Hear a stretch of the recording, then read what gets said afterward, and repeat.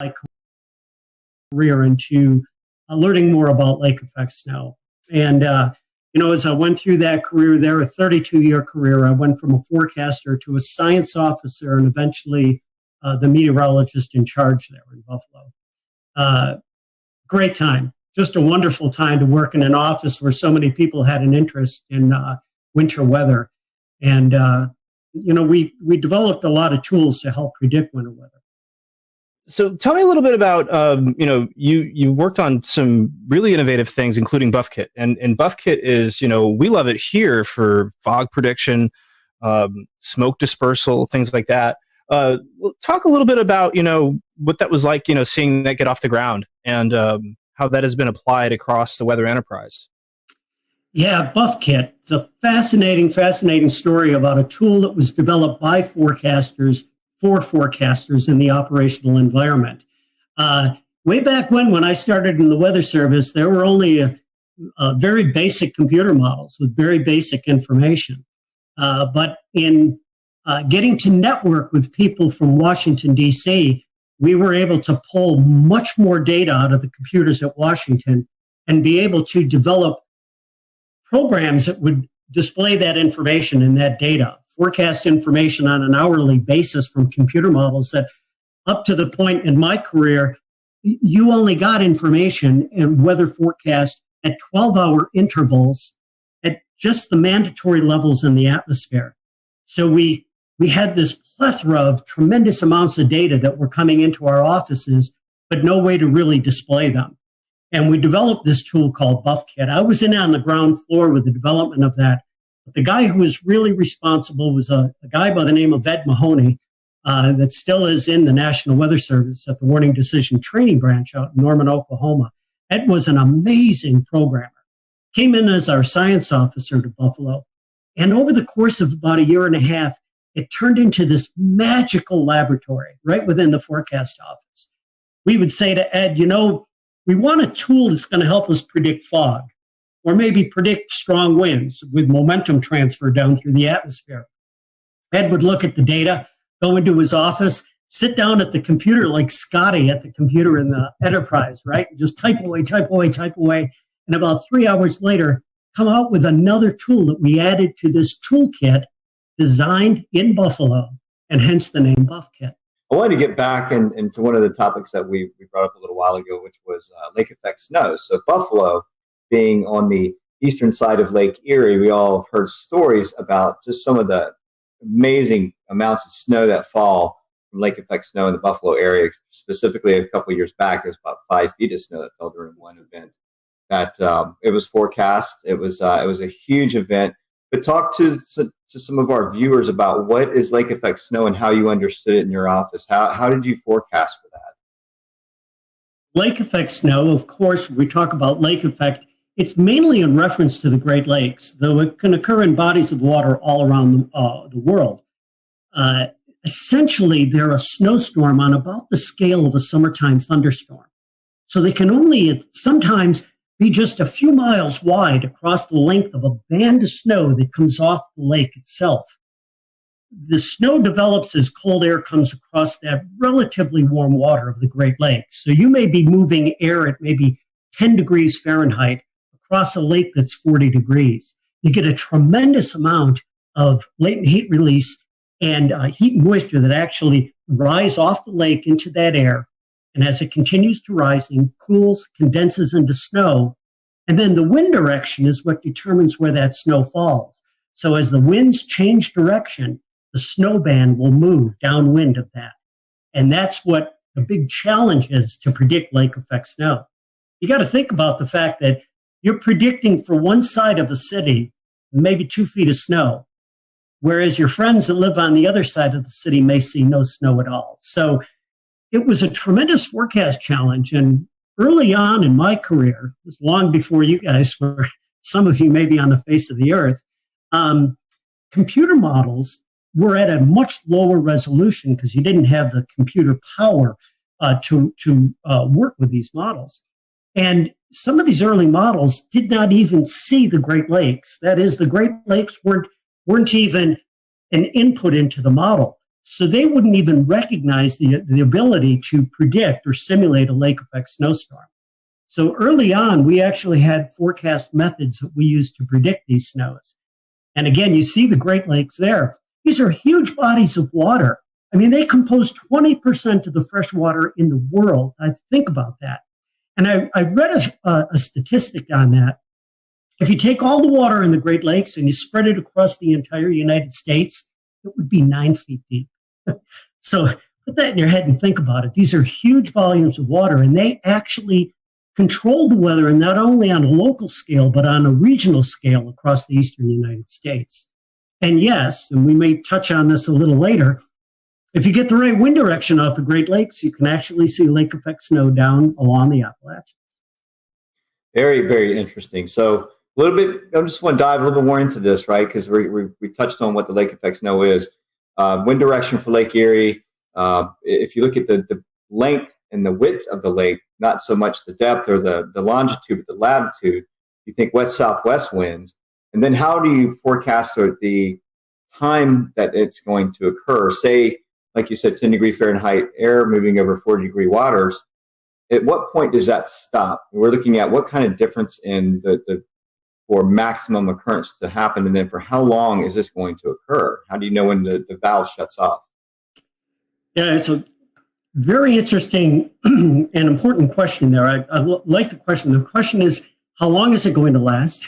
What's the intensity going to be, in addition to where it's going to occur? What's important is you need cold air moving across the Great Lakes, but that cold air has to be deep enough to allow clouds to grow to a great enough depth to produce snowfall. If the cold air is really, really shallow, like that cold air that dams here on the east side of the Appalachians and is really shallow, you're not going to develop the clouds to produce lake effect snow. So that's a very important parameter. As far as how long is it going to last, once again, once that layer of cold air becomes shallow enough that it gets squeezed out by high pressure that moves across the area and begins to produce subsidence, that will cut off the lake effect snow.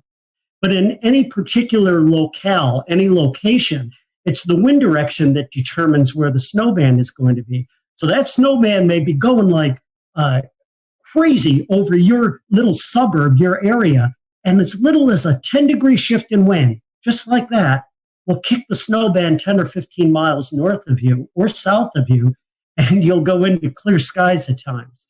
So it's a very, very intricate set of parameters that produce lake effect snow. Again, temperature difference to get that heat and moisture off the lake, the depth of the cold air to allow clouds to grow, and then the wind direction, which determines where that will all occur. And if you put all those parameters together and keep the winds in one direction for a long period of time, then you get pasted with snow. If you're under that snow band, think about the fact that it can produce 4 to 6 inches of snow an hour. Put that snow band over you for about an 8-hour period, and you're looking at anywhere from 32 to 36 inches of snow. Very insightful. Thank you for those answers. I got one more topic to ask you about, and then I'm going to hand this off to Scotty. Tell us about some of your most memorable winter events. Being from up north, probably can give you one a year from up there. But, and again, many of you too young to remember this, but one of the coldest winters on record in the eastern United States was back in the winter of 1976-77. And in January of 1977, everything came together in the right or wrong place, depending on how you would define it, at the right place at the right time into upstate New York, western New York off of Lake Erie, and produced a 5-day blizzard known as the Blizzard of 77 in Buffalo, New York. Unfortunately, 29 people died during the blizzard. Many of them were found frozen in their cars that had gotten covered over by snowfall from 5 days. And think about this, 5 days of blizzard conditions. Blizzard conditions that stranded people on roadways. Back then, you didn't have cell phones. You couldn't get on that phone and just call someone to help you. The conditions occurred with temperatures down near the freezing or the zero mark and wind chills down to 20 to 30 below zero. Anyone caught outside in that storm was in peril. And again, unfortunately, there were many, many people that died from that. that was probably the benchmark storm for me because the intensity and the duration of that event. But we've had other really interesting lake effect snow events that have occurred. Back in Christmas week of 2001, I was working at the office in Buffalo, and during that week, we picked up 82 inches of snow. And this wasn't in mountainous areas or areas that were not populated. It was right across the city of Buffalo, and that really put the city at a standstill for several days. Tom, when you had a chance to go to the Weather Channel, your area of responsibility grew from upstate New York to the entire country. What was that learning curve like? Oh man, what an education to go from forecasting for, several counties in a portion of the state, and then all of a sudden ending up being responsible for forecasts across the entire nation. At any one point in time, and I've had this happen more than once in my career there, I'd be covering a storm coming into the West Coast, pasting the Sierra with heavy snow, a second weather system that was developing a lee cyclogenesis coming off of the Rockies, and maybe a third weather system that was working up the East Coast to produce a northeast snowstorm. As I got into that, I began to understand the United States as a whole and what an amazing natural laboratory it is for studying the weather. Check the map out here. This is what I use when I train the forecasters and meteorologists that are at the Weather Channel. There's several features in the United States that make this a great natural laboratory. We start with the mountains, the western and the eastern mountains. They not only, their elevations, trap a tremendous amount of cold air and wring moisture out, but they actually are responsible for developing their own storms. Lee cyclogenesis, low pressure systems that would develop either in Colorado area or across the Carolinas here and just off the coast to produce massive winter storms. All right, so you've got the mountains. The mountains kind of ring in the United States on either side here. And what they do is they take and they channel all of this cold air. That's the second ingredient you need for snow, right? Cold air and moisture. That cold air comes down unimpeded from Canada in across the United States and can get as far south as the coastal areas of the Gulf Coast. And that is just amazing. So here you have this continent. You've got the mountains to start. You've got the cold air that comes down from Canada. And now you've got three significant moisture sources to produce that snowfall. The Pacific Ocean, it hammers the Sierra in through the Cascades with the most snow that we see in the United States. Paradise Ranger Station up Mount Rainier in the Cascades gets over 1,000 inches of snow in some seasons. Think about that fact. Now, that's your first source of moisture coming off the Pacific. Your second source is the Gulf of Mexico. What an amazing source of moisture that comes northward into that cold air and is responsible for the tremendous snowstorms we see from Colorado working its way right up into the Great Lakes region. And down in the southern United States, that cold air can be shallow enough that the Gulf air rides over it to produce some major ice storms. And then we've got our next feature, and that is the Atlantic Ocean. We're all familiar with that because that's what's going to fuel a lot of the snow that occurs here along the east coast of the United States. And by the way, what I call the turbocharger is the Gulf Stream. That'll take that storm that's really firing up off the Carolinas and infuse it with so much more energy that it really cranks as it develops into a nor'easter going up into New England. So all in all, that education in the 7 years at the Weather Channel taught me just how amazing the United States is and the North American continent for producing winter weather. Tom, let's take a little bit of that and translate it into the Southeast here in the Carolinas, Tennessee, Virginia, Georgia. For us to get winter weather here, you kind of talked a little bit about the CAD situation. What are our typical setups? We hear Miller A, Miller B systems. Talk to us about what we need to see here in the Southeast to get a winter storm. Well, again, I always talk about two ingredients, right? You need cold air and you need moisture. And it doesn't have to be exceptionally cold air. It just has to be cold enough. But my gosh, that temperature profile in the atmosphere, where the air is cold and where the air is warm, means everything as to the type of precipitation you get. Now, you get across the Carolinas in the Southeast, you're east of the Appalachian Range. And so very often you will end up seeing events that set up that bring really cold air from New England down along the east side of the Appalachians. And many of us are familiar with the term cold air damming or the wedge. That cold air that slides down, it's very shallow. It's kind of like molasses. It moves its way down along the east side of the Appalachians, and it sits in there. All right, there's ingredient number one. We've got the cold air. If the cold air is really, really shallow, then that can be a real serious issue for the Carolinas. Because ingredient number two is typically going to be a system that is coming somewhere out of the Gulf of Mexico. When we talk about the Miller Type A, Miller Type B systems, but let's keep it even more basic than that. Low pressure system coming out of the Gulf of Mexico is bringing all of this moisture northward along the east coast of the U.S. And it's not exceptionally cold. There's a lot of moisture there, but it's relatively warm. Oftentimes, we see in the Carolinas that this moist air will move northeastward along the coast. And what I've got next to me is one of the most interesting storms I had looked at in the years that I had worked with snowstorms and ice storms along the southeastern part of the United States. And this storm is back from December 2nd through 4th. And I think this was back in, trying to look at the exact date on there. I can't see it on there. I think it was 2002. Mm-hmm. That's right. This is one of the worst ice storms that occurred in the southeastern United States in many, many decades. In fact, in the Raleigh area, I think you had over an inch of ice that occurred from this storm. There were hundreds of thousands of people without power. I believe there were 24 deaths attributed to this storm. But it's a classic setup from a meteorological standpoint here. You've got very cold air to the north of that storm. It comes down along the east side of the Appalachians. It's very shallow.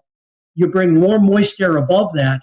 What will happen is snow starts high up in the atmosphere. It melts as it comes down into that warmer air. And then when it hits that cold air right near the surface, it ends up hitting anything that's below the freezing mark and instantly freezing. And because there was so much moisture with this storm, it moved relatively slowly, so there was a long duration.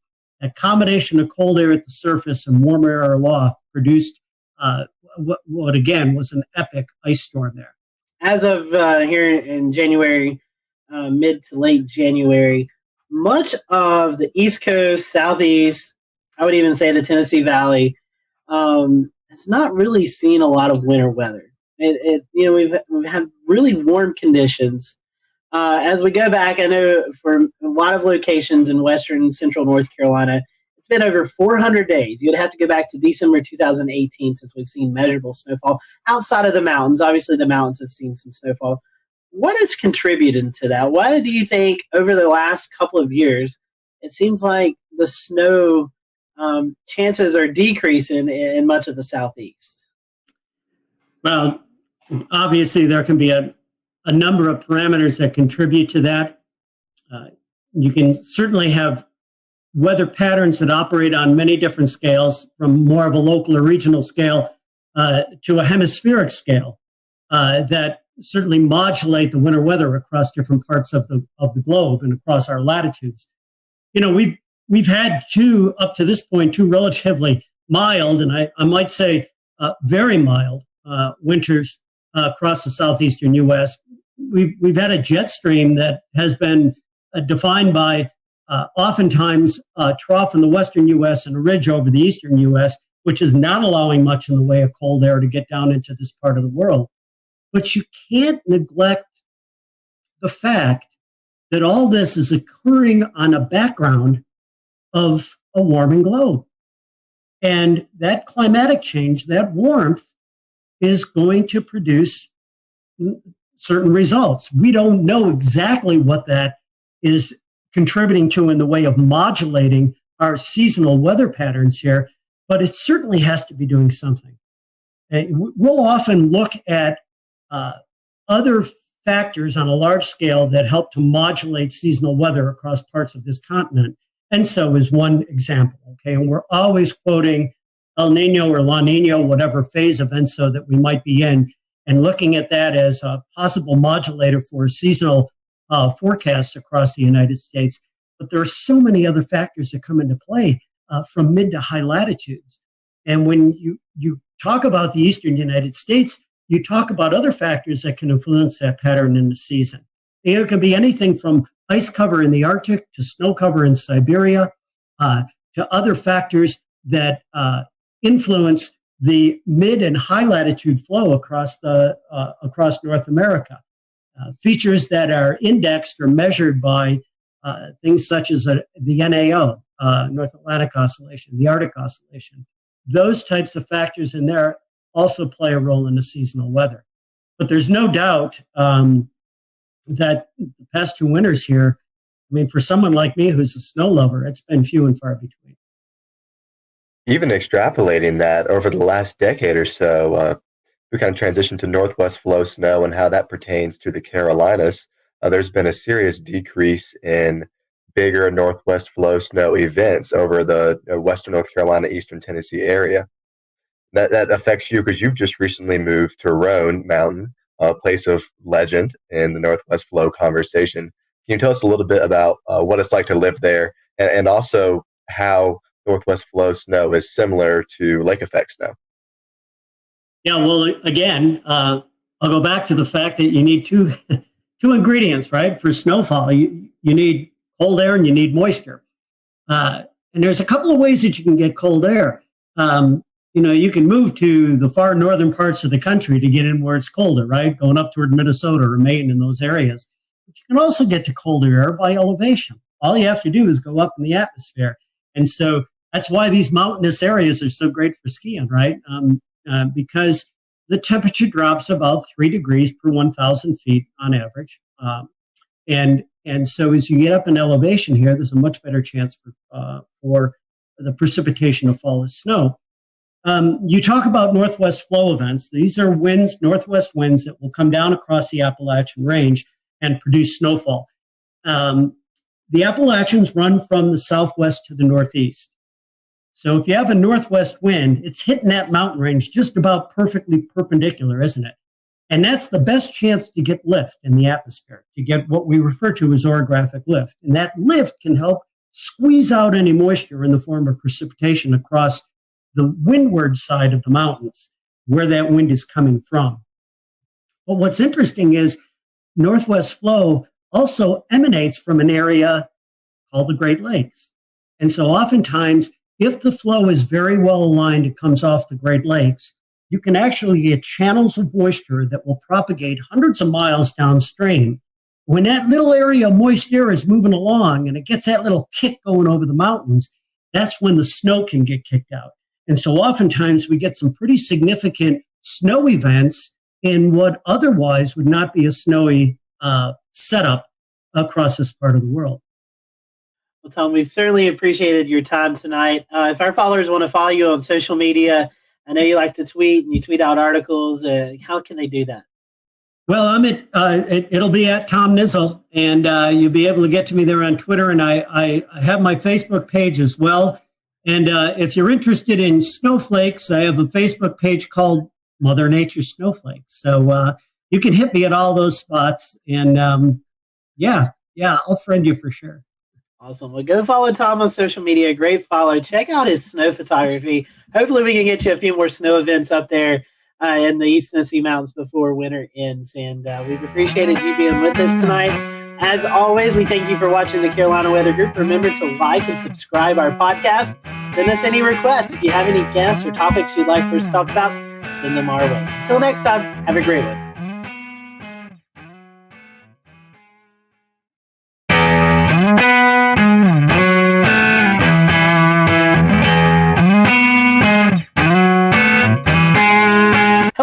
Welcome to the Carolina Weather Group. We're happy to have you this evening, and we're going to be talking about winter weather. It's getting cold outside, and eventually we're going to be talking about some of those wintry precipitation events that likes to kind of rear its head here in the southeast, here especially in the Carolinas in the wintertime. So with us tonight is Trish Palmer.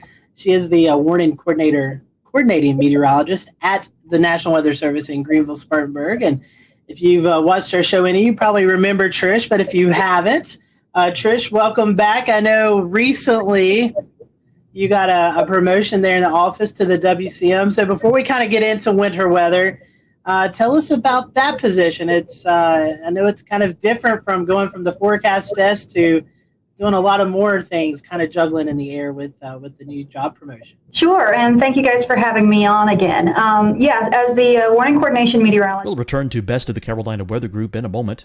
Now your Carolina weather forecast. Here are today's forecast high temperatures for North Carolina. Here are the forecast lows for tonight for North Carolina. Here are tomorrow's forecast high temperatures. And here's forecast rainfall across North Carolina tomorrow. Here are the forecast highs for the day after tomorrow.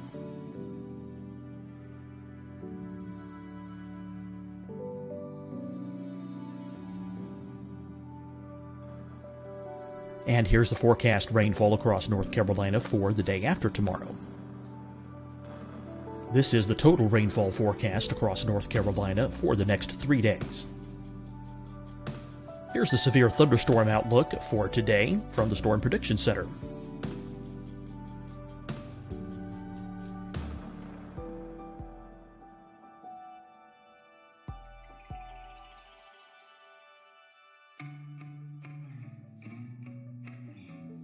Here are the forecast high temperatures for today for South Carolina. Here are the low temperatures for today for South Carolina. Here's the probability of precipitation forecast across South Carolina today. And here are the rain chances across South Carolina tonight. Here are tomorrow's forecast highs across South Carolina. Here are the forecast low temperatures for tomorrow for South Carolina. And here is the probability of precipitation across South Carolina tomorrow. Here's the precipitation chances across South Carolina tomorrow night. Here are the forecast highs for the day after tomorrow in South Carolina. Here are the forecast low temperatures across South Carolina for the day after tomorrow. And here are the rain chances across South Carolina for the day after tomorrow. And South Carolina's probability of precipitation for that night. Here's the Storm Prediction Center's severe thunderstorm outlook across South Carolina for today through tonight. Here's the Storm Prediction Center's severe thunderstorm outlook across South Carolina for tomorrow and tomorrow night. And here's the Storm Prediction Center's severe thunderstorm outlook across South Carolina for the day after tomorrow through that night. Here's the severe thunderstorm outlook for today from the Storm Prediction Center.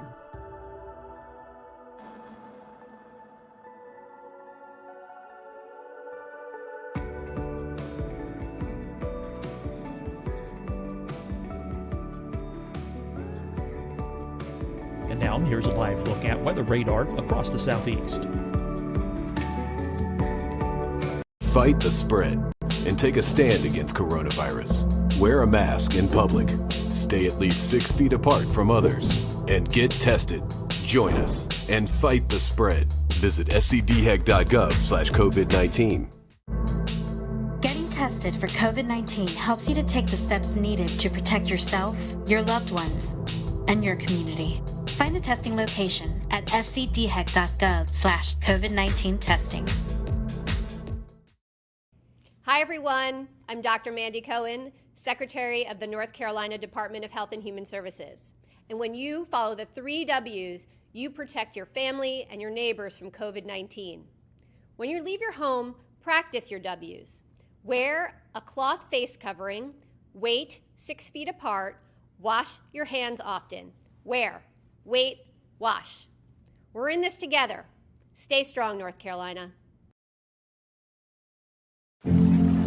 Deciding when to wear a mask isn't about who you know or how well you know them. Just ask yourself, will I be with anyone I don't live with? If the answer is yes, get behind the mask. Help slow the spread of COVID-19. Get behind the mask. Learn more at covid19.ncdhhs.gov. You'll see your Carolina weather forecast at 25 and 55 past. And now back to the best of the Carolina Weather Group on the all-new Carolina WeatherNet. Now the primary liaison with our external partners, and that means the TV meteorologists, emergency managers, you guys out there in the other parts of media world. I'm also in charge of all of our outreach and preparedness programs. So when you hear about Severe Weather Awareness Week or Winter Weather Preparedness Week or whatever it might be, I'm the one that has to coordinate all of those different issues. And I work very closely with our surrounding offices. As part of the transition, I'm no longer actually in the shift rotation, but I still cover shifts because I'm still a meteorologist, and I have not lost my love for the geeky part of meteorology. I absolutely love it. That's why I got into this. But now with the promotion and my title as the Warning Coordination Meteorologist, getting to work with the partners and establish those relationships and working with the media and helping to bridge the gap between what we do in the Weather Service and what you guys and the TV meteorologists do in taking the message to the public. It's the whole weather enterprise needs to work together really well in order to effect the proper response from the public. And I really enjoy being that liaison and working with all these different facets of the weather enterprise. You know, forecasting is a big deal, but communicating is another big deal. And you about put half and half now these days with the various ways that we can communicate. And one of those ways that we really want to communicate is winter weather. And it's one that we don't get a lot of storms here in the Carolinas, but when we do, they're pretty impactful. So Trish, talking about the winter weather products, we kind of start with a winter storm watch, and then it kind of builds from there. Talk to us about these different products and what each product, the criteria is for each of those. Okay, so for a watch, just like any other watch that we might issue, a severe thunderstorm watch, a tornado watch, tropical storm watch is what we had this year as well. A watch means that conditions are favorable for these hazardous weather types to occur, and you need to have a plan in place. You need to be thinking about what you would do or where you would go if that weather event were to impact you. So a watch is basically, we're keeping an eye out of the sky, we're watching the weather. Again, have a plan, make sure you're prepared for whatever happens. So in the case of winter weather, we like to issue a watch anywhere from 36 to 48 hours in advance of the onset of wintry precipitation. And the watch timing with that, we're really looking at about a 50% confidence level, that we're 50% confident that this hazardous weather will occur. As we get closer to the event, we can transition the watch to a warning or an advisory. And the difference there is that with the warning, we're looking at 80% confidence that hazardous winter weather will occur. And with an advisory, it's still 80% confidence, but it's more like nuisance winter weather. So the difference would be if you consider snow. Right now, for the Piedmont of the Carolinas, our criterion for winter storm warnings for snow is 3 inches. So if it's below that, that would be more of a nuisance event, which would warrant an advisory. And if it's 3 inches or above, you'd get a warning. Now, we do have flexibility with our forecasters because we all know that, say, 2 inches of snow in Charlotte at 2 o'clock Sunday morning is very different from 2 inches of snow in Charlotte at 7 o'clock Monday morning, right? So we are able to take the societal impacts into account when we're issuing those warnings. So for 2 inches of snow at 2 o'clock Sunday morning, probably an advisory. 2 inches of snow at 7 o'clock Monday morning, you're talking about rush hour, school buses, that's where we would have that flexibility to go ahead and issue a warning, even though the objective, the number criterion isn't quite met. So we have that flexibility there. We have different criteria for sleet and freezing rain too. For a warning for sleet, we're looking at 1/2 inch. For freezing rain, for a warning, we're looking at 1/4 inch. But again, there's a little bit of flexibility there depending on the impacts that we might be experiencing. And so, Trish, one thing is an advisory really isn't a step down. It's still impactful. It just, the accumulations are different than what a warning is. And, you know, some folks may see as advisory as, it'll be okay, when in fact it's still going to be impactful to people. Right, especially when you're talking bridges and overpasses. You could still have dangerous areas on the roads, dangerous travel conditions, even with an advisory. Again, going from a watch to either a warning or an advisory, we're going from 50% confidence to 80% confidence. So we're confident that something is going to happen. It's just the scale of whatever that is. So we don't want people to just take advisories lightly. You still have to be prepared, and you still have to take precautions. It's just that we're talking the chances of, say, like widespread power outages and stuff like that would be much less with an advisory type situation than with a warning situation. Right. And Tricia, one of the things that sticks out that I wanted to reinforce is that the criteria for this is it's tailored to each area in your forecast area. Like, for example, the impacts and the impacts are what matters most. So, what would be most impactful for Asheville is different than what would be impactful for Charlotte and Greer. So obviously you're going to have different criteria for those areas, and that's what matters, and that's the thing you need to be thinking about, is whether you get this lower level advisory but still important, or the higher level warning, which is even more important, that would be issued for your area. Right, exactly. And we all know that the mountains get more snow than the Piedmont does, right? So our criteria for the mountains for snow is 4 inches, whereas the Piedmont gets 3 inches. And the further north you go, the higher that gets. You go for places like New York, you're looking at 6 or 7 inches, maybe even 8 inches before they get to a warning, because they know how to handle it. They have the resources. The impact isn't as great up there as it is down here. Again, just partially based on climatology. Right. And something else to think about if you're traveling outside this area is that criteria will be different elsewhere. If you go into Raleigh, if you go to Philadelphia, if you go to Chicago, those criteria are going to be different still. Think about the level of impact when you hear about these advisories or warnings being issued. It indicates how serious the event's going to be.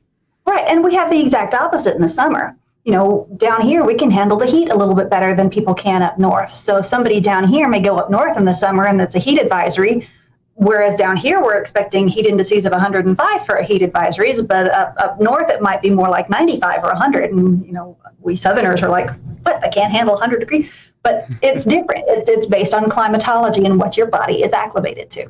Trish, the National Weather Service also issues wind products year-round, but during the wintertime, it gets especially breezy across the western half of the Carolinas, and specifically in NWS GSP's forecasting area. That's maybe not a winter weather type that most people think about, but it can definitely drive wind chills down and cause widespread power outages. So can you talk a little bit about the criteria for wind products in general? Sure. Well, we've got the wind aspect, and we've got the wind chill aspect. And then, of course, we have the winter weather aspect. So when we have a winter event, lots of times we roll them all into one product rather than issuing a whole bunch of different products, because as you guys are probably aware, a wind product is handled by one set of products. It's called a non-precipitation warning, whereas the winter storm and wind chill products are handled by the winter storm products. So it can get very confusing. So we often wrap these in together. And so we can sometimes tweak our criteria to make it match what the weather is looking like. And again, just to make more sense to the residents across the Western Carolinas and Northeast Georgia. So for example, when we issue a high wind warning, that's when we're expecting frequent gusts over 50 knots or 58 miles per hour. That's not uncommon in the northern mountains in the middle of the winter, because we have the jet stream coming down. We've got some really tight pressure gradients that set up often. And anybody who's watched the weather at Grandfather Mountain knows it can get very, very, very windy up there. So you'll see those products a lot. The step down from there is a wind advisory. And that's really when we're expecting winds, 30 to 39 miles per hour with frequent gusts over 40 to 45 miles per hour. Again, we have the flexibility to adjust that. It's been kind of a wet season, so maybe we might issue a wind advisory at wind speeds just a little bit lower. We also know that once we get to wind speeds that are over 35 miles per hour, school buses have a real hard time driving in that. So we're trying to line up our products a little bit more with what the schools are needing from us. And that's part of the communication between us and those decision makers. So they let us know what they need. And we tell them what the weather is going to be. And sometimes it's just easier for us to issue a product based on those more widespread impacts. So when we take the wind and the temperatures into account, then we get the wind chills on top of that too, right? So once we're looking at wind chills below 0 Fahrenheit, that's when we're going to start looking at wind chill advisories, wind chill warnings. Again, it's going to be a little bit lower in the mountains than it would be in the Piedmont. But again, we're not going to, during a winter weather event, we're not going to issue a winter storm warning for 4 inches of snow and then a separate product for -5 wind chills and then a separate product for 40-mile-per-hour winds. We're going to all roll them into one product and then just outline it there in the text. And so, Trish, one more thing, and we'll kind of transition out of the warnings. There is a few more that we've not talked about. That's the ice storm warning. And we've had those occasionally here in the Carolinas. Can you tell us a little bit about that product? Okay. Well, again, it gets kind of complicated with all these different types of products. But we have a winter storm warning and we have an ice storm warning. The difference is that a winter storm warning is considered, either a mix or a mostly sleet or snow event, whereas an ice storm warning is mostly freezing rain. The difference is, again, in the impacts. When we have snow, we don't have quite as many widespread power outages as we might with a freezing rain event, because the freezing rain is accumulating on the power lines, whereas snow doesn't always accumulate on the power lines. The difference is, like, if we could look back to December of 2018, that was pretty kind of an earlier snow event. So there were still some leaves on the trees that hadn't fallen off. And so we had more widespread and prolonged power outages just because, the leaves were brown, but they hadn't all fallen off. So there are some, again, impact-based issues that we're dealing with there. But freezing rain can often be a bigger hazard for travel than snow can, because if we can get the roads treated for snow, lots of times the road crews can keep up with it. But ice is a totally different beast, because you've got the power lines, you've got the tree issues, you've got bridges and overpasses. Sometimes you can't even walk. Whereas with snow, you get a little bit of traction just based on the snow itself.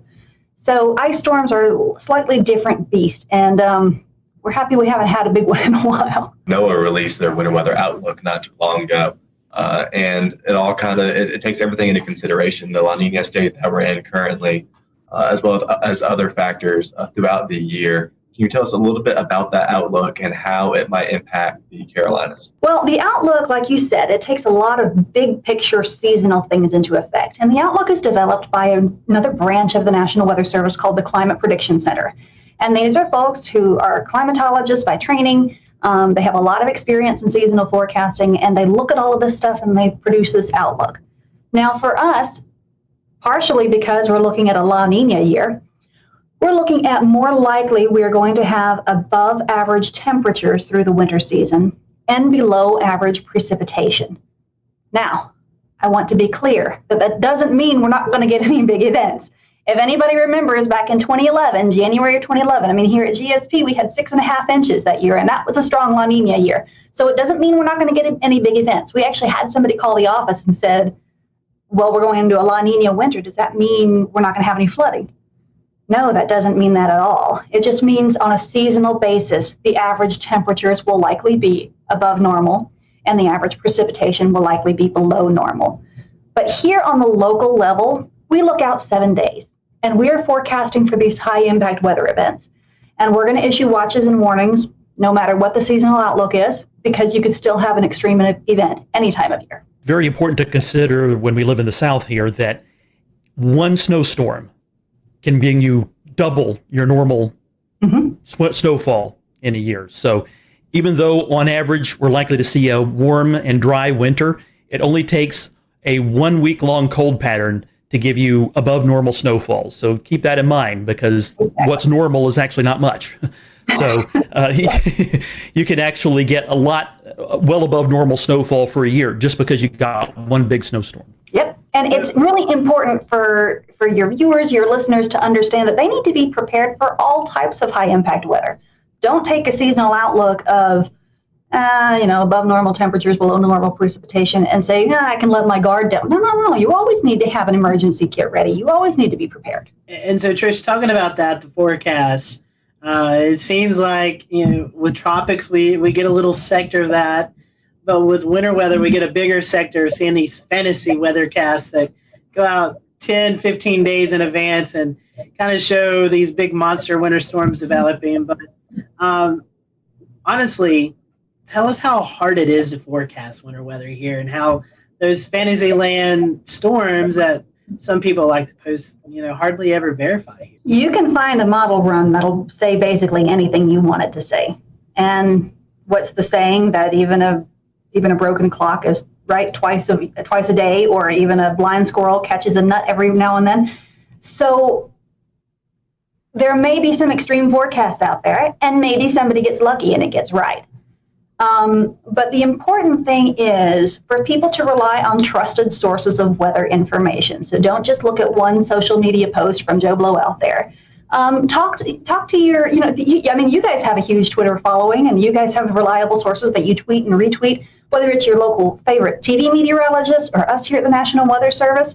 It's really important that people rely on trusted sources of information. And in the end, when it comes to watches and warnings, we in the National Weather Service are congressionally mandated to issue those products.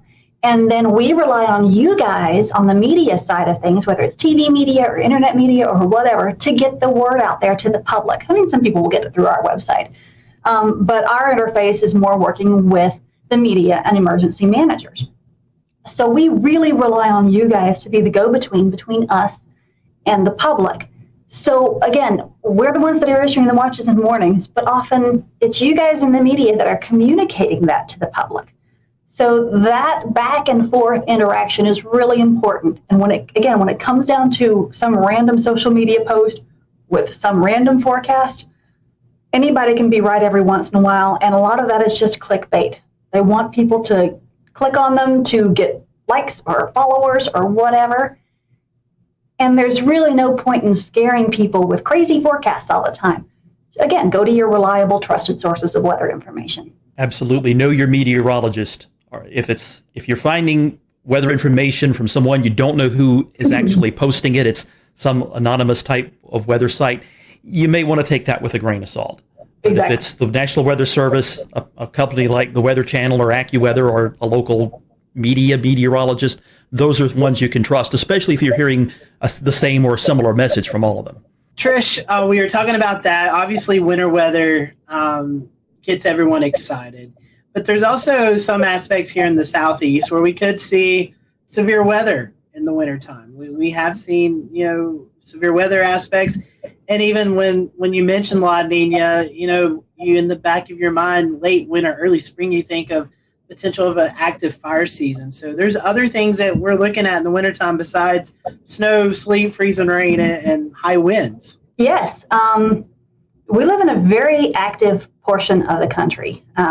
We don't really get a break here. There's not really much of a down season. Sometimes October, early November can be kind of quiet. It's actually kind of quiet out there this week. But certainly recently it hasn't been. We've had a lot of rain and some big flooding events. So there's always something that could be happening. So like you said, winter, we're going into winter weather. That doesn't mean that there's not going to be tornadoes at some point. February 6th of last year, we had a pretty big event back then, or this past year. We had tornadoes back in January of 2020. So tornadoes can happen any time of year. And again, that's why people need to be watching the forecast, be prepared for anything. And you mentioned fire weather. We've been lucky in the fire weather aspect, and that we haven't had much of a fire weather season in the past few years. It's been 2016 since we've had a really big one, and that was a bad one. To avoid fire weather, we've got to have a lot of water, right? So you get 6 of one, half dozen of the other. But that is certainly an issue before the leaves start greening up, the big spring green up. As we get into late winter, we still got leaves on the ground. It's not quite as wet anymore. We've still got some big wind systems that are coming in that'll continue to dry us out. So yeah, fire weather in the early part of the spring is a big issue. This time of year also in the late fall, it's also a big issue because all the leaves are falling down. So it's also always important to be monitoring fire weather conditions as well, especially if you need to do some outdoor burning. Check with your local officials to find out if there's a burn ban. Please do not burn a brush pile without checking the forecast. I have personal experience with this. A few years ago, our neighbors did not check the forecast and went to burn a brush pile. And they left, there was one guy there with a tractor to watch it, and it got out of control. And we noticed more and more smoke. We all happened to be home that day. There was more and more smoke coming by our windows. Our baby girl was up taking a nap. And so my husband goes, he looks, and there's a fire in our yard. So we actually had to call 911, and there were 2 different units that had to come out. We had a 2-alarm brush fire around our house. And then they're first concentrating on a propane tank. And, you know, in the heat of the moment, you don't think about it. But looking back, if I had realized that if I had put the 2 and 2 together, fire, propane tank, I would have completely panicked. In that case, they got the fire out, but it could have been a devastating situation because our mulch was on fire. It was very scary. Our little boy was terrified. Little baby slept through it all, but you've just got to be careful. You've got to watch what you're doing and pay attention to the forecast. So, Trish, what are some of the sensible safety precautions that the public can take? We talk about putting together a kit so that you can be prepared, but what would go into that and really tailored towards winter weather? Well, it'll depend on what you're doing and what you need to be doing and your life situation. So if you're at home and we have a winter storm warning and you don't need to be anywhere, and hopefully not, you're going to want to have your standard, a gallon of water per person per day in case you lose power and can't get water, especially if you're on a well. You're going to want to have any medications. You're going to want to have non-perishable foods, and make sure you have a manual can opener for any cans that you have. You're going to want to have extra blankets and stuff nearby. If you're using something like a kerosene heater or something, or propane gas fireplace or something like that, you need to be aware of carbon monoxide issues and always have a way to vent the carbon monoxide out. And if you've got the best thing is to have a carbon monoxide detector in your house, because that is truly a silent killer. Because people go to sleep and they never wake up. They have no idea, they don't know what happened. So again, have a way to stay warm, have a way to stay fed, and have plenty of water. If you have babies, make sure you have plenty of baby supplies with you. Again, your medications. If you need oxygen or something like that, maybe you need to have some extra supplies with you there. If you have pets, that's another thing. You need to have a way for your pets to have water and food, and maybe bring them inside. Or if you have like farm pets, make sure that they're taken care of. If you need to be out on the road for any reason, if you must be out on the road, we've got a lot of first responders that have to be out on the road. Make sure you have a bag of kitty litter or ice melt or something like that in your vehicle. Make sure you have an ice scraper. Make sure you have a blanket in case you get stuck. Make sure you have some food and some water. Make sure you have a snow shovel maybe even. So there's a lot of different things that you can have with you to help you should the worst case situation arise. And it's important to do that in advance.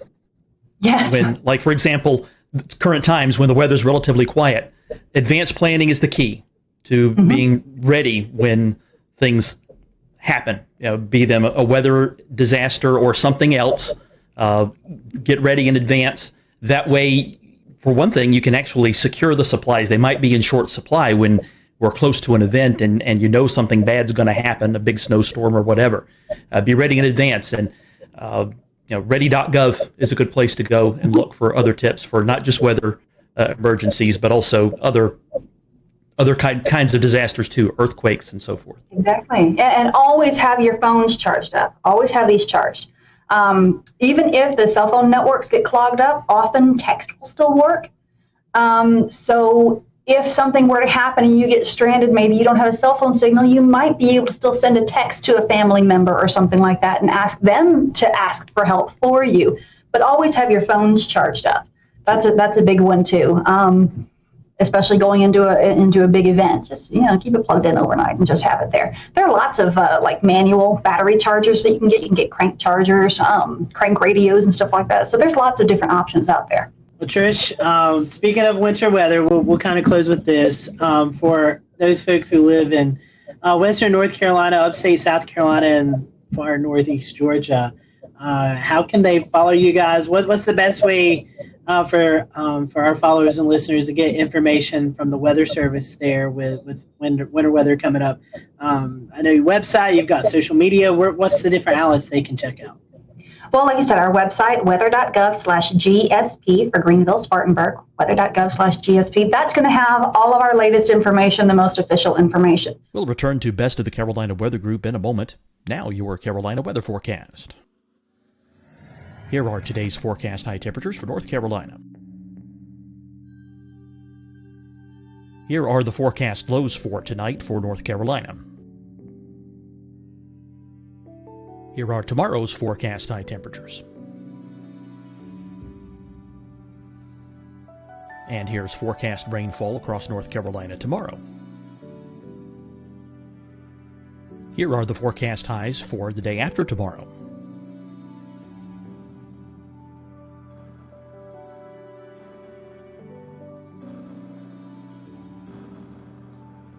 And here's the forecast rainfall across North Carolina for the day after tomorrow.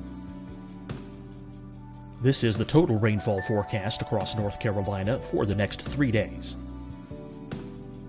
Here's the severe thunderstorm outlook for today from the Storm Prediction Center.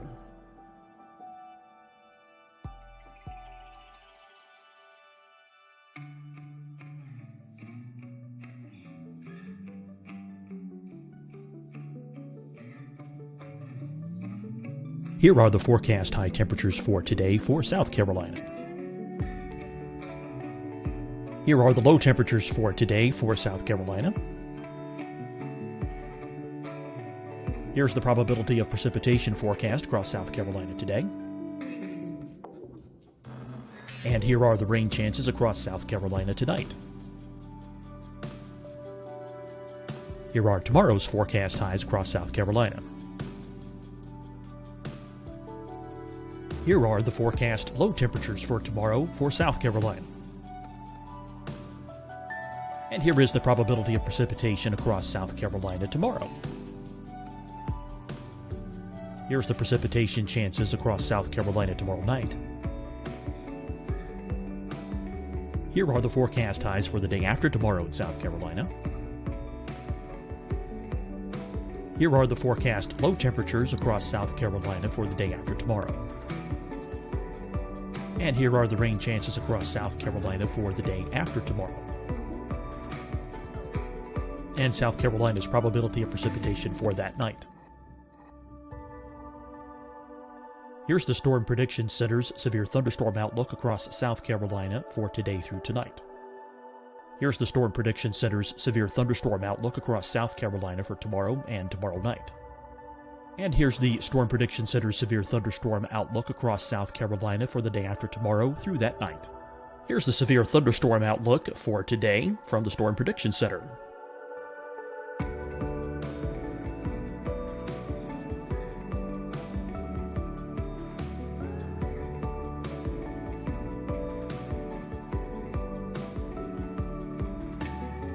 And now here's a live look at weather radar across the southeast. Fight the spread and take a stand against coronavirus. Wear a mask in public. Stay at least 6 feet apart from others. And get tested. Join us and fight the spread. Visit scdhec.gov/COVID-19. Getting tested for COVID-19 helps you to take the steps needed to protect yourself, your loved ones, and your community. Find the testing location at scdhec.gov/COVID-19 testing. Hi, everyone. I'm Dr. Mandy Cohen, Secretary of the North Carolina Department of Health and Human Services. And when you follow the 3 W's, you protect your family and your neighbors from COVID-19. When you leave your home, practice your W's. Wear a cloth face covering, wait 6 feet apart, wash your hands often. Wear, wait, wash. We're in this together. Stay strong, North Carolina. Deciding when to wear a mask isn't about who you know or how well you know them. Just ask yourself, will I be with anyone I don't live with? If the answer is yes, get behind the mask. Help slow the spread of COVID-19. Get behind the mask. Learn more at covid19.ncdhhs.gov. You'll see your Carolina weather forecast at 25 and 55 past. And now back to the best of the Carolina Weather Group on the all-new Carolina WeatherNet. At NWSGSP. Facebook and Twitter, social media is not an official source of warning information, okay? Because sometimes that can go down. Sometimes our meteorologists get overwhelmed and we can't always keep some of that updated. A lot of that auto posts. The other thing is that Facebook algorithms sometimes don't always show you the most recent posts. So we have stopped posting warning information on Facebook because we've had a lot of complaints from people getting old warning information instead of new warning information. So we'll use Facebook more to post precautionary and preparedness activities and actions. And we might use Twitter more for the actual warnings and advisories, those kinds of real-time, what's going on right now situations. We love to get reports from people. We don't know what's happening basically anywhere except outside our office. And we have these little bitty windows. We can't see very far. So it's really important for people to tell us what's going on out there. And that's not just winter. That's all year round. If you see a tree that comes down, let us know. If there's a thunderstorm out there and it's causing, there's flooding on your road, let us know, because we don't always know what's going on at the ground. So get out there with a ruler, take a picture of the ruler. Those are the best. If you can take a picture of the ruler in the snow and then tweet it to us at NWSGSP, or if you go to our website, there are places that you can report your weather there. We really, really, really appreciate that information because that helps us to understand what's going on out there so that we can then adjust our thresholds. That's all good information. Trish, we certainly appreciate you joining us, and fingers crossed. I know I like winter weather. I believe you like winter weather. I know Evan loves winter weather. Frank, I know you've had your winter weather in Pennsylvania, so you might want a little bit of a break. But yeah, I'll take this La Nina winter. Hopefully it's at least 60 degrees every day for now through March. I'll be fine with that. But for the rest of us who are wanting winter weather, we hope that we'll get some. And Trish, we thank you and your crew down at GSP for all you do. I know it's been a very busy year, and maybe we can get one or two winter weather events and then let you guys get a little bit of a break. Maybe we can. And we really appreciate you guys because, like I said earlier, we really rely on you guys in the media, whatever type of media it is, whether it's television or social media or podcasts and videocasts and all of this stuff. Again, we rely on you guys to be the go-between between us and the public. And we appreciate the efforts that you guys make to help in that regard.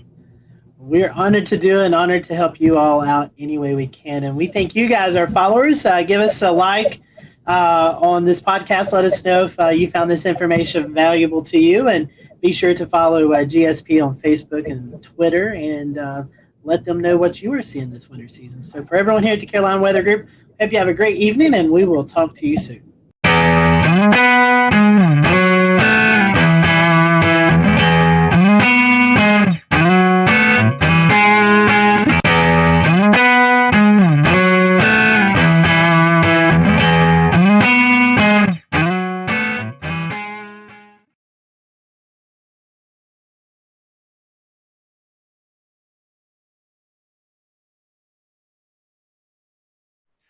Good evening and welcome to the Carolina Weather Group. I'm James Brierton in Charlotte. We have a great panel for you tonight. We are going to be talking about the flood threat against your house, whether you live in a flood zone or not. We have some great material for you tonight that may have you rethink the next time you're looking at your policies. Joining us from Charlotte, Bill McGinty, consumer reporter at WCNC Charlotte.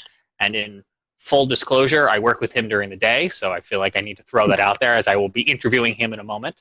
From WPDE, we have Annette Montgomery, who's a reporter there, who's been doing some local reporting on this topic in their neck of the woods. And we're also joined by April O'Leary of Horry County Rising, and they are involved with this exact topic there along the South Carolina General Coast area. But we'll start more inland with Bill McGinty, who, Bill, just last week, you did a story that kind of tipped this whole thing off to us here at the Carolina Weather Group. So why don't I just have you, the reporter, tell us, in your words, a little bit about what you uncovered here in the Charlotte area. Yeah. So one of my jobs here in Charlotte is the consumer investigative reporter, and so people email me. I run a franchise called Get McGinty, and if you have a problem, you email me. And so I got this email from this couple, and I actually got the email in the middle of the 4 o'clock news, and he said we're being flooded. Every time it rains, we get flooded, and it never used to happen. We can't figure out why. The city was working on the storm drain system. We're wondering if that maybe had something to do with it or not. So I replied back and said, just send me a couple of photos if you wouldn't mind. I'd like to see what you're talking about. He sent me back some photos. And when I looked at the photo, I said, I'll be out there first thing tomorrow morning. He showed me, he's got a townhouse, a 3-story townhouse, and the bottom floor of his finished townhouse was completely underwater, above the fireplace. And I said, this is from a rainstorm? I mean, this looks like a river came up. He said, it comes up, and then it goes away, and as long as the rainstorm lasts. His point was that if we get 3 inches of rain over 3 days, not a problem. But if we get 3 inches of rain in an hour, huge problem. So it's basically a flash flooding issue. And so one of the things we were able to do was get a hold of the city of Charlotte, which told him they'd look into this sometime about 2021, before they actually would drill down on this and figure out what the exact problem was. And they gave him, I don't want to say the runaround, but for lack of a better word, the answer wasn't good enough for him, which is why he reached out to me. I reached out to the city. I sent them some of his home video that he took, on his iPhone. I sent some of the pictures, and I said, this is unacceptable. He can't live like this. This is his home. And so within a week, they had some digging equipment out there, and what they found was a couple of blockages in those pipes. And so just before we came on, and I mean literally just before we came on, within the last half hour, I got a text from him. They got some rain here in Mecklenburg County tonight, and he said, so far so good, fingers crossed, we haven't flooded. So maybe the blockage was the issue, maybe not. It's going to take a couple of more rainfalls before we know for sure. So I'm crossing my fingers that maybe we have solved this issue. But the bigger issue is his homeowner's insurance isn't going to cover this because this was considered rising water. And I don't care whether you live next to a creek, you live near a drainage ditch, you live alongside a river. If you have water come up from anywhere and it comes into your home, that is considered a flood, and that is not covered by your typical homeowner's insurance policy. If in a hurricane, which I used to live in Florida, so if in a hurricane, the roof blows off the home and you get a ton of water in, okay, that's water damage, and that is not flood damage. Rising water is water that comes in through the doors, through the garage, things like that. And that is a federal policy that you have to have. That is a completely separate policy other than your homeowner's insurance policy. I don't think, a lot of people know that, and I don't think a lot of people understand the risk they have to their home through rising water. Most people say, I'm not in a floodplain, I don't have to worry about it. I've seen plenty of those people, and I've covered plenty of those stories where they stand there scratching their heads wondering, what am I going to do now? Because their homeowner's insurance says, sorry, this isn't covered. Well, that's some good update, though. A little breaking news there, that at least today it didn't flood. And as we're recording this on Monday night, I'm looking over here at the Mecklenburg FIN system, the Flood Information and Notification System, and they had just shy of about an inch of rain there in Mecklenburg. Yeah. So let me set it up, James, if you wouldn't mind. Let me, I talked about the rising water coming into his home, and you'll see it if we show some pictures and video here. But the bottom line is his townhome, if you can imagine this, runs this way, but the back of his town, the driveway runs down.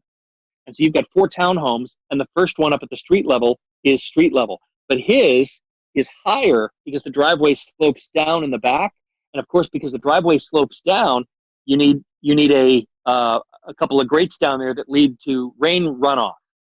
And that's what was backing up. And it, of course, backs up to the lowest point, and the water came into his house. So I don't want to lead people to believe it came in from the street. It actually came in from the 2 grates that were in his driveway. But because he was down at the lowest point, water came up there. And the grates are on private property, but are connected to city-owned drainage? Yep. It's a stormwater drain. But think of what's out in your street. If you go out and you look at your street and you see those grates in the corners of the streets, That's a storm drain. And that's basically what he had, but flat in his driveway. And people will probably know from looking at those, you'll sometimes see the little placard on them that says, do not drain liquid oil and such down into those, because they're connected to the streams and the creeks and the waterway. 100%. Which in Mecklenburg County, as I think a lot of other places, but especially here in Mecklenburg County where we have the urban development, all of that infrastructure is needed for anyone who doesn't live here to drain off into our nearby creeks in order to keep that water flowing, ideally away from your house. Ideally. The gentleman you talked with, in terms of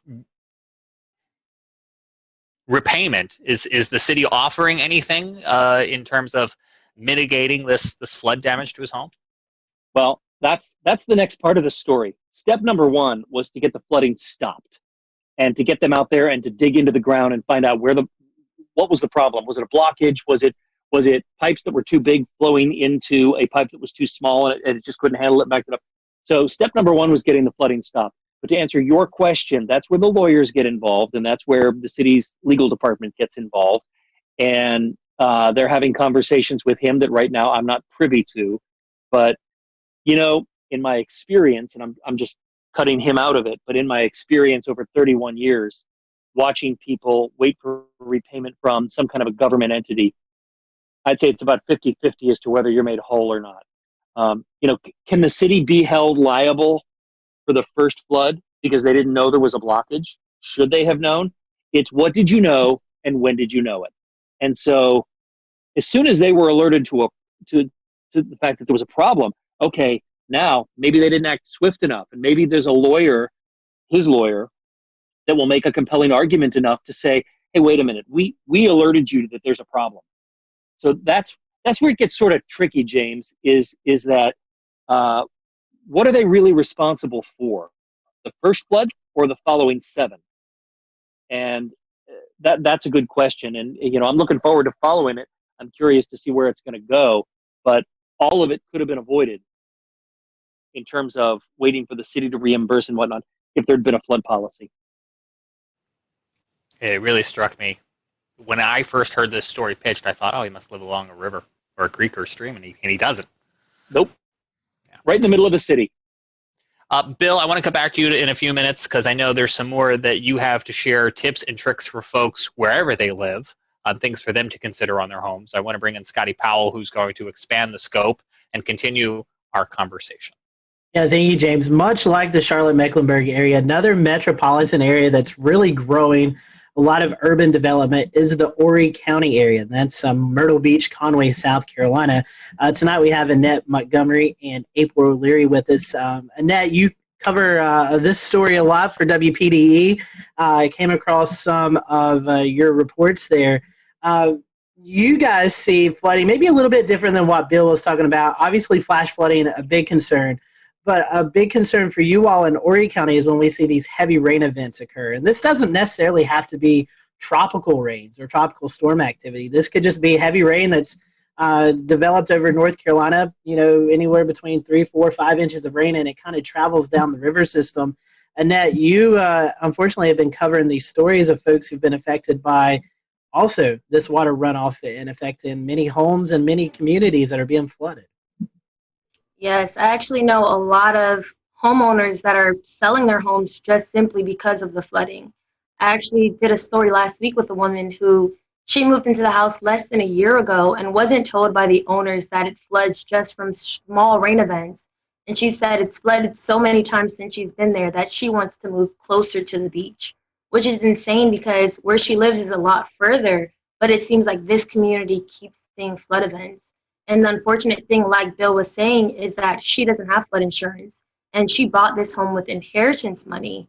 So she says she really feels like she's at her wit's end. And the county's telling her that, to wait for this buyout program, but she knows she's not going to get 100% of the value of her home. So she says, she feels like she's going to lose a lot of money, but she doesn't have another option at this point. And I've covered so many stories with similar families. Just another man, he's selling his home. But the concern that people have is when their homes flood, it's sewage water, it's things like that that's also in the water. So they're just very concerned for their overall health and their safety. So that's another huge portion that people might not realize, that these people are very concerned for their health as well. And Annette, correct me if I'm wrong, but this isn't just one community. There's several communities throughout Horry County that's experiencing this. Seeing a lot of videos out of the Socastee area, places like that are really experiencing this. We just went through a primary. I know that was a big topic of discussion among the city council and county commissioners.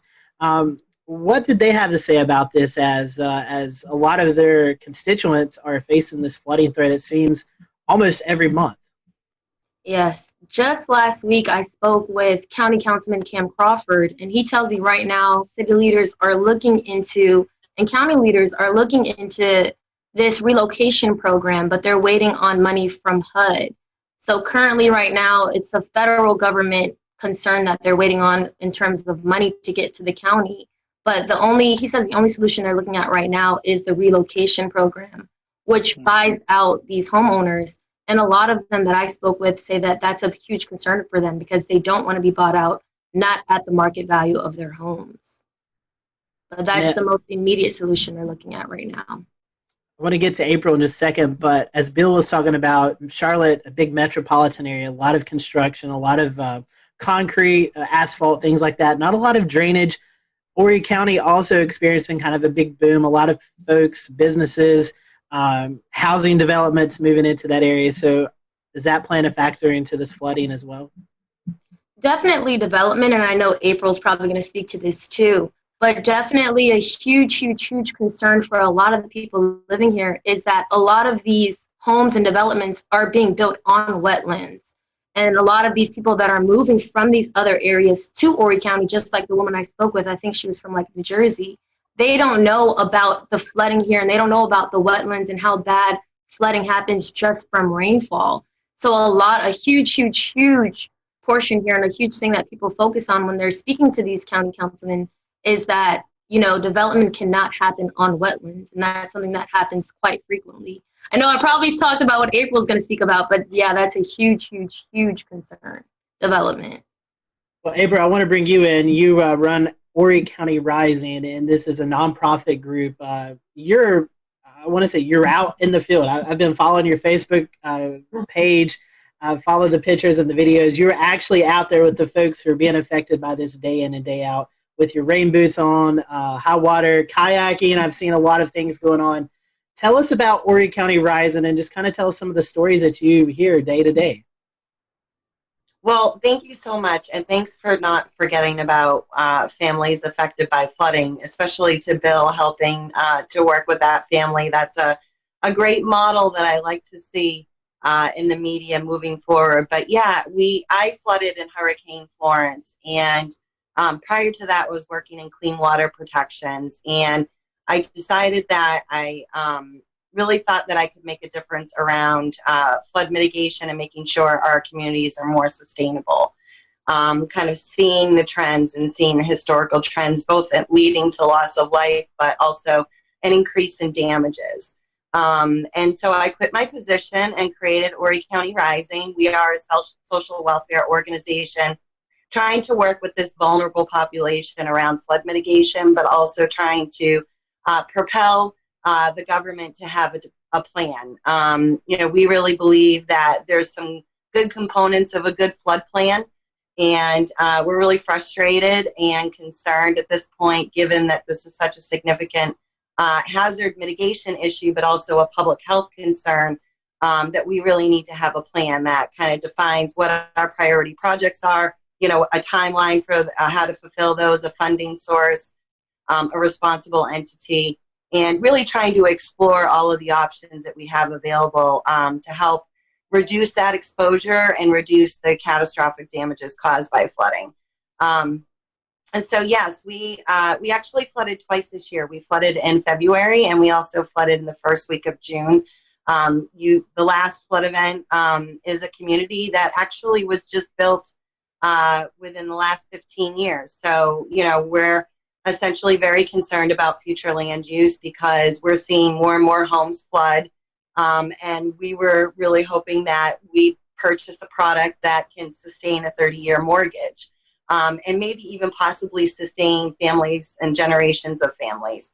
And what we're seeing is we're not even getting halfway there to that 30-year mortgage, that these homes that were just constructed 15 years ago on the ICW continue to flood, continue to be rebuilt, resold to another unsuspecting homeowner.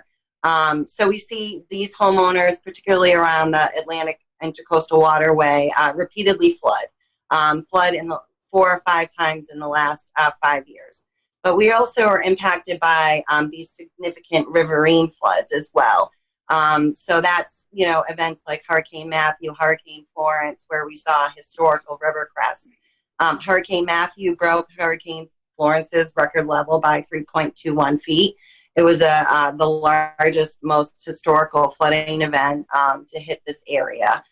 We've been fortunate. We haven't had too many storm surge impacts as of late, but we certainly do see concerns with flash flooding, much like you talked about earlier, Bill, where, our infrastructure is aging. It was based on this assumption that we would have consistent historical rainfall trends.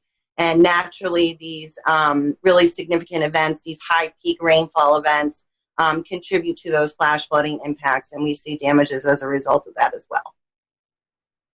April, obviously not mention any of the families that you work with, but just some of their stories. Can you tell us a few of those? I mean, I don't live near the coast, and I know coastal areas always hurricane threats there.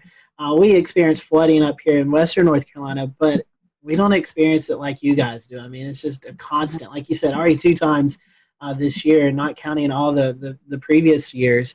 What's their stories like? What are they telling you? I mean, I know you're the advocate for them, that you're going out and trying to spread the word. So what do you hear from these families?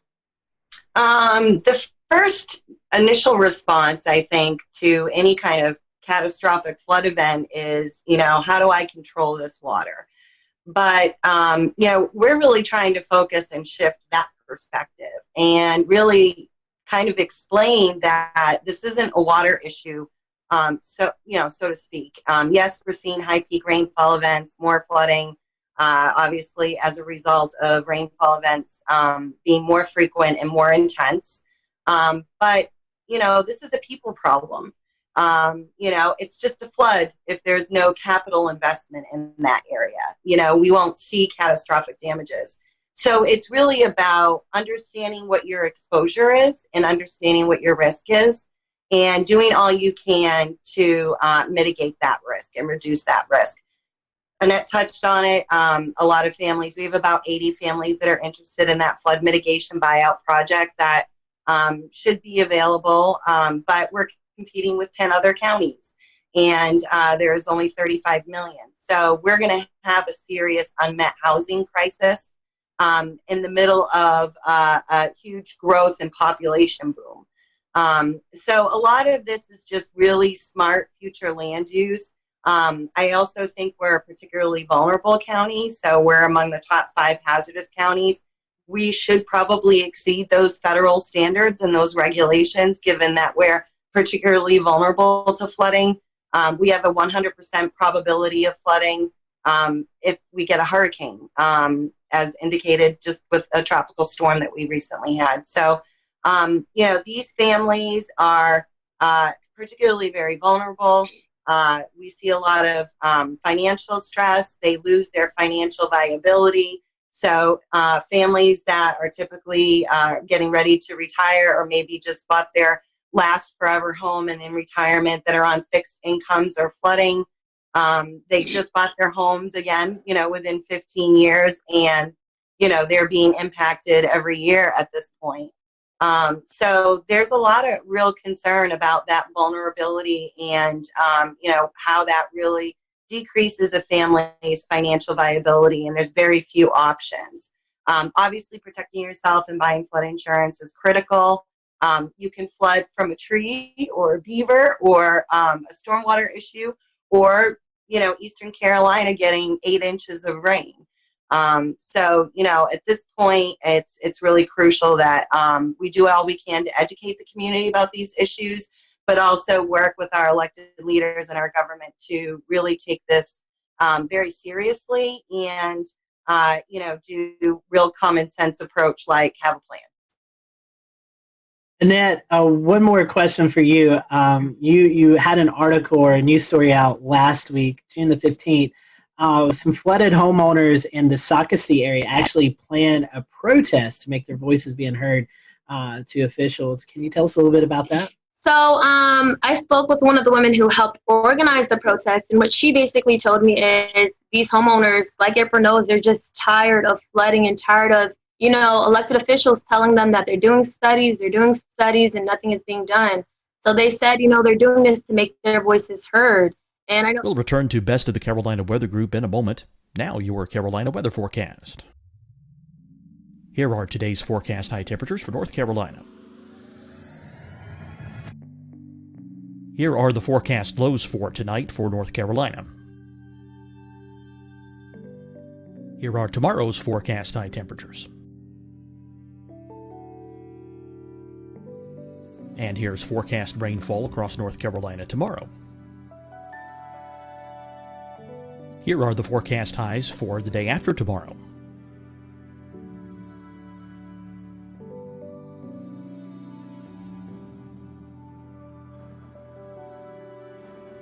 And here's the forecast rainfall across North Carolina for the day after tomorrow. This is the total rainfall forecast across North Carolina for the next 3 days.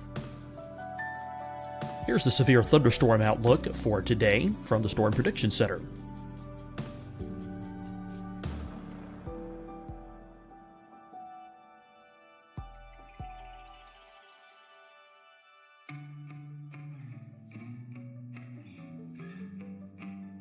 Here are the forecast high temperatures for today for South Carolina. Here are the low temperatures for today for South Carolina. Here's the probability of precipitation forecast across South Carolina today. And here are the rain chances across South Carolina tonight. Here are tomorrow's forecast highs across South Carolina. Here are the forecast low temperatures for tomorrow for South Carolina. And here is the probability of precipitation across South Carolina tomorrow. Here's the precipitation chances across South Carolina tomorrow night. Here are the forecast highs for the day after tomorrow in South Carolina. Here are the forecast low temperatures across South Carolina for the day after tomorrow. And here are the rain chances across South Carolina for the day after tomorrow. And South Carolina's probability of precipitation for that night. Here's the Storm Prediction Center's severe thunderstorm outlook across South Carolina for today through tonight. Here's the Storm Prediction Center's severe thunderstorm outlook across South Carolina for tomorrow and tomorrow night. And here's the Storm Prediction Center's severe thunderstorm outlook across South Carolina for the day after tomorrow through that night. Here's the severe thunderstorm outlook for today from the Storm Prediction Center.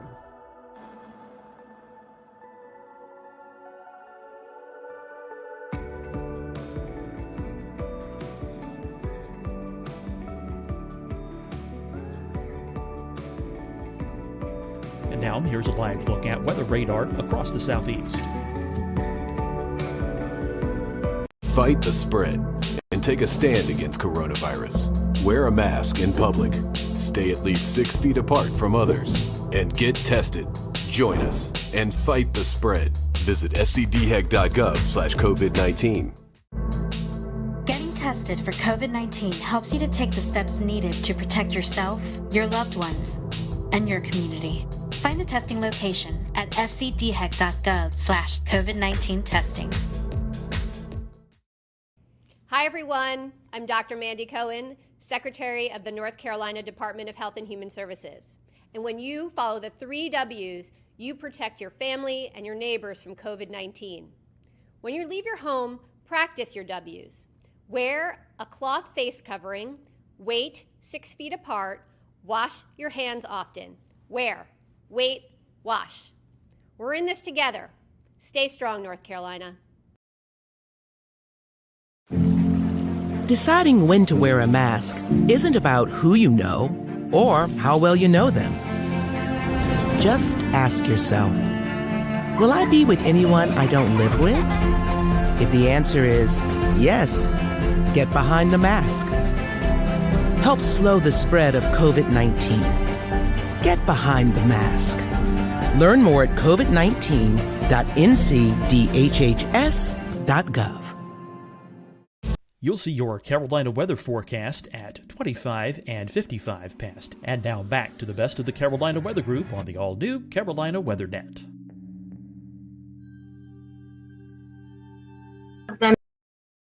They just said this is their last resort. They feel like they've spoken to county council members, they've spoken to elected officials, and they just feel like enough is enough. So they said they're going to bring out some of their flooded items and have them laid out for people to see.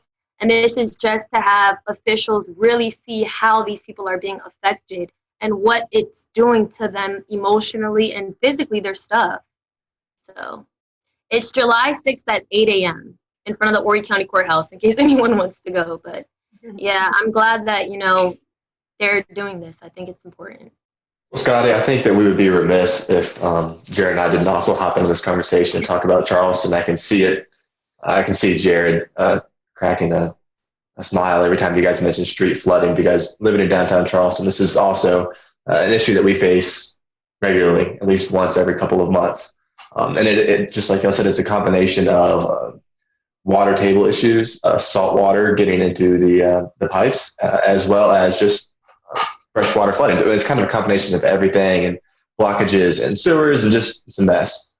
But there's a real social problem where if you drive around downtown, you'll notice a distinct difference between higher and lower income portions of the area. A lot of the higher income areas in these homes, they're well off the ground. They're at least 5 feet above street level. Versus if you go to the lower income areas, a lot of these homes are literally sitting at street level. And both areas typically flood in heavy rain events. But unfortunately, one area sees significantly more damage than the other, just because of the way that the infrastructure is in that portion of downtown. So everyone has a plan. When the heavy rain starts, people start coming out and laying out sandbags. And that shouldn't have to be where we go to every time we have a thunderstorm, but unfortunately it is. It's a very serious problem. And Jared, you've had a little bit more experience in Charleston, and you certainly run the weather page that deals with all of the reports. So I'll let you jump in here as well. Yeah, I mean, for historical reference, I used to live on Evans Street a lifetime ago, and I know that sewage water well. I know wading through that. I know losing a car to it almost, and so there's real property damage that happens, and much as what y'all are seeing in Horry County, we're seeing the same thing in Charleston. We have people building on wetlands. We have people, building in places where they shouldn't be. And now we have new flood hot spots coming up. Meeting in Hugie Street used to never flood. Used to be it was a clean getaway. That was an escape route from downtown when many other arteries were closed. And now it's got the same problems. You're building right at the base of the Ravenel Bridge there, and now it floods. And that's just within the last year kind of thing. And it gets up 6.7, 6.8 feet, and it floods all around the low-income housing, right around the Citadel. And it's just like, and this happens, there's, no advisories, nothing like that, and, you'll get a coastal flood statement at 6.8 feet because it doesn't affect a large enough area, but it affects those people. And so, we've got, Evan is dead on when he said we have an inequality issue when it comes to this. And suffice to say, these problems that you're seeing there are endemic up and down the coast. You have, and you can't help but wonder, there's been scuttlebutt in Charleston about them just not insuring these places anymore. Mm-hmm. and that is when you're going to finally start to see some change, because when they won't insure them anymore, then you'll start, then people will be rethinking their views. We have got, we've got a major issue. It's just a tide, just a thunderstorm. We had a thunderstorm about a month or so ago. We had a thunderstorm set up just off the coast, stalled out a little bit, had a and it had a water spout with it. But the problem is, on the north side of that storm, the rainfall rates have become so enhanced. It rained 5 inches in an hour. Wow. We're seeing more and more of those kinds of events. The Army Corps of Engineers is studying a seawall. They're going to build a wall in the Battery, make the floodwaters pay for it, I guess. I don't know. But, but it's like, okay, well, that's all well and good, but that's not going to solve the problem, as Evan said, of the water coming up through the drains. And then you have the water coming up through the drains, so we have these things called check valves. And when the tide hits a certain height, check valve kind of clutches and fills the drain, and then no water comes in. But what if it rains on top of it? Then that has nowhere to go. So when you're trying to fight the laws of physics, generally speaking, it's not going to go well for you. And we're learning some very expensive lessons in Charleston right now. I mean, they're pumping millions and millions and millions of dollars into this, but sea level keeps going up. We keep getting these heavy rain events. I mean, us, Charleston, Beaufort, those areas, Horry County, Myrtle Beach area, all the way up, Wilmington, we've got problems. I mean, we've got big, big problems. I don't know if people who listen to this show on a regular basis are thinking, I haven't heard Jared that much in like a year. Jared is really passionate about this, and some great points there, Jared. And that's what I was. I don't know, Jared, if in the years we've been doing this show, I've ever seen you that fired up. I love it. It's a big problem, and it's a big problem. It's just one of those things. It's just so self-inflicted, and it just keeps happening. It's like, that's not cool, man. That's not cool. I'll shut up now. April, in this cycle of proposing, planning, and building, and we loop around again, in your experience, where do we start the problem solving? At what point in this cyclical wheel? Your backyard, right? So you want to have a backyard perspective. You want to pay attention to your county planning commission. You want to review future land use projects. You want to educate yourself about the special flood hazard areas. You want to make sure you speak up, whatever district you live in, and work with your elected official and let them know your concerns about whether that project will increase flood risk or exposure. And I think, making sure you take advantage of public input opportunities at a council level. And then I also think, there's so much value in coming together. Like Horry County Rising really takes care of our own. And we provide a forum, but also a support network. So we're all learning from each other. And I think there's just something so powerful about that, because, every day we're growing and growing, and we're learning more and more. And we took it from, just 80 people to 25,000 in 1 year. So I'm really optimistic. I have a lot of hope. And I think it's really important that when you're in this line of work, that you can remain hopeful and be optimistic. But I think it's really important to look at this from a vulnerability perspective, and really make sure that we critically look at some of those socioeconomic vulnerabilities, and make sure that whatever decisions that we make, that they are benefiting our socioeconomic factors and communities. So, that piece is really crucial. And obviously trying to overcome those deficits. There's not enough money. We're always going to have more need than we do funding and resources. So partnerships and engaging with other stakeholders like all of you is really critical, and being engaged is critical. Bill, I want to bring you back into the conversation, because at the start of our program tonight, you were telling us about a gentleman here in Mecklenburg County who fell victim to urban flash flooding. You know that I recently bought a house. And when we bought our house, I looked at it at the top of a hill, and water should flow away. But tell me, Bill, what other things as a homeowner do I and all of the other homeowners out there need to be considering to put Yeah. ourselves in the best position we possibly can. All right. First of all, let me apologize for my lighting because it got dark on me. I'm outside. I'm just glad you're enjoying the beautiful Carolina weather. Yeah, I'm not telling ghost stories, although it may look like it. But okay, so I don't care where you are, you should entertain the idea of a flood policy. They are not that expensive, and I will tell you, it's the first thing people tend to cut out of their budget. Now, I'm going to circle back around to something I think what Scotty said before about when are they just not going to insure? Well, you know what? People need mortgages to buy some of these places. And so if insurance won't insure it, then you can't buy it. And so I think he raised a very good point there that when insurance gets tired of paying for these bailouts and gets tired of, we used to say the same thing. When are these people along the beach going to quit building homes along the beach? When we know this area gets hit by hurricanes all the time. Well, they're going to keep rebuilding as long as insurance pays for them to rebuild. And so it's sort of the same problem here. I lived in Tampa. I lived in flood zone 3, so I lived at the very top of Tampa Bay, literally the bay. And so I was in flood zone 3, which meant A, B, C, so C. I was not going to flood. It had to get like 2 miles inland. But a Category 4 hurricane would push that water inland, no problem. So I thought, you know what? I'm going to be proactive. I was young. I had flood insurance. But as soon as our firstborn came along, I thought, all right, I got to slash the budget. What's going to go? And it was my $200 a year flood policy that went. And I thought, you know what? I'm not going to need it. And as it turns out, I didn't need it, but I rolled the dice.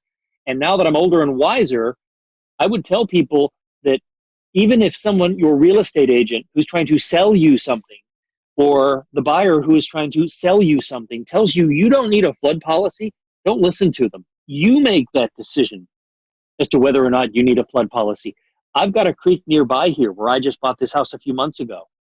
I don't think it's anywhere near anything I need to worry about, but I'm going to get a flood policy. It's just good protection. I think as long as people want to live near the water, and Charleston is a beautiful area, you know what? People are going to continue to build near the water because it's tax revenue. It's a lot of money for the county and for the city. And so to put up those opulent properties and then sell them for megabucks, you bet. They're not going to be around when the floods come up, but they're going to have their hand out when they want the tax revenue. So I think as long as people are willing to buy those properties and live in those areas, even with the risk, they're going to continue to do it. It's not anything that's going to go away anytime soon. The only thing you can do to mitigate this for yourself is to buy a federal flood insurance policy, and it's under $200 a year. Now, if you live right on the coast, it might be more, but I'm talking for myself here in Mecklenburg County. It's somewhere between $100 and $200. The other thing that April and I think both of you mentioned is that these homeowners that are selling these properties to people, knowing that they flood, not disclosing that, I mean, that's a legal issue right there. Now, if your home's flooded, what am I going to do? Fix my house, or am I going to file a lawsuit against the former owner? It comes down to how much resources do you have, how much money do you have in the bank, and where do you want to put those resources? A lot of people would just choose to fix the home and then get out of it again. But, you just really can't rely on, you should be able to, the seller and the real estate agents involved, but you have to protect yourself. And the only way, again, going back to, is a flood insurance policy. Are there different tiers or different versions of this flood insurance that different people should be considering? Yeah, I'm not in the insurance business, so I won't pretend like I am. But having looked at a lot of insurance policies over the years, just through the eyes of a consumer reporter, yes, there are. If you live along the coast, you're going to pay a higher premium to live there. And a lot of people are willing to do that. But if you live inland, if you live just anywhere near a creek or a river, and I'm not saying so that you have riverfront property, but if you live anywhere near it, and I think it's reasonable to ask, what's the 500-year flood plan? Most people don't think, 500 years, that'll never happen. Well, look what's happened in the last few years. Yeah.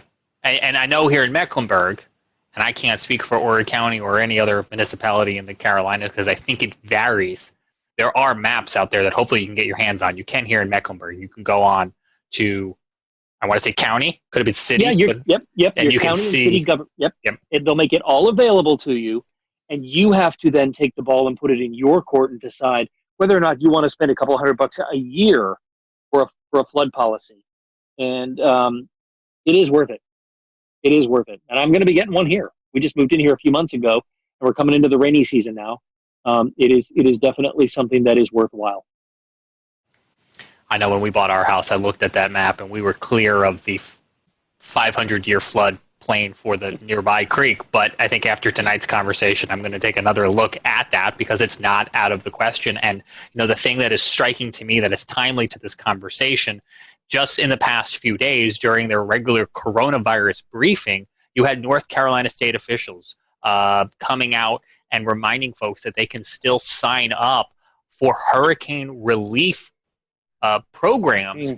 Hurricane Matthew, Hurricane Florence. These storms are over 2 years ago, and folks are still needing help to clean up. I don't have to tell you that if you're watching or listening to the show and you're in that position, but I will say it's easy for me here in Charlotte to forget that there are still communities trying to clean up from those storms, those floods, more than 2 years ago. Yeah, Jane, let me throw one more point and a lot of people think that, oh, you know what, I'll just wait till I see a storm coming and then I'll get the policy.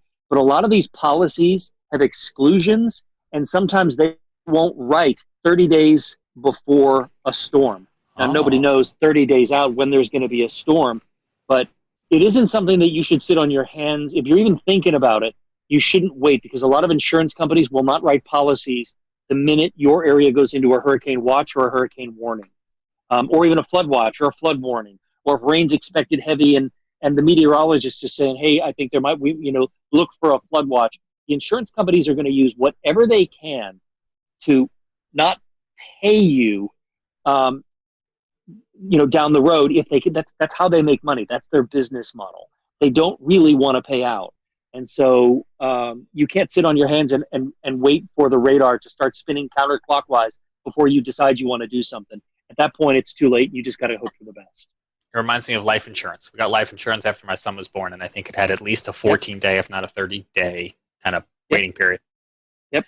I want to give each one of you a chance to tell us where we can find you or your organization on social so we can stay informed. But I also want to ask if there's anything else that maybe we forgot to ask or we didn't ask that you wanted to get out there. And I'll start with Bill on both of those points. Bill, how can we follow you on social and get updates on this and other stories like it?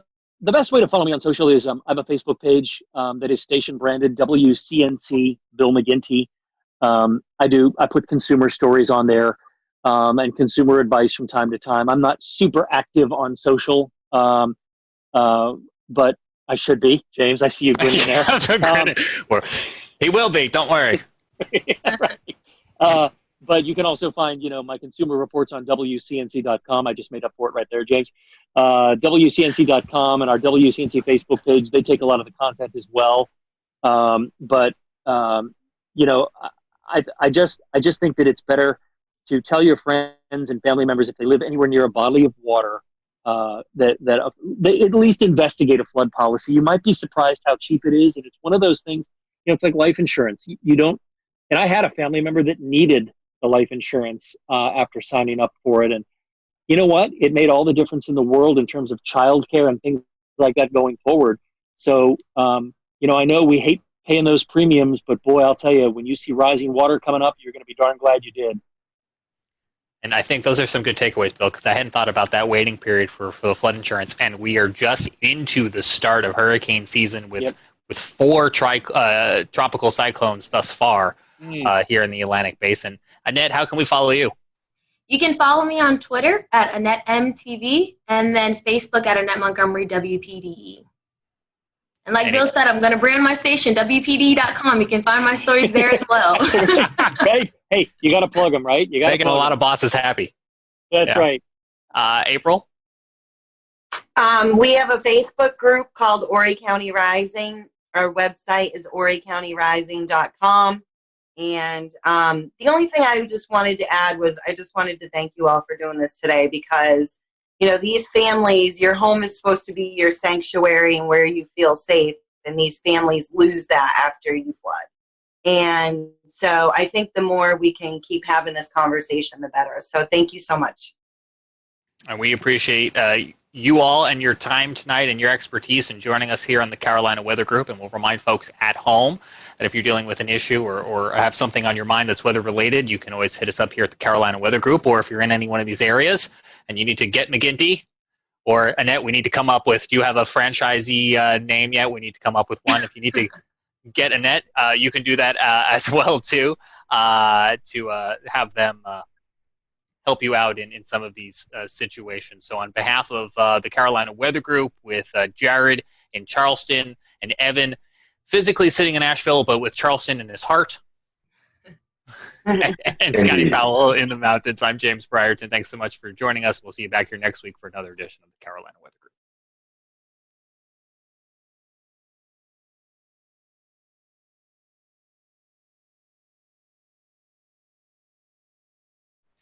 Good evening and welcome to the Carolina Weather Group. I'm James Brierton in Charlotte. We have a great panel for you tonight. We are going to be talking about the flood threat against your house, whether you live in a flood zone or not. We have some great material for you tonight that may have you rethink the next time you're looking at your policies. Joining us from Charlotte, Bill McGinty, consumer reporter at WCNC Charlotte.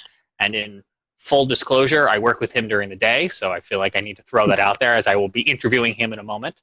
From WPDE, we have Annette Montgomery, who's a reporter there, who's been doing some local reporting on this topic in their neck of the woods. And we're also joined by April O'Leary of Horry County Rising, and they are involved with this exact topic there along the South Carolina General Coast area. But we'll start more inland with Bill McGinty, who, Bill, just last week, you did a story that kind of tipped this whole thing off to us here at the Carolina Weather Group. So why don't I just have you, the reporter, tell us, in your words, a little bit about what you uncovered here in the Charlotte area. Yeah. So one of my jobs here in Charlotte is the consumer investigative reporter, and so people email me. I run a franchise called Get McGinty, and if you have a problem, you email me. And so I got this email from this couple, and I actually got the email in the middle of the 4 o'clock news, and he said we're being flooded. Every time it rains, we get flooded. And it never used to happen. We can't figure out why. The city was working on the storm drain system. We're wondering if that maybe had something to do with it or not. So I replied back and said, just send me a couple of photos if you wouldn't mind. I'd like to see what you're talking about. He sent me back some photos. And when I looked at the photo, I said, I'll be out there first thing tomorrow morning. He showed me, he's got a townhouse, a 3-story townhouse, and the bottom floor of his finished townhouse was completely underwater, above the fireplace. And I said, this is from a rainstorm? I mean, this looks like a river came up. He said, it comes up and then it goes away. And as long as the rainstorm lasts, his point was that if we get 3 inches of rain over 3 days, not a problem. But if we get 3 inches of rain in an hour, huge problem. So it's basically a flash flooding issue. And so one of the things we were able to do was get a hold of the city of Charlotte, which told him they'd look into this sometime about 2021, before they actually would drill down on this and figure out what the exact problem was. And they gave him, I don't want to say the runaround, but for lack of a better word, the answer wasn't good enough for him, which is why he reached out to me. I reached out to the city. I sent them some of his home video that he took, on his iPhone. I sent some of the pictures, and I said, this is unacceptable. He can't live like this. This is his home.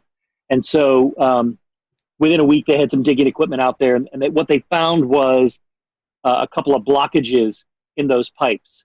And so just before we came on, and I mean literally just before we came on, within the last half hour, I got a text from him. They got some rain here in Mecklenburg County tonight, and he said, so far so good, fingers crossed, we haven't flooded. So maybe the blockage was the issue, maybe not. It's going to take a couple of more rainfalls before we know for sure. So I'm crossing my fingers that maybe we have solved this issue. But the bigger issue is his homeowner's insurance isn't going to cover this because this was considered rising water. And I don't care whether you live next to a creek, you live near a drainage ditch, you live alongside a river. If you have water come up from anywhere and it comes into your home, that is considered a flood, and that is not covered by your typical homeowner's insurance policy. If in a hurricane, which I used to live in Florida, so if in a hurricane, the roof blows off the home and you get a ton of water in, okay, that's water damage, and that is not flood damage. Rising water is water that comes in through the doors, through the garage, things like that. And that is a federal policy that you have to have. That is a completely separate policy other than your homeowner's insurance policy. I don't think, a lot of people know that, and I don't think a lot of people understand the risk they have to their home through rising water. Most people say, I'm not in a floodplain, I don't have to worry about it. I've seen plenty of those people, and I've covered plenty of those stories where they stand there scratching their heads wondering, what am I going to do now? Because their homeowner's insurance says, sorry, this isn't covered. Well, that's some good update, though. A little breaking news there, that at least today it didn't flood. And as we're recording this on Monday night, I'm looking over here at the Mecklenburg FIN system, the Flood Information and Notification System, and they had just shy of about an inch of rain there in Mecklenburg. We'll return to Best of the Carolina Weather Group in a moment. Now your Carolina weather forecast. Here are today's forecast high temperatures for North Carolina. Here are the forecast lows for tonight for North Carolina. Here are tomorrow's forecast high temperatures. And here's forecast rainfall across North Carolina tomorrow. Here are the forecast highs for the day after tomorrow.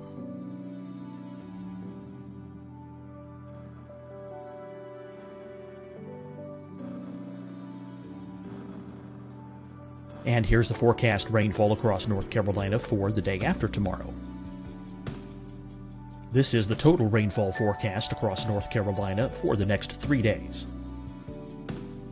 Here's the severe thunderstorm outlook for today from the Storm Prediction Center.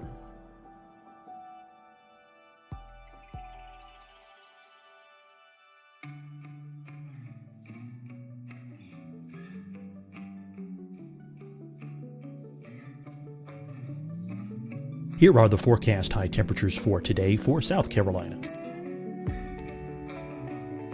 Here are the low temperatures for today for South Carolina. Here's the probability of precipitation forecast across South Carolina today. And here are the rain chances across South Carolina tonight. Here are tomorrow's forecast highs across South Carolina. Here are the forecast low temperatures for tomorrow for South Carolina. And here is the probability of precipitation across South Carolina tomorrow. Here's the precipitation chances across South Carolina tomorrow night.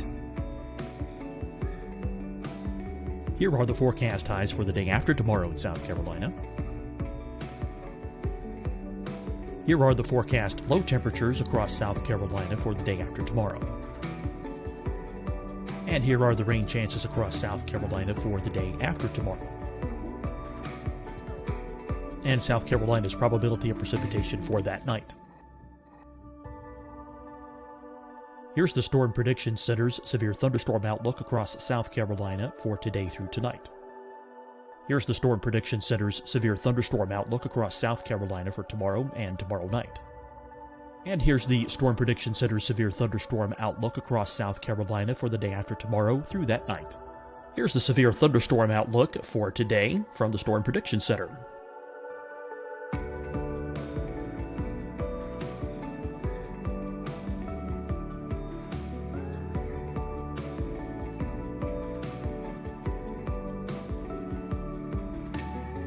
And now here's a live look at weather radar across the southeast.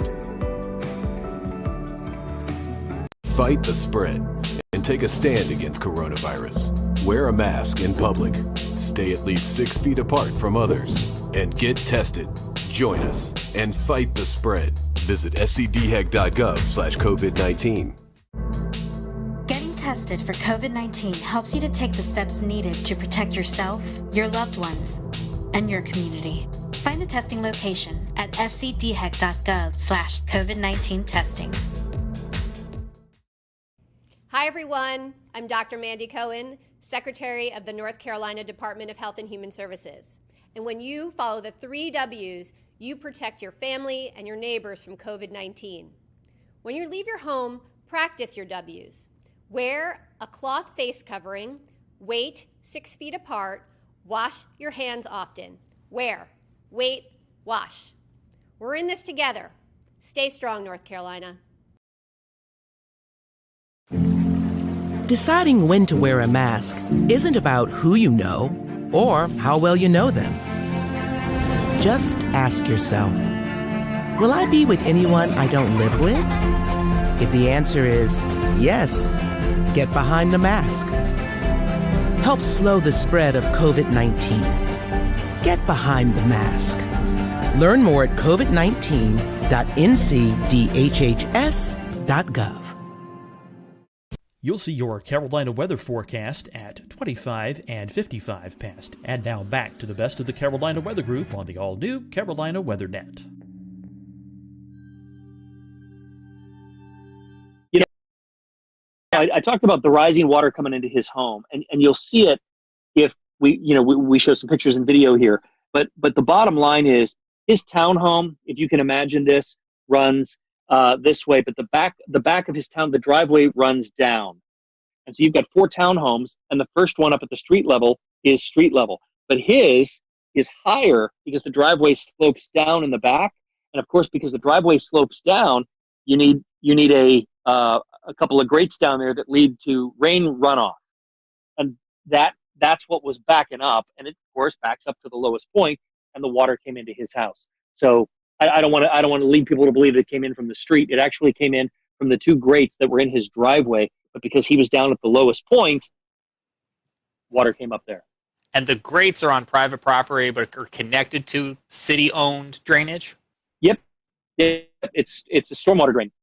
But think of what's out in your street. If you go out and you look at your street and you see those grates in the corners of the streets, that's a storm drain. And that's basically what he had, but flat in his driveway. And people will probably know from looking at those, you'll sometimes see the little placard on them that says, do not drain liquid oil and such down into those, because they're connected to the streams and the creeks and the waterway. 100%.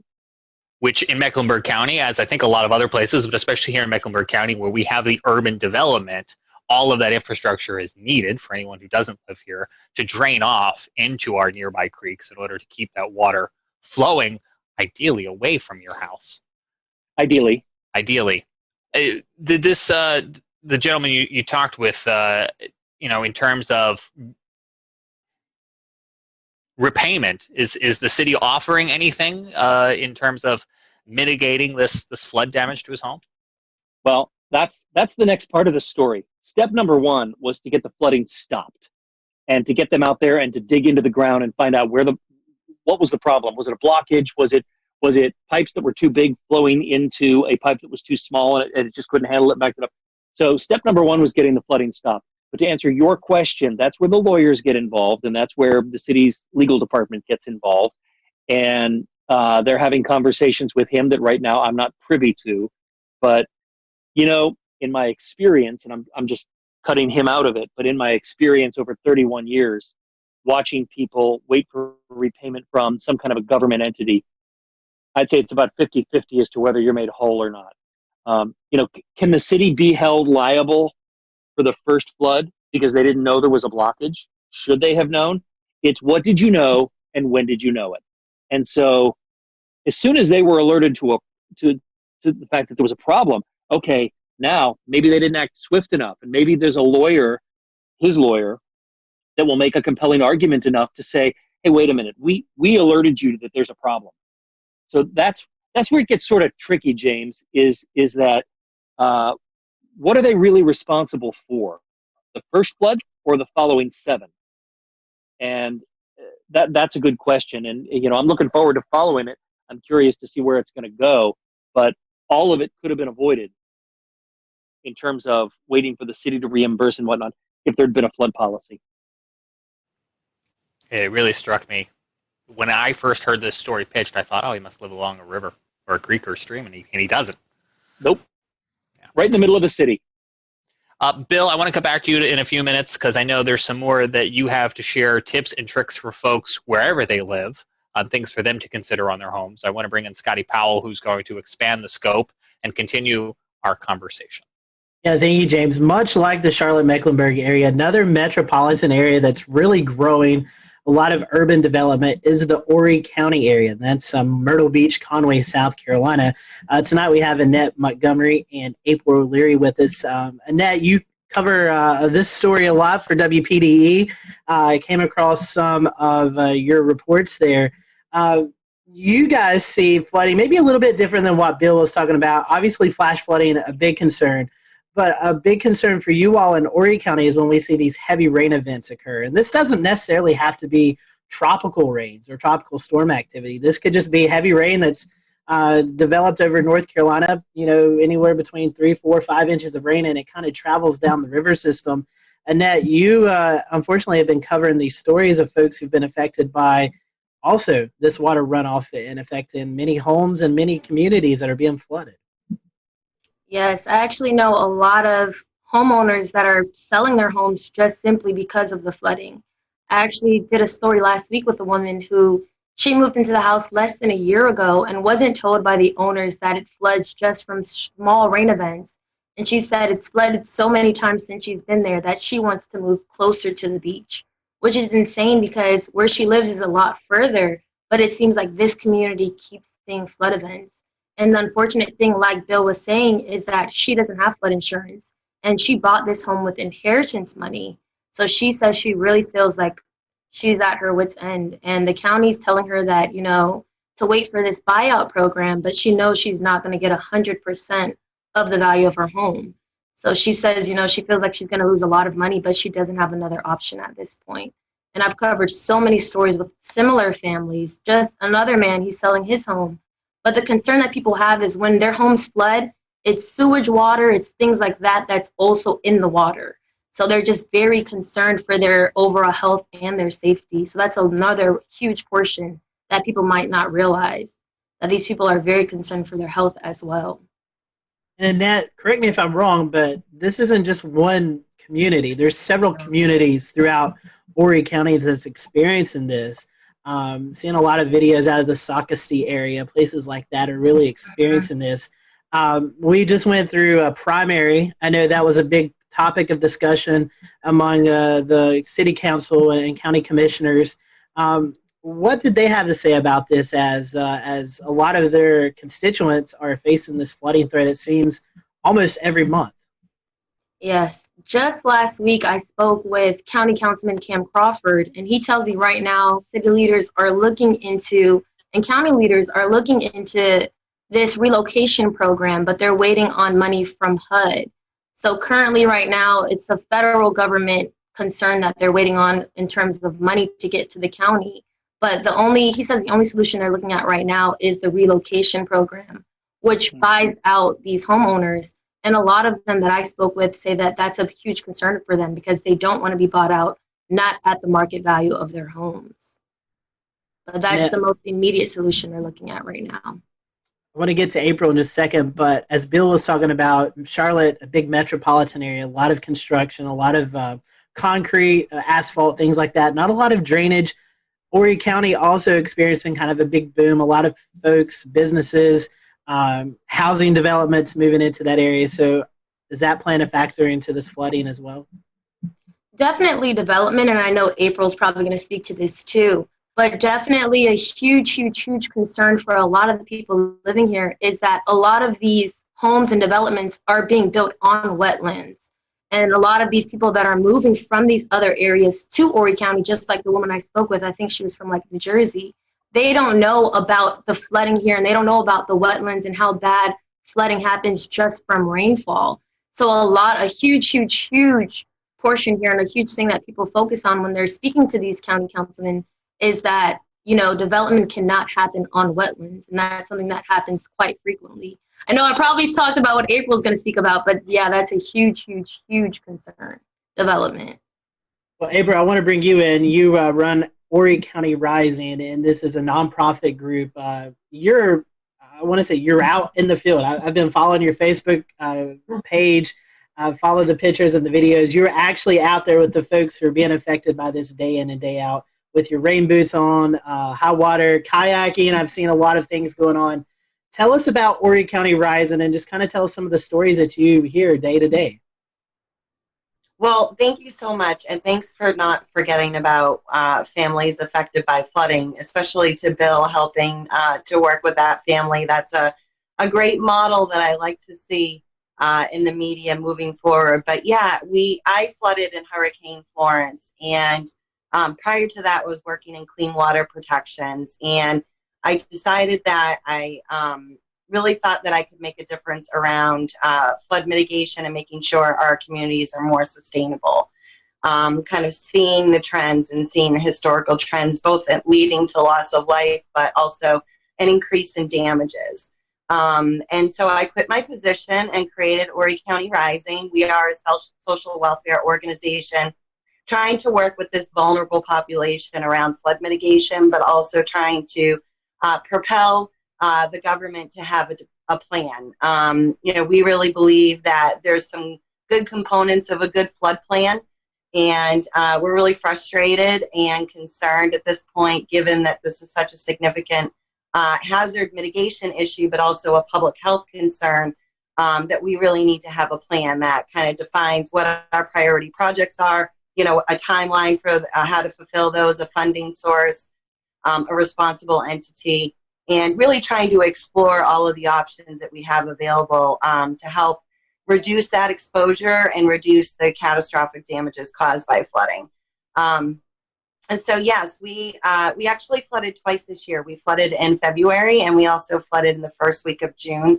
The last flood event is a community that actually was just built within the last 15 years. So, we're essentially very concerned about future land use because we're seeing more and more homes flood. And we were really hoping that we purchase a product that can sustain a 30-year mortgage, and maybe even possibly sustain families and generations of families. And what we're seeing is we're not even getting halfway there to that 30-year mortgage, that these homes that were just constructed 15 years ago on the ICW continue to flood, continue to be rebuilt, resold to another unsuspecting homeowner. So we see these homeowners, particularly around the Atlantic Intercoastal Waterway, repeatedly flood in the 4 or 5 times in the last 5 years.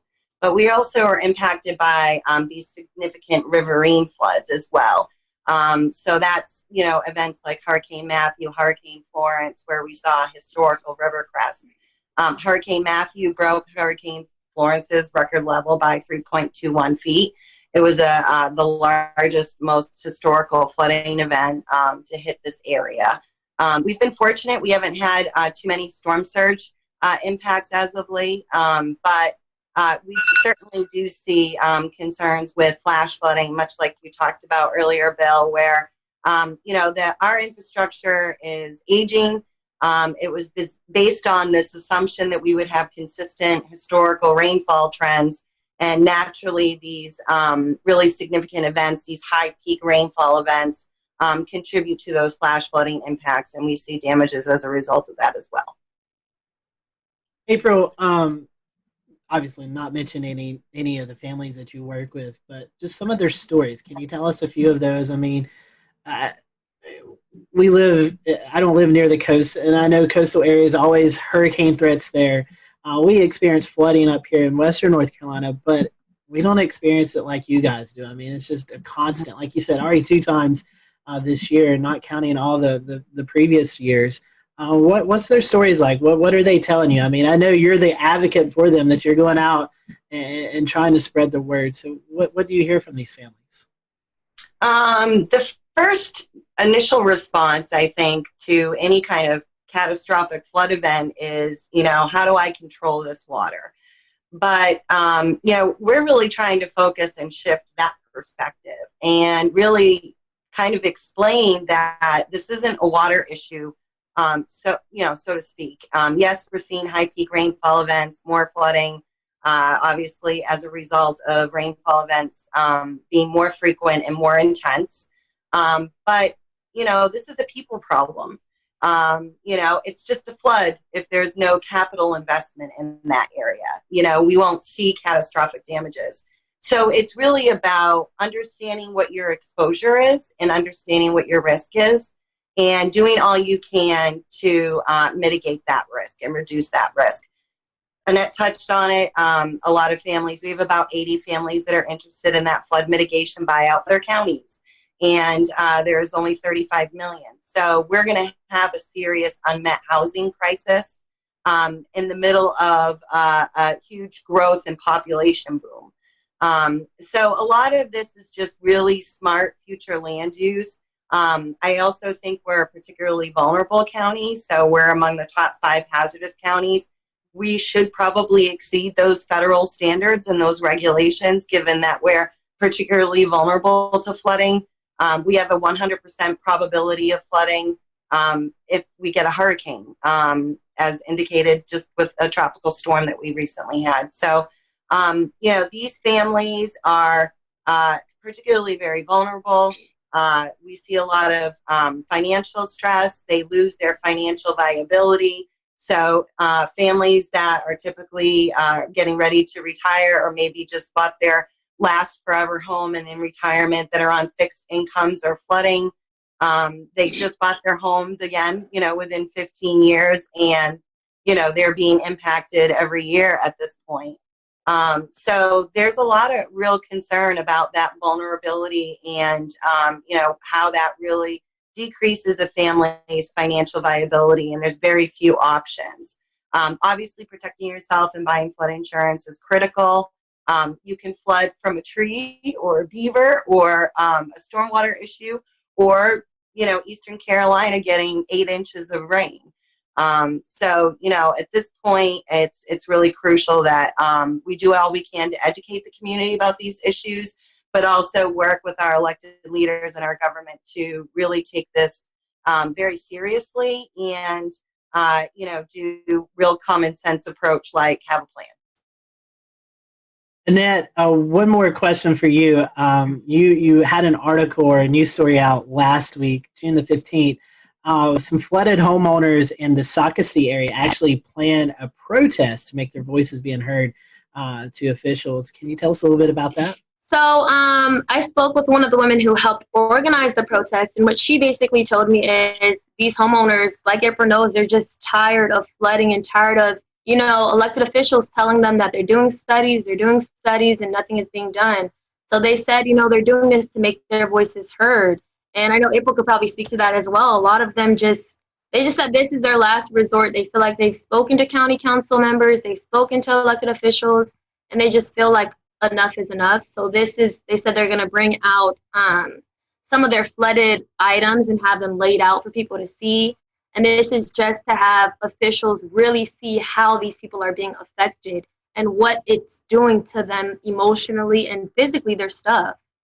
So it's July 6th at 8 a.m. in front of the Horry County Courthouse, in case anyone wants to go. But yeah, I'm glad that, they're doing this. I think it's important. Well, Scotty, I think that we would be remiss if Jared and I didn't also hop into this conversation and talk about Charleston. I can see it. I can see Jared cracking a smile every time you guys mention street flooding, because living in downtown Charleston, this is also an issue that we face regularly, at least once every couple of months. And it just like I said, it's a combination of water table issues, salt water getting into the pipes, as well as just freshwater flooding. So it's kind of a combination of everything, and blockages and sewers, and just it's a mess. But there's a real social problem where if you drive around downtown, you'll notice a distinct difference between higher and lower income portions of the area. A lot of the higher income areas in these homes, they're well off the ground. They're at least 5 feet above street level. Versus if you go to the lower income areas, a lot of these homes are literally sitting at street level. And both areas typically flood in heavy rain events. But unfortunately, one area sees significantly more damage than the other, just because of the way that the infrastructure is in that portion of downtown. So everyone has a plan. When the heavy rain starts, people start coming out and laying out sandbags. And that shouldn't have to be where we go to every time we have a thunderstorm, but unfortunately it is. It's a very serious problem. And Jared, you probably you've had a little bit more experience in Charleston, and you certainly run the weather page that deals with all of the reports. So I'll let you jump in here as well. Yeah, I mean, for historical reference, I used to live on Evans Street a lifetime ago, and I know that sewage water well. I know wading through that. I know losing a car to it almost, and so, I mean, there's real property damage that happens, and you know, and much as what y'all are seeing in Horry County, we're seeing the same thing in Charleston. We have people building on wetlands. We have people, you know, building in places where they shouldn't be, and now we have new flood hot spots coming up. You know, meeting in Hugie Street used to never flood. Used to be it was a clean getaway. That was an escape route from downtown when many other arteries were closed. And now it's got the same problems. You're building right at the base of the Ravenel Bridge there, and now it floods. And that's just within the last year kind of thing. And it gets up 6.7, 6.8 feet, and it, you know, floods all around the low income housing right around the Citadel. And it's just like, and this happens. There's, you know, no advisories, nothing like that, you know, and, you know, you get a coastal flood statement at 6.8 feet because it doesn't affect a large enough area, but it affects those people. And so, you know, we've got, you know, Evan is dead on when he said we have an inequality issue when it comes to this. And suffice to say, you know, these problems that you're seeing there are endemic up and down the coast. You have, you know, and you know, you can't help but wonder, you know, there's been scuttlebutt in Charleston about them just not insuring these places anymore. Mm-hmm. and that is when you're going to finally start to see some change, because when they won't insure them anymore, then you'll start, you know, then people will be rethinking their views. But yeah, no, I mean, we have got, you know, we've got a major issue. It's just a tide, just a thunderstorm. We had a thunderstorm about a month or so ago. We had a thunderstorm set up just off the coast. Stalled out a little bit, had a water spout with it. But the problem is, on the north side of that storm, the rainfall rates have become so enhanced. It rained 5 inches in an hour. Wow. We're seeing more and more of those kinds of events. The Army Corps of Engineers is studying a seawall. They're going to build a wall on the Battery, make the floodwaters pay for it, I guess. I don't know. But, you know, and it's like, okay, well, that's all well and good, but that's not going to solve the problem, as Evan said, of the water coming up through the drains. And then you have the water coming up through the drains, so we have these things called check valves. And when their tide hits a certain height, check valve kind of clutches and fills the drain, and then no water comes in. But what if it rains on top of it? Then that has nowhere to go. So when you're trying to fight the laws of physics, generally speaking, it's not going to go well for you. And we're learning some very expensive lessons in Charleston right now. I mean, they're pumping millions and millions and millions of dollars into this, but, you know, sea level keeps going up. We keep getting these heavy rain events. I mean, you know, us, you know, Charleston, Beaufort, you know, those areas, Horry County, Myrtle Beach area, all the way up, you know, Wilmington, we've got problems. I mean, we've got big, big problems. I don't know if people who listen to this show on a regular basis are thinking, I haven't heard Jared that much in like a year. Jared is really passionate about this, and some great points there, Jared. And but that's what I was. I don't know, Jared, if in the years we've been doing this show, I've ever seen you that fired up. I love it. You know, it's a big problem, and it's a big problem. It's just one of those things. It's just so self-inflicted, and it just keeps happening. It's like, that's not cool, man. That's not cool. I'll shut up now. April, in this cycle of proposing, planning, and building, and we loop around again, in your experience, where do we start the problem solving? At what point in this cyclical wheel? Your backyard, right? So you want to have a backyard perspective. You want to pay attention to your county planning commission. You want to review future land use projects. You want to educate yourself about the special flood hazard areas. You want to make sure you speak up, you know, whatever district you live in, and work with your elected official and let them know your concerns about whether that project will increase flood risk or exposure. And I think, you know, making sure you take advantage of public input opportunities at a council level. And then I also think, there's so much value in coming together. Like Horry County Rising really takes care of our own.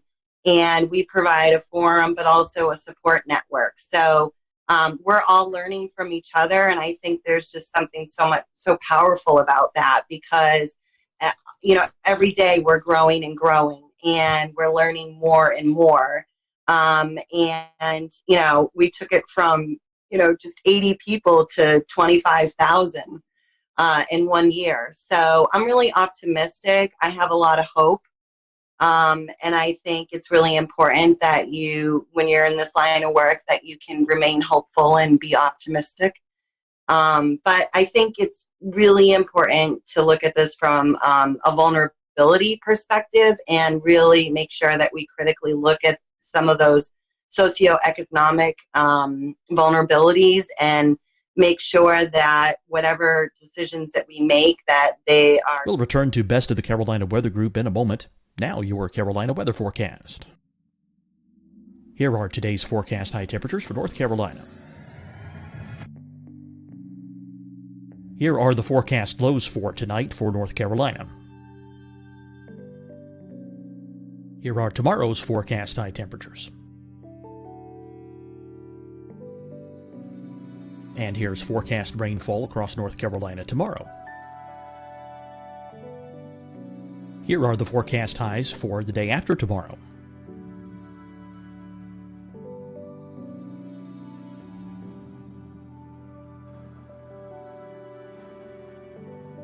And here's the forecast rainfall across North Carolina for the day after tomorrow. This is the total rainfall forecast across North Carolina for the next 3 days. Here's the severe thunderstorm outlook for today from the Storm Prediction Center.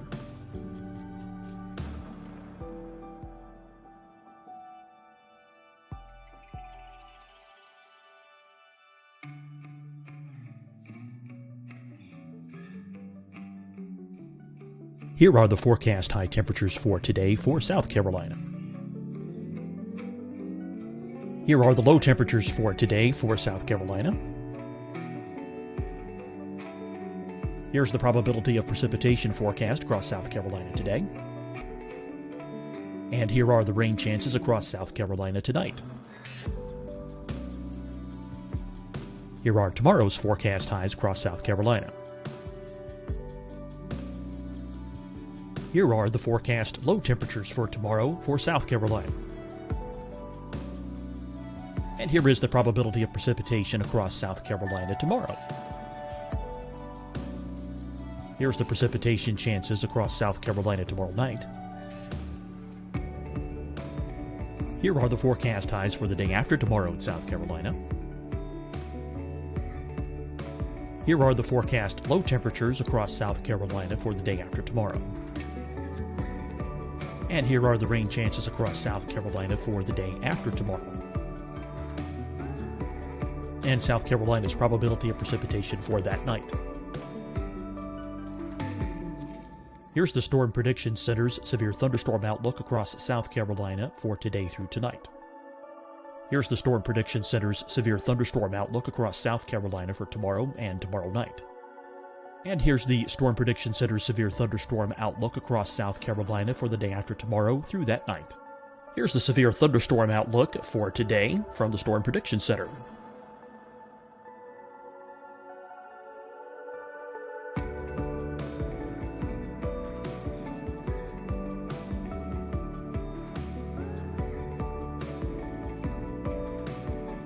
And now here's a live look at weather radar across the southeast. Fight the spread and take a stand against coronavirus. Wear a mask in public. Stay at least 6 feet apart from others. And get tested. Join us and fight the spread. Visit scdhec.gov/COVID-19. Getting tested for COVID-19 helps you to take the steps needed to protect yourself, your loved ones, and your community. Find the testing location at scdhec.gov/COVID-19 testing. Hi, everyone. I'm Dr. Mandy Cohen, Secretary of the North Carolina Department of Health and Human Services. And when you follow the 3 W's, you protect your family and your neighbors from COVID-19. When you leave your home, practice your W's. Wear a cloth face covering, wait 6 feet apart, wash your hands often. Wear, wait, wash. We're in this together. Stay strong, North Carolina. Deciding when to wear a mask isn't about who you know or how well you know them. Just ask yourself, will I be with anyone I don't live with? If the answer is yes, get behind the mask.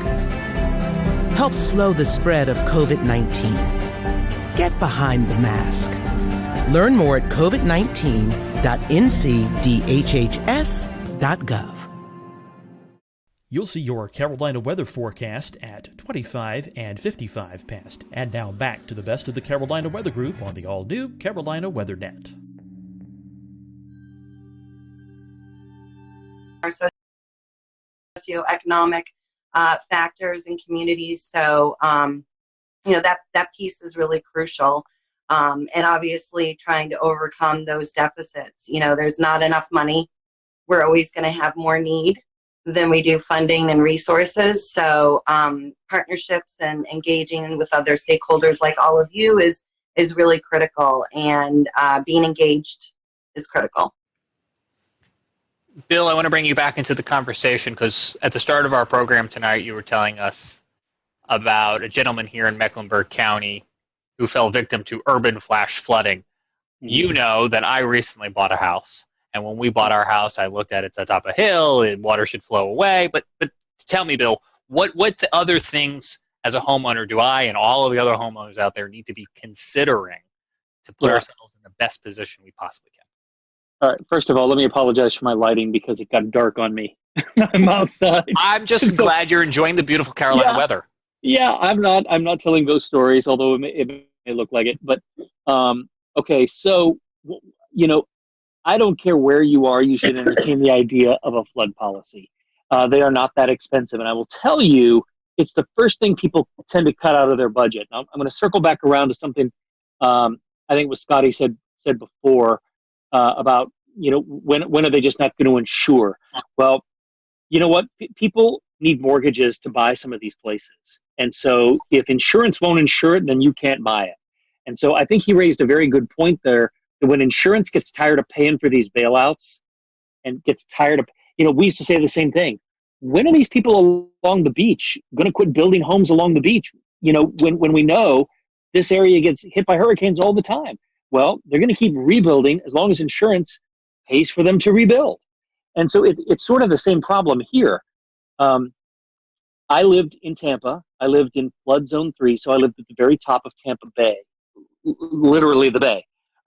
And so I was in flood zone 3, which meant A, B, C, so C. I was not going to flood. It had to get like 2 miles inland. But a Category 4 hurricane would push that water inland, no problem. So I thought, you know what? I'm going to be proactive. I was young. I had flood insurance. But as soon as our firstborn came along, I thought, all right, I got to slash the budget. What's going to go?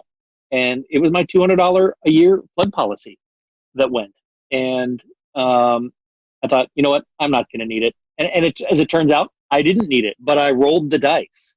And now that I'm older and wiser, I would tell people that even if your real estate agent who's trying to sell you something, or the buyer who is trying to sell you something tells you you don't need a flood policy, don't listen to them. You make that decision as to whether or not you need a flood policy. I've got a creek nearby here where I just bought this house a few months ago. I don't think it's anywhere near anything I need to worry about, but I'm going to get a flood policy. It's just good protection. I think as long as people want to live near the water, and Charleston is a beautiful area, you know what? People are going to continue to build near the water because it's tax revenue. It's a lot of money for the county and for the city. And so to put up those opulent properties and then sell them for mega bucks, you bet. They're not going to be around when the floods come up, but they're going to have their hand out when they want the tax revenue. So I think as long as people are willing to buy those properties and live in those areas, even with the risk, they're going to continue to do it. It's not anything that's going to go away anytime soon. The only thing you can do to mitigate this for yourself is to buy a federal flood insurance policy, and it's under $200 a year. It's now, if you live right on the coast, it might be more, but I'm talking for myself here in Mecklenburg County. It's somewhere between $100 and $200. The other thing that April and I think both of you mentioned is that these homeowners that are selling these properties to people, knowing that they flood, not disclosing that, I mean, that's a legal issue right there.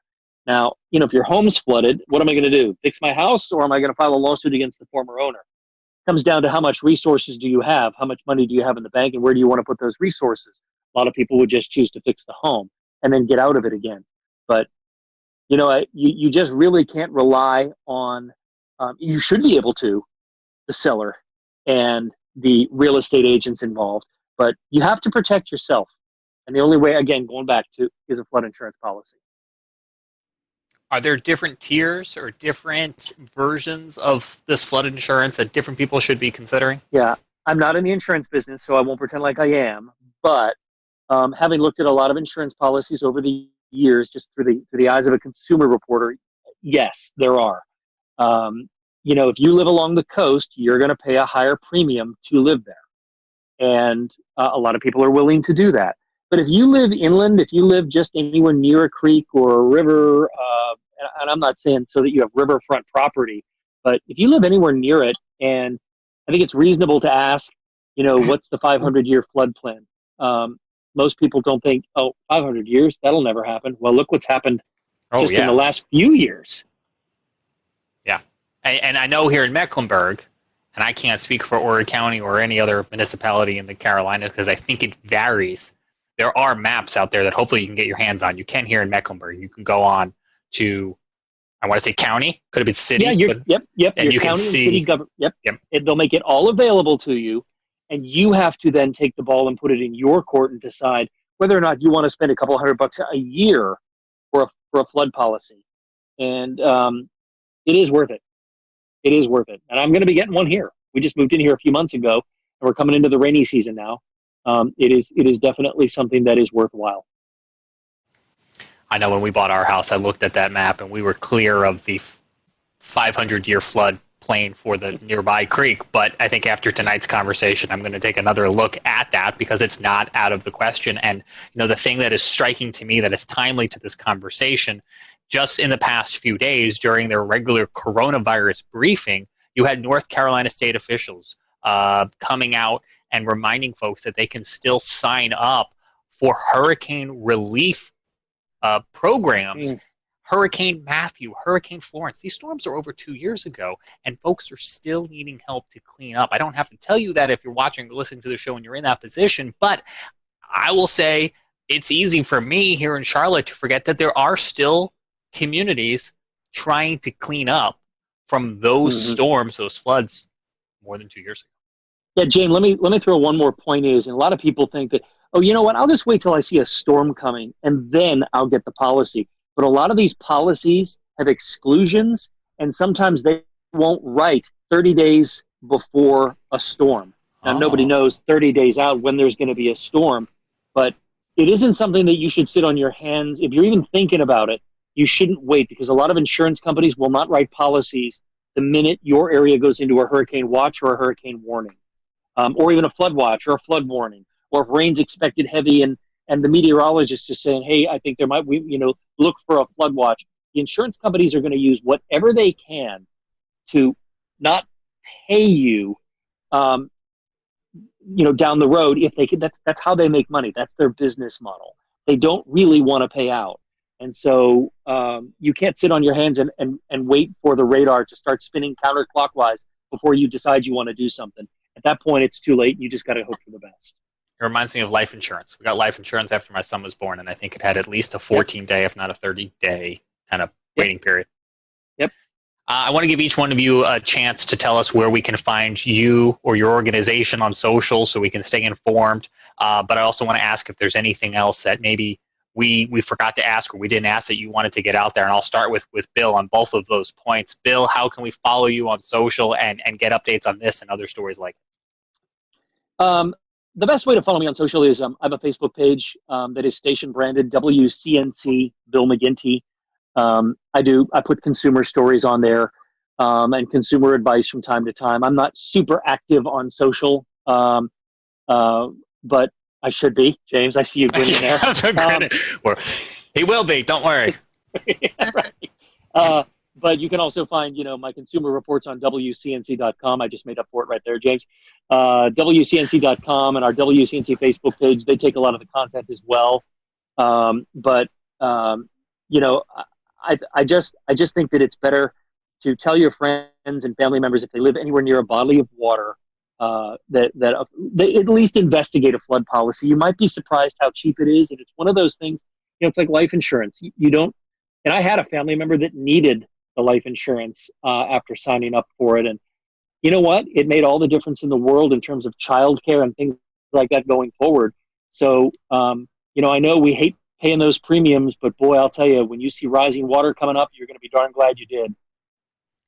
And I think those are some good takeaways, Bill, because I hadn't thought about that waiting period for the flood insurance. And we are just into the start of hurricane season with 4 tropical cyclones thus far here in the Atlantic Basin. Annette, how can we follow you?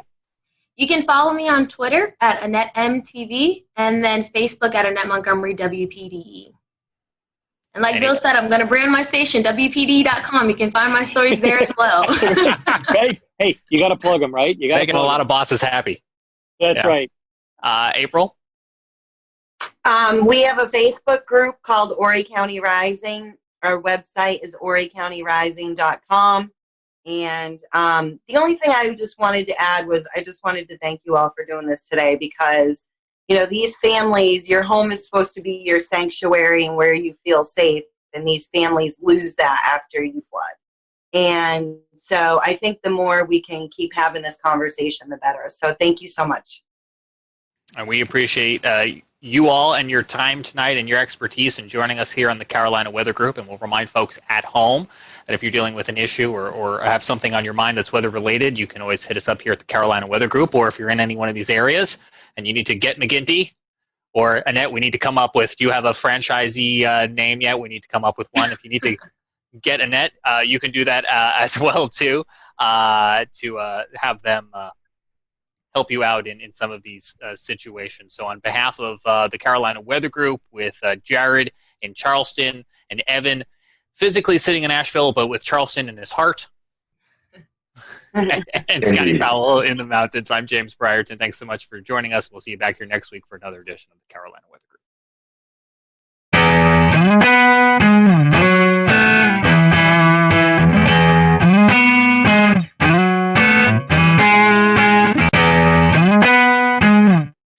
Good evening, everyone. Welcome to the Carolina Weather Group. This is the April 1st, 2020 edition of the Carolina Weather Group. We hope that you're doing well on this Wednesday evening, hoping that you and your family are safe and sound during these crazy times that we're experiencing, and that's kind of the topic of tonight. We're going to be talking about coronavirus, COVID-19, and weather. We still have weather going on during this crazy time that we're experiencing throughout the country. And in fact, tonight, we're going to be talking to Ryan Vaughn, who was covering a EF3 tornado that struck in Jonesboro, Arkansas this past weekend. So we're looking forward to that. We are streaming live right now on our many streaming platforms. So if you'd like to interact with us tonight during the conversation, just drop a comment in the Facebook Live or the Twitch or Periscope link, and we will monitor those throughout the show. And James, I'm going to toss it off to you because you have been working from home for the past couple of weeks, and we're starting to see more and more people work from home. And so I know it's been a crazy time for you and everyone involved in TV media. It's been a very interesting time indeed, Scotty, because everyone has kind of moved very quickly, whether they liked it or not, real fast into the cutting edge technology of 2020.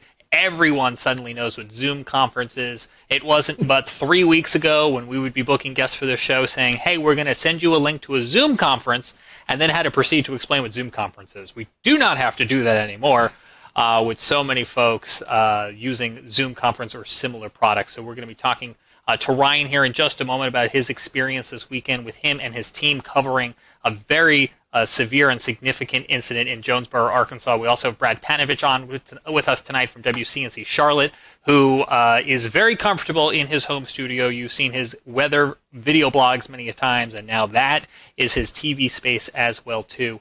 And we're also going to be talking with somebody here in Mecklenburg County who does some paramedic work about what this means, the coronavirus means for their line of work too, because as Scotty mentioned, the weather is still continuing to happen. We had a line of storms roll through South Carolina yesterday, prompted numerous severe thunderstorm warnings down in the Charleston area. Luckily, we didn't have any tornado warnings to account of, despite having a tornado watch, but it was a much different story this past weekend in Arkansas. Let's bring in Ryan.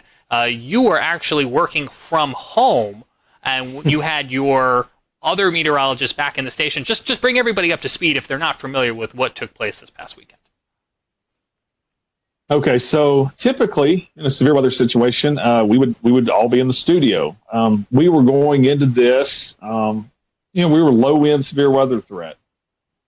We knew tornadoes weren't out of the realm of possibility, but we were kind of thinking gusty winds, and I think everybody, even the Storm Prediction Center, kind of had northern Illinois pegged for the hot spot. Well, tornado warning comes out for one of our southern counties, and we had already kind of discussed that, okay, in the interest of social distancing, and we were already kind of playing that that role already was already kind of unfolding. I said, well, we've got a solid system here. How about I go here and you guys stay back there, and we wouldn't be there. And hopefully we would go into long-form programming. And so the tornado warning came out for Woodruff County a little bit after 4 o'clock. And at that point, you could draw a line and see that there was a chance that this was going to come into Jonesboro. We have some video from your coverage. We're going to pop up here in a double box. Oh, man. Walk us through. This must be the moment that tornadic cell started producing in Jonesboro, if I'm correct. Hold on one second. I just now lost. There we go. I'm back, I think. Yeah, that's this is where it was producing here. So what was going on? Zach Holder is in front of the chroma key wall, and we had already at this point had a pretty large tornado out of Jackson County. So we were watching this one pretty close, and the meso was going right over town, and we really just started getting some indication that it was cycling. And sure enough, we were concerned that it was going to, if it cycled through and it produced a tornado, it would be right in the middle of Jonesboro. And you see what unfolds here. Now, for Zach, he's in his 20s. He hasn't covered a ton of, tornadic storms, especially like that in front of a weather camera. He did spectacular Aaron Castleberry. If I'm not mistaken, I think that was his first severe weather event ever covering broadcast wise. So it was hard to not get emotional. I've lived here almost 20 years, and outside of a couple years, I lived in Alabama, and to watch that go through the town that you've forecast for and covered for so many years, it was tough to kind of hold the emotions back on that one. I want to ask you. Go ahead, Ricky. I was going to say, talk about having to work with the delay and the live view delay or the TVU delay, and being able to hear Zach and the folks in the studio at the same time.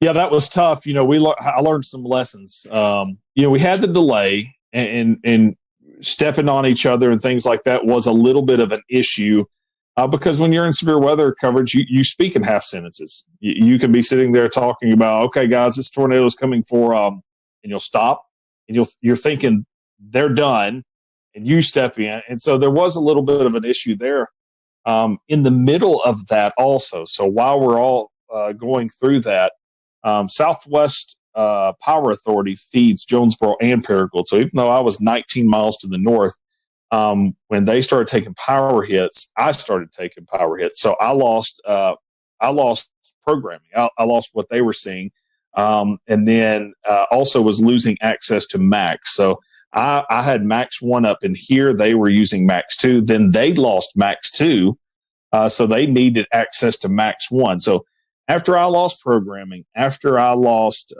ability to have Max, and they needed it anyways, that is when I grabbed my phone, grabbed my laptop, and that's when I went out chasing, if you saw the coverage afterwards. Ryan, previous to this weekend, had you ever done live TV from home?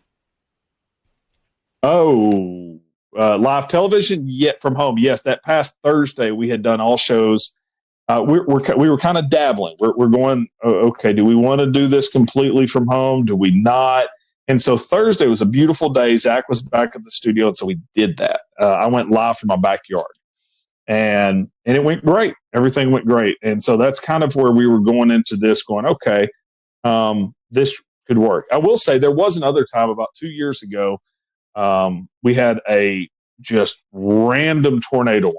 No watch. I'm not even sure if we were in an Outlook. Random tornado warning. Didn't produce a tornado, but it was about 2:00 in the morning, and master control calls. And of course, my weather radio and everything's going off. And I told them, I said, I don't have time to make it to the station. So I pulled Max up in my office, and I said, hot up the phone. I'm controlling Max. I'll talk over it. And we did it then. So, I had done that one other time, and no one really even knew then that I was at home. I just talked over it, went through about 30 minutes of a tornado warning, and that was done. Hey, Ryan, looking at the weather outlook from last week, it looked like the severe weather was going to be maybe in Illinois area. How did you and your team go about preparing for this with, trying to keep as minimum people in the studio? What was the preparation like for the days leading up to the tornado on Saturday? Well, we were going into anytime we have that we think there will be watches, warnings, or advisories, we mark that on the 7-day forecast as red. And we do certain things like put social media graphics out there specifically for social media. So we were ramping it up. We knew the possibility was there. Of course, you look at it. If that had been over an open field, yeah, it would be a big deal, but not this big of a deal. We knew the possibility was there for tornadoes. But not enough to risk everybody being in the same studio together. If that makes any sense. That morning, I can remember Zach, we kind of have like a little group chat going on with text messages. And I can remember that morning, Zach goes, I'm getting a little concerned about the tornado threat on this also. So, we knew it didn't sneak up on us, but it was still kind of a low end deal. We put a medium risk out a little bit farther down to the south into southeast Missouri. But it still didn't play out exactly like I think anybody thought. I think one of the remarkable things about this was being able to show the images live. Talk about your camera network and how valuable being able to see that. Because I was watching it on radar in real time. I'll tell you what, if I didn't have that camera at the same time, I would have thought for sure it was producing it on the ground, but it wasn't yet. No, it wasn't. I kind of thought that also when we have 8 cameras. I think 9 cameras across our viewing area. And that goes back to, that's a James Spann thing. I worked for 2 years down in Montgomery, Alabama, and of course got to know all the stations down in that area. And, James was really big on cameras back then. And it did just make sense. It's like, man, if you can get eyeballs in every single county, especially when you live in as flat of an area as we are in, it's going to be really hard for a tornado to sneak by us. So we have several cameras in Jonesboro. We have some to the west down in Batesville. We've got some up here in Paragould. I say some, one in Paragould, one up in Pocahontas, one in Walnut Ridge. We've got almost every county around us covered. Now after this, I want 2 or 3 more. But I've always been a big fan of cameras. This is actually our second tornado in about a year that we've caught on camera. So, and the other one was heading right from my house also. So. Ryan, you talked a moment ago about the emotional impact of being able to see this tornado. Is that one of the roles that the Skycam network plays as opposed to just colorful imagery on radar? Well, I had so many people. One thing that I always do is I go out to the damage path as soon as possible afterwards. And that night and that next day, over and over again, people said, man, we watched it and we knew it was serious. You can say all day long until you're blue in the face, hey, this tornado's on the ground, this tornado's on the, you can tell them, and they're still going to run out there and look at it. But showing it like that, everybody was taking cover. You're not going to be out looking about for it. You also, as you just mentioned, went down to look at the tornado path after the storm. And you mentioned on James Spann's Weather Brains earlier in the week that that's one of the things you do. You are actually a community responder. Talk to me a little bit about the importance of having that dual role that you play as both a broadcast meteorologist and a community responder. Yeah, I'm part of the rescue squad here in the county that I'm in. So if you listen to the coverage, at one point I turn on the radio and I'm trying to communicate to our guys and emergency management and dispatch in this area. And then I was thinking, as we were driving down there, my son was going with me, and he said, "Are you going to put your turnouts on when you get down there?" And turnouts, if you're not familiar with that, that's all of your gear that you put on when you start to get in the rescue and extrication for vehicles or rescue of tornadoes. And I really, for the first time, was thinking, I don't know. I don't know what I'm doing. Am I getting down here and I'm helping with rescue? Am I getting down here and telling the story of the tornado aftermath? Am I doing a little bit of both? We'll return to Best of the Carolina Weather Group in a moment. Now your Carolina weather forecast. Here are today's forecast high temperatures for North Carolina. Here are the forecast lows for tonight for North Carolina. Here are tomorrow's forecast high temperatures. And here's forecast rainfall across North Carolina tomorrow. Here are the forecast highs for the day after tomorrow.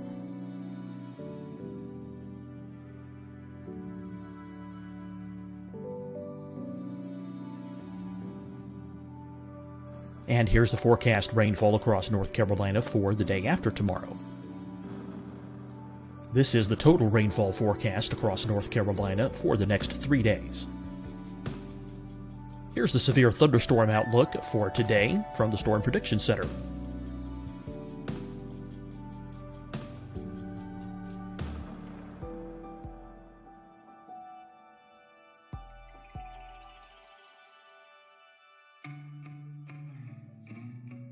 Here are the forecast high temperatures for today for South Carolina. Here are the low temperatures for today for South Carolina. Here's the probability of precipitation forecast across South Carolina today.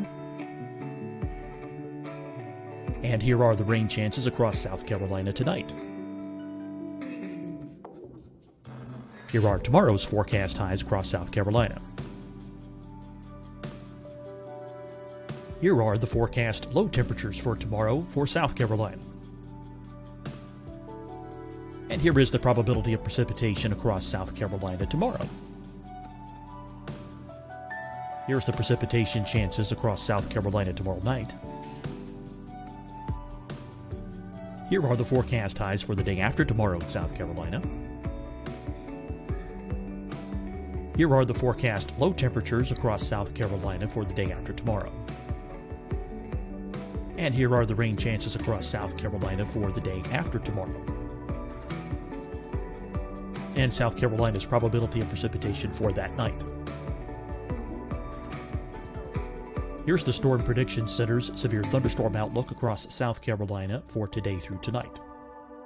Here's the Storm Prediction Center's severe thunderstorm outlook across South Carolina for tomorrow and tomorrow night. And here's the Storm Prediction Center's severe thunderstorm outlook across South Carolina for the day after tomorrow through that night. Here's the severe thunderstorm outlook for today from the Storm Prediction Center.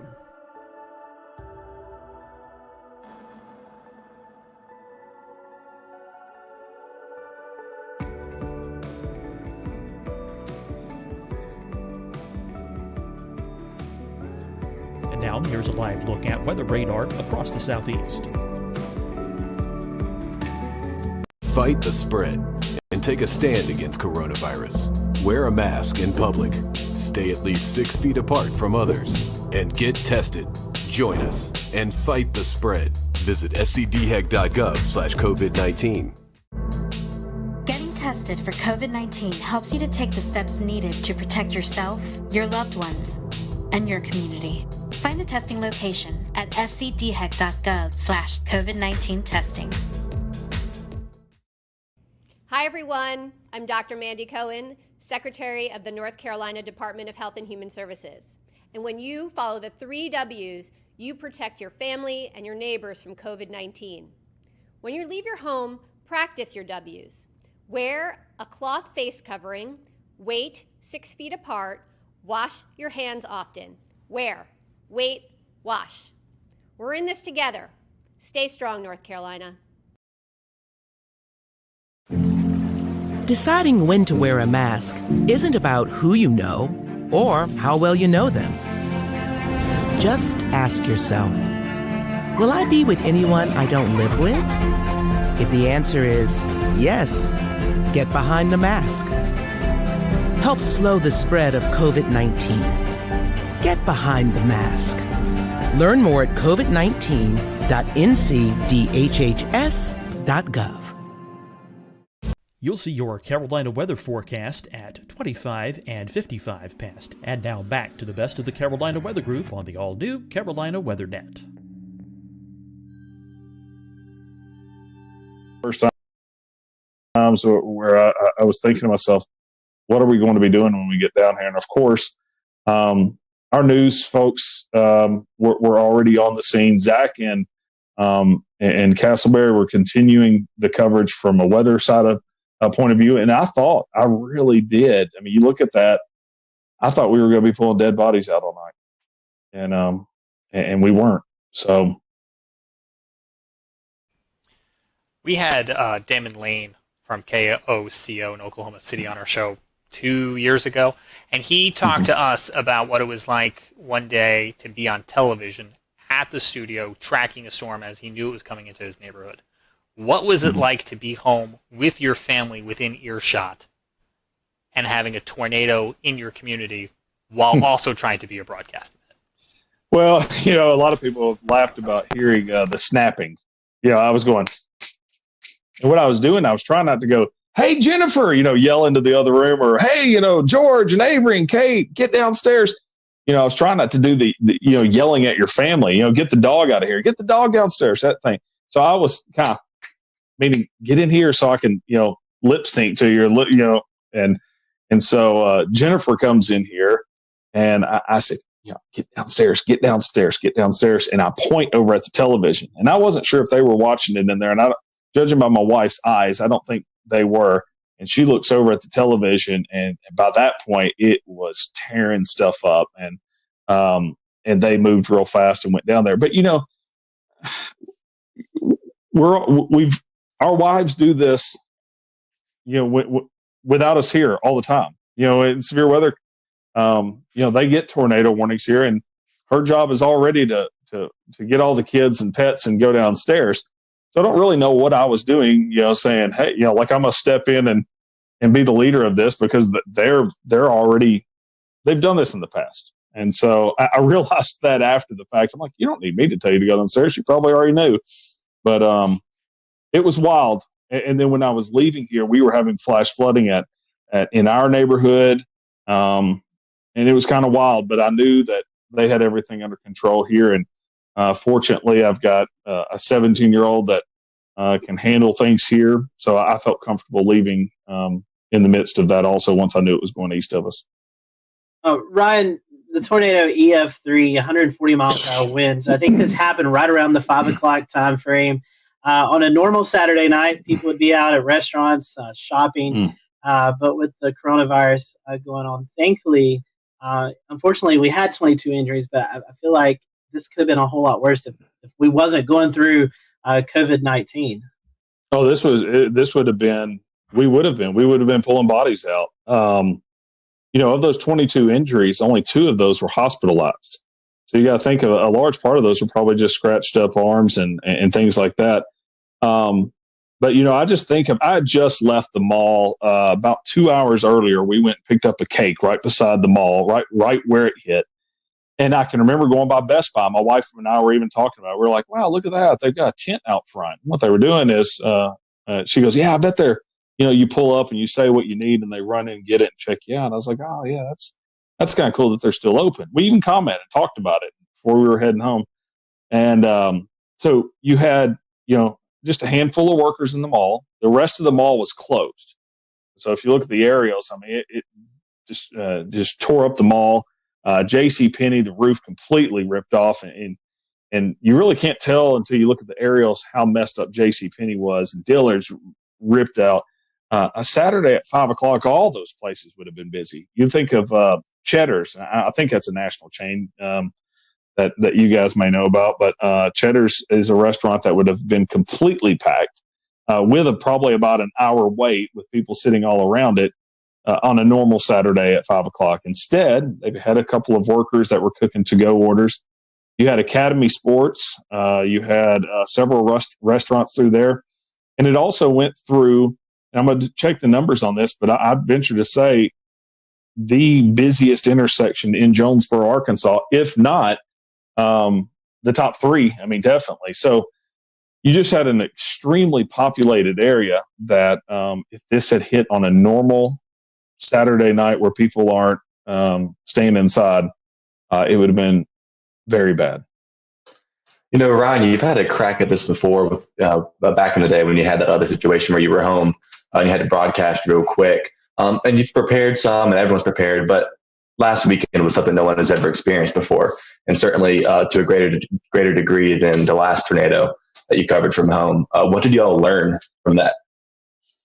Well, I learned, the power hits, for one thing. I learned that we need an UPS system, even here at the house, if we're going to do that. I learned also that I want an over-the-air antenna, which I've already gotten now.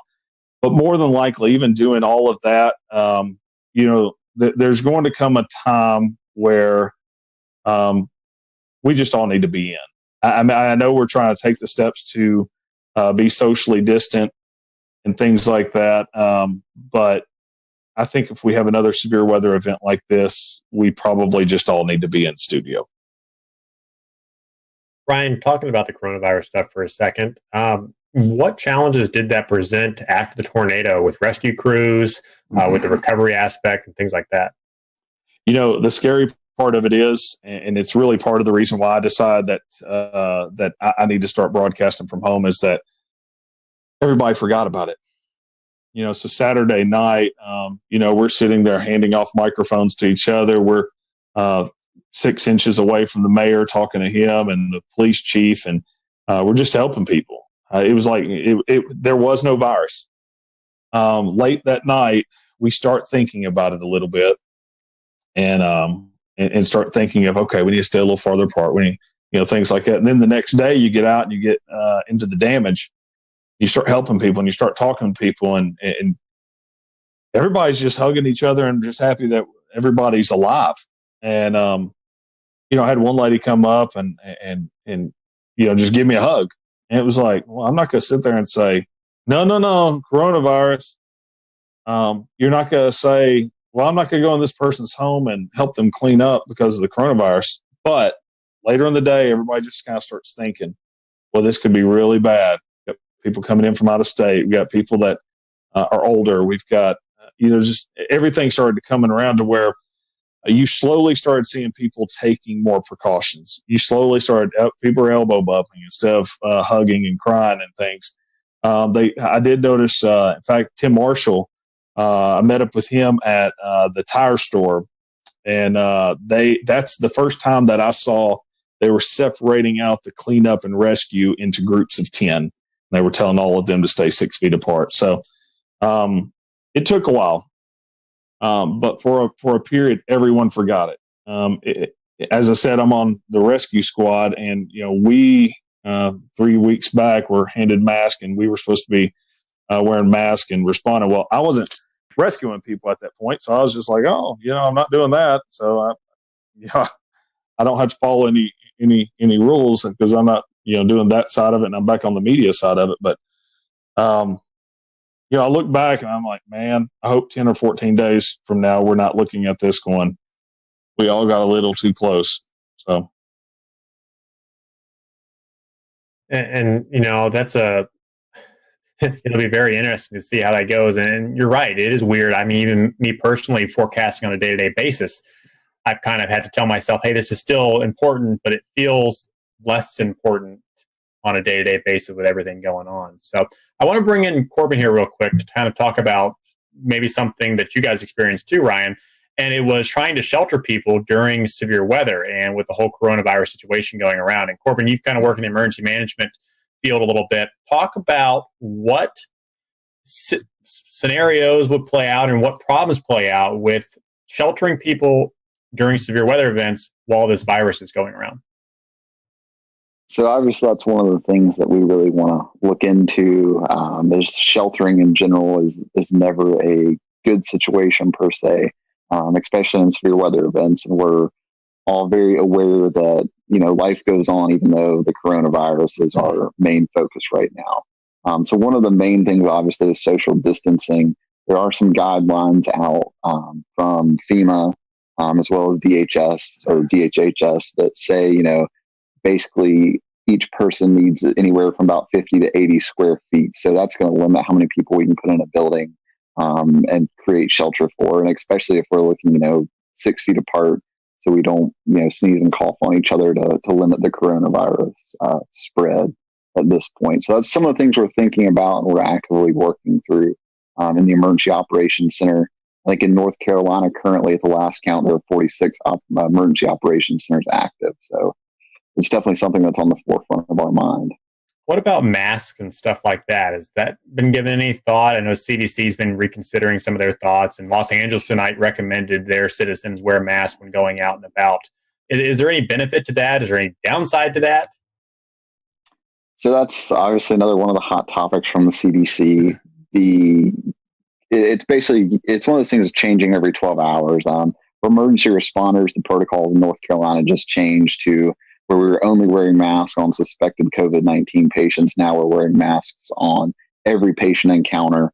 And now, you're starting to see some direction from the CDC and from Pence's, from Vice President Pence's coronavirus task force that may say different. So there's conflicting stuff out there right now, but just for the everyday person, wearing a mask all day long doesn't seem to have an effect yet.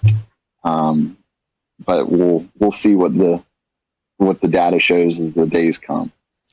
Corbin, we learned today that a paramedic with medic tested positive for coronavirus. You mentioned a minute ago that more people might be wearing masks as they go out and tend to emergency responses.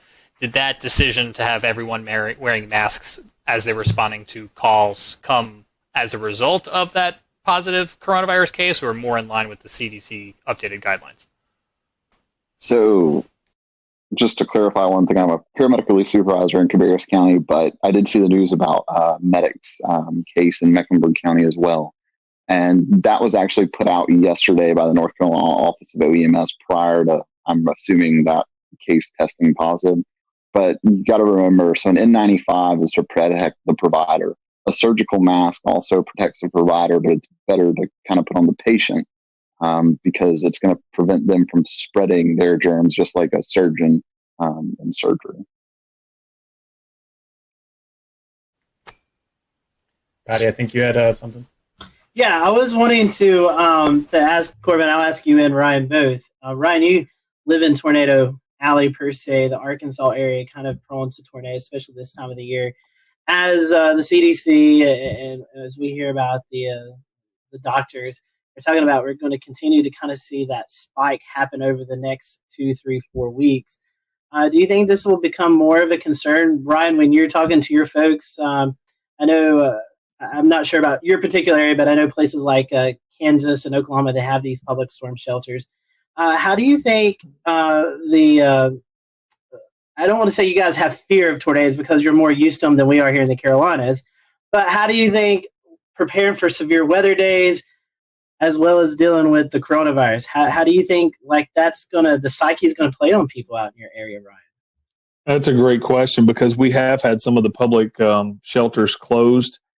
And because a lot of them are, some of them are in basements of hospitals and stuff. And you say we're used to them. Saturday night has scared a lot of people, and the storm anxiety is going to be really, really high. And I don't really know how that's going to go. As far as public shelters, even some that are open, it'll be interesting to see. Or even, there's a lot of places where, like our house, we have a basement here. Not everyone around us has basements. So we've always just, hey, come on over, take shelter. Will we all continue to do that? I think in a tornadic situation, I think you throw it out. I know that may not be the right answer, and I'm sure my doctor friends may say, I don't know, but I don't know. Corbin, to you guys are dealing with the COVID-19. We're getting into the Carolina severe weather season where maybe not as many tornadoes, but we still have this threat of severe storms. And you're trying to message the threat of severe weather, but also trying to communicate about the COVID-19. So how are you guys in the emergency management spectrum are dealing with the preparation of severe weather and dealing with the ongoing virus? So one of the things we have set up in Mecklenburg County, the Emergency Operations Center there, is we have a decision support services line set up with the National Weather Service, which we set up in all of our special events and things like that. We do have the ability to have the National Weather Service in the EOC with us, just a phone call away, a request away.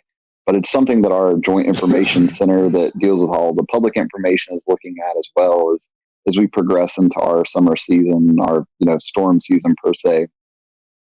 We're going to start messaging, obviously, coronavirus, COVID-19, but also our severe weather messages as well.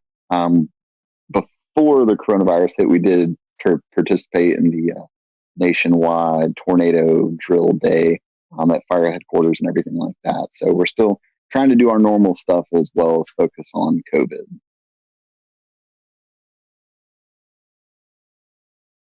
Let's bring in Brad Panovich, who is a broadcast man at WCNC in Charlotte.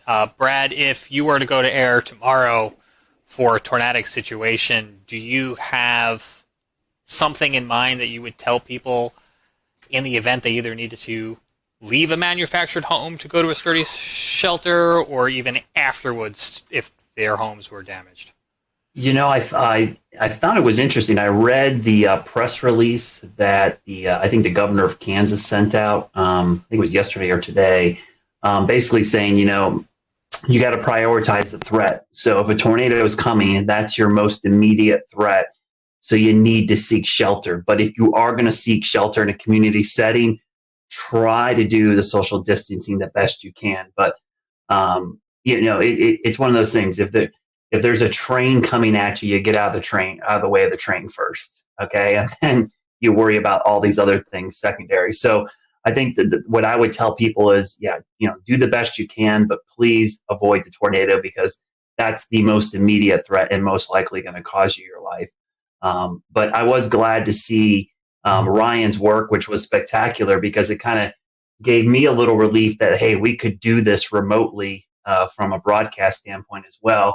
But just like Ryan, I think if we knew a couple days ahead of time that we might have a moderate threat day, that we probably are going to send one of us into the studio, likely me, and we'll keep everybody else out of there. But the fact that we can do this remotely with somebody in studio is great. The whole reason I had this monitor behind me was I was thinking ahead, like if I have to track storms at home, I wanted some kind of graphic behind me where I could be in front of it. So I think that potential is there as well. But it's the first time in a long time, as a meteorologist, I'm like, I hope we have a super quiet spring. Just like, I do not want to have the added worries of severe weather. And I've already been thinking about hurricane season as well. I don't want to have to deal with any hurricanes. I just want it to be quiet because I think it's the last thing people need to worry about right now. But we know, it's April. For us, April's the peak of severe weather season. Hurricane season's around the corner. So at some point in the next couple months, we're going to be dealing with severe weather and coronavirus at the same time. And hopefully we'll be a little more prepared by then. The also thing about, guys, through all this is I wonder what the viewership numbers are, and I wonder what the connected people numbers are. Are people using Netflix more? Are people watching these streaming services more? And maybe not watching actual television. My cable box will override with the EAS if something happens, but Netflix and things like that won't. So it'll be interesting to see if, more people pay attention, less people pay attention. You're not at work, so maybe you're more connected. Well, it's a good point, Ricky, but I think one of the things, what happened in Jonesboro is a good example. I think the fact that everybody's in a home already is a good start. I mean, at least they're there. One of the things that I love what Ryan did during this event was, tell people to call people. I mean, the thing is, as a broadcast meteorologist, you can never assume everyone's watching you. They're not. So, but you can connect other people to the people that are watching you by telling them to call people, DM them, text them, do whatever, amplify your message, and that will wake people up and get them, away from Netflix and maybe flip on the broadcast network. But this is where digital and social media is really important to us as broadcast mets. It's a way for us to reach people when they're not watching us. And so hopefully they'll flip us around. The thing I worry about, Ricky, honestly, is that, and we've already seen this, our internet and digital systems overwhelmed with so many people at home. Are the WIAs going to be bogged down? Are the cell networks going to be clogged up? Are we going to be able to push out this information because there's so many people using all this bandwidth right now? Yep, good point. James, I think you had something. Yeah, I had a question for Ryan. And, so often in interviews, we end the interview by saying, what else did you want to share? What did we not ask you? And while that's exactly what I want to pose to you now, because we are trying to think of everything, but inevitably we're not. And unfortunately, you had a situation where you've now experienced one of these scenarios that we're still fearing. So let me ask you, what did you learn that we're not even thinking of? Well, two things. This wasn't my first time to have a tornado in front of us on live television, but it was the most populated. And you just have to remind yourself to keep your emotions in check. It's tough, and you can say it a million times, I would. But you really have to keep, stay calm, because it's going to continue moving forward. And so that's one thing that, for every broadcaster, as Brad said, telling people to call people. And that was huge. There was a lot of people that I didn't run into anyone that said they didn't know it was coming. It was either I was watching you guys, your app went off, or my mother or sister or whoever called me and said it was coming. So nobody knew it wasn't coming, but you got to spread out the tentacles and get everybody working for you, more or less. But from the side of this whole new thing with social distancing and everything, is in the cleanup process. Even though we're all wanting to hug each other for all being alive and making it through it, we just got to be smart through this whole thing. Corbin, what about you guys from an emergency response paramedic scenario in your experience? Do you think if we got into a weather situation, the response might look slightly different, or the advice coming out from officials to the public might look slightly different? It may look slightly different, but obviously we're going to prioritize life and safety first before everything. So everything we do is to save life. And if that means, that we have to put people at risk of getting COVID-19, then it's probably something we're going to do in that situation. Whereas if it's a sheltering situation, it's a little different. We can, open more shelters per se for less people. Instead of a shelter we put 300 people in, we may just put 100 people in and then open 2 additional shelters, something to that effect. So it's something that, it's taken into consideration, but ultimately that life and safety is the priority of every first response agency out there. Yeah, it's certainly a lot to weigh. Brad mentioned a minute ago in an analogy with the train, and Ryan, you mentioned it as well too, in that, in some sort of silver lining, not having people out at the restaurants and the malls and the supermarkets may have done you guys some good. That is a huge lifesaver. Not having the people on the road. We still had people on the roads, but not having large numbers of people out there it saved lives. What other agencies, we're talking a lot about weather and medical and first response, but the hospital systems as well too, I think, could be a concern. Brad, what's on your mind, I guess, when you think of this strain on the entire system? Well, when you have so many people in the healthcare, emergency management, everybody working on this COVID-19, pandemic, if we have a mass casualty event or some kind of huge, you worry about how the resources are stretched so thin already. And I even think about it from a health standpoint. It's like, this is not the time to have a broken arm or leg, because you are not a priority at the hospital when you go in there. And in fact, going to the hospital puts you at more risk than, treating yourself maybe outside of the hospital. So that's what I worry about. If we have a big event in a populated area, and I'm sure that's what Ryan was worried about on Saturday, is like, this thing's plowing through his main metro. It's like, man, how are we going to handle this with all this other stuff going on? So I think that's a big concern. And that's why I think just people in general have to be very cautious over the next couple of months. We don't need to have unneeded visits to the ER for things that, we could prevent. Like, I've even talked to my kids like, hey, let's not jump out of the tree, okay, for the next month or so. Let's not try to jump the bike over the rock, because we're probably not going to be able to get into the ER. So from a weather safety standpoint, don't take that added risk. If there's lightning outside, let's just go inside. We don't need someone to get hit. If there's severe weather, let's be overly precautious and safe in this situation, because we don't want to have to go to the hospital or ER in this situation when they have a whole mess of another concern to worry about right now. Yeah, absolutely. And I think the trick there is going to be getting people to maintain that attitude for a prolonged period of time. Scotty read an interesting article today, and I'm going to go to him in a second. We'll return to Best of the Carolina Weather Group in a moment. Now your Carolina weather forecast. Here are today's forecast high temperatures for North Carolina. Here are the forecast lows for tonight for North Carolina. Here are tomorrow's forecast high temperatures. And here's forecast rainfall across North Carolina tomorrow. Here are the forecast highs for the day after tomorrow.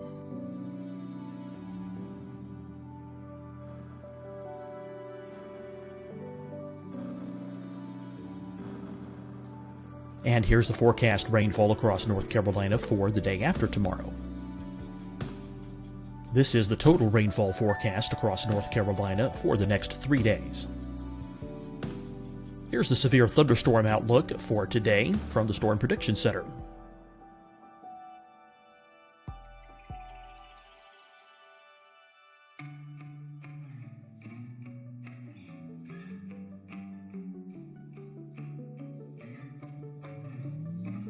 Here are the forecast high temperatures for today for South Carolina. Here are the low temperatures for today for South Carolina. Here's the probability of precipitation forecast across South Carolina today. And here are the rain chances across South Carolina tonight. Here are tomorrow's forecast highs across South Carolina. Here are the forecast low temperatures for tomorrow for South Carolina. And here is the probability of precipitation across South Carolina tomorrow. Here's the precipitation chances across South Carolina tomorrow night. Here are the forecast highs for the day after tomorrow in South Carolina. Here are the forecast low temperatures across South Carolina for the day after tomorrow. And here are the rain chances across South Carolina for the day after tomorrow. And South Carolina's probability of precipitation for that night. Here's the Storm Prediction Center's severe thunderstorm outlook across South Carolina for today through tonight. Here's the Storm Prediction Center's severe thunderstorm outlook across South Carolina for tomorrow and tomorrow night. And here's the Storm Prediction Center's severe thunderstorm outlook across South Carolina for the day after tomorrow through that night. Here's the severe thunderstorm outlook for today from the Storm Prediction Center.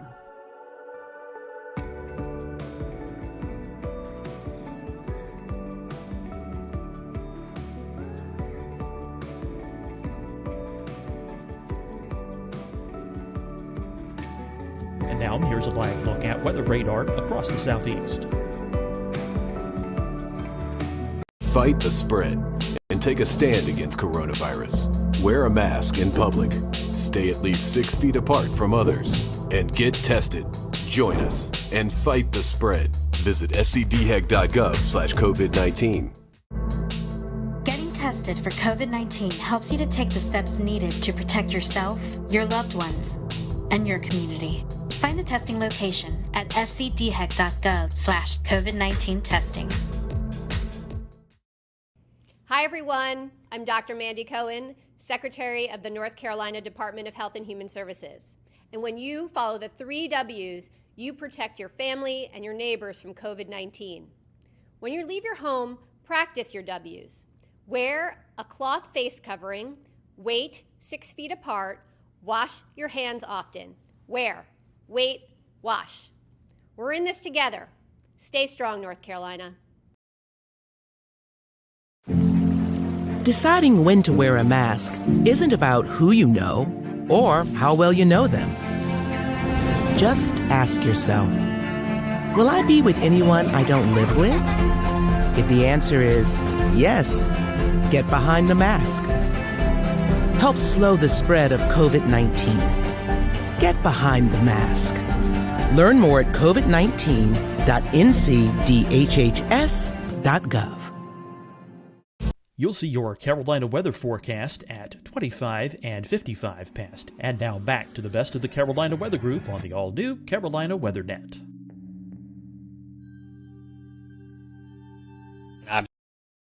Observation, and I feel like now is a good time to bring it in because we're talking about the strain on the response system, but also the strain on that data system. Going back to what Brad was talking about could the systems be overwhelmed, the emergency alert systems, or even the data observations? Scotty, that was something that you were reading about today, right? Yeah, so the World Meteorological Organization, the WMO, came out with an article today talking about COVID-19 and how it could affect some of our weather modeling, weather forecasting. I can maybe toss this to Brad here in a little bit, and Ryan, maybe they can tell you a little bit more than I can. But basically, there's all kinds of observations. You know, we run satellite radars. If you're familiar with the Carolinas, it seems like one of our radars is always down, and so it takes people to go out and fix those. And with the strain and the social distancing, the folks may not be there to get that. There's also another concern with the airplanes that are taking off, just everyday flights. A lot of these airplane companies have weather observations on them. They send temperature, humidity levels, wind speed, wind direction, and all that's kind of fed into our systems and kind of help us with our weather modeling and our weather forecasting. So with the less flights that are going out right now, with people not traveling from COVID-19, and just the strain on the staff to get out and fix these instruments that we use every day in the weather community, we could start to see some concerns with that as we get longer and longer into this COVID-19. Brad, I know you love to talk about weather models and how we get all that data in. I know you've actually done some weather school talks about that, which we'll talk about in just a little bit. But can you kind of tell the public a little bit about how we could start to see more inaccurate weather data as we get through this process? Yeah, so I actually posted some graphs the other day. This is called what we refer to as AMDARB data. It's basically aircraft data. And I'm going to try to share my screen here. I don't know if this is going to work, but we'll try to do this. You guys can see my screen. Oh, maybe it's not going to share. I'm going to share it here, hopefully. Not yet. Otherwise, is it something you tweeted? I can double. No, it's let me see if I can bring it up. It won't let me share it. But what it was is a chart basically showing the lack of upper air obs from aircraft. People don't realize that every commercial aircraft that takes off and lands collects, data for us. And so what has happened is that we have actually, let me see if I can share it. There we go. You guys see it? Yeah, we got it. So what you're looking at here is, I made it a little bigger. This is the GFS model, and that red line is the drop in observations from aircraft going into the GFS model. You can see pre-COVID, which is earlier in the month, we were getting about 15 to 18,000 observations into the 12Z GFS. As of this morning's GFS, that is down to like 2,000. I mean, that is just a tremendous drop. And the best way I can explain this to people that have seen hurricane coverage, you may have seen me talk about how we often like to get the plane out in the system so that we can get better data for the models. Well, this is what these planes are doing. When we have that lack of upper air data, some of the accuracy and the guidance can drop by 20% or so. And it's just not the US. That's just US data. That does include European data, Asian data. I mean, and that article you're referring to, Scotty, all those aircraft, I was amazed how much some of the European airlines added to this. It was crazy, the drop in upper air observation. So this is going to be a real task that we're going to have to watch and see how much this impacts severe weather. Day-to-day weather, it might not have an immediate impact on us, but I think for high impact events like severe weather outbreaks, tornadoes, flooding, this might have a pretty significant impact, because the difference between something being 20% more intense or less intense is pretty significant in the weather world. Brad, do you think it would impact high-res models more, or models like the global forecast system? It seems like it'd be more the global forecast, because the upper air data is really key for, big, long wave troughs and ridges. You're looking at long wave pattern. I think the CAMS models are going to do fine. Thank goodness we have the GOES 16 and 17 sounder data, and now we have the polar orbiting data. The only problem is you need clear skies for good sounding data from the polar orbiters. But that sounding data, back after 9/11, we saw a similar drop in this aircraft data, but we didn't have the satellite data that we have now. So I think the satellite data is actually offsetting some of the issues, but this is going to be a much longer period of time that we'll start missing this data. It's only been, about 2 weeks now. I think we start getting 3-4 weeks, and now the long wave pattern across the whole globe will be totally impacted by this lack of upper air data. Well, you've been teaching us some stuff now, and I think, James, part 3 of our episode tonight was about teaching folks about weather. Do we want to transition over to that? Sure thing. Real fast, let me ask Ryan one last question, and then we'll certainly go to that, and I appreciate the transition. Did you guys, Ryan, have any issue with observations during or in the aftermath of your storms with everything going on coronavirus related? You talking about from weather observations? Yeah, Jonesboro Airport took a direct hit, and there's going to be some interesting things come out of that, because KJBR did take a direct hit, and you can go back and look at the data and see the winds backing as it was coming in. And the interesting thing is, it looks like power was knocked out. It looks like the altimeter was knocked out, but was in kind of a separate area from the actual ASOS. So we probably, like you said, with the weather service being stretched thin and social distancing and stuff, we probably won't have observations from Jonesboro for quite a while. That's interesting, and I think that's going to play into this bigger picture as we're just trying to use whatever we've got available, and everyone's trying to do their best and safely to restore all of this. As Ricky mentioned, I know Brad Panovich here at WCNC has started to do some at-home weather classes. Brad, how did this come about? Why is it an important thing with so many kids at home that you guys saw a void to fill? Well, yeah, Ryan could speak to this as well. We do a ton of school talks throughout the year. I think last year I added up, and I thought I did a lot last year. I did 76 last year. I know some folks, like our good friend Ed Piotrowski down in Myrtle Beach, I think he does like 200 a year. I mean, this crazy amount.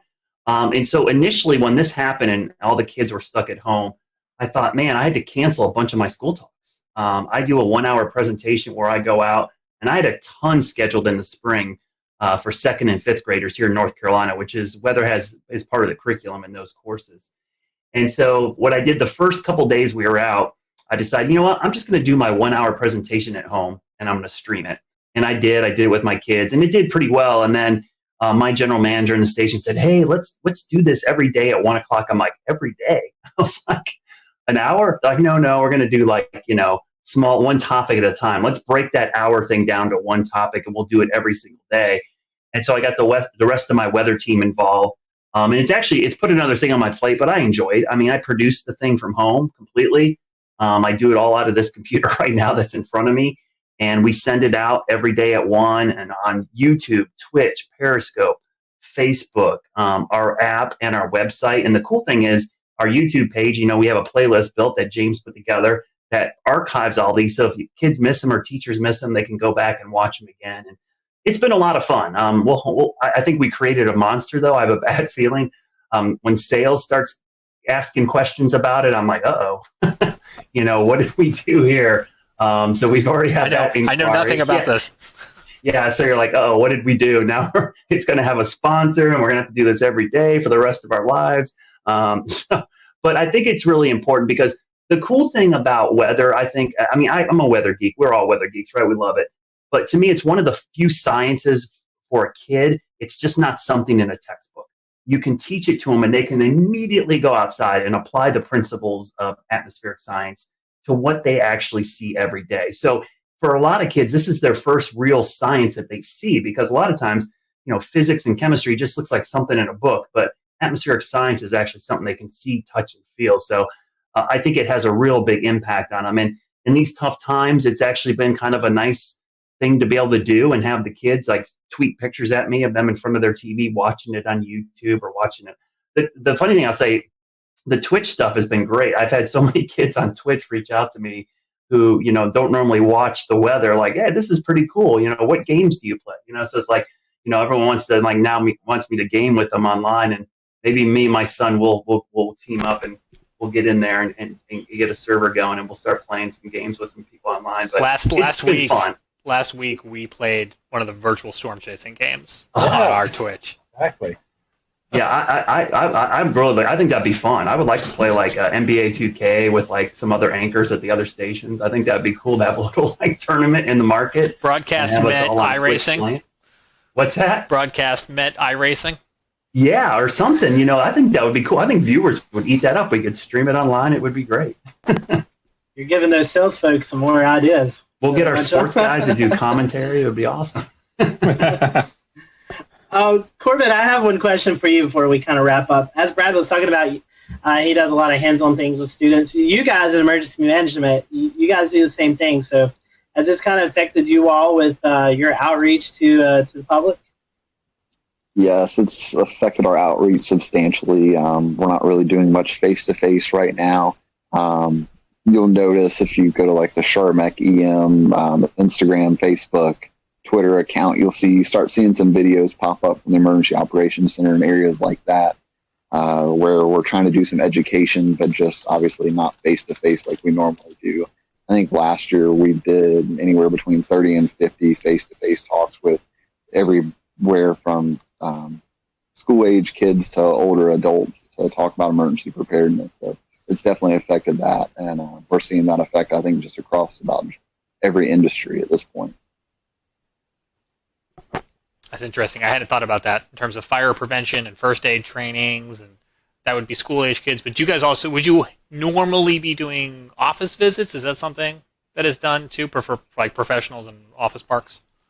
So we have a public information officer, and she goes out and does a lot of talks. One of the most recent age groups has been like older folks in not retirement communities, but maybe apartment complexes over the age of 50 to talk about emergency preparedness and what they can do just in a general emergency, a weather event, having 72 hours worth of supplies on hand, just general things like that. Let's not even talk about supplies, because we know those are scarce right now. But James, one thing I want to do before we close out, I do want to bring on Dan Whitaker. You guys may have seen him pop up from time to time on our show tonight. Dan is our newest panelist here with the Carolina Weather Group. So Dan, for those who are watching tonight, why don't you introduce yourself to everyone? Hey, thanks, Scotty. So I have been involved with weather as a kind of weather geek and weather follower since 2008, and have really I'm strong on the storm observation, visual storm aspects, storm spotting, storm chasing. I'm kind of in the field, in the storm type of guy. So nice to be able to kind of join everybody and represent that angle when I can. And definitely great listening to all the different kind of pieces to the conversation tonight. Honestly, I have kind of one thought, that kind of reaches out to a lot of the different things that were being talked about from tonight, which is, as a person who enjoys the spectacle of nature and following everything from nice day cumulus clouds to supercells in the Midwest. For those who want to experience more outdoor weather during this time when we want to travel less, we want to do more staying at home, short of tuning into Brad Panovich's weather lessons to get some real world observation. Is there a way that anyone wants to kind of speak to that would be a good way for people to do that right now? Definitely so, Dan. And we are happy to have you on the team and can't wait. Maybe we can't wait till hurricane season, but we can't wait to see your footage out there. Evan, I wanted to bring you. I know you had something you want to mention, but you also did a little chasing of yourself today, but not storm chasing. Yeah, I do my little cheesy snow chasing. It's really not nearly as complex as the stuff that Dan does. But as long as you drive high enough up on a mountain, you'll eventually run into snow. So I went up to Craggy Gardens today. Parkway was closed at about 4,900 feet, but I ended up running the rest of the way up to Craggy Pinnacle at 5,900. And it was beautiful. About 3 inches of snow up there, real windy. I'll share a picture since I can see James yearning and trying to share a webcam. I was trying. Yeah, so then that's what it looked like up on Craggy, right near the Craggy Pinnacle Tunnel. It was real pretty. But you're right, Scotty. The one other thing I wanted to mention tonight before we close is that we've talked about a lot of the challenges that have been presented to us over the last couple of weeks as we suddenly get thrown into this new coronavirus situation. But there are some opportunities and some good things. If Melissa Griffin were here from the South Carolina Climate Office, she would be talking about CocoRoss. I know we just finished up March Madness, but this is an excellent opportunity for people to be joining CocoRoss and submitting precipitation reports every day because everyone's got to stay at home, right? So why not get up at 8 a.m. for work or school and check the rain gauge? So she would want us to mention that. And just because it's not March doesn't mean we can't do it. But go join CocoRoss. We'll tweet out a link later tonight. That sounds good. That's a great point, Evan. We definitely, I think I read a tweet, North Carolina second in CocoRoss Reporter. So that's pretty cool. And I know South Carolina is up there as well. So the Carolinas representing really well. So anybody have anything else before we kind of close up shop tonight? All right. So I appreciate you guys watching tonight. We hope that you stay safe out there. Continue to practice those best practices of social distancing and kind of just staying inside. Eventually, hopefully sooner rather than later, we'll get back to normalcy and be able to enjoy what we've not been able to enjoy for the last 3 weeks. So we're thinking about everyone. We hope that you stay safe out there. We appreciate you watching the Carolina Weather Group tonight. Be sure to follow Ryan and his folks if you're ever out in the Arkansas area. Ryan, once again, great coverage this weekend for you and your team out there. Spectacular. And we hope that everyone in your community get back to normalcy with the cleanup from the tornado. And we extend our thoughts and prayers to your folks out there as well. So we hope you all have a great week, and we'll see you back here next week for another episode of the Carolina Weather Group.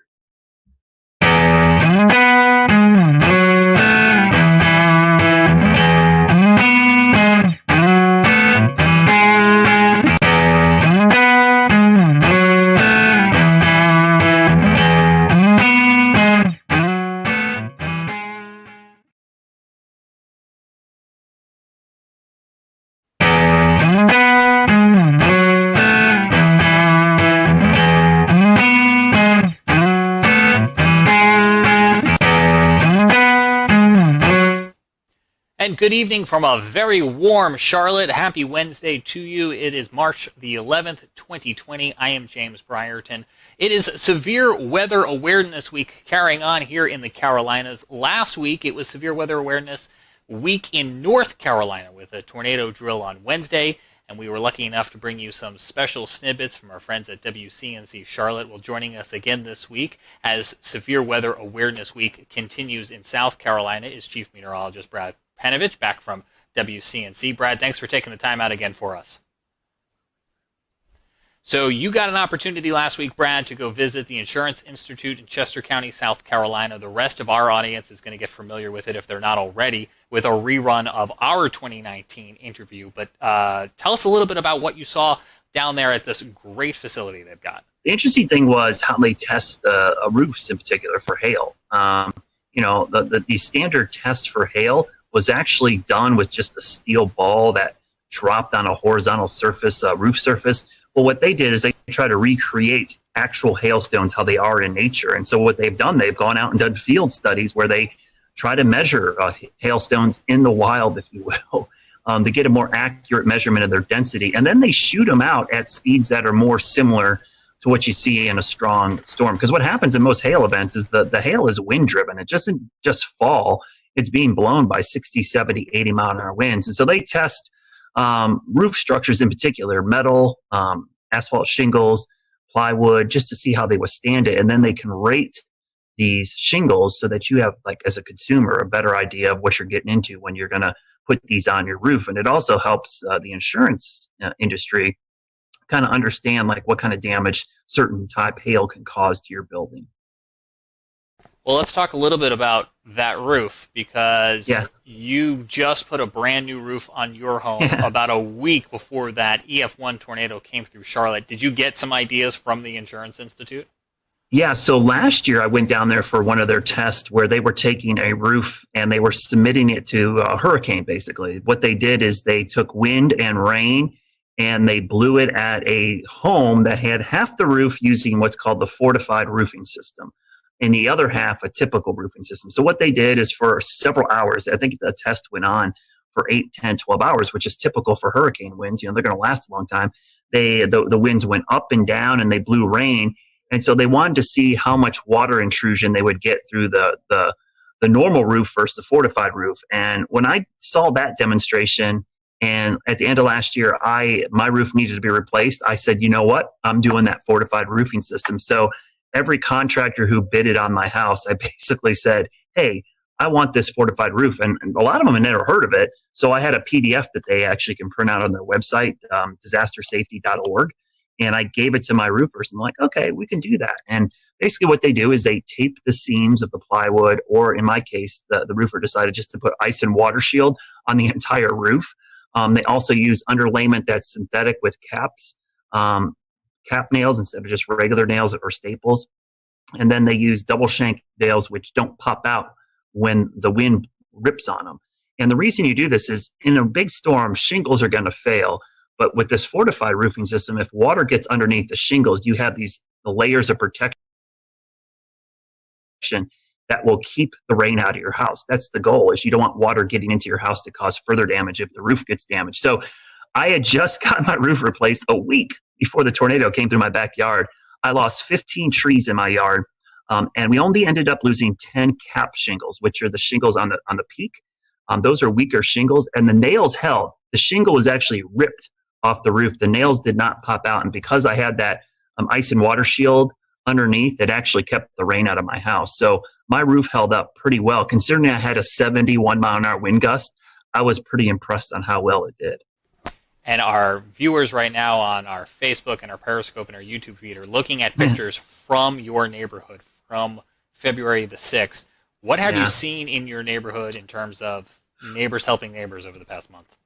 You know, that event is going to be crazy. It was by far the worst weather event in my neighborhood. And, you know, it seems now after the Nashville tornado, it doesn't seem nearly as bad because most of the homes escaped with minimal damage. Most of the damage in our neighborhood was all trees. And obviously, so those trees came down and did cause quite a bit roof damage. We had, I think, 50 or 60 roofs damaged.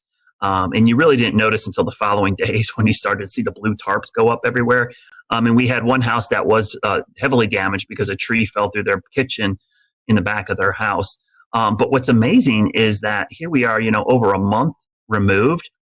James, there are still tree guys all over my neighborhoods. There's still the sound of roofers nailing stuff. I still hear chainsaws and chippers and fences being put up. So it's a long process. It is still going to be a while. And these trees, there was just so many of them down that there's just wood everywhere. There's tons of firewood in my neighborhood and trees still stacked up all over the place. So I really, the thing that struck me most about that storm is how long it's taking for the cleanup process to be completed.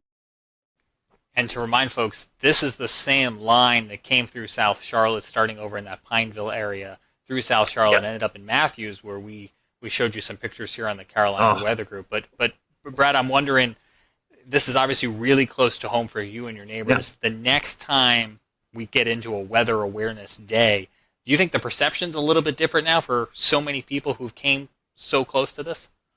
Yeah, and I mean, honestly, for this event, people did a pretty good job. There was some schools that didn't evacuate their students, but in general, I think it was a pretty good success story considering we had an EF1 tornado go through the heart of South Charlotte and no injuries or deaths is pretty amazing. I hope that it serves as a wake-up call for a lot of people just to have a plan. I mean, that's the thing I preach all the time. It's like the warning times, I wish they were longer, but the average national warning time, lead time for a tornado is like 12 minutes. And we were about 16 minutes with those tornadoes back on the 6th. That's if you get the warning right at the beginning. What happens if you don't get the warning until halfway through or three-quarters full of the way through? You only get like 5-10 minutes. And that's not the time to look at each other and go, where do we go? A lot of people, especially in businesses and structures they weren't familiar with, had no idea where to go or didn't know what a tornado safety protocol is. So that's one of the things I think going forward I'm going to work on is try to educate people on getting that plan together. But I think you're right. I think people are going to take these more seriously. We used to have a saying all the time at the coast when I did hurricane coverage, but people's level of preparedness is only as good as their memory of the last disaster. And it's just human nature. If people are going to remember this tornado, and then we'll return to Best of the Carolina Weather Group in a moment. Now your Carolina weather forecast. Here are today's forecast high temperatures for North Carolina. Here are the forecast lows for tonight for North Carolina. Here are tomorrow's forecast high temperatures. And here's forecast rainfall across North Carolina tomorrow. Here are the forecast highs for the day after tomorrow.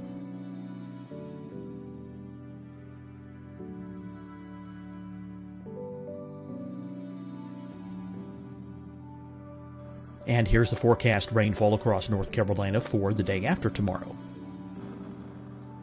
This is the total rainfall forecast across North Carolina for the next 3 days. Here's the severe thunderstorm outlook for today from the Storm Prediction Center.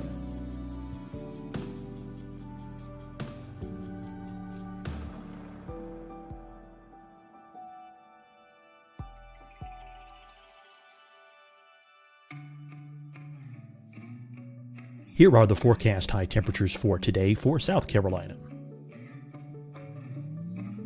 Here are the low temperatures for today for South Carolina. Here's the probability of precipitation forecast across South Carolina today. And here are the rain chances across South Carolina tonight. Here are tomorrow's forecast highs across South Carolina. Here are the forecast low temperatures for tomorrow for South Carolina. And here is the probability of precipitation across South Carolina tomorrow.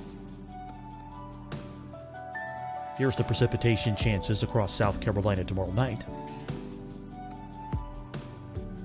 Here are the forecast highs for the day after tomorrow in South Carolina. Here are the forecast low temperatures across South Carolina for the day after tomorrow.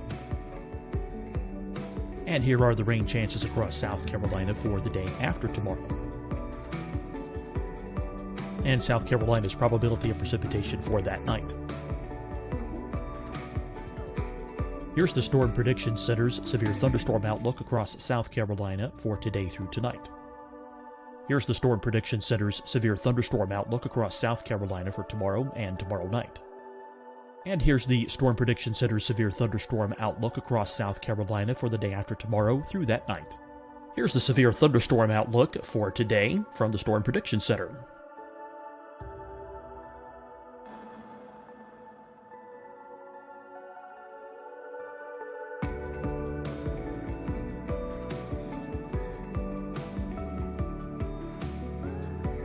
now, here's a live look at weather radar across the southeast.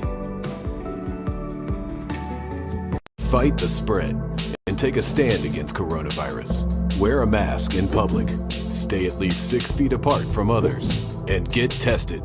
Join us and fight the spread. Visit scdhec.gov/COVID-19. Getting tested for COVID-19 helps you to take the steps needed to protect yourself, your loved ones, and your community. Find the testing location at scdhec.gov/COVID-19 testing. Hi, everyone. I'm Dr. Mandy Cohen, Secretary of the North Carolina Department of Health and Human Services. And when you follow the 3 W's, you protect your family and your neighbors from COVID-19. When you leave your home, practice your W's. Wear a cloth face covering, wait 6 feet apart, wash your hands often. Wear, wait, wash. We're in this together. Stay strong, North Carolina. Deciding when to wear a mask isn't about who you know or how well you know them. Just ask yourself, will I be with anyone I don't live with? If the answer is yes, get behind the mask. Help slow the spread of COVID-19. Get behind the mask. Learn more at covid19.ncdhhs.gov. You'll see your Carolina weather forecast at 25 and 55 past. And now back to the best of the Carolina Weather Group on the all-new Carolina Weather Net.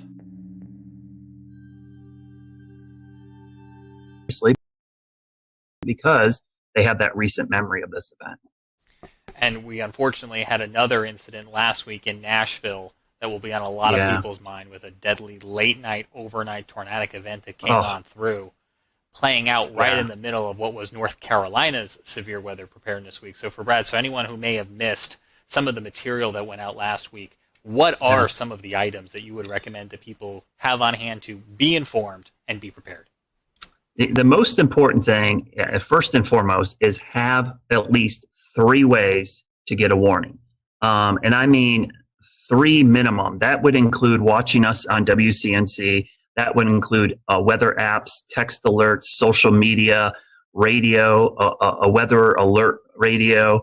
Have at least 3. And the reason I say that is because often in these cases, 1 or 2 of those might fail. So you need some redundancy. So first and foremost, think about, do I have 3 ways to get a warning? And the WCNC Charlotte weather app is great. Our news app is great. Text alerts are awesome. The WIA, which is a wireless emergency alerts, are great. But also, Twitter notifications from me is pretty good. I have a lot of people that actually have done that. And I'm kind of shocked how many people actually do that. They have my notifications turned on when they think there's going to be severe weather. And I push out all our tornado warnings. The next thing is to have a plan. So once you get the alert, you got to know what to do. So whether it's your home, your business, your school, or your place of worship, you need to know where to go for severe weather safety in all of those structures. So think about it when you're at work or school the next couple of days. Where would I go in this building? And it's got to be in an interior room away from the outside walls and windows on the lowest floor possible. So make sure you have that plan in place. And those 2 things are really the most important things that you can do because those are universal. Those work with, hurricane season. It works with earthquakes. It works with just about any natural disaster to have a way to get the alerts, but also a way and a plan of what to do. And then obviously we talked about flash flooding, severe thunderstorms, and lightning, which from a hazard standpoint, lightning, severe thunderstorms, and flooding are much more frequent than tornadoes. I did a graphic in my class the other day about risk perception. Tornadoes have a very high risk perception, but the actual hazard is small, and it's just because the tornado is actually pretty small compared to the map.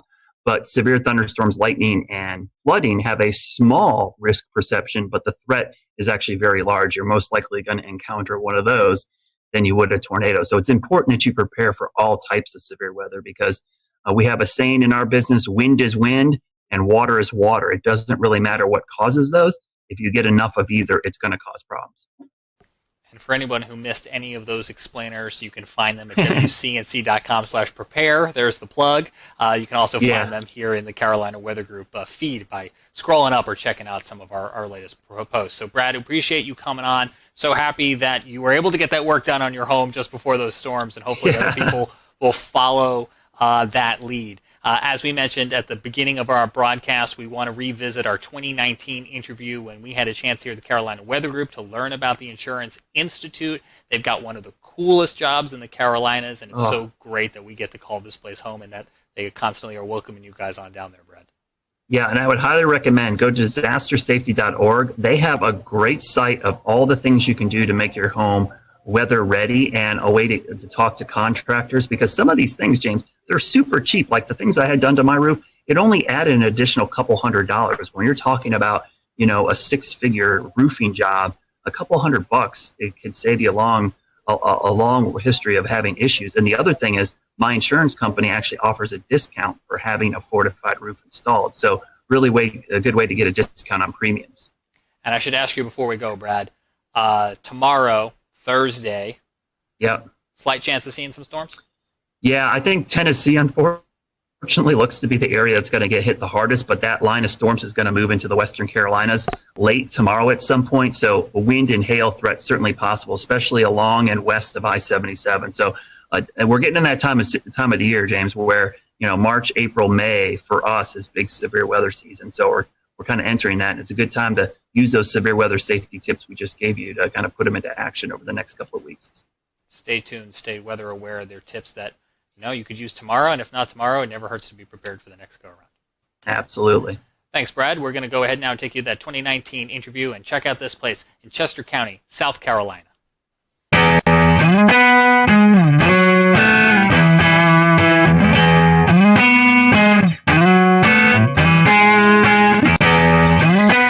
Hello, everyone. Welcome to the Carolina Weather Group. This is the Wednesday, July 24th, 2019 edition of our little weather get-together. Tonight is show number 285, and tonight we have with us Dr. Ian Giametco. He is the lead research meteorologist at the Insurance Institute for Business and Home Safety. We're going to be talking about hail and some of the research they've done with hail. Ian, welcome to the Carolina Weather Group. This is kind of your first gig with us, and I told you before the show, we're glad to know you're in the Carolinas. So let's talk about what you do at the IBHS. Our lab here in South Carolina was built and opened in the fall of 2010. IBHS as an entity has been around almost since the 70s. It can trace its root back to a few different names and basically started as an advocacy group to help people better prepare for severe weather and try to reduce the losses associated with severe weather. Well, in 2010, our research center opened, and we're taking the model of the Insurance Institute for Highway Safety. So think about car crash tests. It's been highly successful. The property insurance industry wanted to apply that to severe weather. And so $40 million later, in the midst of our economic recession, trying to bring that facility to life, we have our lab. And it is a pretty neat place. Our centerpiece is a full-scale wind tunnel. We call it our large test chamber. We have 105 6-foot diameter fans that can take winds up to about 120, 130 miles per hour. We can do full-scale hail simulations. We can do wildfire ember attack scenarios in there. Basically, anything the weather is out there, we can throw at it. And our goal is to understand how all these different hazards associated with severe weather attack structures. How can we build better? What are the systems that we can improve? And how do we show people those steps that resilience is affordable, and then we can start to bend down the loss curve that we see growing and growing each year. Tell me a little bit more about, one, to go start basic, how do we get hail? And how do you do a hail simulation? That sounds really interesting. Yeah, so, most intense thunderstorms have hail aloft in them. It can grow from particles that freeze or grapple, kind of those melted snowflake conglomerate things. And as they make their kind of horizontal arcing traverse through a thunderstorm, they can collect more ice and water and essentially grow and grow.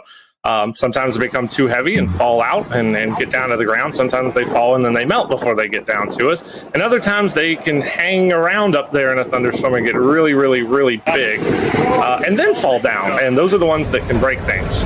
Once you get above that kind of 1.5 inch or so threshold, that's when you start seeing legitimate property damage. Now for cars, it's a little bit less. But for us, it's duplicating the properties of hailstones in the lab. And we can propel them or fire them at materials, basically using electronic controlled potato guns. So in our small lab, we have a single, actually we have 2 setups, basically cannons with barrels that have a pressurized air tank, and we calibrate that to an exit velocity and associated kinetic energy that a hailstone would have when it hits things. Now in our big chamber, if you ever come to visit us, you can go out in there and look straight up and you'll see a whole bunch of light pieces of PVC pipe. Well, that are the barrels that can basically put down a swath of hail across the footprint of our large test chamber. We can do 3 different sizes and shoot as fast as 1 per second. So really unique piece of capability. I do a lot of work both in the small lab, very meticulous scientific testing, but we can also test the full roof system on a building. You have a job destroying things with hail. That sounds really fun. That's a little bit of what we do. We try to break things in the lab so it doesn't happen out in the real world. That was really interesting. I can't wait to tell my friends and family that you guys shoot hail out of potato guns for testing. So that's kind of cool. Talk about some of the hail studies that you do in the lab. You mentioned something earlier about recreating hail crystals, and you're actually building hail in the environment in which it forms. What we found out, because of the strength, it can do about 3 different things when it hits your roof. It can bounce off. That's really hard hail. It can shatter. That's kind of the hard to medium. Or it can just become really slushy. That's the very soft hail. And all of those have different kind of types of damage that they produce on your roof. The soft will kind of dislodge all those granules. The hard bounces and shatters will do more cracks and dents. So we realized all that stuff was mattered, and we needed to simulate it in the lab and also repeat it. That's scientific testing right there, is being able to repeat this stuff over and over and over again. And after about 8 years of work, we released a new hail impact test standard for asphalt shingles, and we have we rated the products that are considered impact rated, and we have a rating scale that's actually out on our website now. So if you're looking to get a roof that's more resilient to hail, I would encourage folks to check that out. It's at ibhs.org. You'll see what products are out there and which ones meet the top of our class and which ones are at the bottom, and where you might want to be.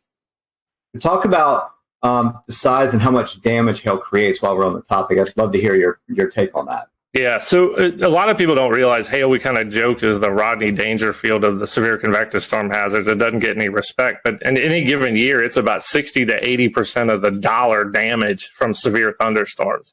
That's a lot. And we're in probably what will be the 12th straight year of damage totaling over $10 billion. So it's a big piece of the damage that comes from severe thunderstorms every year. Now, when you start talking about damage thresholds, of course, we have the National Weather Service severe criteria of 1 inch.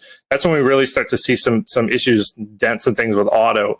On the building side, if you start looking at roofing materials, once you get close to that 1.5 inch mark, that's when you can potentially see some damage. Now, there's a lot of things at play, age of roofs, age of materials, all that, the wind-driven aspect.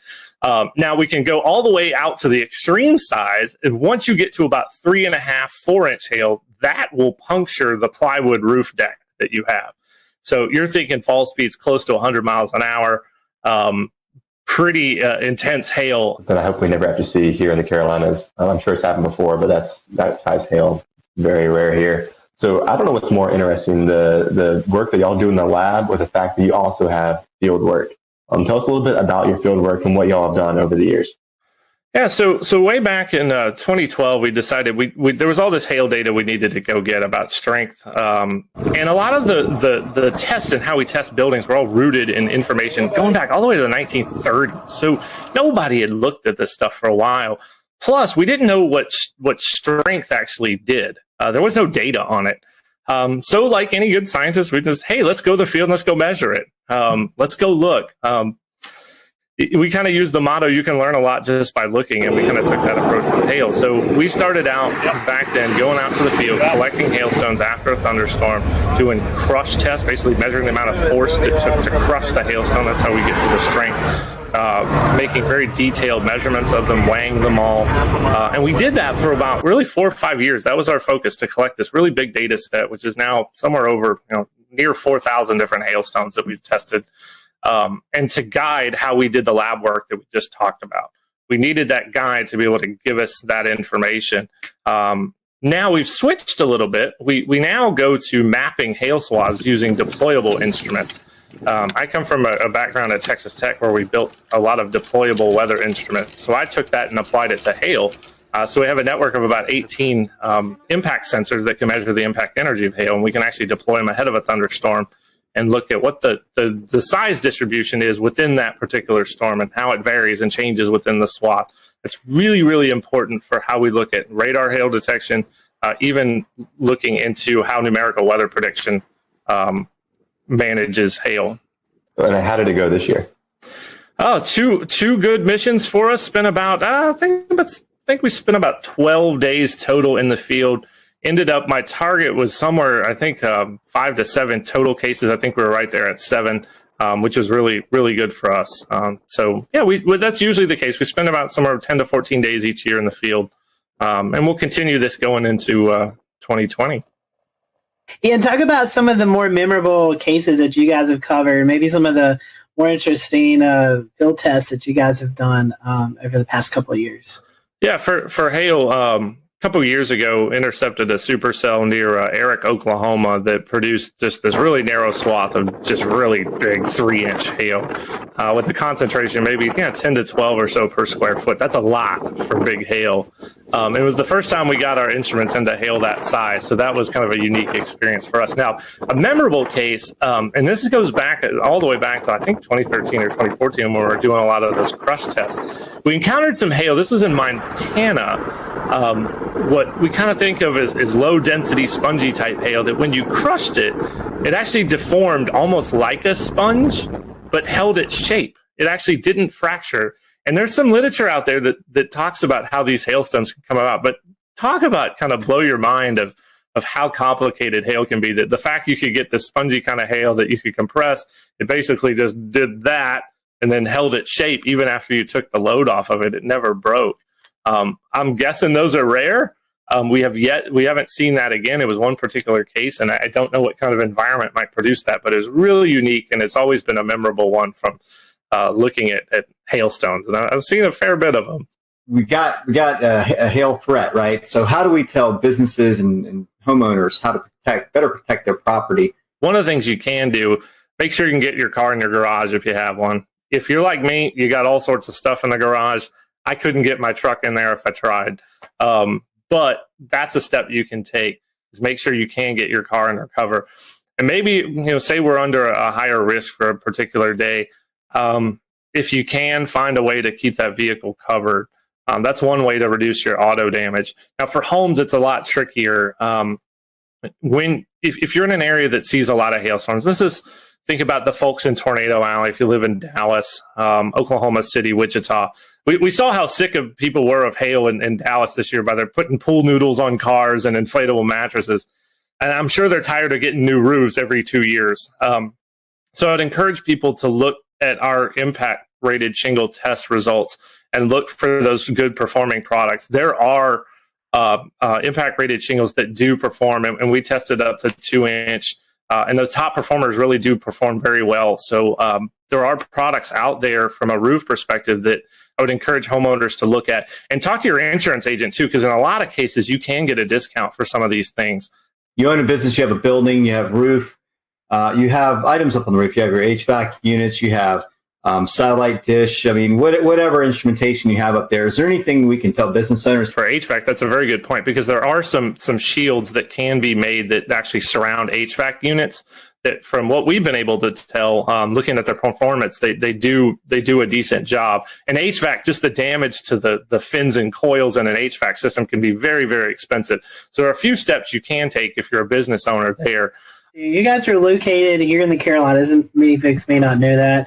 How did you guys choose the Carolinas? The lab came about in the Carolinas. There was kind of a little bit of a bidding process, and this is before my time at IBHS.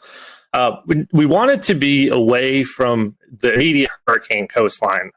That's having a facility like that could be damaged by a significant hurricane was a concern for our membership.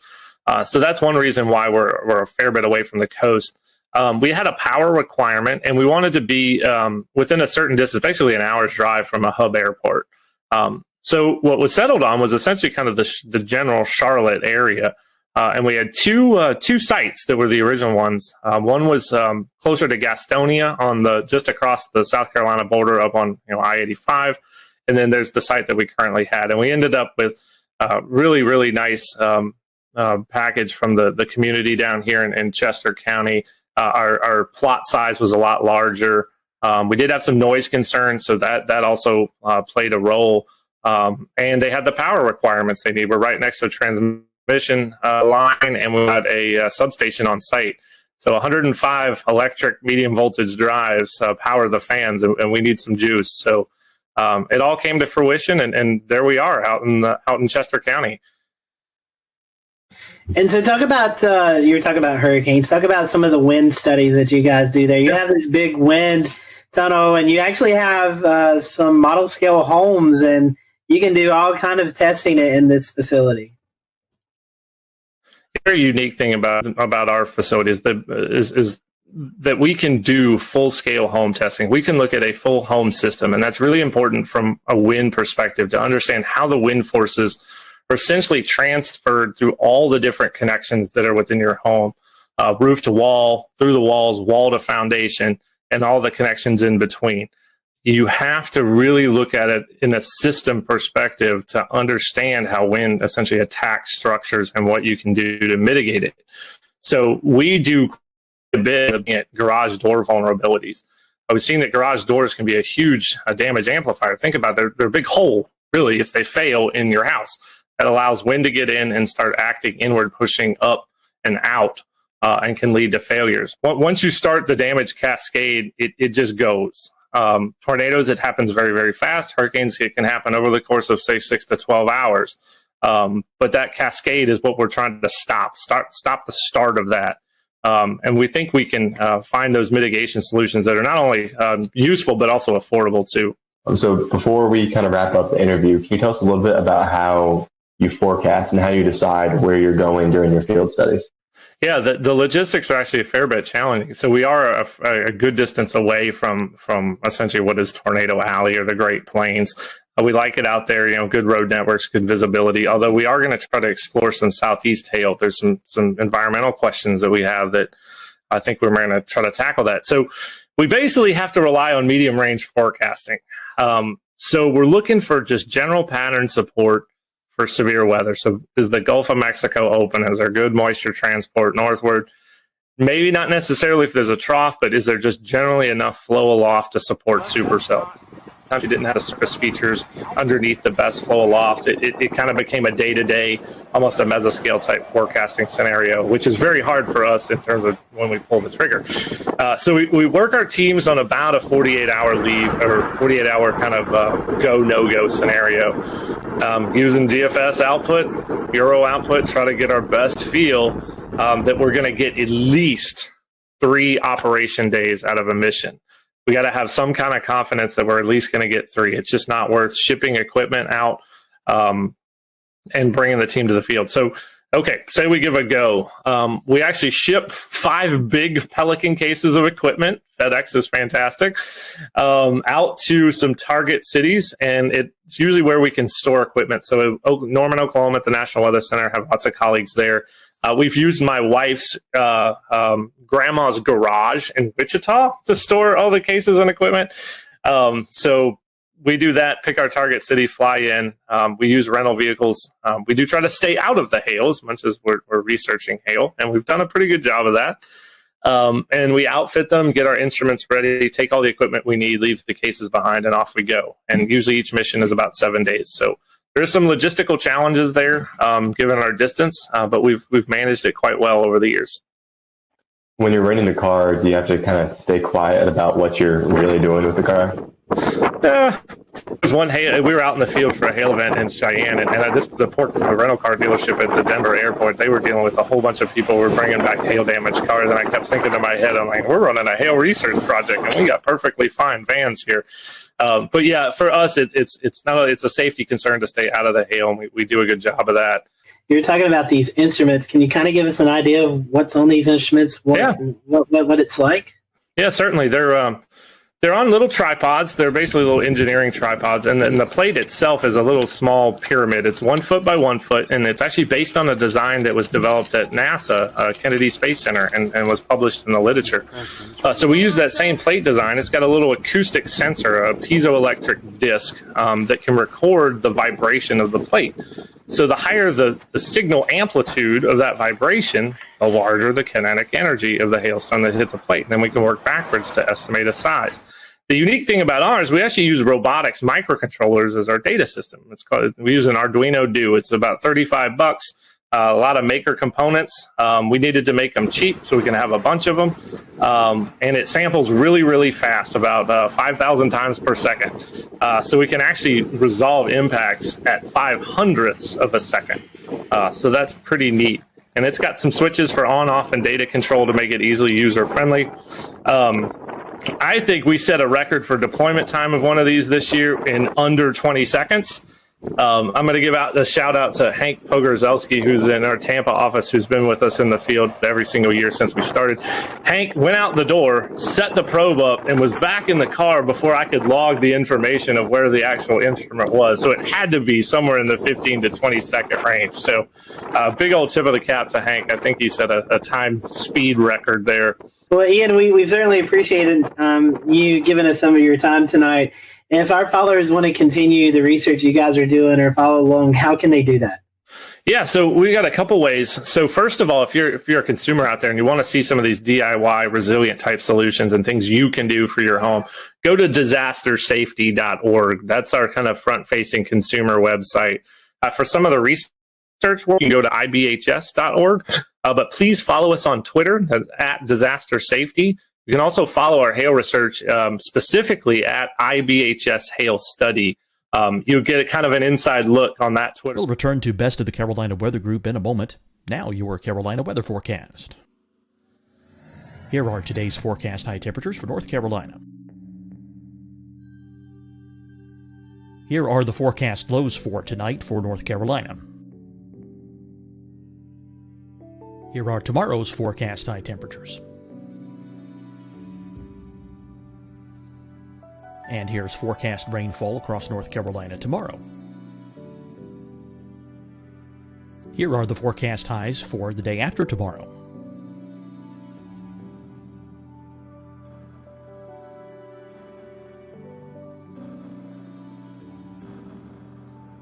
And here's the forecast rainfall across North Carolina for the day after tomorrow. This is the total rainfall forecast across North Carolina for the next 3 days. Here's the severe thunderstorm outlook for today from the Storm Prediction Center.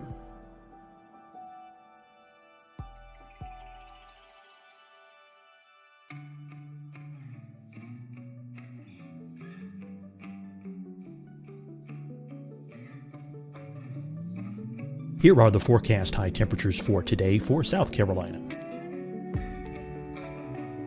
Here are the low temperatures for today for South Carolina. Here's the probability of precipitation forecast across South Carolina today. And here are the rain chances across South Carolina tonight. Here are tomorrow's forecast highs across South Carolina. Here are the forecast low temperatures for tomorrow for South Carolina.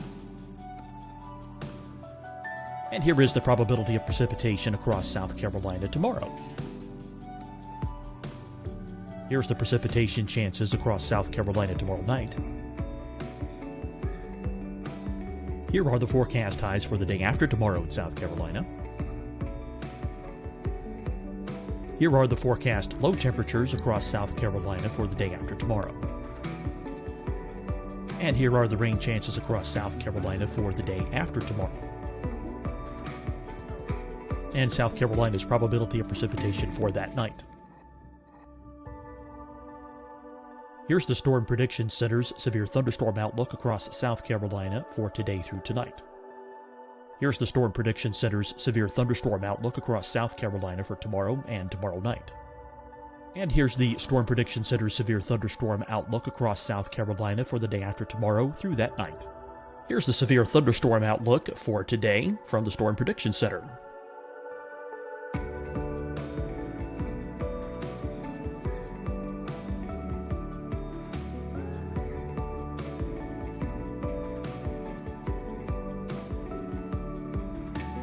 And now here's a live look at weather radar across the southeast.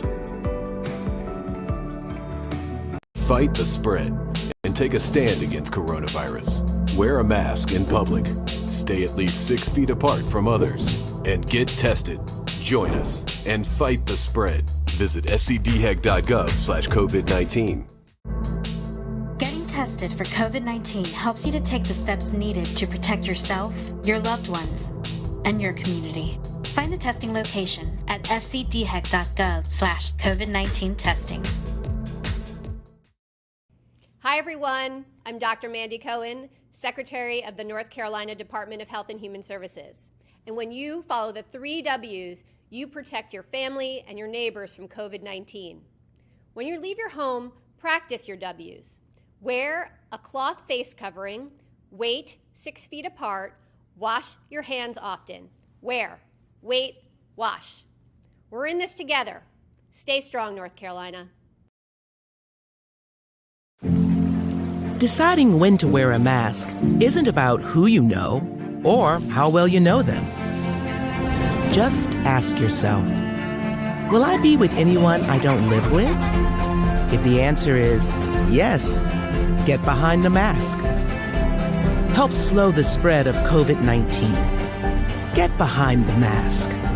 Learn more at covid19.ncdhhs.gov. You'll see your Carolina weather forecast at 25 and 55 past. And now back to the best of the Carolina Weather Group on the all-new Carolina WeatherNet.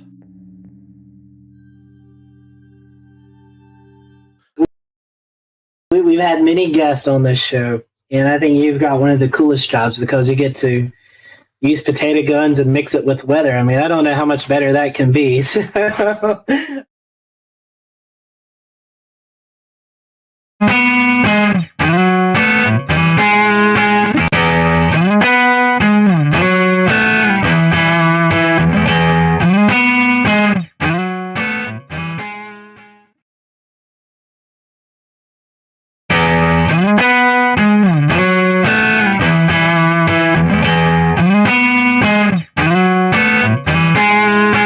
hello, everyone. Welcome to the Carolina Weather Group. We're happy to have you, and we're going to continue our fun interview segment that we do with local meteorologists throughout the Carolinas. And today we have on Jason Boyer and Ryan Coulter from WLOS in Asheville, North Carolina.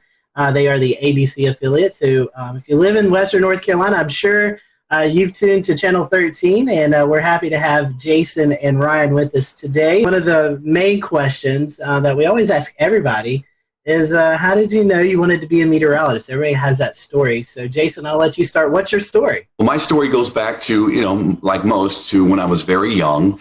Always was inquisitive about the earth sciences and always wanted to understand how things worked around me. And I spent a lot of time outdoors as a child back in the 80s when I was growing up. And that was kind of the way to go growing up in the 80s. Most people just let their kids kind of run around in their backyards. I grew up in a small town, so that was where I grew up and explored.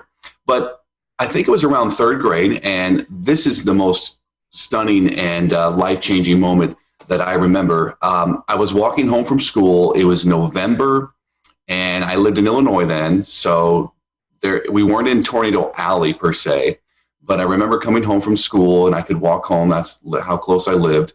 And it was an unusually warm day. In fact, it was record warm that day. I think it got into the 80s. And the sun was out, the wind was blowing. And I was just thinking like a kid, like a third grader, I can't wait to get outside and play ball, ride my bike. I got home, the sky went pitch black in about a matter of 30 minutes. The wind started picking up. My older sisters, thankfully, wiser and certainly more proactive, they knew something bad was going to happen, and we all rushed downstairs.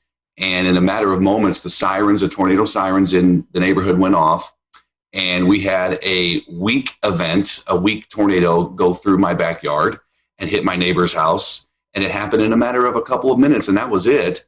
And it was a life-changing moment. When I walked outside, the birds were no longer chirping, and you could see the destruction of my neighbor's house in the backyard across the street. His entire roof was peeled off. You could see into the house, and the insulation was gutted out. And that was amazing. I mean, frightening, but also, to me, an amazing display of what Mother Nature could do. And I think from there, I was really hooked. I knew I always liked science. And then from there on, I kind of just built on that, and had a great teacher in 5th grade, Mr. Morris, that set me on the right path too, and inspired me to continue to study science. So that's how it started for me, and I just pursued it. What about you, Ryan? Yeah, I mean, thank you guys for having me, first of all. Yeah, I mean, my story is really not unique from anyone else who does this either.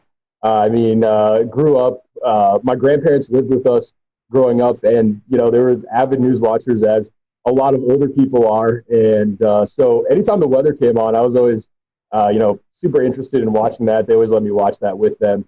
I grew up in Colorado, so as growing up, you know, we had a little bit of everything, wintertime snow, severe weather in the springtime, and the summertime heat, wildfires. So kind of a mixed bag of everything. You get it all there. And so I grew up around that. And I was in about 5th grade. We had a science fair project, and I actually wanted to make a homemade barometer. And so I figured out how to do that. And I actually wrote into one of the chiefs in Denver. She's still there. And she actually responded to my email. So, you know, as a 5th grader, that was pretty exciting. But I knew, you know, kind of like a lot of other people who do this, you know, I knew that from the time that I was a little kid that, you know, this is what I want to do. It's a fun job, and get to study science, the weather, all of the above. And it's a great, it's ended up being exactly what I wanted it to. Those are great and very classic weather stories, I feel like.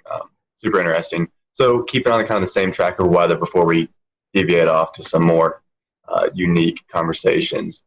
Did you guys ever have a meteorologist that you looked up to as a kid or as you were coming up through school?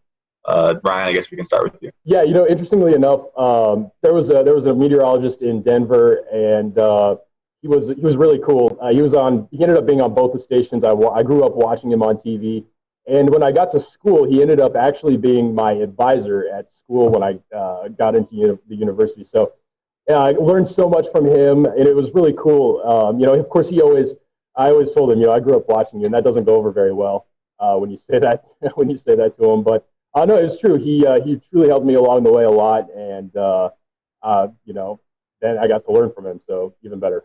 I did have a role model as well, and growing up, I would watch Channel 4, the CBS affiliate in my market, St. Louis. And yeah, I grew up watching a particular meteorologist there, and he was the chief, and kind of wanted to mirror him and grow up to be like him as well. So it was a unique situation, but I got to meet him actually in person.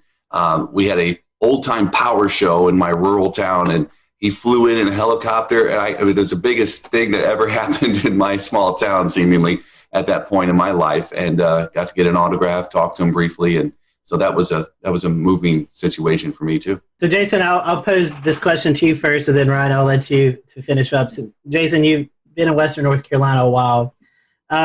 We have all types of weather.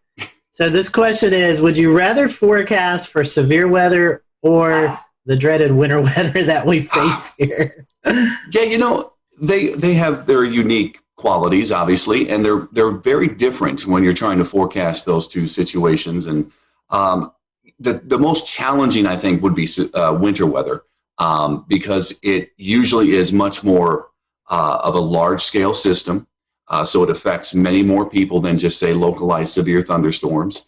So you're dealing with everybody's topography too, and it's very topographically driven by elevation and location in relation to the mountains. So that is the challenging forecast. I look forward to that. It's the most stressful one, but it's part of the job. You come into this situation here in Western North Carolina, and you quickly realize how big of a deal winter weather is. Most would categorize our severe weather as flash flooding, a big risk. I think flash flooding is certainly one of the bigger risks here living in the mountains. But when it comes to winter weather, that is usually the memorable severe weather for most when they think back to when they were younger, or maybe even the older folks. They'll say, look, I remember the big snow of certain years, certain month, and it sticks in their mind. So that would be the bigger challenge, and also the more exciting, I guess, forecasting that. Ryan, I think your career was in Texas for a while, so you had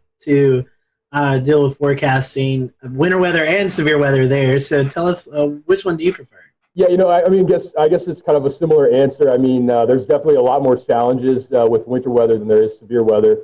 Where I was at in Texas, we would get severe weather. We would be, wall-to-wall coverage for, sometimes 6 hours at a time, or even longer than that. I don't even remember what our longest stretch was on air. I would say, though, there is more challenges in winter weather, and I would say there's more that can go wrong when we're forecasting for winter weather as well. So, we can say we think we might get 2 to 4 inches for Asheville, for example.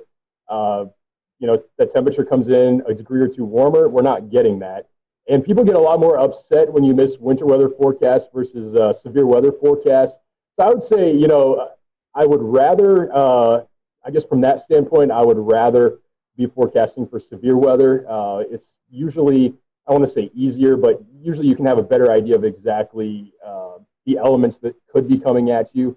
There's, people are, again, they're more mad when you tell them 2 to 4 inches of snow and we only get an inch of snow, or you get, on the other end, you get 3 to 6 inches of snow, and then they don't like that either. So, yeah, definitely severe weather would, I guess, be my preferred.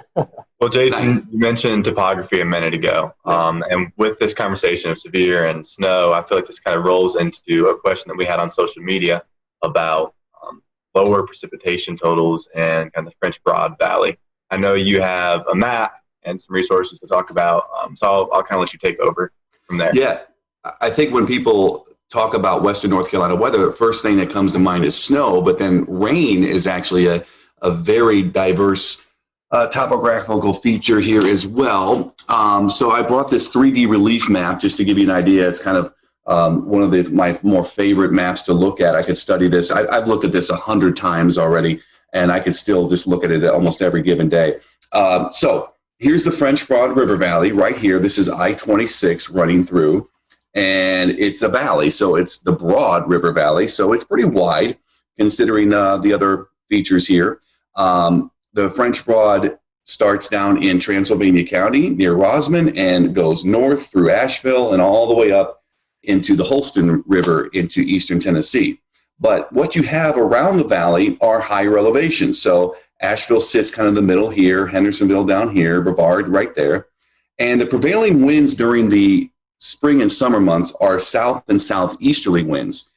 That will draw moisture from the Atlantic and the Gulf, bring it into the mountains. And because of the features we have from lower elevations in the upstate and Piedmont to highest elevations here, the air has to rise.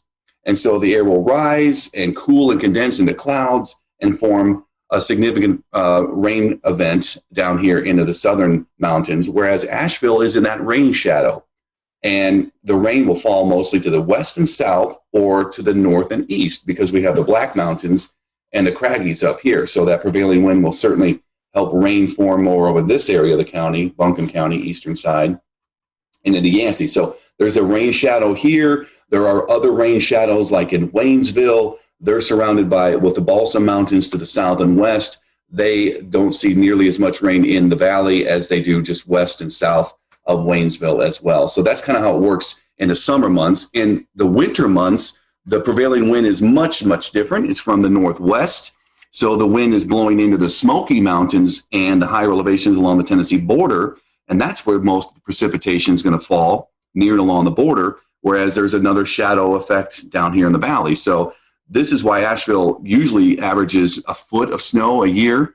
and places up in Madison and Yancey County can get up to 50 inches of snow, like Mount Mitchell averages in a particular year. So big difference with the prevailing winds during the different seasons. But that's pretty much how the shadow affects us here in the French Broad River Valley. In fact, south of Virginia, east of the Mississippi River, I believe Marshall is the driest point in that eastern U.S. So pretty neat. Cool. Do you guys have any, what was your most embarrassing moment while on TV? I'll take this one. It happened pretty early in my career. I was working in Tennessee. I started out in the Tri-Cities, Johnson City at WJHL. And I filled in for the morning guy who went on vacation. And I was working one morning, and the newsroom was downstairs. The studio was upstairs. So there was always this climbing the flights of stairs. And one morning I was filling in, and I remember being down in the newsroom, and I looked up and I saw the national weather cut-in. And I knew that there was going to be a local cut-in shortly after. And I remember it was Tony Perkins. He was the meteorologist at the time. I believe he's in D.C. right now. But he was on CBS This Morning at the time. And then I had to run upstairs, end a quick conversation I was having with my news director. I ran upstairs, 2 flights, ran into the studio, ran over to the computer to make sure it was set up, ran over to the chroma key, the green wall, and I had about 10 seconds to situate myself. I was out of breath.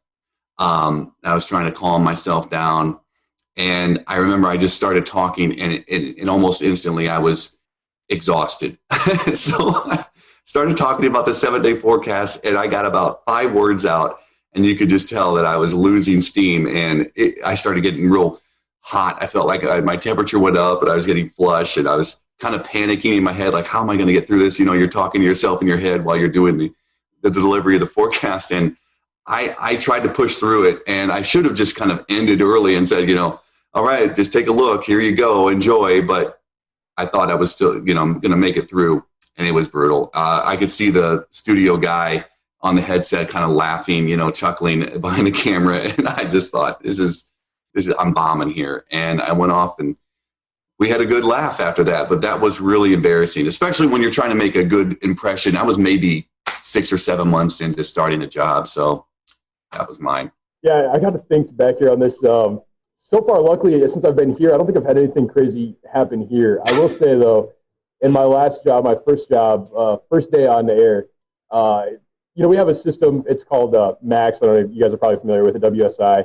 And the way we have it formatted, you have your first weather hits, you have your main weather hits, you have your final weather hits. And I unknowingly, I had the wrong weather hit loaded for my first full weather ever on, and I didn't know what to do in the moment. I had my final weather loaded for my main weather, and kind of like what in TV you always have a time limit that you're set for, and you have to fill that time. And so here I am. I have my current temperature graphic, and I think I had a camera graphic, and then it went right to the 7-day. And so I'm standing there for 2:30 is what we were allotted for. This was the weekend evening show. And I looked back towards the anchor, who's also the producer at that station, and she's just cueing me to keep going. So I think I talked for a solid 2:15, 2 minutes, 15 seconds on the 7-day forecast. And I may have even gone back. I don't remember. I may have even gone back and talked more about the current temps. I don't know. It was bad, though. Luckily, I haven't made that mistake since, or if I have, I just will run over and correct it pretty easily now. You learn quickly how to get around things. Yeah. Oh my gosh, that's funny. Both of you guys have experienced this, and tell us what it's like, and then we'll maybe go into some more non-weather questions. A lot of folks may tune in when the weather's at its worst, and you guys are doing wall-to-wall coverage. Tell us a little bit about that. I mean, that's pretty intense for you guys. Jason, you were talking about, you were out of breath, with that little run, but, being on the wall for 2, 3, 4 hours straight, that's got to be mentally, exhausting as well as physically exhausting. Talk to us about that. It certainly is. Most recently, I think this year we had so many of those early season tornadoes especially for the upstate. And we had wall-to-wall coverage almost every time, obviously, when those were occurring, because our protocol is to stay on when the warning comes out until it ends. And what do you do when you have a tornado warning that goes for 30 minutes and then another one comes out in between and another one comes out in that? So we were going on and on and on.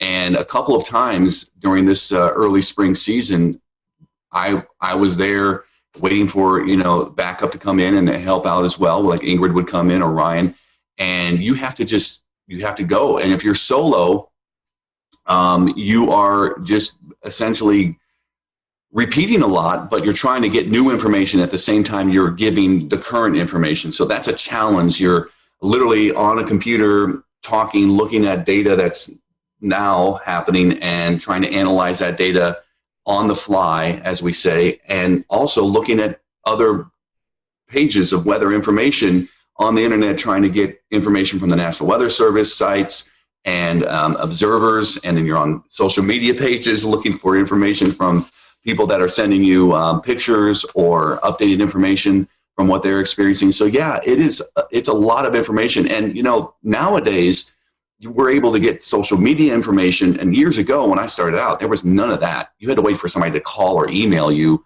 a weather observation.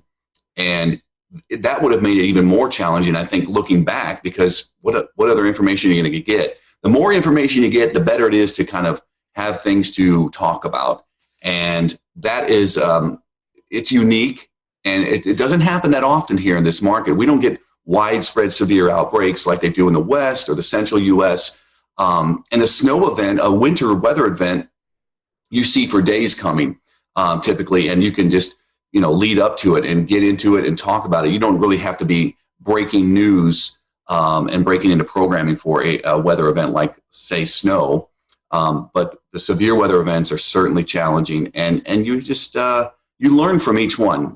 Even somebody like me in the business for 22 years, you still learn from these experiences. Ryan, you dealt with that in Texas. I mean, that's these are what we face, or could be more rain-wrapped tornadoes. But you guys out there see these massive tornadoes, or you saw could see these massive tornadoes. So is there a little any different perspective of that, where you guys have storm chasers out in the field and you can kind of relate to those folks out in the field? Yeah. So when I was in Texas, that's a station that really drove the market for severe weather coverage, and so it was more built for that kind of thing. So yeah, we had storm chasers out in the field, but you still need to have two people at the station during these kinds of events, because you have one person off camera that can help to look at and analyze that data, look at radar, see what's going on.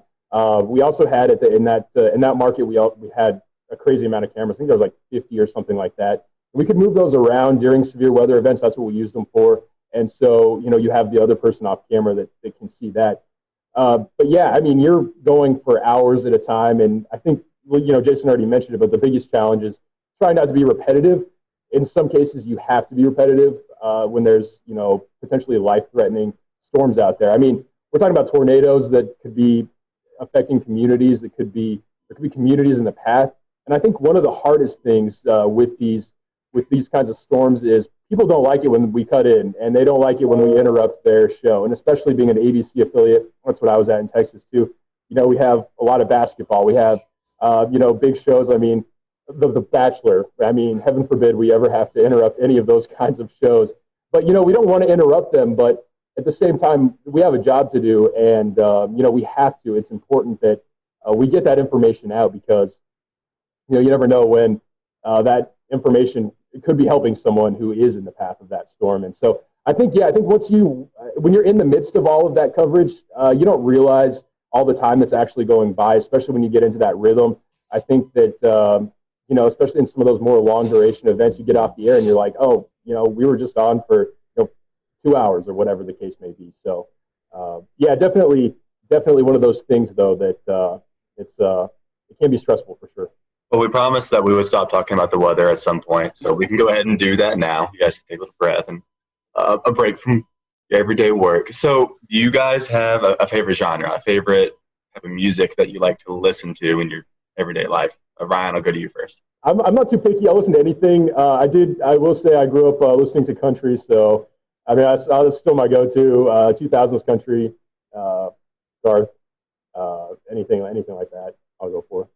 I'm with you on that. What about you, Jason? I went through that country phase many years ago, and I got to get out of that. But I listen to a lot of different genres as well. I grew up in my high school days were in the 90s, so alternative music was big then. So people probably remember Stone Temple Pilots and all that, Pearl Jam. But I don't really listen to that music as much anymore. I've gotten older and a little more subdued with my music choices. But I'll listen to a lot of modern music, pop or rock, and I just don't spend as much time listening to the radio or actually picking out songs anymore. So more of my time is spent just maybe even popping in some classical music just to chill out and get my mind cleared of certain things during the day. So that's what I do. I play music too, so I have a guitar and I love playing music. So that's my escape. Anytime I want to, I can just pick up the guitar and play some songs or whatever. That's something we've found with a lot of these that we're doing. Is a lot of meteorologists play music on the side. I don't have that ability. Evan, I know you play guitar as well, so you yeah, I play a few instruments. Brian, do you play anything? No, I can't play anything. I can't sing either. I don't for that. So yeah, no music ability here. Glad we're there on the save link there, yeah. Right? All right, assuming pizza's got cheese on it, so it can be that. But if you only had one topping to put on pizza, what would it be, Jason? One topping. I think pepperoni would be mine. It's an easy choice. I know. I mean, I love Hawaiian pizza, but if I get one choice, then I'm going to just do pepperoni. Yeah, I mean, I think for me, the choice would be pepperoni, but not to steal Jason's answer. So I'll go with a more controversial pick. I like Hawaiian pizza. I'm gonna go the pineapple on the pizza. I know I'm probably gonna get some flack for it. You are good. That was actually one of our other questions. Does pineapple deserve to be on pizza? So if both of you guys like Hawaiian, I guess that's a yes. Yes, it does. Well, since we're on the topic of food, what's your favorite kind of food? All right, I'll go first. Any food, really. My son and wife are usually finding me in the pantry digging through snacks, and I wish, sometimes I need to quell my cravings, but favorite type of food, if I had to pick one type, I would probably go, tacos. I love Mexican food. I love Italian food, but I love Mexican. We'll return to Best of the Carolina Weather Group in a moment. Now your Carolina weather forecast. Here are today's forecast high temperatures for North Carolina.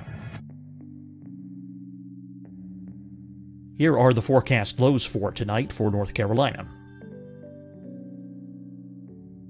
Here are tomorrow's forecast high temperatures. And here's forecast rainfall across North Carolina tomorrow. Here are the forecast highs for the day after tomorrow.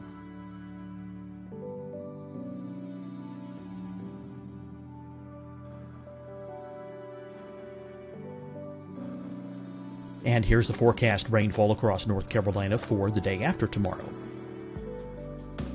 This is the total rainfall forecast across North Carolina for the next 3 days.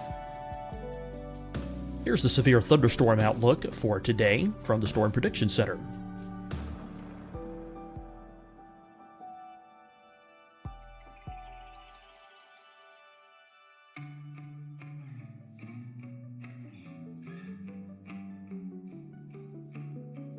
Here are the forecast high temperatures for today for South Carolina. Here are the low temperatures for today for South Carolina. Here's the probability of precipitation forecast across South Carolina today. And here are the rain chances across South Carolina tonight. Here are tomorrow's forecast highs across South Carolina. Here are the forecast low temperatures for tomorrow for South Carolina. And here is the probability of precipitation across South Carolina tomorrow. Here's the precipitation chances across South Carolina tomorrow night. Here are the forecast highs for the day after tomorrow in South Carolina. Here are the forecast low temperatures across South Carolina for the day after tomorrow. And here are the rain chances across South Carolina for the day after tomorrow. And South Carolina's probability of precipitation for that night. Here's the Storm Prediction Center's severe thunderstorm outlook across South Carolina for today through tonight. Here's the Storm Prediction Center's severe thunderstorm outlook across South Carolina for tomorrow and tomorrow night. And here's the Storm Prediction Center's severe thunderstorm outlook across South Carolina for the day after tomorrow through that night.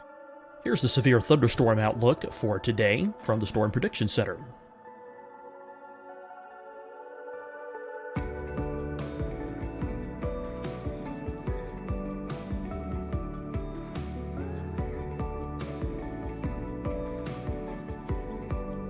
And now here's a live look at weather radar across the southeast.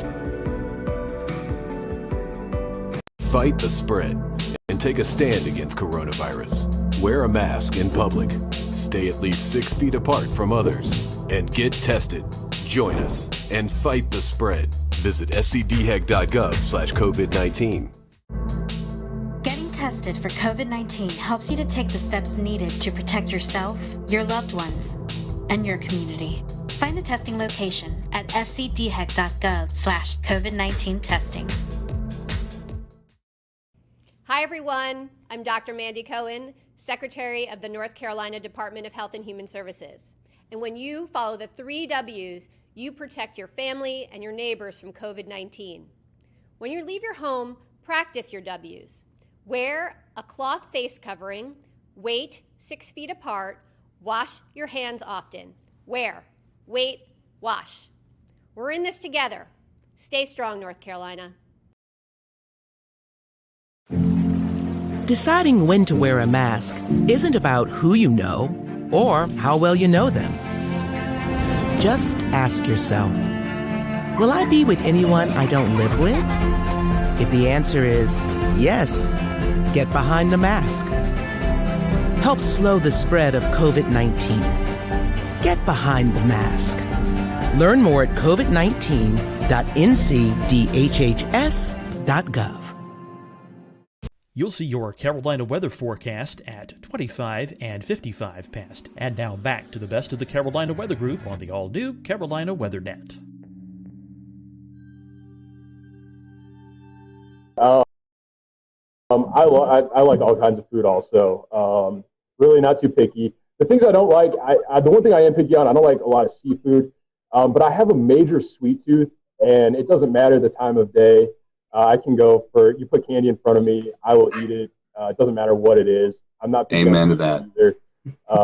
So in order to try to keep myself out of trouble on that stuff, I do like, I like Mexican food too. I hate to go with the same answer again, but we see why Jason hired you now. Just similarities here.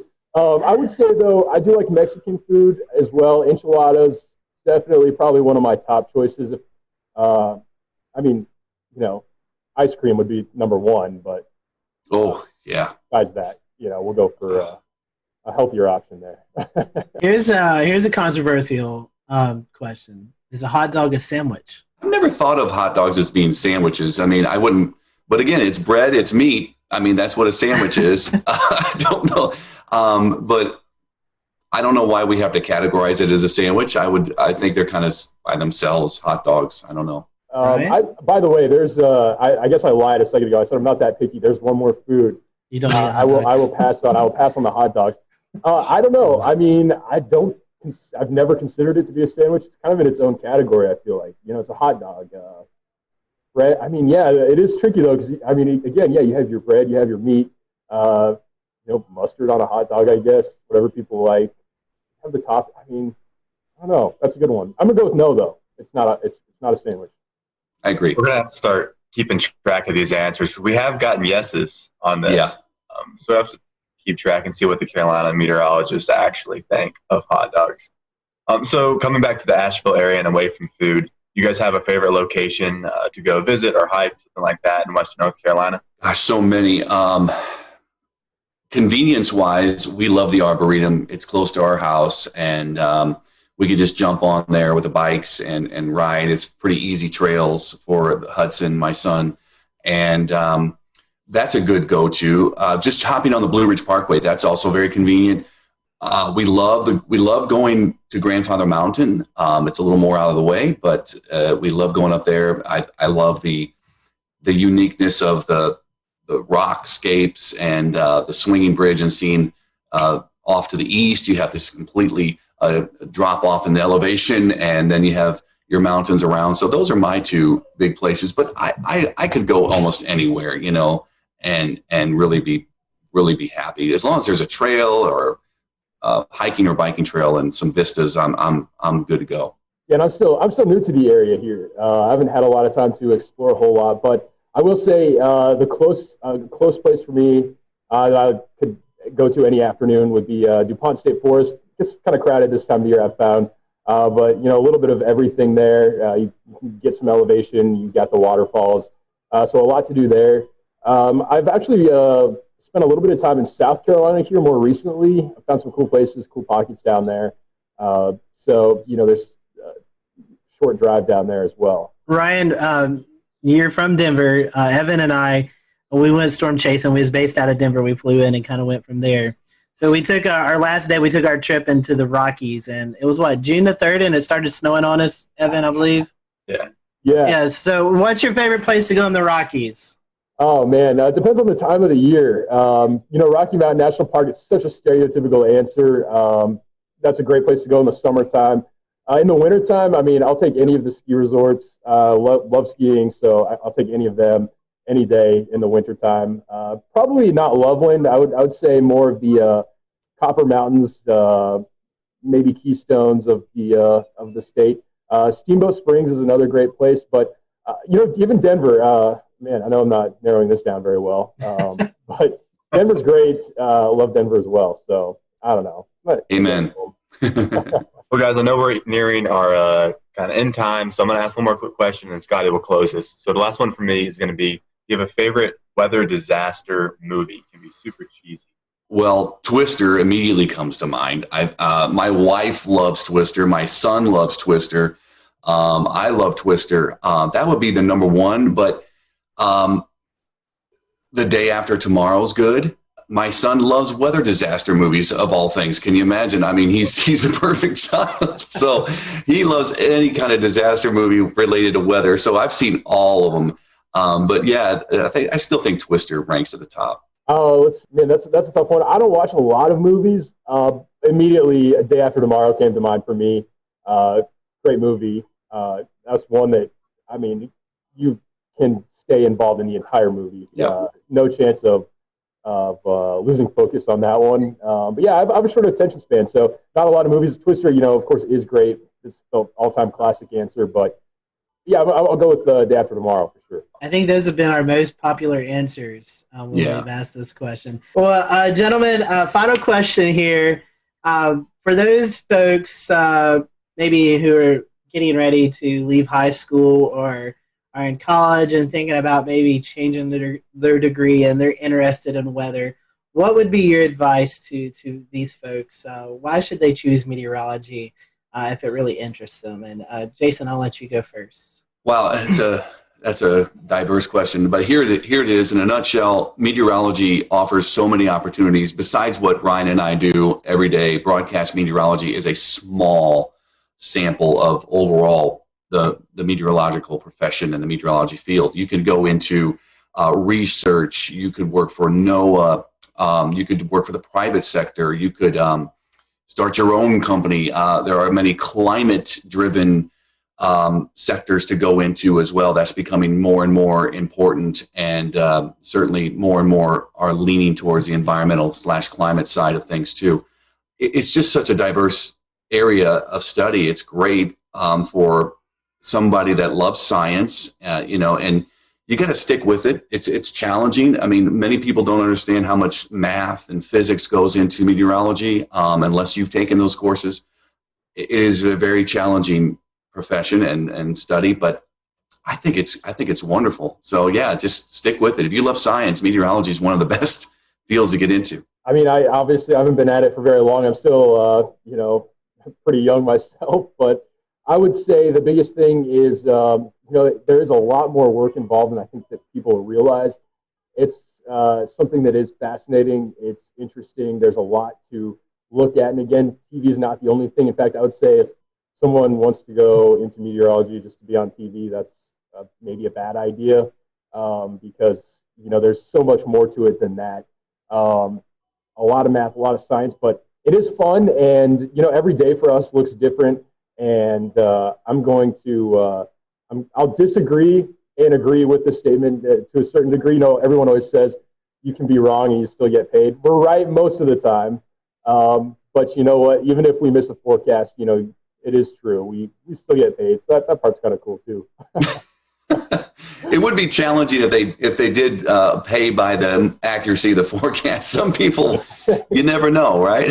Goodness, great. I can imagine now dealing with the Carolina wedge and at least the temperature forecast. That would be horrible if that was true. It's challenging. minus $100 every degree you're out. Oh my goodness, yeah, that would be brutal some days. Well, guys, we're going to let you do your social info so folks can follow you if they're not already. Ryan, how can our followers follow you on social media? Yeah, I'm on Facebook and then Twitter. I should know what my handle is, but I don't. But you can find me on there as well.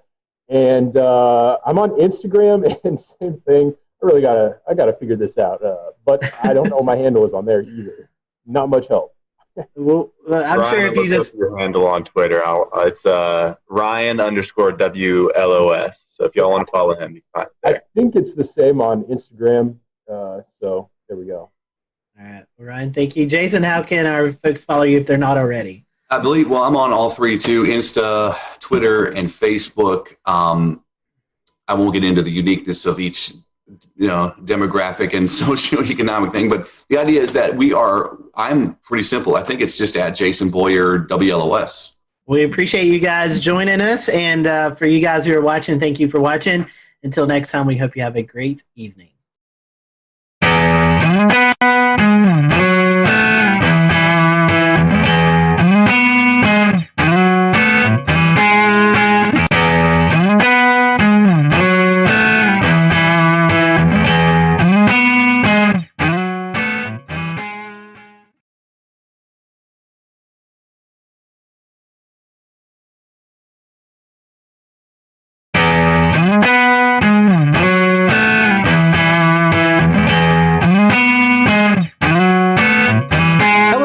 Welcome to the Carolina Weather Group. We're happy to have you this evening. Tonight, we are joined by the WLTX weather team out of Columbia, South Carolina. That is the CBS affiliate there. So if you watch Channel 19 at Columbia, you probably see some familiar faces. And if you don't, hopefully after tonight, you'll get to learn about these meteorologists and tune over and check out the weathercast. So Efren, Daniel, Alex, and Danielle, thank you for joining us, and happy to have you all, and thank you for a little bit of your time. So we're going to start off this question, probably one you've been asked several times, but we're going to ask it again.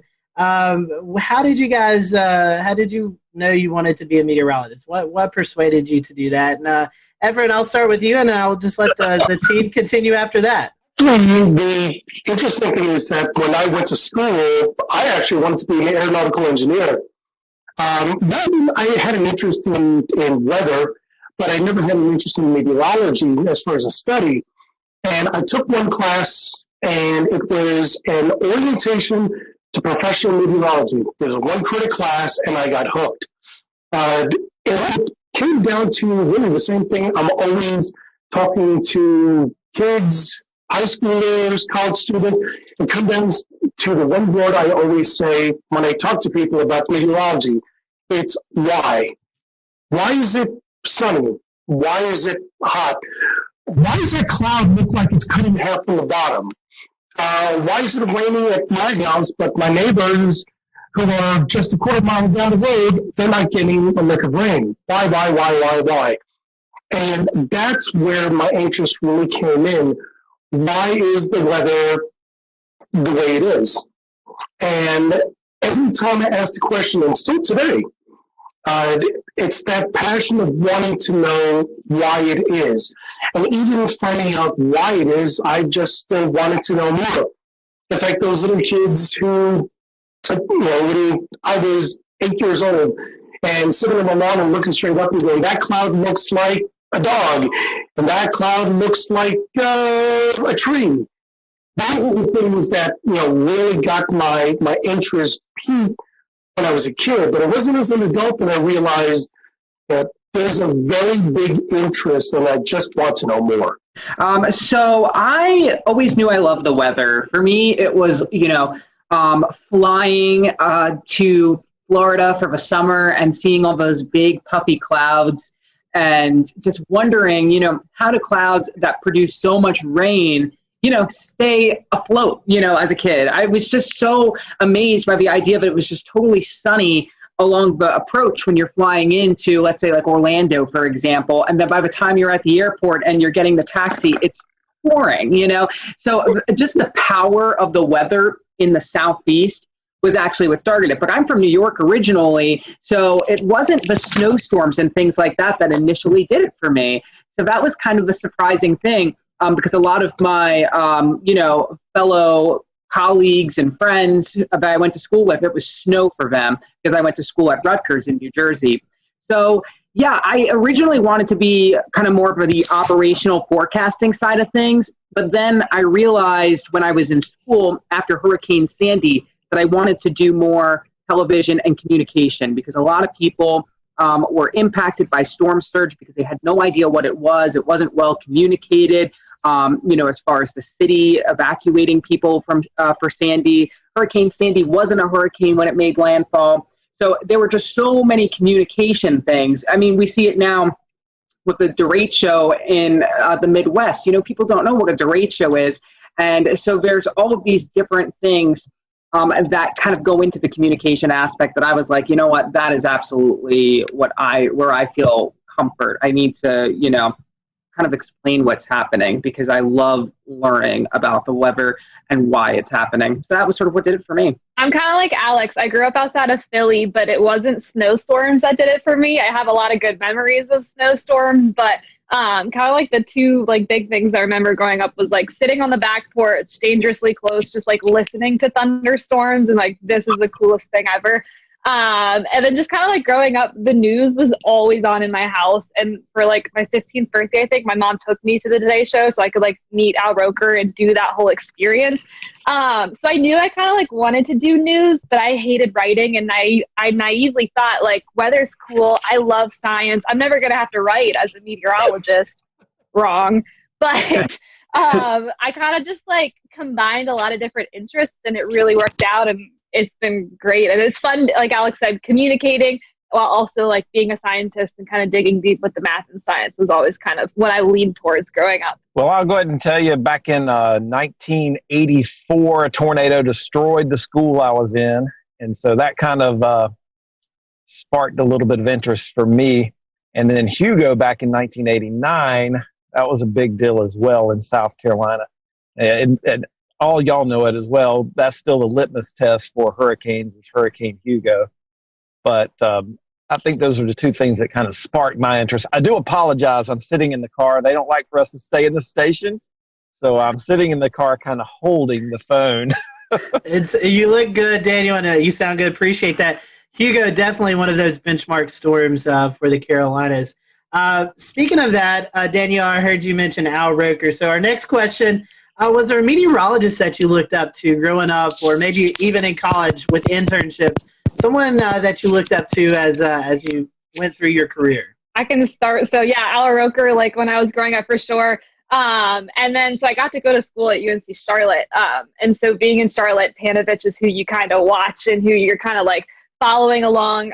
So on the more local scale, Panovich was definitely a really good mentor and then ended up being a teacher at school. So he was one of the people that definitely helped solidify that for me. When I was a kid, I watched a lot of Weather Channel. Anytime I was sick at home, I was so excited that I could just watch that all day long and, just hear the forecast around the country. So honestly, growing up, seeing a lot of those meteorologists, all of them, I was just totally attached to and interested in because I felt that they were very knowledgeable and that they dug in deep to the weather. So I appreciated that always.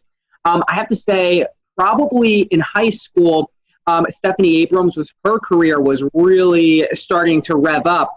And I probably looked up to her the most because she was just so, her personality was just what it was. She wasn't really afraid to hide it on air. And I was always, in high school, the kind of person who just said whatever came to mind. So I felt like I could kind of relate to her. And she also, was big on the science and on the math. She was from Florida. I loved Florida weather, So there was like that connection I always felt with her whenever I would watch her on TV, because she was really into the science, but she also had like this personality where she was like unapologetically herself, And so I think Stephanie Abrams was definitely a person during my formidable years that I looked up to. Well, I'll jump in.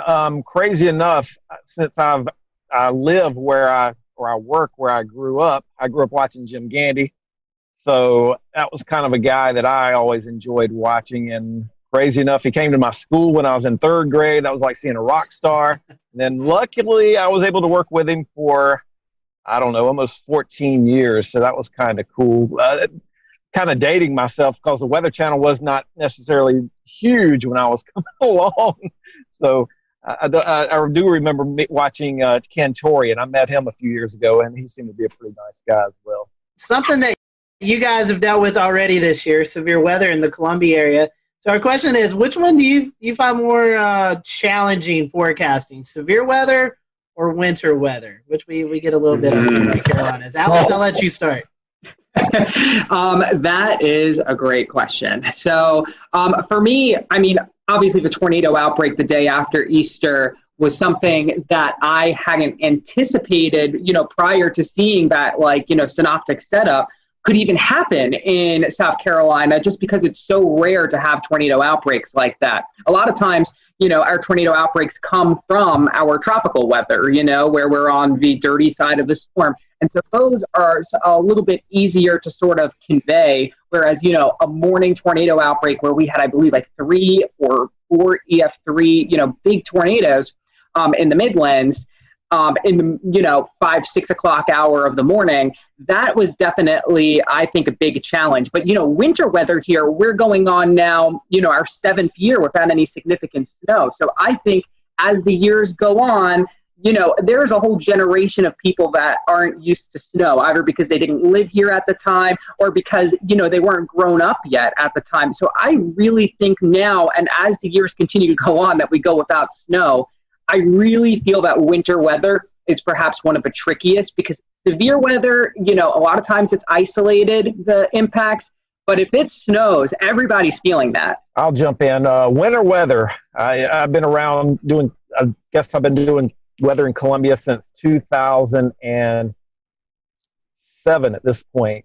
And winter weather is always the big thing. And I remember in 2013, we forecasted 1 to 3 inches of snow in Columbia, and we missed by 50 miles. The city was shut down, and it was blue skies outside. And even now, it's become even a bigger deal because of social media and all the bad information out there. So in my opinion, for a snow or ice event in South Carolina, that's the bigger challenge. Maybe not from a forecasting standpoint, but from the standpoint of social media and people getting the wrong information out there and calling us names because we're not buying into the hype sometimes. Good point. Danielle, I want to bring you in. You graduated from UNC Charlotte. You didn't prepare for doing weather from home, I'm assuming, and class there. So what are your thoughts? No, I barely made it 9 months into my career for say that I had to transfer to my 500 square foot apartment. So I definitely was not equipped like other meteorologists have their green screens, blah, blah, blah. I didn't even have this map here. The station was like, we're going to throw something on your wall for you. So I was not prepared whatsoever, but I think I really do like what it has offered. Now that we're going back to the station, it showed how much flexibility we could potentially have in our job. We can work and build our graphics and do everything at home on a quiet weather day. And I live across the street from the station. I can pop over, do my show, and come on back. So that's kind of been nice. And with Alex's setup, it has been so cool to see him that'll be great if he could stay home on a nice weather day and say, check out my plants, check out the beautiful sunshine. it's fantastic. So I didn't really prepare. Thankfully, it had been kind of smooth. There hasn't been a ton of hiccups with it. My dog has only barked on air once. So like that has all been positives. But I don't think we're going to stay like this, but I think it does show that we could have more flexibility in our jobs that we didn't really think we had beforehand when it comes from like working from home. Yeah, just beyond this window is my porch, and I have hundreds of plants out there. So it's been really fun to show off, the different plants and how they're growing. Like my banana tree is growing a new leaf every single week because of how hot and humid it's been. And so there is this opportunity to tell the forecast in a different way. Sometimes during the morning show, the wind will actually shift from behind me, which is my south, to in front of me, which is my north. So I can talk about the reason why there is maybe some fog because, the temperature has now reached the dew point because of this northerly breeze that's coming in. It really has been a good opportunity. And a lot of people have come up to me and said that they really like that I'm out on my porch because I'm wearing a jacket when it's cold out and, I'm wearing my windbreaker when it's misting. Luckily, I have a roof over my porch, so I don't have to worry. And since it's the morning show, I don't have to worry about storms very frequently getting in the way either, because if there was lightning, then I would not be outside. And that's only happened once during the morning show. So yeah, it's been a good opportunity to sort of change things up a bit. I still have my forecast graphics. I'm still doing, still showing the same things, but now I get to like bring the weather outside where it's happening. And I feel that it's kind of made me a little bit more intuitive, like to see the sunrise earlier in the morning. I see hummingbirds flying at 7 a.m. It's just made me so much more in tune with nature, which is really needed when you're not around people. You need something to hold on to. Let's switch it up a little bit. Let's get some fun questions here. These are just some questions to get to know you guys a little bit better. So, beach or mountains? Which one do you guys prefer, beach or mountains? Beach. Beach, all right. Easy. I'm beach. I'm Danielle. That's good. We're all beach. I love the beach too. Favorite food? Anything pasta for me with cheese.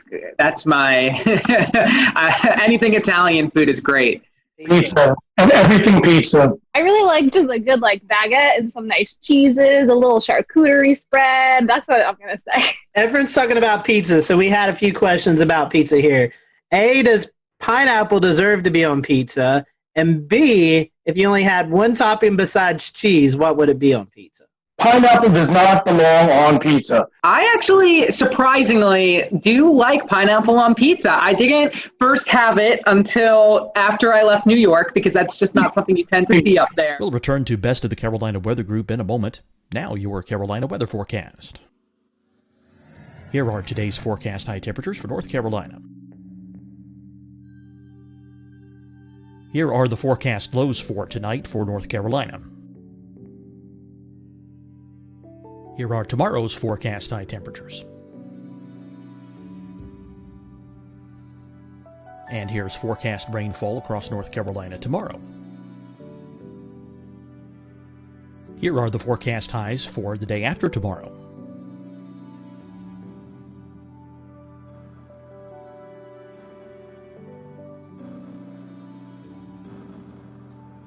And here's the forecast rainfall across North Carolina for the day after tomorrow. This is the total rainfall forecast across North Carolina for the next 3 days. Here's the severe thunderstorm outlook for today from the Storm Prediction Center.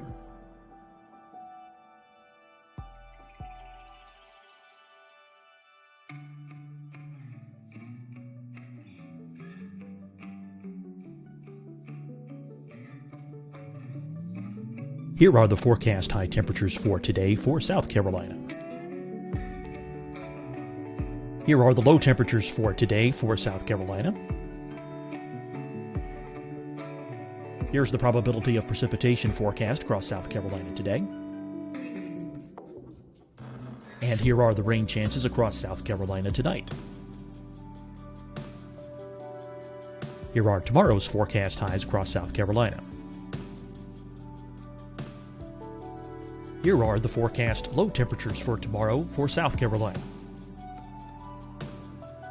And here is the probability of precipitation across South Carolina tomorrow. Here's the precipitation chances across South Carolina tomorrow night. Here are the forecast highs for the day after tomorrow in South Carolina. Here are the forecast low temperatures across South Carolina for the day after tomorrow. And here are the rain chances across South Carolina for the day after tomorrow. And South Carolina's probability of precipitation for that night. Here's the Storm Prediction Center's severe thunderstorm outlook across South Carolina for today through tonight. Here's the Storm Prediction Center's severe thunderstorm outlook across South Carolina for tomorrow and tomorrow night. And here's the Storm Prediction Center's severe thunderstorm outlook across South Carolina for the day after tomorrow through that night. Here's the severe thunderstorm outlook for today from the Storm Prediction Center.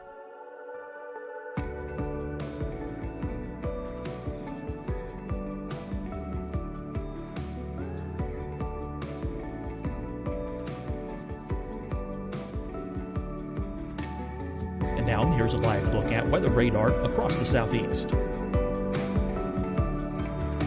Fight the spread and take a stand against coronavirus. Wear a mask in public. Stay at least 6 feet apart from others. And get tested. Join us and fight the spread. Visit scdhec.gov/COVID-19. Getting tested for COVID-19 helps you to take the steps needed to protect yourself, your loved ones, and your community. Find the testing location at scdhec.gov/COVID-19 testing.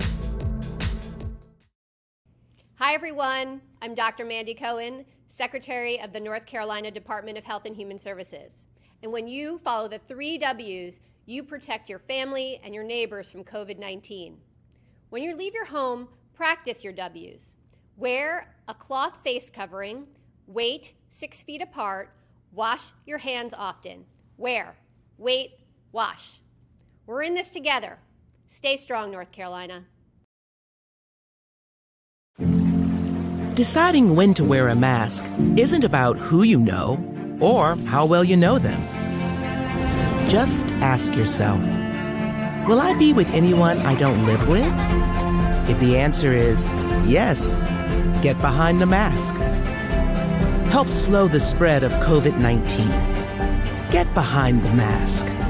Learn more at covid19.ncdhhs.gov.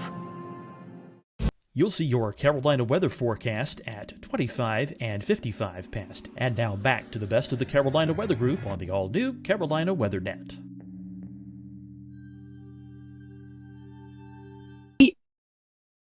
Salty. So, and I'm like not afraid of, some odd and unusual kind of toppings. So on the topic of toppings, I think the one that I would really like to keep is basil. I know it's simple, but I just love that little herby kind of feel that it gives. I think pineapple can stay on pizza. I'm okay with that. We can leave it there. My topping would be black olives. Like growing up, my sisters and I would have like extra double black olive pizzas, and that was it. So I'll keep the black olives with the pineapple. Favorite type of music? What do you listen to while you're preparing your forecast, or just kind of out every day? What's your favorite type of music?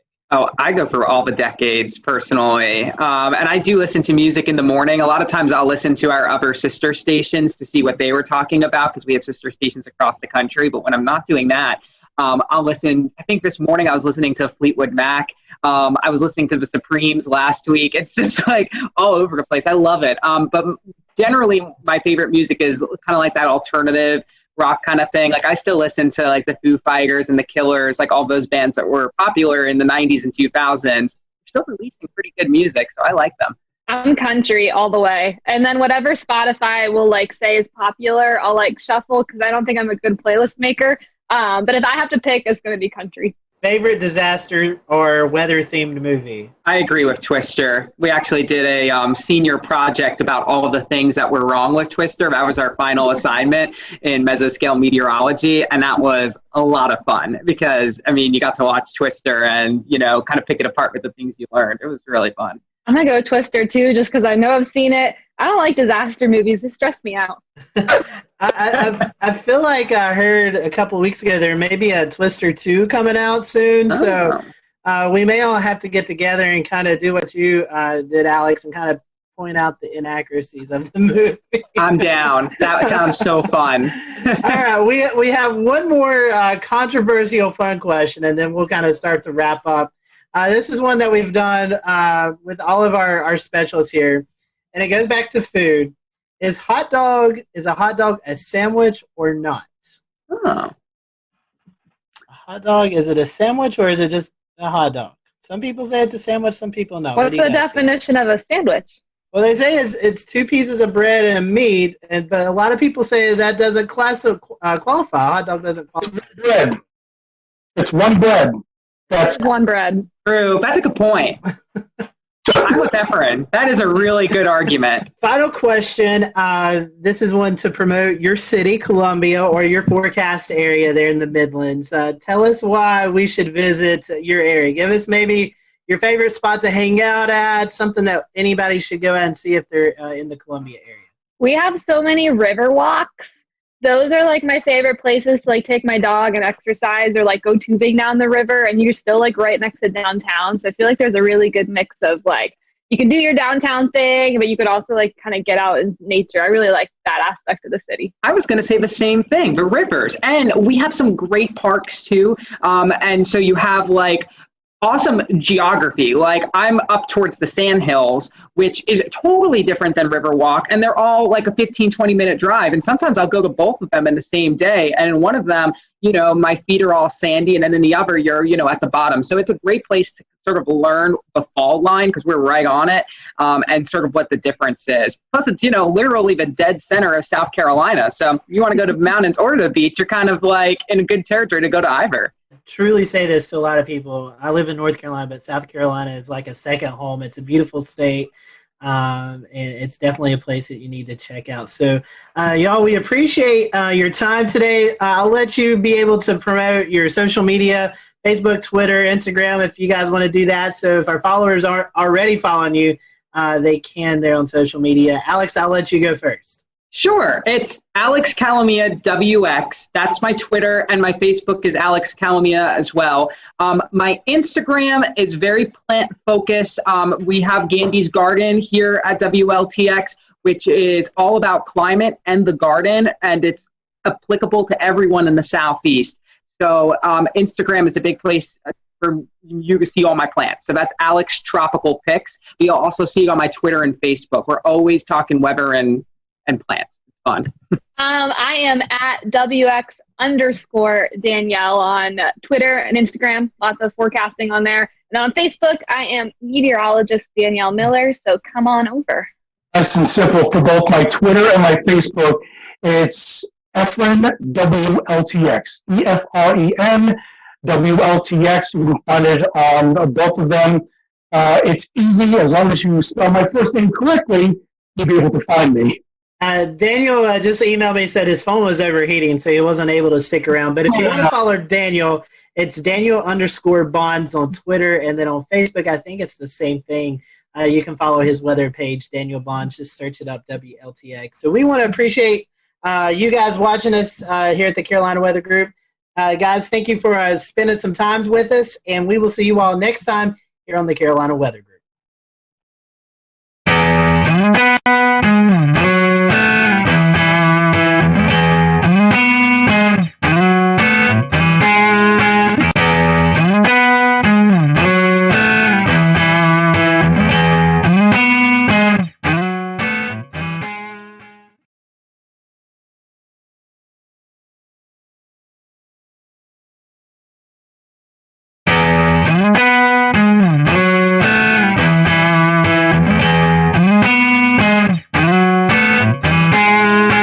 Thanks, James, and welcome everyone to the Carolina Weather Group, Quarantining with Mets. We're happy to be joined by the WMBF weather team out of Myrtle Beach, South Carolina this afternoon. We have on with us Jessica Dobson, Robert Whitehurst, Andrew Dockery, and hopefully Jamie Arnold will be joining us here in just a little bit. So over the next 40 minutes or so, we're going to be getting to know your local forecast team there in Myrtle Beach, and hopefully we'll reveal some fun things that you may have not known about those. So welcome to the show. We appreciate y'all joining us, and we always like to start off with some fun questions. So, Jessica, I'm going to start with you because you kind of talked about this a little bit earlier. Iced coffee or hot coffee? Which do you prefer? Usually iced coffee all the way. I've been on this whole whipped coffee kick. Andrew hasn't heard me shut up about it for a long time now. But iced coffee on most days, unless it's like winter outside. And then sometimes I'll go for a warm cup, usually iced. Andrew, Robert, you guys have a choice? I would say I'm an iced coffee guy. I wasn't until I moved here into Myrtle Beach. And once you get into the humidity here, you're almost kind of forced to be an iced coffee guy. So I do hot coffee in the mornings, but if I have it in the afternoon, it's usually iced. And that whipped coffee, Jessica talks about it nonstop, and it is very good. I wouldn't steer you wrong. Yeah, I think it's 50-50. It depends on the season. And it depends on where you're getting the coffee from. Ooh, Dunkin', I love Dunkin's hot coffee. I'm not a big fan of Starbucks hot coffee, but I like Starbucks iced coffee and cold brew better than the iced coffee at Dunkin'. That is a well thought out answer. Yeah, I discovered this thing too. It's called a hyper chiller. And so what you can do is brew hot coffee at home. You pour it into the hyper chiller that's frozen, and you spin it around for 30 seconds, and you have iced coffee that's not watered down. Wow. I don't own any stock in this hyper chiller either, so I don't get any commission if I sell any product. How many sugars and creams, though? You know what? You're really, that's a hurtful comment right there. That's what gets me at Dunkin'. I'm like, load it up. Just keep squirting it. And my coffee is like white, okay? What are y'all's favorite weather or disaster-themed movies? I guess we can go in the same order again. Start with Jessica. Twister is for sure. I mean, that's very typical, but that came out when I was younger. And, Jessica, she had blonde hair. I have blonde hair, so it just kind of really, it stuck with me. Love that movie. And also one that I grew up watching, I feel like it was on ABC Family a lot, was Night of the Twisters. It's very corny, like 90s one, but that's another. I think for me, Twister was a big one. I'm not a big movie guy, though, if I'm being honest. Especially when it comes to weather movies, I just critique them really bad. But another one that stands out that I did watch a lot, which is even worse, is The Day After Tomorrow. That's one that immediately pops in there with Twister. But as far as if I could quote a movie, the one I've watched the most, it's definitely Twister for me. Yeah, I think Twister is kind of the go-to answer, I think, for this one. I loved it growing up. I used to watch it all the time. I get a little more frustrated watching it now. Like, maybe that's not where we want to be during a tornado. I don't know. Maybe not in a shed tied to a water pipe coming out. I think it's funny that I love Jo so much, but I didn't really understand the whole backstory that she was like kind of crazy and was refusing to divorce her ex. Like that didn't really register with me until honestly I watched it like a couple of years ago and I was like, man, this is kind of messy. So next question on our list here, and to kind of stick with the same kind of weather-related stuff, do you have like a favorite type of music just in general, or maybe it's something that helps you kind of get in the mood for doing live broadcasts or weather-related stuff when weather's happening? I'll let Andrew go first for this one because Andrew's our music buff, I feel like. I'll have opened a can of worms. We could be here. We could be here for 40 minutes on this topic, no doubt about it. Music is my passion. I'm probably behind weather, so I'm a big music junkie. With that being said, I love every type of music. Anything kind of gets me in the mood. I usually do something that's not super upbeat in the morning since we're on the morning show, but something that'll just like, all right, this is a good feel, kind of like a acoustic indie vibe maybe. But I can listen to anything from Fleetwood Mac to George Strait to Tom Petty, Bruce Springsteen, you name it. I love it. I am a big component, though, of playlists. And I think I told Jessica this yesterday. I made a hurricane playlist. I might have to make it public one day. And it's all these songs about hurricanes. And I'm a big runner, too. So, like, right before Dorian arrived, I was just, like, rocking out to all these songs that had hurricane references in there, from Jimmy Buffett to Luke Combs to all kinds of music. And it was fun. But yeah, music is a big passion of mine. So we might have to get your hurricane playlist there to put out when we put out the show, right? Oh, for sure. Heck, Yeah. I can gladly do that. I don't really, I listen to a little bit of everything, but I don't really listen to music much when I'm forecasting. I think it distracts me a little bit. Honestly, so on the weekends, I'll do mornings and evenings. And honestly, it really depends on the morning show or the evening show, which one I'm doing on my mood. Because if it's the evenings, like I'm already like mostly awake and I've probably had a lot of caffeine in my system. So I'm like ready to go. And I'll listen to, honestly, like I love throwback playlists. Like whether that's like throwback R&B and hip hop from like the early 2000s or like the early 2000s hits or like late 90s hits, like those always put me like in a really good mood. But when it comes to mornings, I kind of like, what is it? I have like a couple of different ones on Spotify. Like my Spotify is so disorganized, it's not even funny. I'll like think of a band and I'm like, oh, I want to listen to that kind of music today. But mostly like things kind of more chill, probably like Mumford and Sons or Neon Trees or Kings of Leon too. I listen to them a lot in the mornings. It truly depends. Like my mood changes also throughout the morning. Sometimes I'm like, no, I need something a little more somber. Like, so it really depends too for me. But I like all music too. Like I'm the worst when I'm driving in a car with someone else and a song comes on and I start singing it and it's not, it goes down.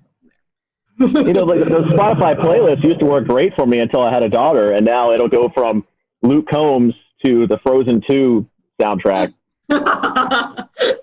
Moana. Then back to Aladdin and Moana, and then back to some sort of rock song. It really brings you all over the place. Yeah, that sounds honestly kind of great though. Like kind of throw in a Disney song every once in a while just to kind of bring things back down. Yeah, I gotta humble you. All right, weather question, kind of a two-part question. When did you know you wanted to be a meteorologist? And was there someone that you looked up to when you were younger, going through high school, college, that kind of also pushed you into that direction? So for me, I don't think there was ever really a moment in time where I just knew. I honestly just kind of always knew. Like even when I was looking at colleges, I was like, okay, well, I'm going to do meteorology. But I didn't know I wanted to do broadcasting because I used to be really shy. I don't really know what happened. Something happened, so now I can't shut up. But that kind of evolved throughout college. But in terms, I watched a lot of the local meteorologists. I think someone who pushed me a lot, though, who I met in high school, didn't realize how important it was to meet him, though, was John Gordon. He really pushed me to just kind of like take on my own personality when it came to weather. He works with, I don't know if you guys are familiar with him. He used to actually be a hurricane hunter. Now he's the MIC at the National Weather Service in Louisville. And I volunteered with him one summer, and like it totally changed everything for me. But I always grew up watching the meteorologists on air. There weren't always a lot of females, though, so it was kind of hard for me to I never really had one specific person I looked up to because I kind of watched them all. So, yeah, long story short. I think for me, I was in 5th grade. I grew up terrified of thunderstorms. Couldn't stand them. And I turned to the people on TV to kind of guide me through the storm, as corny as that sounds. My mom was in TV her whole life. She's behind the scenes. So she is a research director. She's been doing that for years. And I kind of had a firsthand like experience into what broadcast meteorologists do. So I would go to work any chance I got with mom and shadow all these meteorologists and be like, hey, listen, I don't like storms. And that actually grew a passion more out of fear back when I was in like 5th grade to, oh my goodness, this is crazy. Like the power of the atmosphere is so amazing. So I think the big mentor for me was Kevin Harnick growing up. I met him in elementary school. I kind of went with him. He's in Louisville. Jessica and I are from the same town, same city, went to the same college. But I got to shadow him all the way from elementary school through middle school, through high school, through college. And it really paved a way for me to understand how this business works, but also to really just be amazed at, there's people that are out there that are afraid of this type of thing, but just to be amazed at the power and how the technology these days is almost like there shouldn't be a fear just because we've come so far for how we are in this industry. And I think that's a big focal point for me right now, is to try to teach people, hey, if there's a warning issued, take precaution, but at the same time, there's no need to be afraid of these things. Yeah, I think my passion for weather started pretty young, and I think it was kind of a fear thing too. But my grandparents, my parents always told me that 5 or 6, I would always watch the Weather Channel instead of the Cartoon Network or something, especially when a storm would come in. And then I would go into a closet and watch the Weather Channel because the storm scared me, but I was so interested in it. And especially my mom has kind of pushed me into weather because I was so passionate about it growing up. But we'd go storm chasing in Florida. Whenever a hurricane would go by, we'd go down to the beach. I remember Floyd going up the coast, and we were down at the beach looking at the wind gusts. And whenever a storm would come by, we would do that kind of stuff. So it's something I always wanted to do. And I don't know if I really had a favorite meteorologist growing up. I watched a lot of the Weather Channel and local. We had Tim Deegan in Jacksonville. I think he's still there. He's been there a long time. John Gahn there as well. So I think growing up in Florida, hurricanes was kind of my passion, and that's always been still my passion. That's why I'm still in the Southeast. So this is maybe a question that's been a little bit controversial in the past. We've had some interesting answers. But model websites, you see model output all over Twitter and Facebook and anywhere that social media exists. Do you have a favorite website? So in college, we always used Pivotal and COD, or College Up to Page. And so in college, I got so used to those that those kind of, I'll use other ones. I can never remember the one we use now. I think, Robert, you have it on our computer, or it's your account. But that one's good too. But I always end up, I think, going back to COD and then, or Pivotal, because I don't know, I just always like Pivotal, the colors. And then when it comes to COD, I like their satellite data a lot. I always go to their satellite or their surface analysis. So. I am a weird one when it comes to models.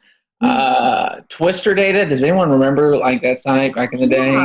How the color table was so great, but the features were a little I'm a big fan of ensemble forecast and having a ton of variety on a website. So simple is great. Otherwise I get distracted. So I try to do COD throughout a 48-hour window. And then I transfer over to weather models, which Robert and the team use, and then WeatherBell. I love WeatherBell. I love weather models. And those two are I would say my 1 and 2.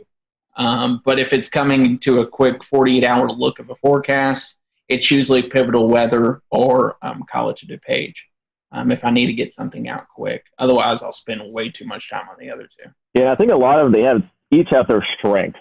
Yeah, a Pivotal Weather with the clickable soundings for the Euro and the UK Met and all the extra data now. That's great. You can't really find, I don't know where else you can find that kind of stuff right now. Obviously, you could break down the levels yourself on the WeatherBell or weather models, but to have those clickable soundings for the Euro and the UK Met, great. We were big into WeatherBell, and then when Ryan went over to weather models, we kind of gave that a try, and I think they're both great. The navigation certainly gotten a lot better on both of them. I think when they first started, it was there's all this stuff, but I don't know how to get to it. You'll find it once. You're I really want to save that. You come back and you couldn't find it. But I think they've kind of improved with those. So we use all three. We're kind of lucky that we have an account for all three. Yeah. I don't know if many people know about this one, but the FSU cyclone phase, that's good. That's good stuff there. You can see, kind of gives you an idea if it's going to be a shallow warm core, or if it's more cold core. What would be your most embarrassing on-air moment that you can recall? I feel like I embarrass myself on a regular basis. So, I don't know. I mean, I have made it before on one of those viral YouTube blooper things over something so stupid. I just stumbled over my words and then I couldn't stop laughing afterwards. And it was just 20 seconds of me doing the whole where you don't breathe or say sounds. You just sitting there laughing without making any noises. I did that. That was probably up there with one of the most embarrassing. I don't really, and this, I mean, you can ask Jessica and Robert, they know. I don't get embarrassed often. That's true, yeah. So, I think back to, my job in Eastern Kentucky when I was the chief at WIMT. I would go out and do face paintings right before main weather and dance with people to learn, a jig or whatever it was. So, I've done probably a lot of embarrassing stuff, but to me, I was just doing it just because it was interactive.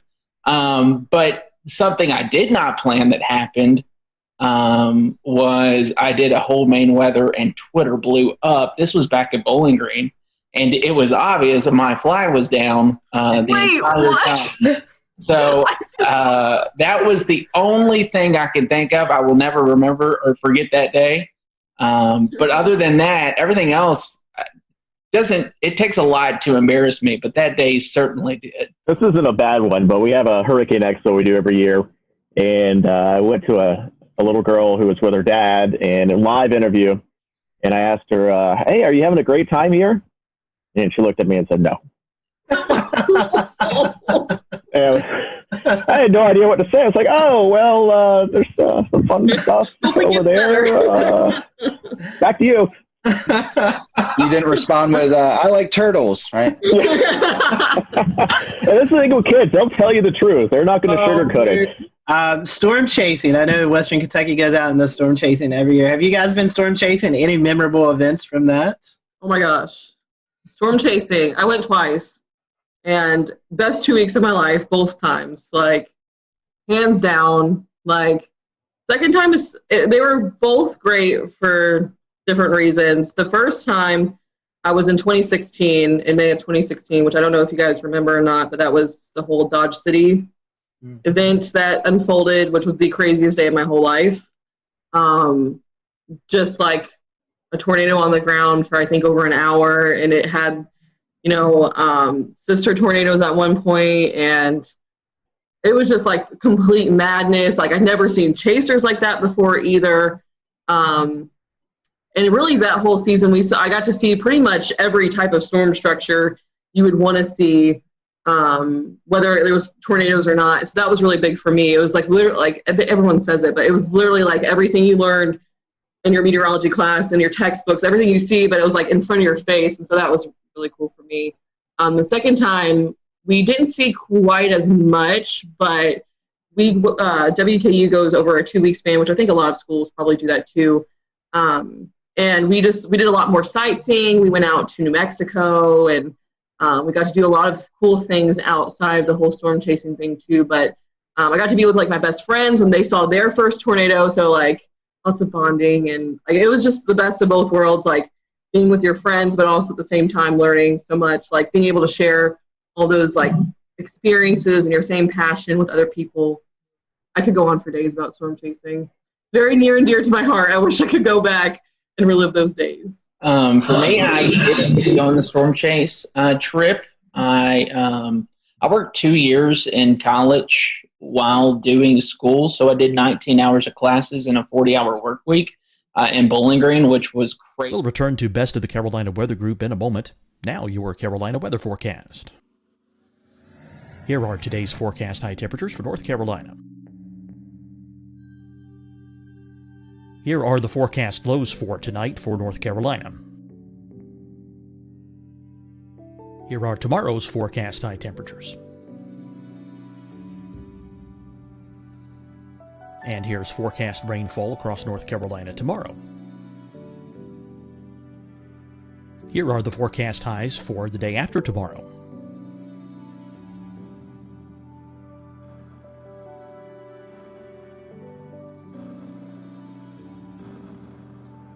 And here's the forecast rainfall across North Carolina for the day after tomorrow. This is the total rainfall forecast across North Carolina for the next 3 days. Here's the severe thunderstorm outlook for today from the Storm Prediction Center.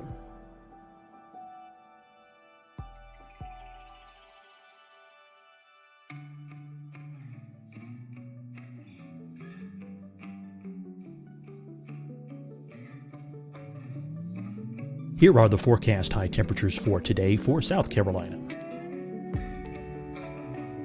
Here are the low temperatures for today for South Carolina. Here's the probability of precipitation forecast across South Carolina today. And here are the rain chances across South Carolina tonight. Here are tomorrow's forecast highs across South Carolina. Here are the forecast low temperatures for tomorrow for South Carolina. And here is the probability of precipitation across South Carolina tomorrow. Here's the precipitation chances across South Carolina tomorrow night. Here are the forecast highs for the day after tomorrow in South Carolina. Here are the forecast low temperatures across South Carolina for the day after tomorrow. And here are the rain chances across South Carolina for the day after tomorrow. And South Carolina's probability of precipitation for that night. Here's the Storm Prediction Center's severe thunderstorm outlook across South Carolina for today through tonight. Here's the Storm Prediction Center's severe thunderstorm outlook across South Carolina for tomorrow and tomorrow night. And here's the Storm Prediction Center's severe thunderstorm outlook across South Carolina for the day after tomorrow through that night. Here's the severe thunderstorm outlook for today from the Storm Prediction Center.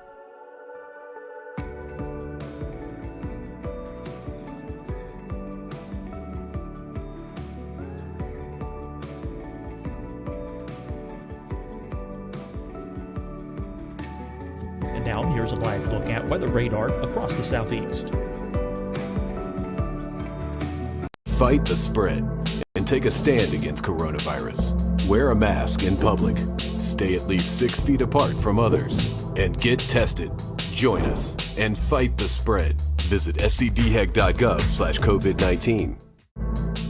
Getting tested for COVID-19 helps you to take the steps needed to protect yourself, your loved ones, and your community. Find the testing location at scdhec.gov/COVID-19 testing. Hi, everyone. I'm Dr. Mandy Cohen, Secretary of the North Carolina Department of Health and Human Services. And when you follow the 3 W's, you protect your family and your neighbors from COVID-19. When you leave your home, practice your W's. Wear a cloth face covering, wait 6 feet apart, wash your hands often. Wear, wait, wash. We're in this together. Stay strong, North Carolina. Deciding when to wear a mask isn't about who you know or how well you know them. Just ask yourself, will I be with anyone I don't live with? If the answer is yes, get behind the mask. Help slow the spread of COVID-19. Get behind the mask. Learn more at covid19.ncdhhs.gov. You'll see your Carolina weather forecast at 25 and 55 past. And now back to the best of the Carolina Weather Group on the all-new Carolina WeatherNet.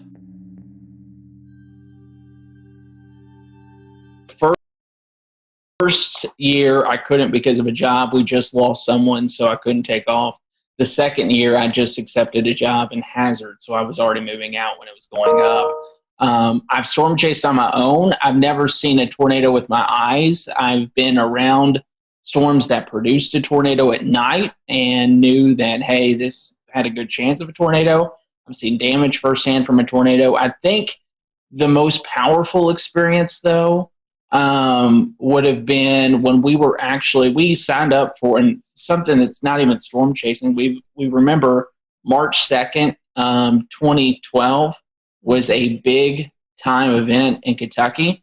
It was the one time I left Kentucky to go to and paid for this big conference in Oklahoma. I never attended the conference. I just sat there and because everyone back home was so freaked out. So that was probably one of the more memorable events, is coming back and seeing the damage of what that produced up in Henryville and all that, because it's still crazy to look back at. But yeah, it's kind of a bucket list thing for me. I've never really done storm chasing much, other than with my mom going to the beach when hurricanes went by. And of course, in Jacksonville, it's always when they went by for the most part. So we could go down to the beach and have wind gusts 40, 50 miles per hour. It was kind of crazy to watch. And they would always shut down the bridges going over the waterway, so we get stuck at the beach for an hour or two until the storm went by. But I've never really done any big storm chasing. I worked in Hattiesburg, Mississippi for a couple of years, and we certainly had quite a bit of severe weather there. A lot of tornadoes, and certainly saw a lot of pretty bad damage around there, but never actually seen one in person. I foresee a WMBF storm chasing trip here in the near future. I am down 100%. So our next question is about favorite non-weather related hobbies. Robert, I don't think we've started with you yet, so I'll let you lead off if you want. I love to get outdoors. So I love to mountain bike. We love to camp, go fishing. Growing up, my dad and I would always go up to North Georgia and go camping for a week and do some trout fishing in the Chattahoochee, going to Georgia and to the upstate of South Carolina. So, of course, I'm outdoors for this shot too. So I guess that I'm a big outdoors guy too. Hiking, kayaking, boating, running lately has been a big passion of mine just because I love food too. So food's a hobby. I love to eat. And then I also, like I said, I love music. So I play guitar, play the mandolin, play a little bit of piano.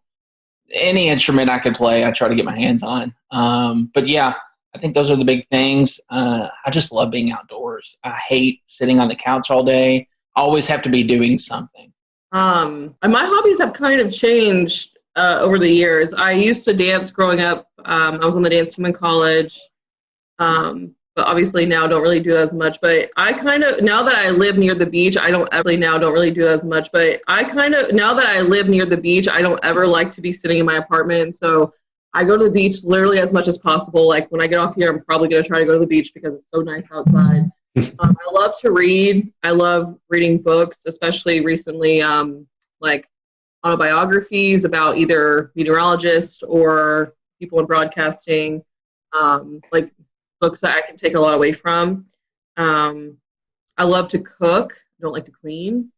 But I like to cook pretty much any chance I get. And I like to experiment and try to, like, if I can't, like, recreate, like, really good dishes from places I like, so I'm not as tempted to eat out as much. But it's really hard in Myrtle Beach. I plan on eating my way through this place. So, yeah, and then hanging out with my cats. Since all three of y'all like doing stuff kind of around the city and stuff, is there a shout out to some of the places or things that you like the most? What makes your city so great? Can you name a couple favorite spots? Beach. Any particular part of the beach? Yeah, I mean, there's a couple spots here. I mean, everybody kind of, when they come to visit, they go to downtown Myrtle Beach, and it gets a little busy, a little crazy.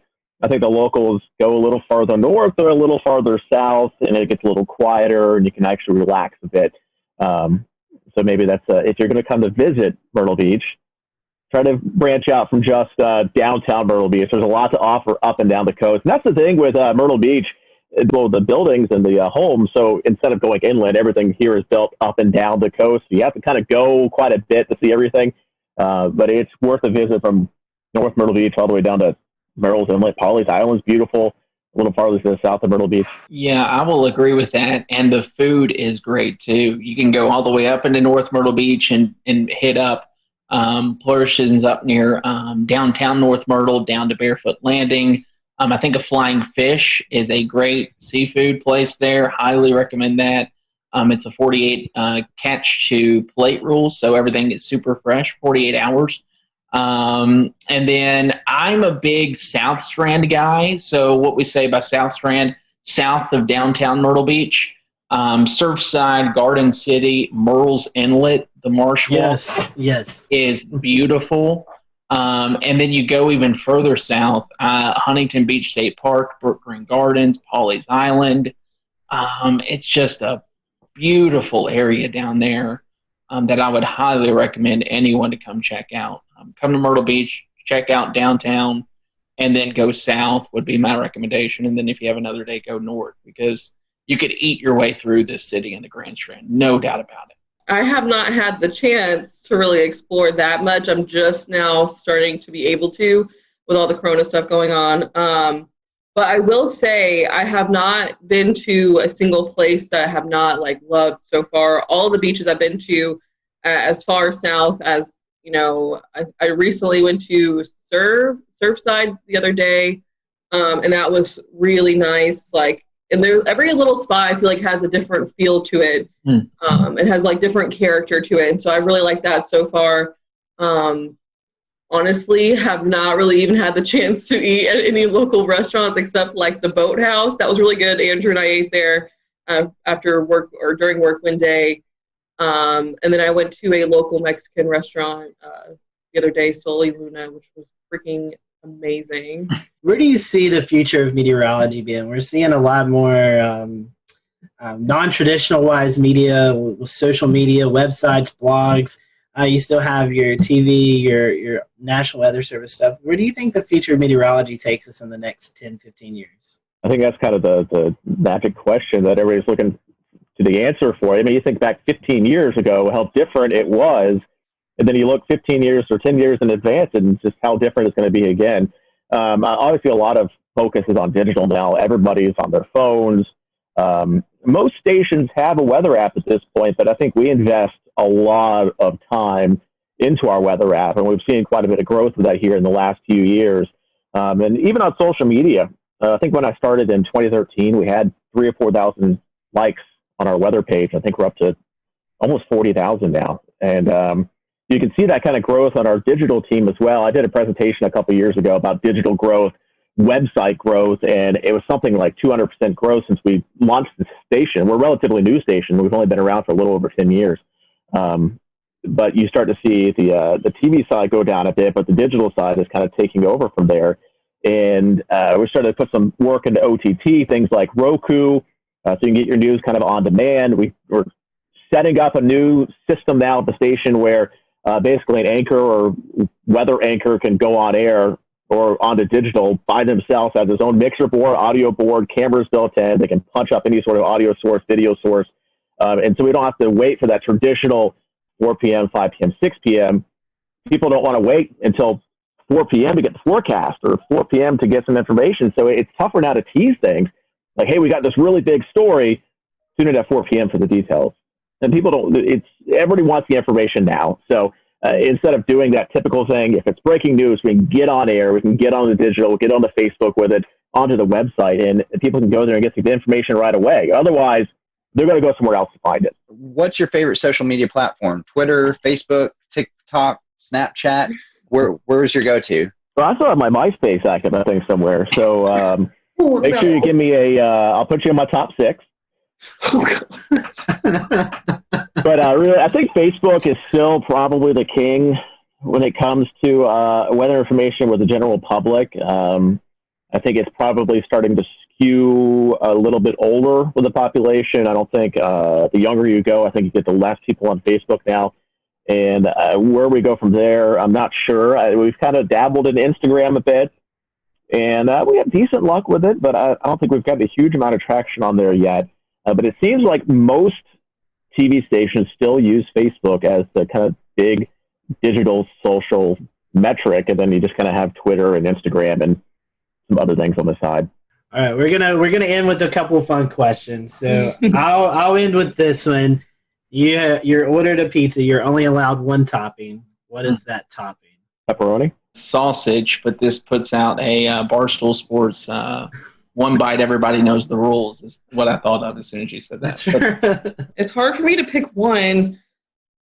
My original thought was pepperoni, but I love banana pepper pizza. Interesting. Nobody said pineapple, so that's good. I was waiting for the pineapple. Yeah, I don't think pineapple's on a pizza. All right, then I will close this out tonight. This is a question that we briefly talked about before the show and had you all stow away your answer. So this could be controversial. There's only one right answer. Toilet paper, over or under? I had to think.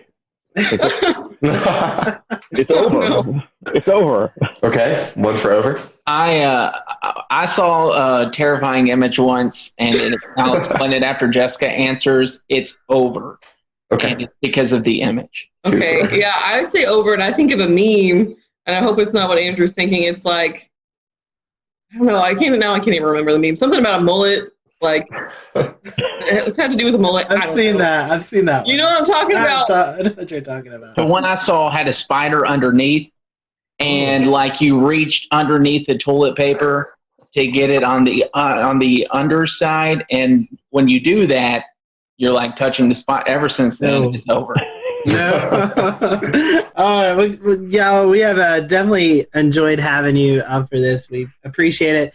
I would hate to give up this opportunity, or would love to give you this opportunity to promote your social media accounts. So if anyone who's watching or listening, head down to Myrtle Beach. They know where to get the weather information at. Maybe some of the best places to hang out. So I'll let you guys give out some social media information before we close off. Robert, I'll start with you. You could. I'm big on Facebook, so if you just search for meteorologist Robert Whitehurst, it should pop up on there. And of course, our main Facebook page is kind of the one where we put a lot of our time into more forecasting, and that's going to be the WMBF First Alert Weather Facebook page. Yeah, I think we're all pretty generic in our handles. I'm meteorologist Andrew Dockery on Facebook, and then you can find me on Twitter at Andrew WMBF. We have a great team that loves social media.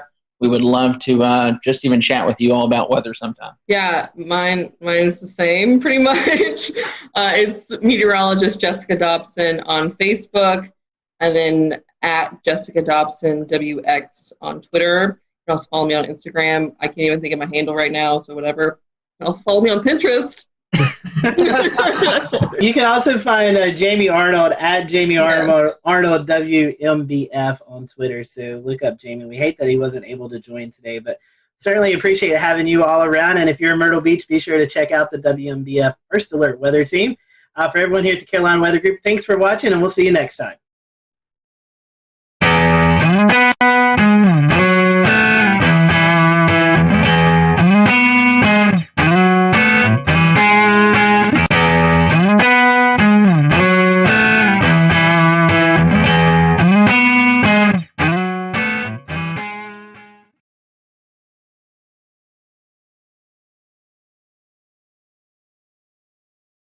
When we found ourselves doing severe weather coverage for Brunswick, Columbus counties, along the coastal areas of North Carolina, just outside the Wilmington area, what we didn't know until after the fact was that we were tracking a EF3 tornado. This is a absolute monster of a tornado that impacted that area and unfortunately did result in some deaths.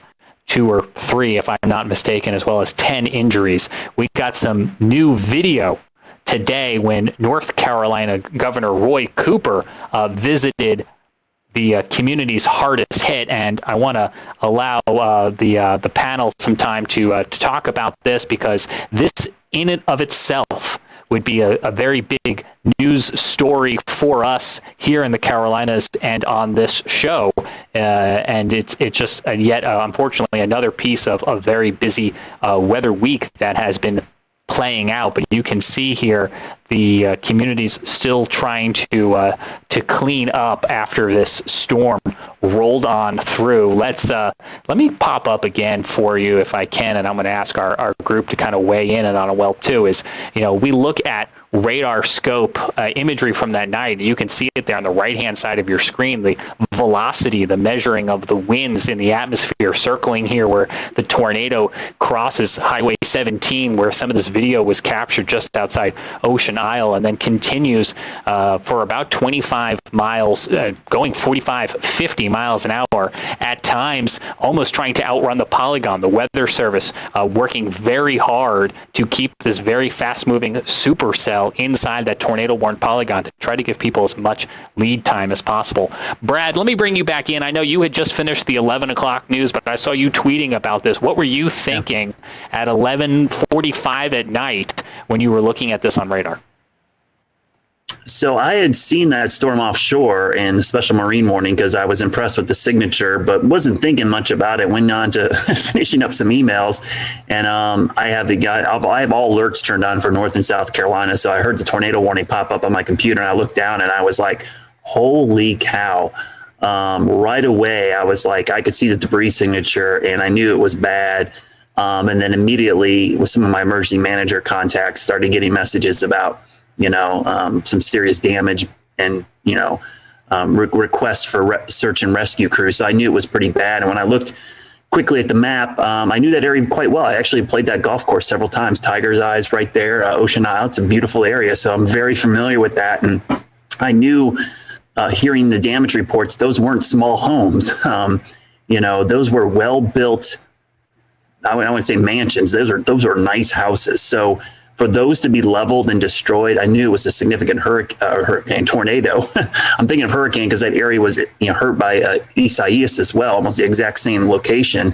But what was interesting is, it was EF3. That's the only second EF3 I could find in the database in the month of February in North Carolina's history. The other one was in 1971.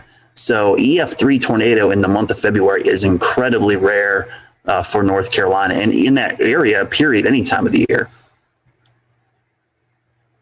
Brad, I have to echo. I was going to say I was asleep when this happened. When I woke up in the morning, I saw your text in our internal chat. But along with Brad, I played golf at this golf course that actually got hit, and vacation, there a lot. And like Brad said, it's a well-built community. I mean, these homes are well-built, and to see the video of just some of these just being completely demolished just shows you the sheer size and strength of this tornado. And, it was a nocturnal tornado again, at 11:45 on a February evening, something you just don't really anticipate. So the loss of life is never good, and just our thoughts and prayers go out to those folks. But just seeing some of the damage out there, you could tell it was a pretty massive tornado.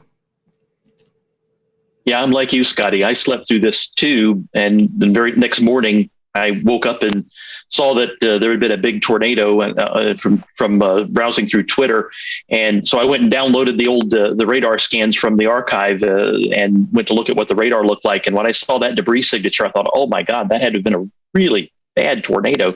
Debris was lofted up to something like 22,000 feet. Is that right? 22, 25. It was up there. It got sucked right up into the updraft. It was pretty impressive. Right. Yeah. When you see debris lofted that high, you're dealing with a pretty substantial tornado, and in this case, at EF3, and that's what it looked like. It could have been just looking at the radar. Yeah, that's a tough warning scenario.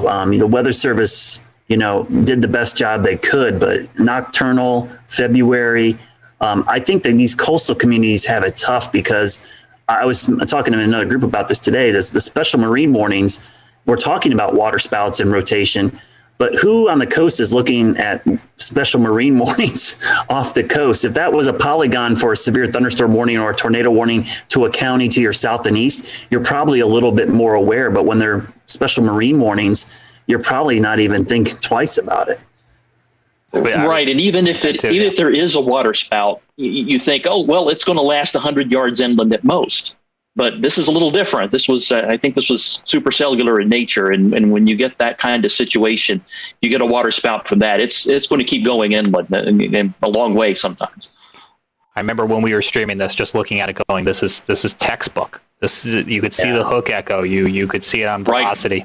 160 mile per hour winds. Christian Morgan, WFMY in Greensboro. I want to ask you for your advice for folks who hopefully never find themselves in this situation, but if you find yourself in any tornado polygon, what do you do, especially if it's midnight? Yeah, guys, I was kind of watching this all unfold, kind of like Frank said. I just happened to log on to Twitter to just kind of see what folks were saying and kind of check out some different things about our upcoming storm this week. And I noticed all of these radar scans and started to notice and realize that, we were dealing with something pretty serious down in the coastal region of North Carolina there. And what I was saying on Twitter, I wasn't an active meteorologist following it along in those areas, but I was saying, if you have family and you have friends that in this area, who cares if you got to wake them up? Call them until they wake up and let them know what is going on, that they have to find somewhere safe to get. And really, in this situation, we say it all the time and it kind of gets drowned out and people kind of put it in the back of their minds. But really, you got to find that most inner room in your home. If you have a basement, that's the safest thing to do, away from doors and windows. And people say, I'm in the next room over. Is that okay? And I'm in the closet in the bedroom that, has windows in it. No, it's not okay. Because especially in a situation like this with such a dangerous tornado, I mean, we see picture after picture after picture of whether it's branches or whether it's beams from houses flying around. They can pierce right through walls and right through doors, and they can come into those rooms and into those areas. So the most inner room in your home, away from doors and windows. If you have a basement, that's the best. And one thing that we always try to say on the air in a tornado warning situation is take shoes with you, take a helmet with you. And people think that sounds crazy at first, but if something comes through the door or something comes through the wall, if you've got a helmet on, just like riding a bike, if you fall off and you have a helmet on, you're going to be that much more protected. And shoes, people say, well, I'm in the home. Well, if you have debris in the next room over and you come out to survey that once things are over, there's no telling what you could step on. So a helmet, glasses, safety goggles, shoes, if you have those things and take them with you, you're that much more prepared and that much more ready in a situation like that. Hey, Christian, I think you guys did the story today. Wasn't there someone whose home was damaged by the ice storm and went down to their beach house because of the damage and then was impacted by the tornado? Yeah, that is a series of really bad luck. They left here, their home was damaged on Saturday with the ice. And so they went to their beach house. I think they left earlier this week to kind of get away while crews were cleaning up their yard, and then found themselves in that situation the other night. And it's like, what do you do at that point? And I think, if I remember right, I didn't watch the story in full detail yet, but if I remember right, I still think some of the family was either en route or was going to be traveling down to the beach house later. And so they had a really hard time getting in contact with those folks. And that, of course, is scary in itself when you're in one place going somewhere to be safe and your other family and your other party there knows what's happening and they can't get a hold of you. It's really, really sad. That is absolutely incredible. That story had another thing worth mentioning. Go ahead, Frank. Yeah, another thing worth mentioning with all that Christian said earlier, do these things that you can do in advance. Decide where to go when the sky's blue. Make the plans on that day. Share them with your family. Make sure everyone knows where to go, so that when the tornado warning is issued, you can just do that and not have to think about what to do. You just do what you've decided to do, and it saves you time. That way, if you don't get a lot of lead time, and sometimes you don't, then you know what to do and you can do it and get there faster, and having less lead time matters less. Yeah, that lead time is so critical, and the Weather Service does as best of a job as they can, and it's frankly a really good job, and it's improving each and every year to give people more and more lead time. But, an excellent amount of lead time is, 7, 8, 9, 10 minutes, and in this case, it might have been even less because of how fast this cell was moving. Yeah. And another thing, I'm just reviewing the radar again right now, and I just noticed why this was kind of sneaky. I understand why it is. The radar near Charlotte, it looks like it has some obstructions to the radar beam to the southwest. And that was clouding what was going on with this storm. And it made it that much more difficult for the Weather Service to warn, because it was kind of in a dead spot for radar. And it just approached from the southwest, and the thing was over Sunset Beach before they realized what was going on, I think. Yeah, I'll just do a shameless plug here. If you're interested in this, we're going to do a show with this with Gannon Medwick. He had a really good write-up today about the situation. So, a lot of weird things going on at that time. So sorry about that shameless plug, James. Back to you. No, I'm glad you actually. That's more late breaking news, because I know you had reached out to him there at WECT to find out if he would come on and talk to us. So I think those are all valid points. And Frank We'll return to Best of the Carolina Weather Group in a moment. Now your Carolina weather forecast. Here are today's forecast high temperatures for North Carolina. Here are the forecast lows for tonight for North Carolina. Here are tomorrow's forecast high temperatures.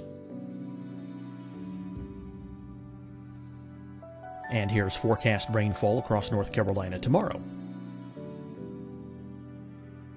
Here are the forecast highs for the day after tomorrow.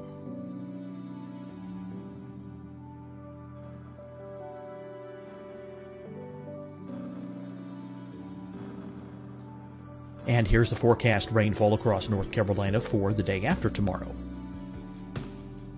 This is the total rainfall forecast across North Carolina for the next 3 days. Here's the severe thunderstorm outlook for today from the Storm Prediction Center.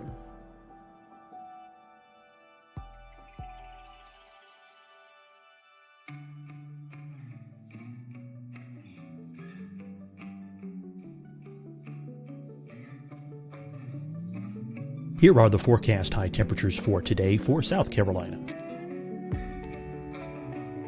Here are the low temperatures for today for South Carolina. Here's the probability of precipitation forecast across South Carolina today. And here are the rain chances across South Carolina tonight. Here are tomorrow's forecast highs across South Carolina. Here are the forecast low temperatures for tomorrow for South Carolina. And here is the probability of precipitation across South Carolina tomorrow. Here's the precipitation chances across South Carolina tomorrow night. Here are the forecast highs for the day after tomorrow in South Carolina. Here are the forecast low temperatures across South Carolina for the day after tomorrow. And here are the rain chances across South Carolina for the day after tomorrow. And South Carolina's probability of precipitation for that night. Here's the Storm Prediction Center's severe thunderstorm outlook across South Carolina for today through tonight. Here's the Storm Prediction Center's severe thunderstorm outlook across South Carolina for tomorrow and tomorrow night. And here's the Storm Prediction Center's severe thunderstorm outlook across South Carolina for the day after tomorrow through that night.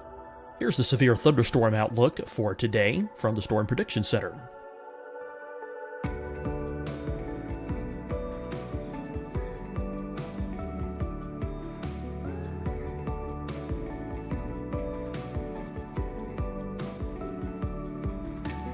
And now here's a live look at weather radar across the southeast. Fight the spread and take a stand against coronavirus. Wear a mask in public. Stay at least 6 feet apart from others. And get tested. Join us and fight the spread. Visit scdhec.gov/COVID-19. Getting tested for COVID-19 helps you to take the steps needed to protect yourself, your loved ones, and your community. Find the testing location at scdhec.gov/COVID-19 testing. Hi, everyone. I'm Dr. Mandy Cohen, Secretary of the North Carolina Department of Health and Human Services. And when you follow the 3 W's, you protect your family and your neighbors from COVID-19. When you leave your home, practice your W's. Wear a cloth face covering, wait 6 feet apart, wash your hands often. Wear, wait, wash. We're in this together. Stay strong, North Carolina. Deciding when to wear a mask isn't about who you know or how well you know them. Just ask yourself, will I be with anyone I don't live with? If the answer is yes, get behind the mask. Help slow the spread of COVID-19. Get behind the mask. Learn more at covid19.ncdhhs.gov.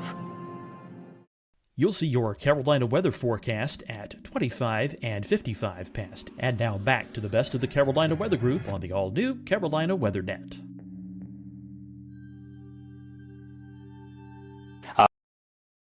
More people are learning about. I think the folks in that area may have already known about it.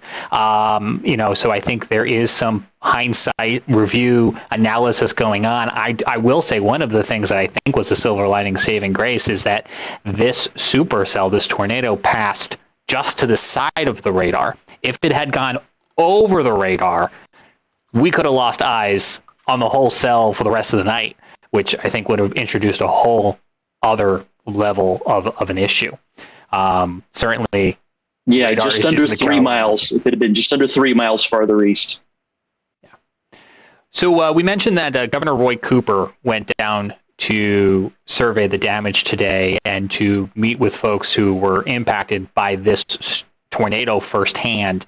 And amongst some of the video that was fed back, we have about 2 or 3 minutes here where the governor is talking to 2 homeowners who were inside of their home when this tornado approached. You're going to hear them talk about the amount of lead time they had, or what frankly was a very small amount of awareness and lead time for them by the time they realized something was wrong, and what position that left them in, and how they ultimately rode this storm out inside of their home It's a miracle. It's miraculous. It's heartbreaking. It's inspirational. It's a whole palette of emotions. Now, because of the ongoing coronavirus pandemic, the microphones are a little bit further away than they would be ideally, and I'm letting you know that because the first rule of broadcast is always good audio, and you can hear them here, but especially if you're listening on our podcast, I want you to just stick this out with us and take a listen to the conversation the governor is having here with these homeowners. It's an incredible story.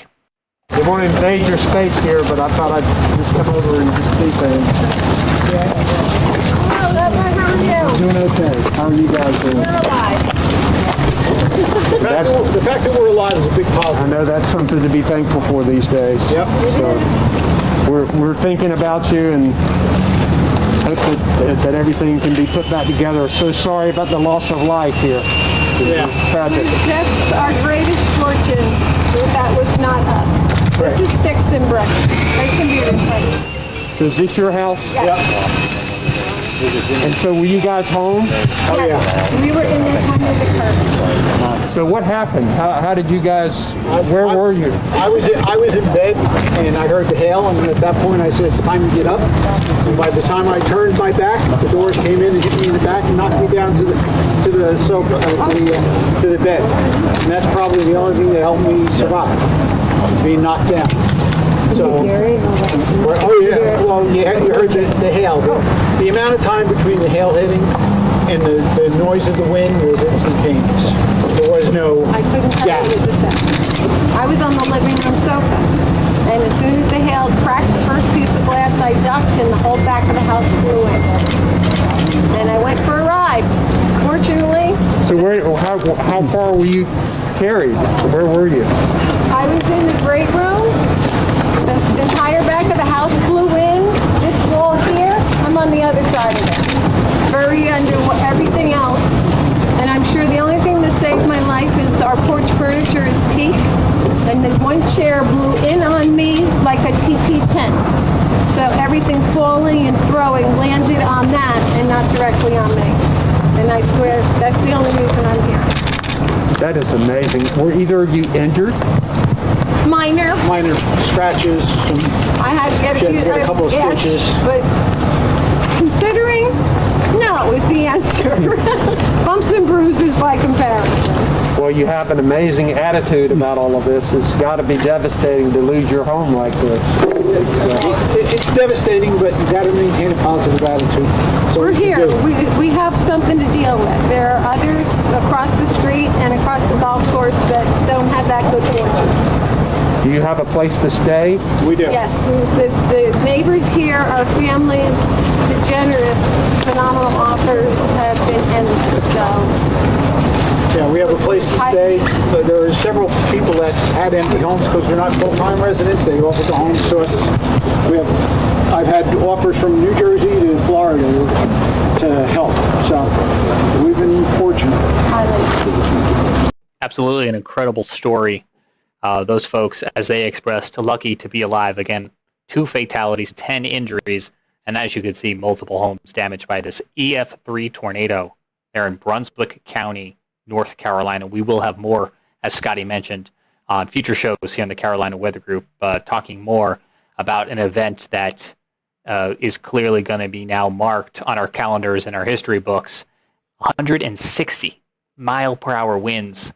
That is practically unheard of in this part of the country.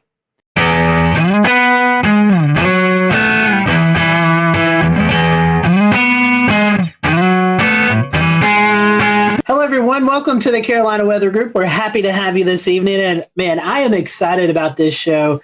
We have featured Frying Pan Shoals out off the coast of North Carolina several times during our hurricane coverage that you most likely have tuned into from one time or another. And I've been wanting to get Richard on the show, and Shay worked his magic and was able to get Richard Neal on the show. Richard is an engineer and the director of Frying Pan Shoals Tower out in the Atlantic Ocean, where he currently is right now. And it's just hard to believe that technology's come so far along that we can actually talk to Richard, who's out in the middle of the ocean right now. So, Richard, welcome to the show. We are happy to have you. And, I just want to talk a little bit. Our first question for you is more of a just kind of getting to know you question. And normally it's how did you get hooked into the weather world? And I know weather plays a little bit into what you do, but how did you get involved in this project? I mean, this is just such a fascinating story about you guys. Well,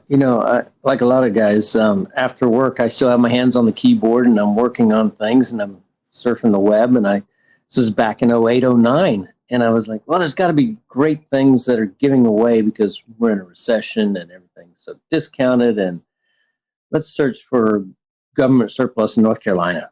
And the first thing that popped up on screen was this big old warehouse. And I'm like, no, that's crazy. Swipe right or left, whichever it is.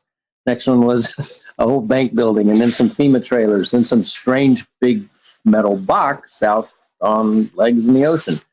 And that was kind of the fish hook that caught me. So ended up getting it.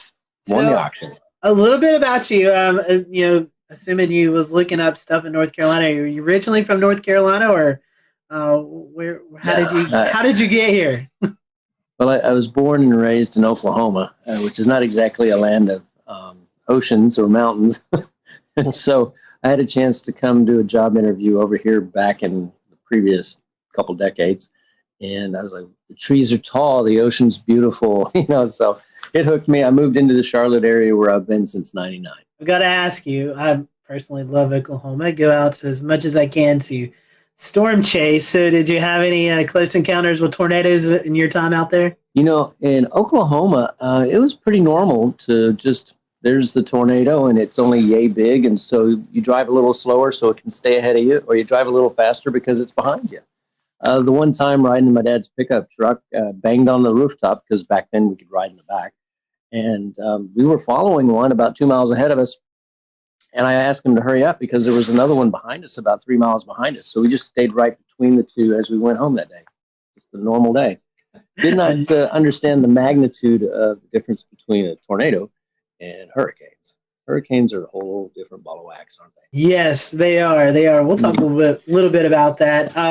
So engineering, I know you got some engineering out there. Tell us a little bit about that and what all engineering-wise you do out there right now at the tower. Well, when I got the tower, when we first came out here, we opened the doors and all the windows were sealed up and there was thick junk all over the floor. It was incredibly filthy. And, of course, nothing worked. There was no electricity. There was no running water, you name it. Obviously, no internet. And so the name of the game was basically, how do we reestablish? And so if you can think of walking into a garage that people had walked out of 2 decades before, leaving most of the tools in there, almost like a put-it-together puzzle, figure it out, and you can make it work, that sort of thing. That was what it was. So found that there were holding tanks of water, found that the wiring was redundant because in the classic military Coast Guard sense, you never modified a circuit. You just added another one, So, oh my gosh. So it's really stretched my brain, everything from the structural to the mechanical to the electronics to you name it. Again, you don't just hire a plumber out here. You are the plumber. So. Very interesting. And the first question that pops into my mind here, Richard, is how do you get out there? Good question. After I bought it, it took me 4 months to get here because I couldn't get a captain willing to bring me out in a boat. He said, there's no ladder on it and you can't get up on it. And I said, well, I was actually a really good climber, so just get me close. But I think what really made him laugh was when I showed up at the dock carrying an extension ladder with hooks on the top. So climbed on it that way, and we do come out by boat when we're carrying things, but more commonly we just fly out by Robinson R-44 and land on the helipad, which is our entire rooftop. So it was here a couple times today dropping off researchers. Very interesting. So no Jacob's ladder. I mean, you're just strictly helicopter at this point? Helicopter and boat, because one of the legs does have a reestablishment of handholds. You do have to be a little bit of a monkey to jump from a boat to a leg and then climb up freehand 65 feet of handholds. So you're telling me if you're not a fan of heights, that might not be the best way to. Not a good idea. But, that's actually how we get the first person on, usually one of the crew, and then we snatch everybody. If you don't like heights, we snatch everybody out of the front of a boat with a hoist and just pull them straight up, and that's actually really, really safe because person's sitting there with a harness or whatever, and until they get hooked in, they're perfectly safe. They're just sitting in a boat, right? Then we grab them, pull them right up, roll them inside, just tell them to stand up. That's all there is to it.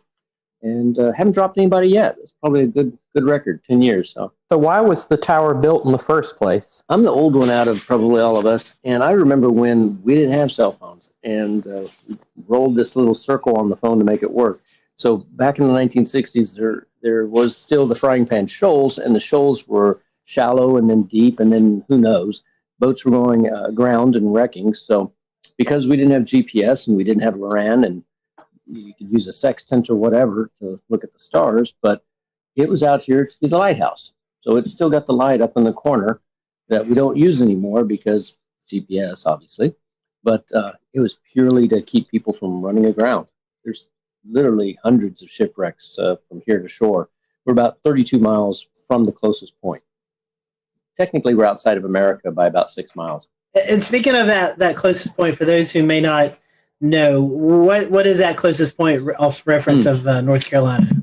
A lot of people would be aware of Wilmington, and Wilmington has a bunch of smaller cities flanking it, Southport and Carolina Beach, and coming out to the tip of it of Bald Head Island.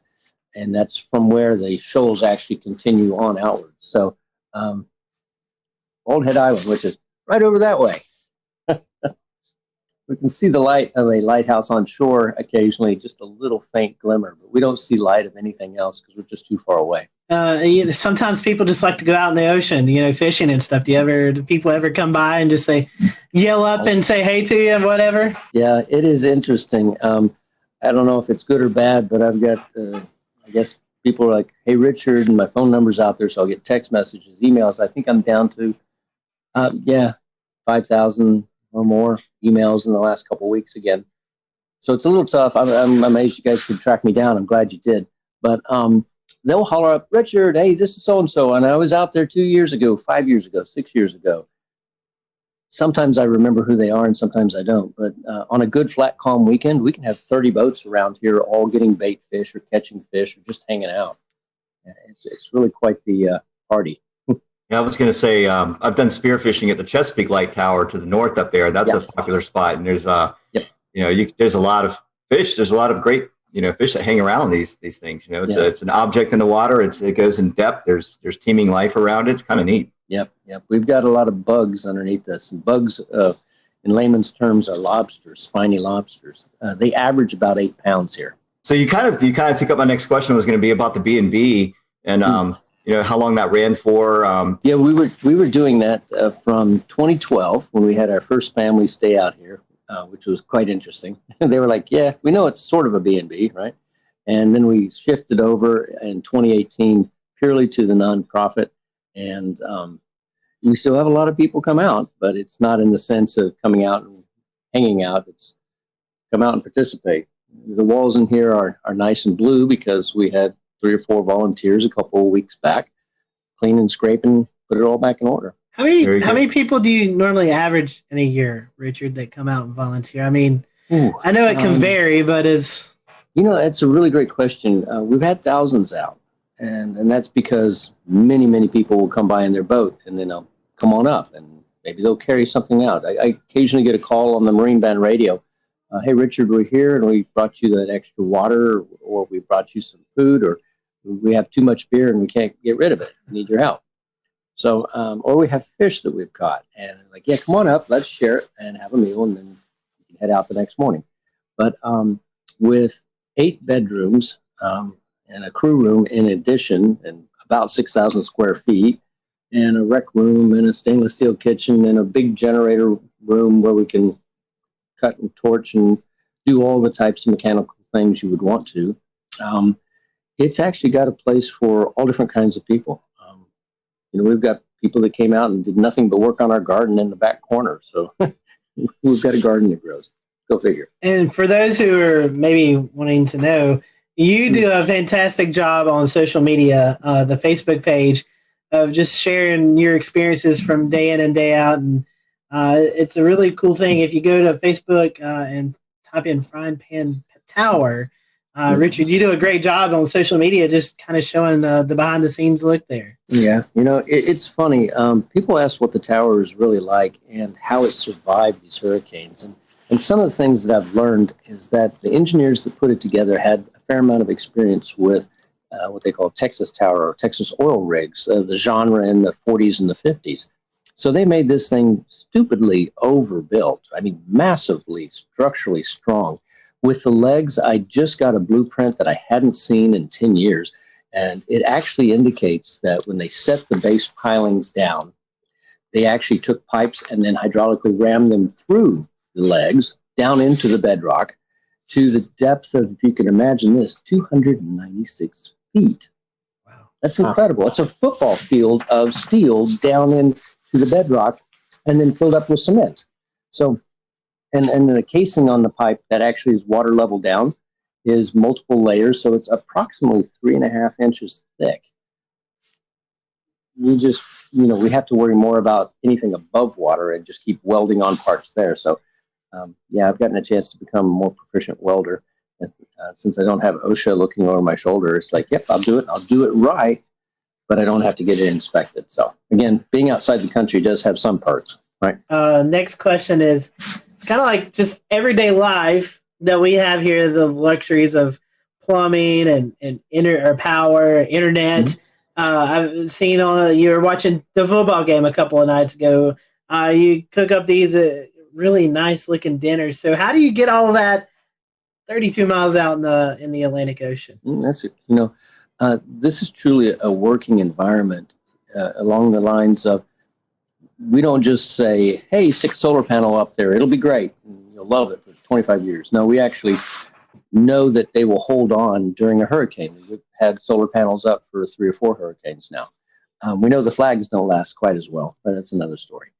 And with those solar panels, we still are on conventional solar batteries. So we don't have lithium yet because we work off of a very tight donated budget, obviously. And then if we need to augment it, like tonight when everyone's using all kinds of things, I will run a small little 3K generator by Honda or something like that. But the good news is that we did also resurrect life back into the 40 kilowatt Detroit diesel that has been sitting here ever since the 1960s. And when we took it apart and looked inside at the pistons, everything was put back in almost perfect order. And then they closed the doors and walked away. So all we had to do was get it up and running again. Now we need to get the electrical part out of it, which is the diodes and the rectifiers. And guess what? I'm getting to learn something else. But once I do that, then we'll reach out to our audience and say, be nice to have some resistance heaters bolted back on the wall, and then we'll run that and be warm while we're out here working. So 99% of the time, we're just solar and wind. So we have a couple turbines, and we've got a couple dozen panels and a battery room full of batteries that we watch very closely and monitor. And everything that we do out here, we can also look at and monitor from shore. So, and that was a 5.2 gigahertz microwave dish that we set up, shot to shore, 56 miles, talked to TV station into letting us put a dish up on their tower at 1,300 feet. And, it's one of those, I can't believe they let us do this sort of stuff, but, we get really smart people and then they're excited about it. And then they tell other people and then we get a phone call. And a gentleman just got on a helicopter today that left that made a donation. And he spent a day or two out here. I didn't make him work, but he worked anyway. Couldn't stop him. Jordan, I know you've got the big fun question for us meteorological nerds. Yeah, so as the Carolina Weather Group, I'd be remiss if we didn't talk a little bit of meteorology while we're here. So what are some of the more memorable storms that have come by in recent times? I mean, I know I'm thinking about Florence and Matthew are probably the obvious ones, but maybe you have one that's maybe not quite so obvious. Well, Arthur was an amazing thing. I actually was out here with 3 of my kids and 1 volunteer, and we planned on flying back by helicopter on a Tuesday with an upper limit to the wind speed of being around 45 miles an hour or so for the helicopter. I think it was a Bell Jet Ranger. And we woke up that next morning to 55 miles an hour constant. So we weren't going anywhere. Surprise, surprise. Had not been out here for a hurricane. And my kids are like, are we going to be all right? Of course we are. It's going to be great. So everything was great. The winds were averaging around 75. They got up to 100 and something during that. And we were all in here, and it's very noisy. My daughter points out the window because there's a huge mooring light that's about 2/3 of a mile that way. And it has a 12,000-pound dumbbell weight at the end of a huge chain. And it's the marker for the very end of the shoals. Well, the waves were so big. They're about 30 feet tall. They don't even look like waves. They just look like hills, that it was picking it up and slogging it along. And she says, Dad, is the buoy supposed to be traveling? So it marched off towards Wilmington. And then as the hurricane spun around, we got to the backside of it, and the winds were blowing from the other side. We just finished dinner, and it blew in one of the back windows, just shattered it. And wind is going everywhere, and the rain's pouring in, and we're back there trying to hold a piece of metal against it and get it all put back together. And my daughter's a little upset about this. And I said, it's okay. We were fine. She goes, I'm not worried about the tower, Dad. It made my cake in the oven fall. Unbelievable. So, we've been out, and I've since found that hurricanes can be really pleasant to watch when there's nothing in the air to hit you but rain. When you're on shore, you have to worry about all kinds of things. You have to worry about trees falling on your houses, and that sort of thing. Out here, it's just rain. You wear safety goggles so that it doesn't sting your face too bad. And anything under 100 miles an hour, it's not going to blow you off the top. Over 120 miles an hour, it gets a little dicey. We had some gust to that during a couple of them. And the water kind of comes in everywhere. So it gets a good rinsing, but that's all right. Does the tower sway at all? Do you get a little bit of that rocking factor? I'll show you. During the worst hurricane, this is it. That's it. Just enough to make the water wiggle around in the Culligan jug. That's it. Puts you to sleep really good. And they are really loud. They are quite noisy. But, you asked the question really that I should answer more directly is about the weather and how and what do we watch and how do we know when we can go out here? It's only 30 miles out, but the weather here is very different than the weather on shore. On shore, we can have 30-degree days, and out here, because they have this enormous mass of water underneath us, we could be in, T-shirt and shorts, or like today, we had a 25-degree temperature drop out here. It was beautiful. It was 75, and then it went down to 55 for a while. I'm wearing a jacket because it's cool. So you kind of have to be aware that the ocean is what they would call an ever-changing, never-changing environment. So it's always going to be a little different, and you can only tell about 3 or 4 days in advance as to the true conditions in this one location. Being on top of a hill at the end of the shoals creates a Venturi effect. So the water goes much faster underneath us than it would maybe just half a mile away. It's quite an interesting place to try and go scuba diving, that's for sure. I would imagine the waves, Yeah. We see storm surge on the coast with landfall and hurricanes. And, we see these models that are predicting 20, 30-foot waves out in the ocean, but the normal everyday person doesn't get to see that. But you do. I mean, you were just talking about the experience with Arthur. I mean, I'm sure the first time you saw it was like, oh my gosh, but have you kind of got used to the fact of seeing these huge waves now after being out there so long? It's funny, the smaller waves, just the 12-footers or so, those... We'll return to Best of the Carolina Weather Group in a moment. Now your Carolina weather forecast. Here are today's forecast high temperatures for North Carolina. Here are the forecast lows for tonight for North Carolina. Here are tomorrow's forecast high temperatures. And here's forecast rainfall across North Carolina tomorrow. Here are the forecast highs for the day after tomorrow.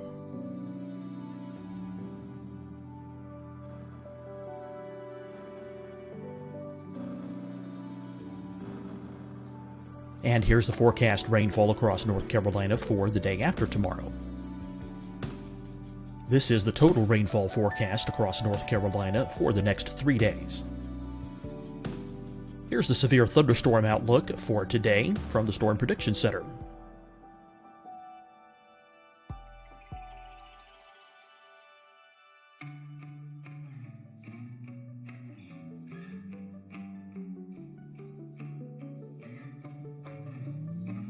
Here are the forecast high temperatures for today for South Carolina. Here are the low temperatures for today for South Carolina. Here's the probability of precipitation forecast across South Carolina today. And here are the rain chances across South Carolina tonight. Here are tomorrow's forecast highs across South Carolina. Here are the forecast low temperatures for tomorrow for South Carolina. And here is the probability of precipitation across South Carolina tomorrow. Here's the precipitation chances across South Carolina tomorrow night. Here are the forecast highs for the day after tomorrow in South Carolina.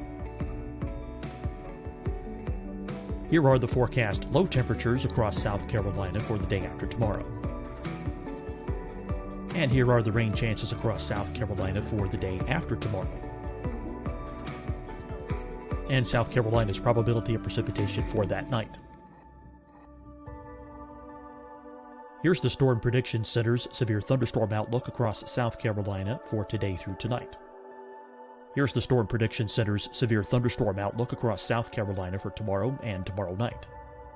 And here's the Storm Prediction Center's severe thunderstorm outlook across South Carolina for the day after tomorrow through that night. Here's the severe thunderstorm outlook for today from the Storm Prediction Center.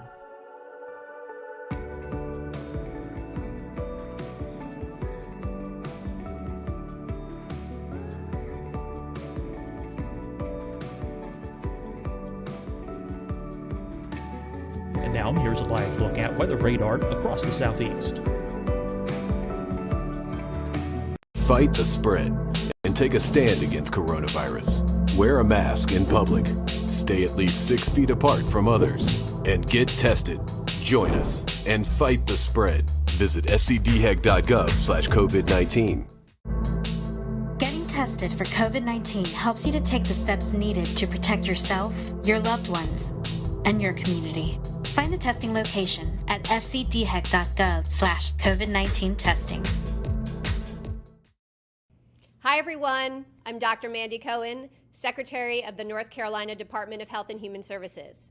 And when you follow the 3 W's, you protect your family and your neighbors from COVID-19. When you leave your home, practice your W's. Wear a cloth face covering, wait 6 feet apart, wash your hands often. Wear, wait, wash. We're in this together. Stay strong, North Carolina. Deciding when to wear a mask isn't about who you know or how well you know them. Just ask yourself, will I be with anyone I don't live with? If the answer is yes, get behind the mask. Help slow the spread of COVID-19. Get behind the mask. Learn more at covid19.ncdhhs.gov. You'll see your Carolina weather forecast at 25 and 55 past. And now back to the best of the Carolina Weather Group on the all-new Carolina WeatherNet.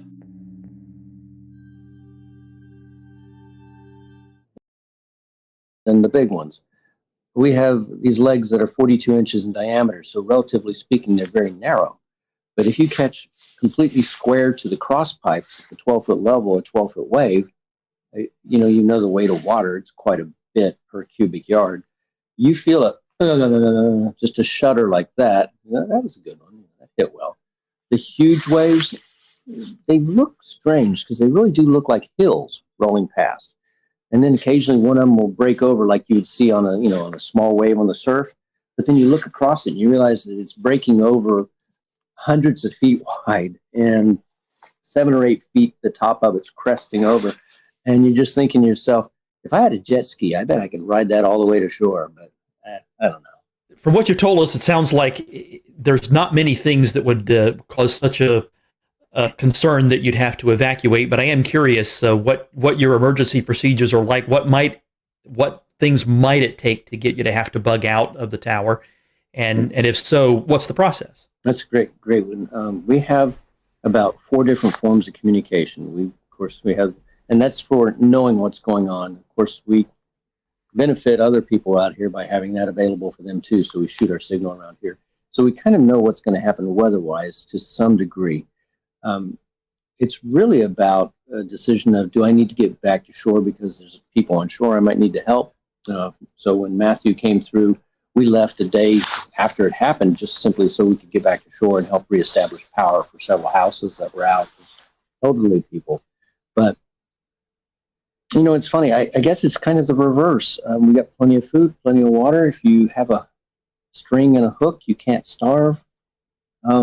It's really more a matter of we stay away from things like COVID virus and monitor the people that come out, that sort of thing out here. People have said that this is probably the best place to survive a end of times or in a zombie apocalypse. I don't know. As long as we have our connection to shore with the marine band radio, with the internet that we have here, with emergency locator beacons, things like that, probably could sit out here and ignore the world for about a year if you had to. Nice. Not that I want to.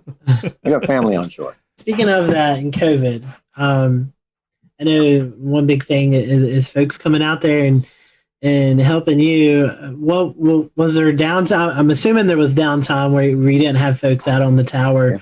Yeah. What was it like when the world was going crazy and you're already out on this island? I'm sure for you personally it wasn't much of a change, but you know, what was it like? A few years ago, I had finished a job of 11 years and I needed a break. So I came out here and was just here for 6 months straight. Went to shore one time. And I noticed that you don't know what day of the week it is anymore. You don't really know what month it is after a period of time. And you start just living, oh, I'm in this season. Oh, gee, I'm getting into fall now. Okay. But during the time that everyone was really locking down on COVID, I was here for a few weeks by myself and isolating. And it was odd because, you know, I turn on the TV, I get it over the air, I get it over the net, I can see everything that's going on. So, you know, you do always have the ability to communicate, same as we all do while we're still locked down. But I think it just made me really appreciate the fact that out here, I have a mask, I've got one in my pocket right now. And anybody that comes out here is going through a questionnaire. Have you been around anyone? Do you have the temperature taking? All that good stuff. They could still be carrying it, but we're trying our best to be just safe about it. So. Right. Well, speaking of that, we talked about the weather aspect. One thing I also want to mention is I was looking through some of the Twitter mentions for Frying Pan Tower. Water spouts also, I'm sure you get to see your fair share of water spouts out there. Oh, that's amazing, yeah. But any other memorable moments? I know you were talking about the meteors a little bit earlier. I mean, you are out in the middle of nowhere, dark skies, so I'm sure you can see all the meteor showers and International Space Station traveling across the. I mean, any other memorable moments out there? Any sunsets, sunrises? We did a time lapse of what was it? The Neowise comet that was off, and we could see it pretty clearly. And what we didn't realize in our time lapse was that the ISS, International Space Station, came cruising right past. So it's all on the time lapse with there's the comet, there goes the space station, and there's the meteor. It's just, you don't know what you don't know if you're not in a dark enough area to see it. On the same type of thing, you might look down at the water, and I didn't know this, but there's a shrimp variety that when they snap their tail, they make a blue flash. And I'd never heard about that, but I was looking down in the water one evening and all these little blue dots of light, of all these shrimp just pop, pop, pop, pop, pop. And it was like incredible. How would you have known? So, you know, the wildlife that you don't see when you just look across the ocean is all abundant underneath there. And it's just increased my desire to help educate people. So we have the above camera, the water level camera, and then the shark camera down on the very bottom that we do for explore.org. And that's in classrooms all around the world with kids watching it. Just kind of fun. So hopefully they'll learn about the ocean and, you know, keep the straws out of the turtles' noses and understand the power that is in our oceans. I mean, the weather is by virtue of this enormous body of water that gets heated up and moves around. I mean, the things that our world does, I just think there's so much for us still to learn. And I really applaud what you guys are doing on sharing and discussing what's going on with the weather, because, you know, it's not a matter of do I have on a jacket so I can go from my apartment to the car. It's what's happening in the world and why are there, you know, storms and fires in different places. And that's all about weather and what's happening, right? Yes, that's true. The one thing I'd like to learn, those spiny lobsters, how do they compare to Maine lobster? What do they really taste like? Oh, I had thought they would be, because they're so large, that they would be tough, right? No. They have no claws, but they can have very long legs, almost like, what is it, a snow crab, those giant ones. And their tails are usually about that big around, about that long, and they're deliciously fresh and soft. We have divers that come out here and they'll grab them. We have a lot of rock ledges. So if you grab the one or two out of there, next day another one will move in, because they're always looking. So they're migrating at night, running around. And they brought up 4 enormous ones. We filled up a stainless steel bowl that was about this big, full of lobster meat. We all ate. There was 6 of us, and we ate so much lobster we couldn't stand it anymore. So the next day when we wanted to go fishing, we were fishing with lobster meat, which is just ridiculous. So it's really, really good. For those folks who are listening tonight and they may feel like, you know, this is a worthy cause that I want to give to, I know, looking at your website, I mean, you've got a shop with apparel that you can do. You have a list on Amazon that folks can purchase and send to you. All sorts of way to help out the cause. So tell us about that. And I even see a signature coffee blend. So tell us about all the different ways that we can help you guys out there doing the research you're doing. It's really funny. A few times I would have a conversation and talk, you know, people that would be watching about, you know, having this cup of coffee or that cup of coffee. And I finally came across one. And mind you, if you're stuck out here, I'm not going to go and grab a Starbucks or a Pete's or a Dunkin' Donuts. And so I found a blend that was incredible. And the company that makes it, Black Powder, said, well, I'll tell you what, we'll make you that particular variety and we'll give you a percentage of the proceeds for the nonprofit. I thought, oh, win-win. And then they gave me free samples. So I'm going to drink that coffee because it's really, really good. The whole goal is, it's not just a YouTube clip that makes you a few pennies, you know, or an Instagram or whatever, or a few shirts that you make $1 or $2 off of. It's whether or not we can get enough people to pay attention to this, to restore this. And that really is my goal, is how do we restore something? So it's restore, obviously, protect, which is not only the sea life down there, but also the mariners around here. We've been really lucky. We've actually helped save 3 different divers' lives out here, and over the last few years. And then preserve. Now, how do we get it so it's self-maintaining? And I think the only way to do that is basically what we're doing right now. Sharing the message, educating people, and helping them understand that it's not me. You know, again, I joke, it's like I'm the chief custodian and janitor. But I'm also the one that really wants to get the world to understand that this is a rare thing that was done back a long time ago. And we typically don't do things like this anymore. We don't build big steel structures because we simply don't need to. And it's really worthwhile to save it.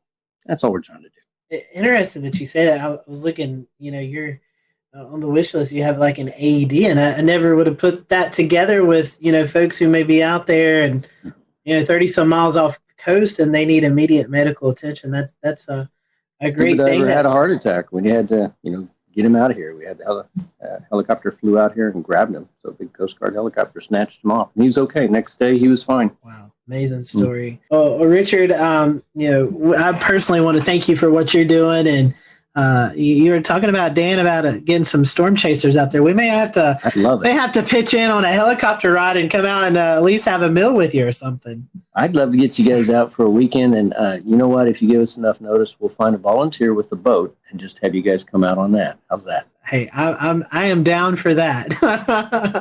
we are up for that. And again, Richard, how can we follow you? I told about your the Facebook page, but do you have Twitter or anything else that they can follow the work you're doing? Yeah, we've got you know, we're either Frying Pan Tower, you know, what is original or something. So we have an Instagram. It's easy to find us. You search for Frying Pan Tower. Clearly, there is also a in the middle of the woods, a frying pan light tower, not a light tower, but a tree tower for observing for other things. You'll know it when it's us because we have water around us. So we have Twitter, we have YouTube, we have Instagram, we have Facebook, and I don't know what else. Well, you're talking about and our website. Yeah, at the explore.com, which we got permission to air some of the footage during hurricanes. Oh, good. Explore.org. They're good. Yeah, explore.org. Yes. Yeah. They're doing good things. Definitely check that out. That's awesome. Yeah. Good deal. Well, Richard, we thank you for your time. And for those who are watching here on the Carolina Weather Group, we hope you have a great rest of your week. And we'll see you next time here on the show.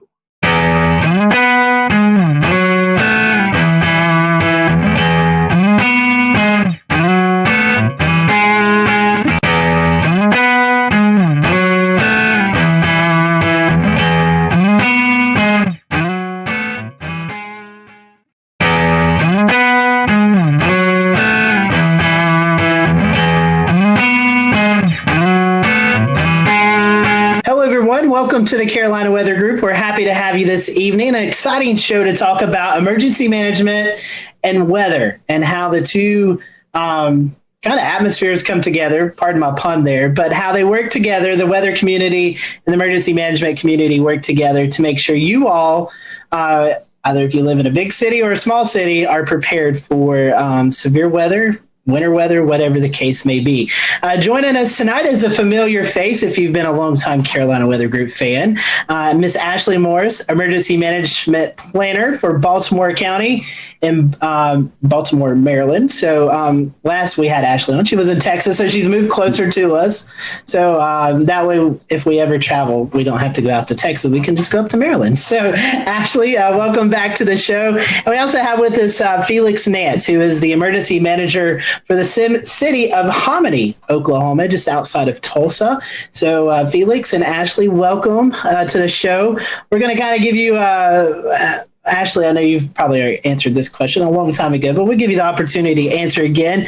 It's a question we always start off our shows with. How did you get hooked up into this weather community, emergency management community? What kind of hooked you into wanting to choose this profession? So Ashley, I'll let you start and then we'll let Felix follow up. Sure. So I grew up being infatuated with weather, and really I got stuck in a thunderstorm when I was 6 or 7 years old and really scared. And my dad's friend who was with me, because we were outside, actually taught me how to count the seconds between the lightning and the thunder to kind of try to calm me down because I was just sitting there crying. And so after that, I remember just doing that during every single New Mexico thunderstorm that came around. And I would buy storm books, and I was just fascinated by weather. And so originally I wanted to do meteorology and do National Weather Service forecasting. And I went to Texas Tech University with that intent.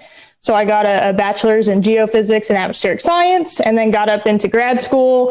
Have always been very passionate about kind of the warning systems and the watches and warnings part of weather. And so I kind of stumbled upon emergency management and found out that emergency management is really the field that we're able to make evacuation decisions and do a lot of that public safety stuff, which is what really fueled a lot of my passion with weather safety earlier. And so very much an emergency manager, but very much a weather enthusiast, but also have that background too, to where I can actually do weather forecasting for my office and provide a little bit of SME on the weather side. I got into it, years ago when I worked for the Red Cross, first job at a high school, and I was an emergency services specialist. Of course, one of the things Red Cross is known for is responding to disasters, and that's how I got interested in the weather back in the days of the weather wire, back when weather information came in on a teletype at something like 40 words a minute. So that was back very old school stuff, and it's just stuck. I've stayed with it, been a Skywarn spotter. It's just a natural progression, actually, from that point on. Questions for both of you here. I want to ask exactly what your role is like and your day-to-day life. What is the typical day in the life of an emergency manager? So it kind of depends on your location, your position, and what you're kind of designated to do. So as emergency managers, we're in the art of doing disaster preparedness, response, recovery, and mitigation for either a city, county, state, or the federal through FEMA. So from a local emergency management perspective, I've done 4 years in city and county emergency management. And so ours is very localized and hyper-focused on neighborhoods, communities, and things like that. And so a part of my role has been a majority of my career participating in writing emergency response plans, creating a lot of partnerships with like public safety, police, fire, EMS, dispatch, public works, and all of the other agencies in our government who would help us respond to disaster. Getting everyone in a room to do disaster scenarios, exercises, things like that. And then doing a lot of community engagement, outreach, messaging, trying to get people to be aware of what our risks are and what we kind of expect of them during disaster. And then a very small amount of our time is usually doing response. Obviously, if we had severe weather coming into the area, if we had a big impactful storm, or like the past entire year where we've been responding to a pandemic or some other kind of thing, that's kind of what that looks like. So we kind of have a blue sky day and a gray sky day where we're either doing a lot of planning and just preparations, or we're actually responding, working with partners, making decisions and providing resources to the public during the incident. That's very well put. It depends on the size of your community and your staff. In my case, I'm a one-man shop, so I'm doing a little bit of all of it. I'm kind of a generalist, and so it tends to keep one very busy. And as Ashley said, we've been dealt with the pandemic situation since March the 6th of last year in my shop on a daily basis, as well as all the other the disasters within the disaster within the disaster. It's been nonstop, and tends to keep one busy. Unfortunately, that does tend to limit some of your planning time. So you have to limit your planning to a lot of the special events that go on. And in a small community like ours, a special event may be something as simple, if you will, as a Christmas parade or a festival at the lake, or it may be something much more involved. But ours are generally pretty small, but they also involve a lot of our community, so it does keep us busy. Kind of staying on the topic of, I guess at this point, the differences between, being in a more rural area versus being in a bigger city. So you explained you kind of wear a lot of different hats there, Felix, and you're kind of generalist. When a disaster response or emergency response actually happens, can you kind of tell us a little bit more about how that works in those scenarios, who you turn to, and the process there? When you're a small community like ours, and let me give you a little quick lay of the land. Osage County is the largest county in the state of Oklahoma, larger than the state of Delaware, 2,400 square miles. We have the County Emergency Management Office that has a staff of 2. We have the Osage Nation, an Indian tribe, which has a staff of 2, and myself. So basically there's 5 of us in the county. And we kind of work together to make things happen because we can't be everywhere all the time. So it's not terribly uncommon for me to go to another city to assist, or to assist the county because of the lay of the land and the lack of personnel. You're dealing with mutual aid situations on a regular basis where you have the county has 57 volunteer fire departments. So you start, you get out of a wildfire, you're making notes, and not necessarily just how many trucks, but where they're from. It's a conglomerate affair, and it works pretty well because everybody works together, and that's the key. So you're drilling, you're practicing. The blue sky days are the days you make the big progress, because that's when you make the connections. Ashley, can you talk to us a little bit about how that works out kind of in a bigger city scenario? When an actual disaster or emergency happens, how is that delegated? And what's the response like? Yeah, so I'm lucky I have the background of both. So I came out of a tiny place out in Texas, and then I came over and did 9 months with Fairfax County before I just took this position. And so one of the biggest differences in kind of that would be your resources. So it was exactly what Felix was saying. Resources. Big cities, we have usually a bigger tax base.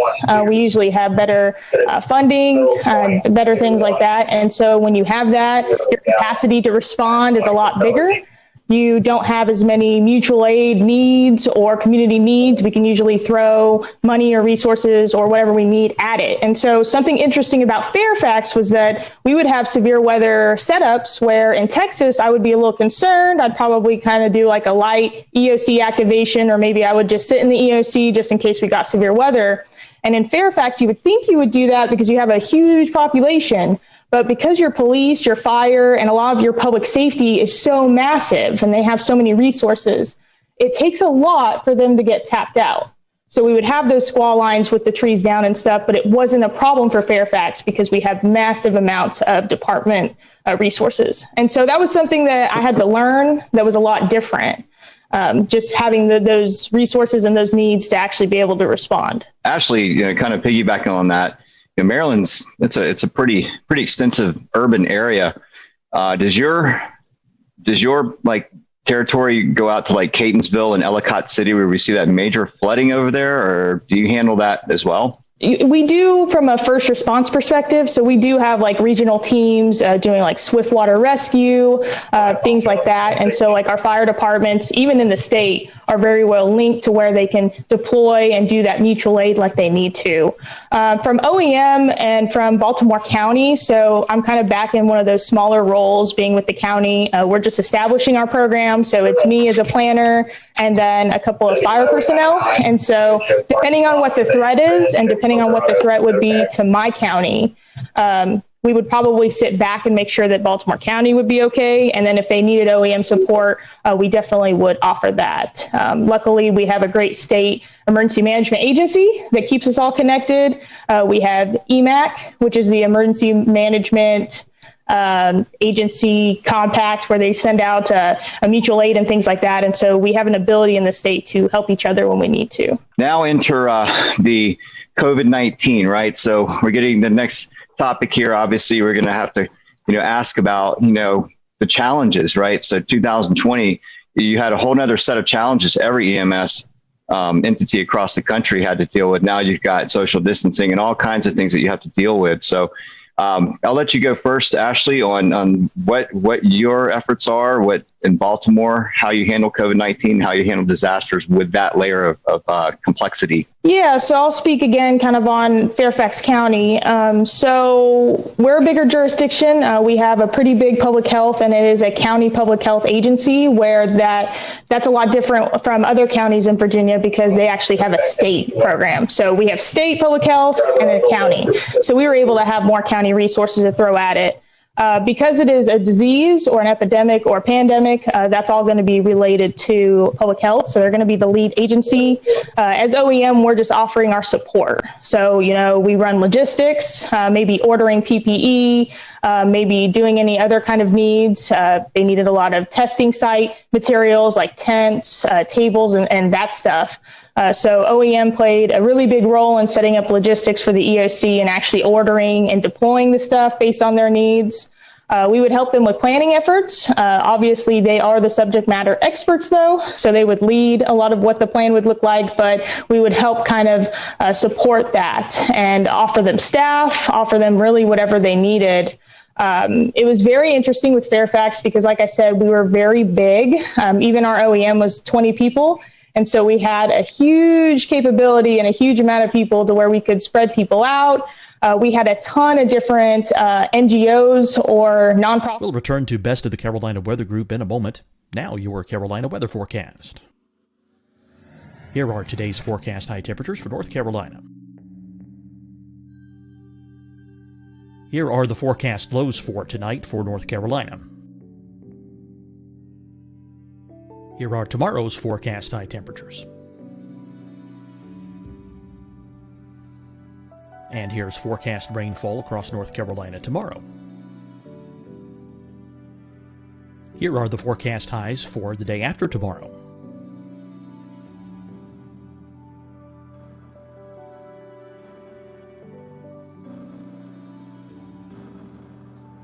And here's the forecast rainfall across North Carolina for the day after tomorrow. This is the total rainfall forecast across North Carolina for the next 3 days. Here's the severe thunderstorm outlook for today from the Storm Prediction Center.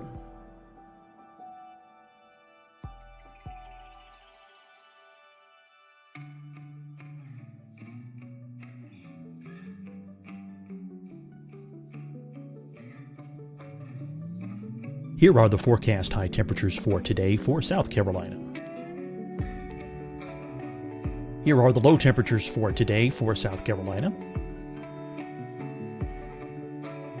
Here's the probability of precipitation forecast across South Carolina today. And here are the rain chances across South Carolina tonight. Here are tomorrow's forecast highs across South Carolina. Here are the forecast low temperatures for tomorrow for South Carolina. And here is the probability of precipitation across South Carolina tomorrow. Here's the precipitation chances across South Carolina tomorrow night. Here are the forecast highs for the day after tomorrow in South Carolina. Here are the forecast low temperatures across South Carolina for the day after tomorrow. And here are the rain chances across South Carolina for the day after tomorrow. And South Carolina's probability of precipitation for that night. Here's the Storm Prediction Center's severe thunderstorm outlook across South Carolina for today through tonight. Here's the Storm Prediction Center's severe thunderstorm outlook across South Carolina for tomorrow and tomorrow night. And here's the Storm Prediction Center's severe thunderstorm outlook across South Carolina for the day after tomorrow through that night. Here's the severe thunderstorm outlook for today from the Storm Prediction Center.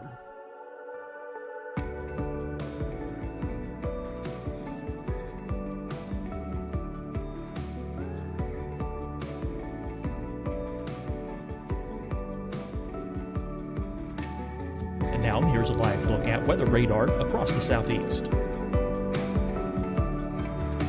Fight the spread and take a stand against coronavirus. Wear a mask in public. Stay at least 6 feet apart from others. And get tested. Join us and fight the spread. Visit scdhec.gov/COVID-19. Getting tested for COVID-19 helps you to take the steps needed to protect yourself, your loved ones, and your community. Find the testing location at scdhec.gov/COVID-19 testing. Hi, everyone. I'm Dr. Mandy Cohen, Secretary of the North Carolina Department of Health and Human Services. And when you follow the 3 W's, you protect your family and your neighbors from COVID-19. When you leave your home, practice your W's. Wear a cloth face covering, wait 6 feet apart, wash your hands often. Wear, wait, wash. We're in this together. Stay strong, North Carolina. Deciding when to wear a mask isn't about who you know or how well you know them. Just ask yourself, will I be with anyone I don't live with? If the answer is yes, get behind the mask. Help slow the spread of COVID-19. Get behind the mask. Learn more at covid19.ncdhhs.gov. You'll see your Carolina weather forecast at 25 and 55 past. And now back to the best of the Carolina Weather Group on the all-new Carolina WeatherNet. Help us with food donations, mask donations, and doing a lot of the other needs that we might have for our residents. And so it really has been an all community effort from everybody responding to this. And it's really important too, because Fairfax is 1.2 million people. And so it's a massive county. Well, it's pretty much the same as Ashley, but some of the interesting things, we had a lot of PPE come in for the schools. We've got 12 school districts in those separate school districts in Osage County. We had a 6-county area that got together at a pod, picked up all the stuff for the local Osage County, brought it back to Hominy and sorted it here, and then distributed it to the schools. So there's an awful lot of work that goes on behind the scenes that people don't see and things like that. Then one of the most interesting things, we've been working with our senior citizen center here. They cannot have in-person meals or in-person feeding in the senior citizen center. And they've had trouble getting disposable trays and other supplies that they need. they turn to emergency management, and we pull rabbits out of hats and get them the things they need to help feed our senior citizens. So there's a lot of unusual things that small towns do that the big cities may or may not do, or the people may or may not see, or they may or may not be unusual for them. I mean, picking up the phone and ordering a specific item in a big town is not unusual. In a small town, it may take some doing to get certain items. Well, it certainly is not always the best scenario in every single severe weather setup or whatever weather setup you guys may be anticipating. Sometimes the worst happens. Between Oklahoma and Maryland, you guys certainly see the full gamut of every type of severe weather and threat you need to be prepared for, short of perhaps volcanoes as a kind of geologic threat.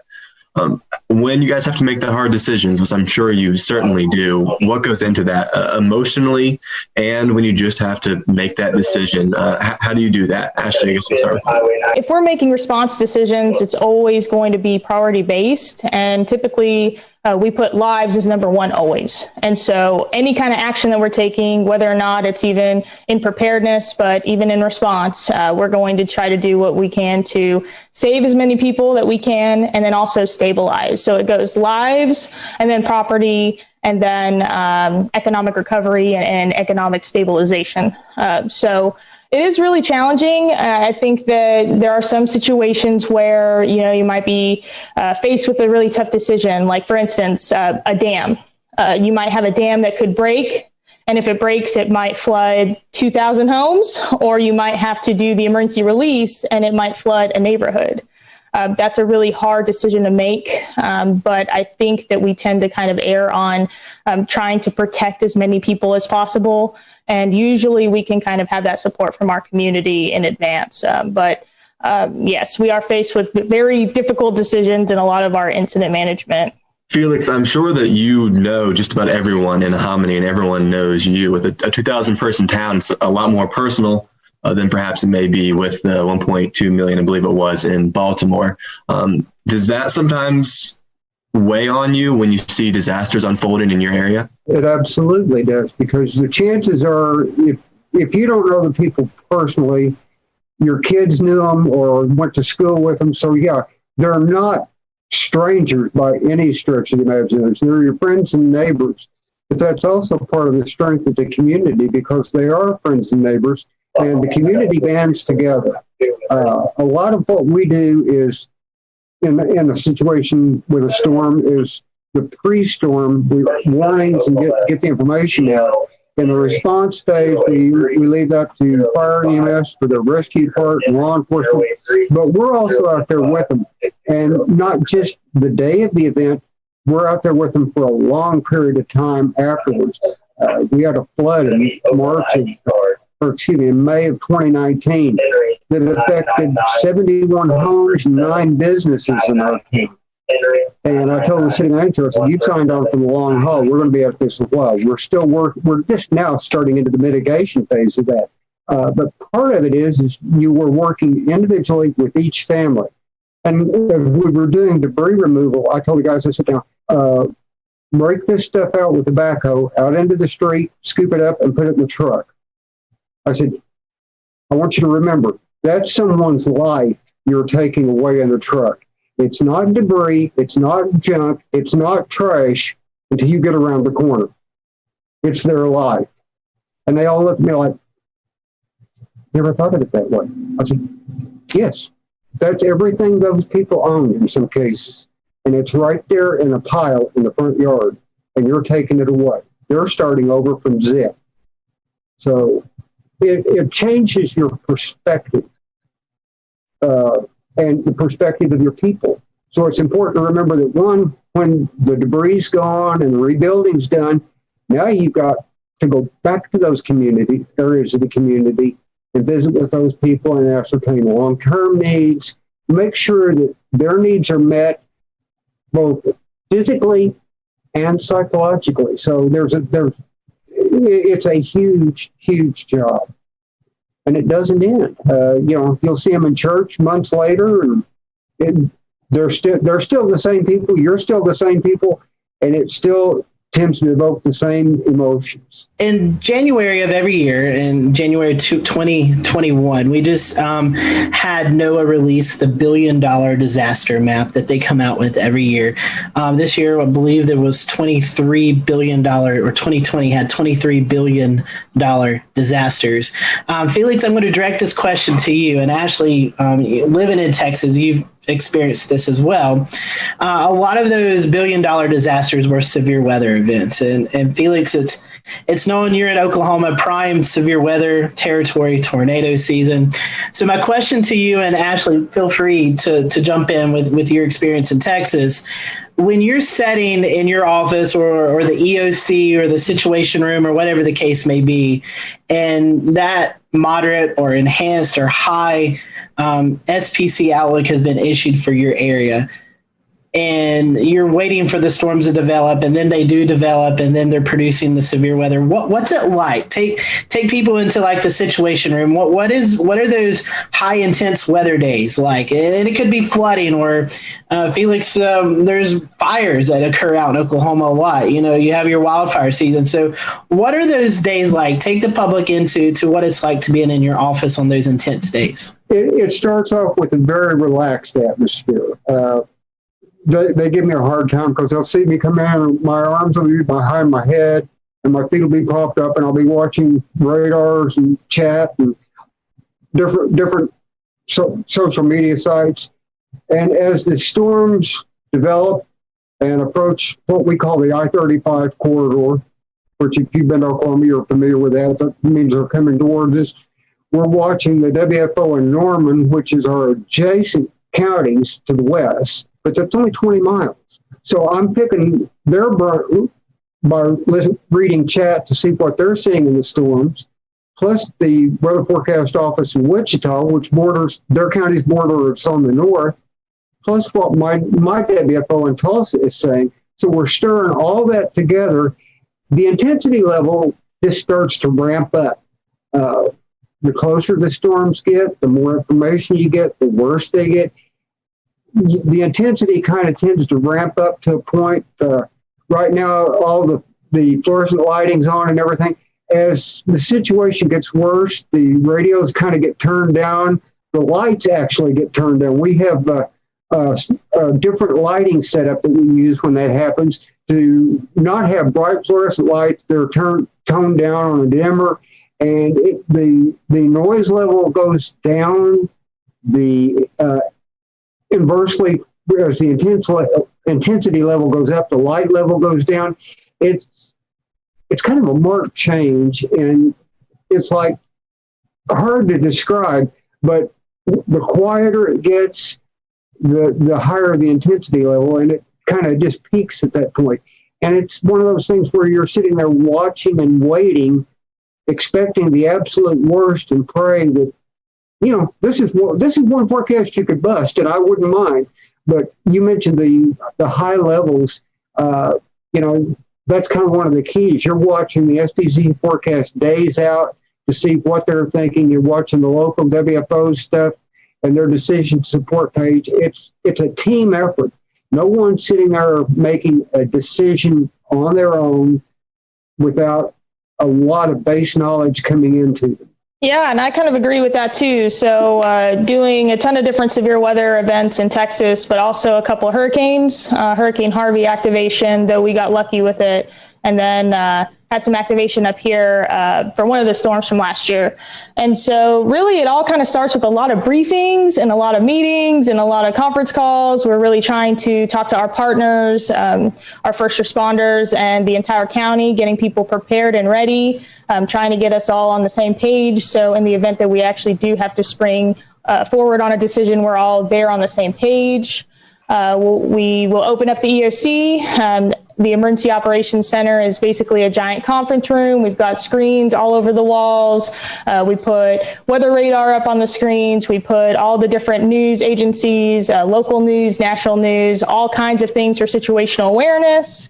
And then it's really just a waiting game, just like he said. So kind of staying in touch with National Weather Service through chat, looking at the latest SPC products, also watches that come out, making sure that we're pushing that to the public because we're trying to get the public to take action on their own before the storms come in.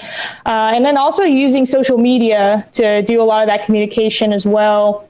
And then once the storm comes, there's kind of that, it's like a uncertainty of what's going on. Like you're kind of lost in the dark because you're sitting in an EOC and there's a storm hitting your entire city or county or jurisdiction. And so you're trying to assess all the weather data and you're talking to your weather partners and you're trying to talk to dispatch and your first responders out there, but you still feel blind. You can't see exactly what's happening out there. And so we're kind of frantic at that point, trying to just find storm reports, trying to get on social media, trying to see if we can get any kind of hint of what kind of damage is going on at the surface. And then once we kind of have a better idea of that, we can start to make those decisions like damage assessment. But we had one storm that came in and we were able to collect all of those storm reports, but we had the media coming up from Austin. And so we had to peg our county PIO to get them prepared for interviews and different things like that. So there is quite a bit of adrenaline that comes with that. And then also somewhat of a lack of certainty of what decisions you're going to be making a short amount of time right after the storms. One of the unusual things about it, we both talked about the physical bricks and sticks EOC. The other side of that coin is as you move into the response mode, someone wants to ask, where's the EOC? Like, wherever the emergency manager drops the tailgate of his pickup. Because in fact, the EOC may, as a sticks and bricks facility, may turn out to be the tailgate of your pickup next to the incident command post. When you have limited resources and your supervisors are working supervisors dealing with the issue, it may be more beneficial to have the event run from the field for a period of time than off-site. So it's a kind of an unusual type situation, and it sometimes runs headlong into the incident command structure and doesn't always meld well at points with that for a while. But it's one of those things we've done for years and have tended to make it work pretty well because of the nature of the community. Emergency management, besides terrorism and pandemic-wise, I want to keep this kind of weather centered. What is the one weather scenario that you just dread seeing coming your way? One thing that scares me the worst is when SPC puts up an enhanced or high-risk day, and you're sitting there waiting because you know the watch is coming, and it will likely be one of the PDS types. Because if they have that high a confidence level, you know they're expecting the absolute worst. So, when you're talking tornadoes, severe thunderstorms, tornadoes, that's kind of, that issue always crops up. The other one that worries me are the ice storms. And we talked before the show a little bit about the Sperry Call Tides Index. That's an incredibly valuable tool because a quarter to half inch of ice on power lines can make an incredible difference. And if a rural area can lose power, and it may be out for days. The ice storm we had in October, which was much worse to our west, one small community of about 800 people, the line going to town and all the lines in the poles in town were down. They had 900 utility poles down. Jeez. Now, I don't know if you know how long it takes to set a utility pole, but if you can get 4 of them set in a day, you've done real well. Wow. So you can imagine what it would take to get power restored to that town. I think they were out 32 or 33 days just in town. Now, there is a whole planning process to hold food for thought. What are you going to do if you have no water or no electricity for 33 days? Does your power plant have a backup generator? Do you have plans, your sewer? Can you keep your infrastructure working? Yeah, so mine's kind of along the same lines as that. I was going to say derecho because we've had them here in the DC area. We had one that was pretty bad, and it did that. It caused power outages for over a week. And then on top of that, we had a heat wave come in behind that. And so we had heat-related fatalities because people did not have power to cool off. And so you see those collapsing incidents that follow. And so that's always kind of a concern. But I would say a derecho again with widespread outages, just like he was saying, losing communications because a lot of us are, really used to using social media to communicate to the public, even warning systems and cell phones. If we lost that stuff, I'm not quite sure how we would get messaging out about shelters and other things. And then on top of that, I don't think that our general public is very prepared for power outages, especially for long-lasting ones. And I think that we would be very challenged with getting them the right resources and making sure that they were able to get the help that they needed, because I just don't think that we're accustomed to really thinking that way. So that would be my number one. Number two is that I did some research on Baltimore County, and I've noticed that we've had several federally declared disasters that were snowstorms, either blizzards or something of that nature. And while I'm from New Mexico up in the mountains and I've seen snow, I've never seen enough snow to cause a federally declared disaster. So I'm very concerned about what that's going to look like. And what's even worse is they're always in January and February. And so I'm sitting here looking at the upcoming month and some of the winter storms, hoping that I can avoid that. So some great information. Felix and Ashley, we certainly appreciate your time. I think our audience will really enjoy seeing the behind the scenes of what all you all are doing to keep us safe on good weather days and bad weather days. So would hate to not give you the opportunity to promote any social media accounts that you all would like to. So Ashley, I'll let you go first. If there's anything you'd like to share or our followers would like to follow you, how can they do that? Sure. I am addicted to Twitter, so you can find me on Twitter as Ashley Morris or at Miss Ashes 92. And I'm also on Twitter at Felix A. Mans. Very cool. Well, it's certainly been a great conversation. Felix, Ashley, thank you for joining us. And thank you all for who are watching tonight. We appreciate it. We will see you next time here on the Carolina Weather Group.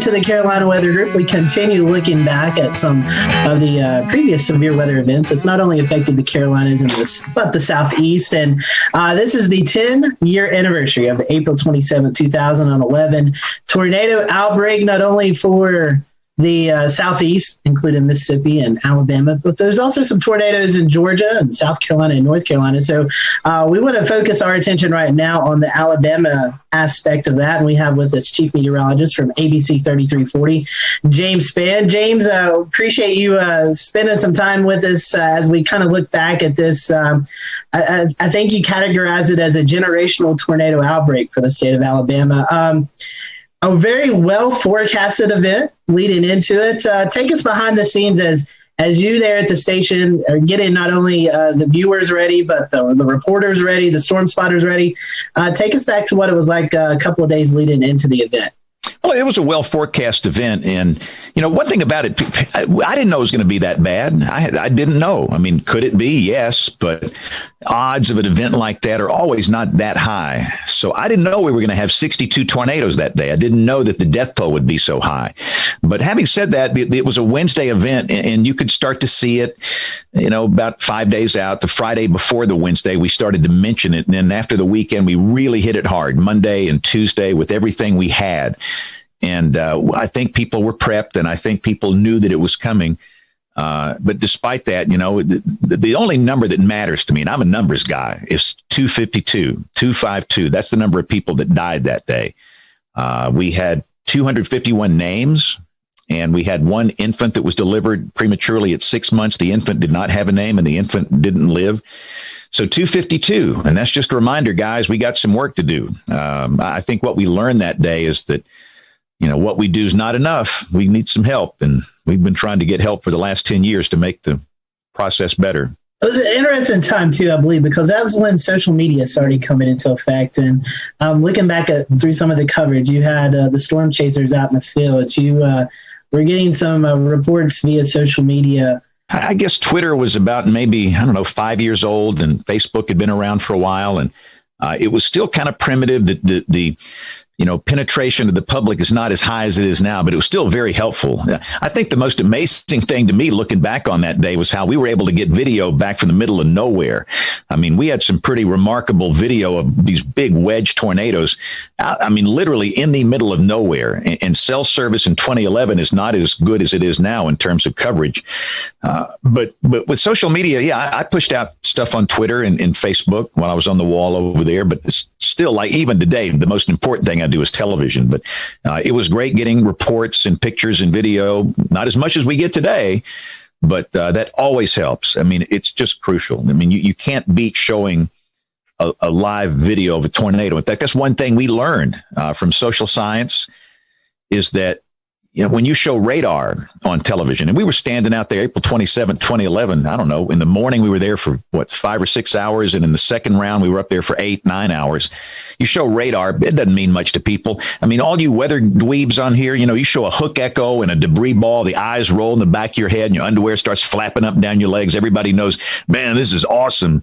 But to most people in the street, they don't know what that is. And even if you communicate that clearly, they still might not believe you. But by golly, if you show them a live video stream of this big tornado, they're going to dig a hole and they're going to get into a safe place. So we have to do a better job of getting cameras on these tornadoes. And it's problematic for us. You guys know this where you are. I mean, most of our tornadoes are rain wrapped. Most of them happen at night. We have hills, we have trees, but we do the best we can. But I thought on that day, it was pretty amazing how many tornadoes we did get on camera.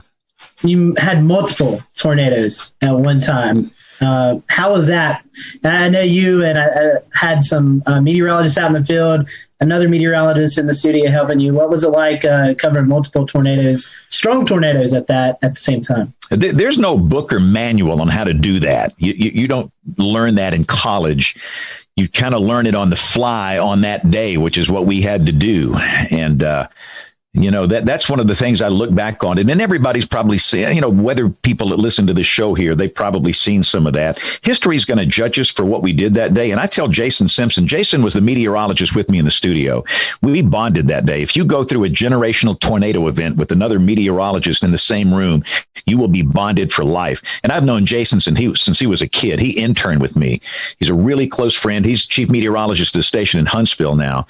But, history is going to judge us, the two of us, for what we did that day. And I don't even know if what we did was right or wrong. Obviously, we did something wrong because 252 people died. That's inexcusable for anybody in the weather enterprise, inexcusable for the public. These were precious people that died.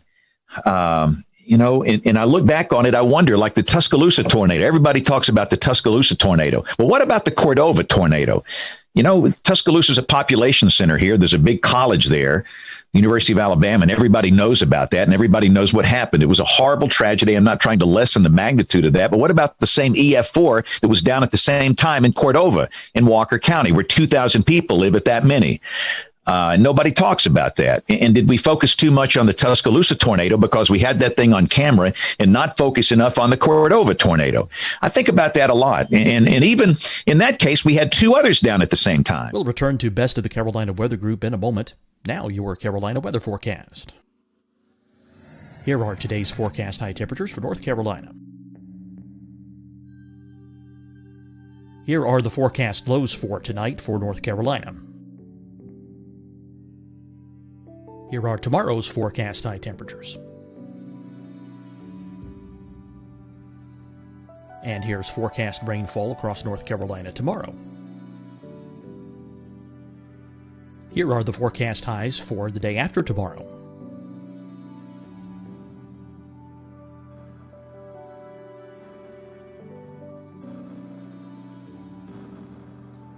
And here's the forecast rainfall across North Carolina for the day after tomorrow. This is the total rainfall forecast across North Carolina for the next 3 days. Here's the severe thunderstorm outlook for today from the Storm Prediction Center.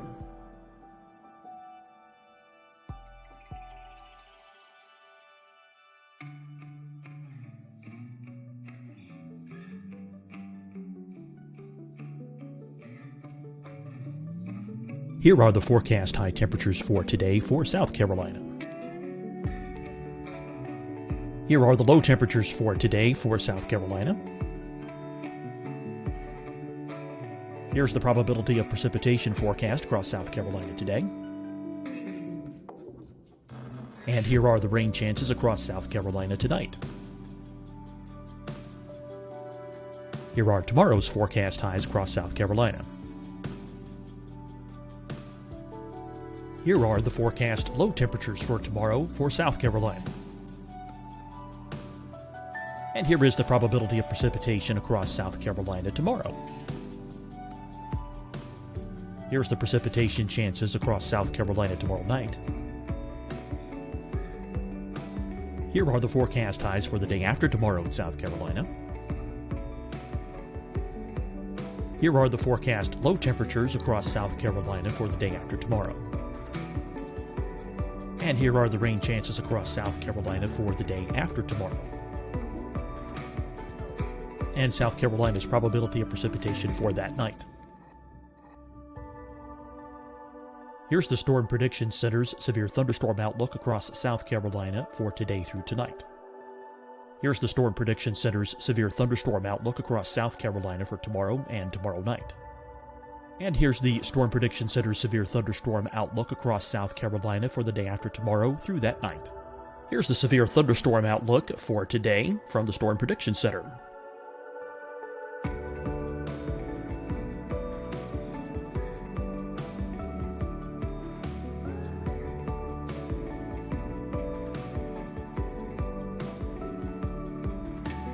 And now here's a live look at weather radar across the southeast.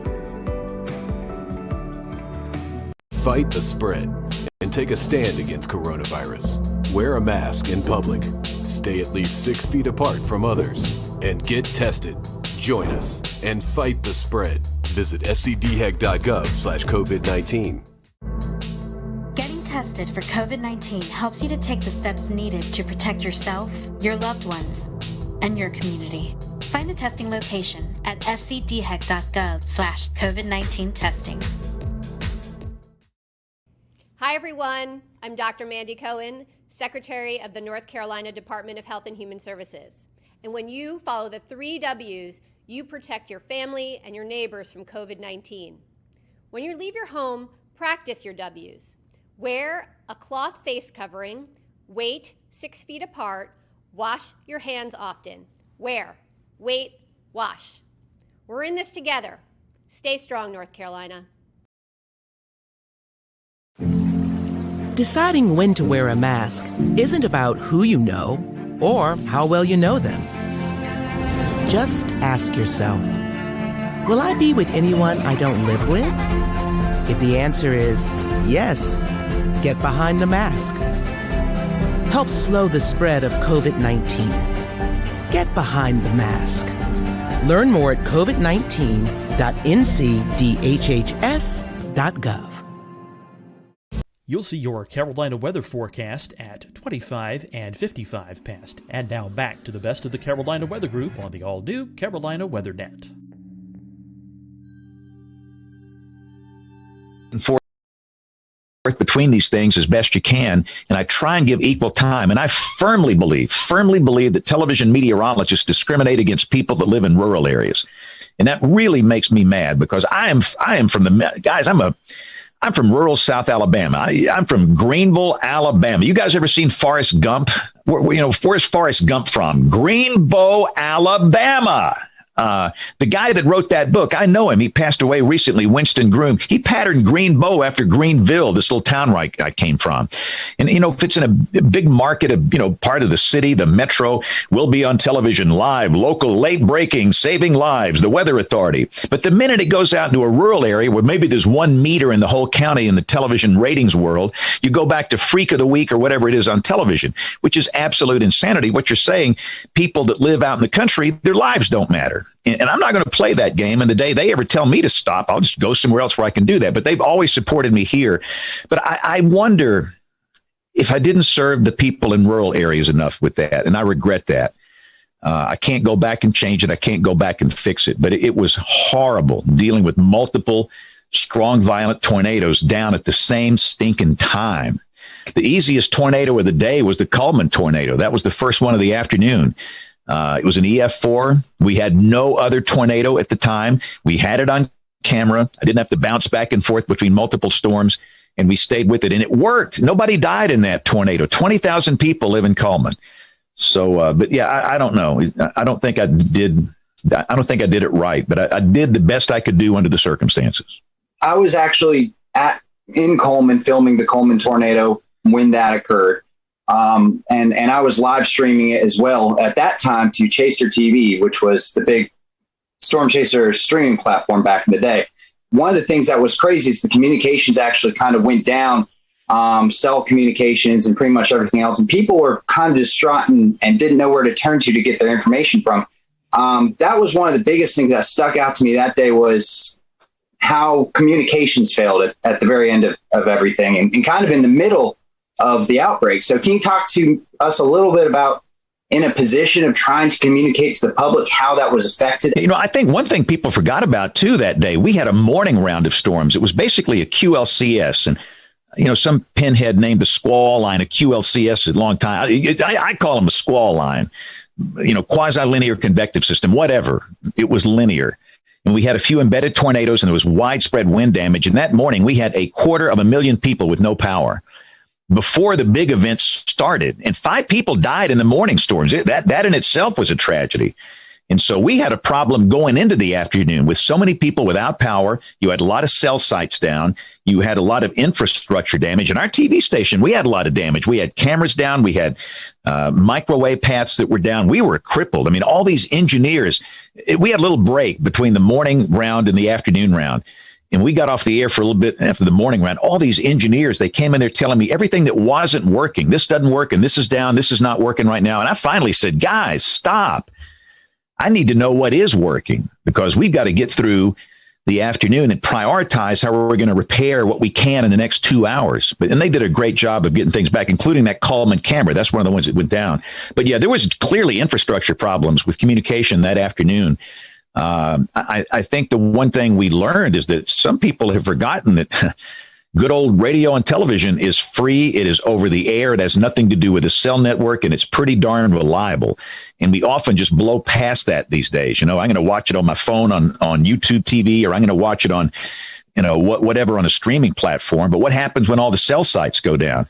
We're still on the air. These big 5 million watt blowtorch transmitters we have, not that many people watch them over the air now, but I think we have to remind people that with a, crappy $5 antenna from Walmart, you can pick up 60 channels, and you need to have that in your toolkit at your home in terms of severe weather. So I think that's the one thing we need to do. And goodness, local radio, people have forgotten about it. Everybody streams, their music on their phone, but they forget that we've got these local radio stations that are 100,000 watt blowtorch FMs and AMs, and they will simulcast our coverage. And they provided a lifeline that day. And I got to give a shout out to all those radio stations that just simulcast our coverage. If you listen to all those videos, those YouTube videos about like Tuscaloosa and these places, you could hear my voice. That was over the radio. So I think that's a thing we need to remind people of today is that TV is still free. It is still over the air, and you don't need a cell network to watch it. James, the thing I wanted to ask you is what has changed over the years since April 27th of 2011, and how do you do things differently today when you're on and involved in a situation like what happened back on March 17th of this year compared to the way you handled April of 2011? Well, here's the deal. After the event, I didn't talk about it for 6 months. I had nothing to say And people that know me, that's an anomaly. I mean, I'm a bag of hot air, and I've always got something to say. In fact, the National Weather Association annual meeting was here in Birmingham that year. No, usually, James, they get me up there just to wave my hands, and I talk loud, and I say something, this outrageous. And I didn't speak. I had nothing to say, nothing. And everybody just couldn't believe it. But I needed to go through the phases of grief. These people died on my watch, and I'm in the process of trying to memorize every name. I'm not there yet. I was hoping to be there in 10 years. 251 names, their stories. Let me tell you, so you want to get motivated? You do that when there's a tornado in your market. Learn their names, talk with their families, get to know them. It will be so motivating for you in future events. But what after 6 months, I said, all right, let's roll up our sleeves and let's fix it. Something went wrong. There were 62 tornadoes in one day in the state, and there was a darn good warning for every one of them. In some cases, the lead time was 40 minutes. And I thought the death toll that day should have been 30. And 222 people ought to be listening to this show right now. And so I went to some of my friends in the social science world and said, help. And the first one that really reached out to me was Dr. Cloco McLean, Kim. And so many others I've befriended, and I'm not going to start mentioning names because I'll leave somebody out, but they have been such a great help. But this is the bottom line. What we do is not enough. My background is physical science. My first major in college was electrical engineering, and I changed majors and finished in meteorology. I don't know anything about being some TV guy or radio guy, or I don't know anything about it, really. I've just tried to watch people that I think are good and learn from them. I don't know anything about human behavior. And here we are trying to get people to do something, to take action. So they have so helped us. But here are the quickies on what we've learned, how things have changed.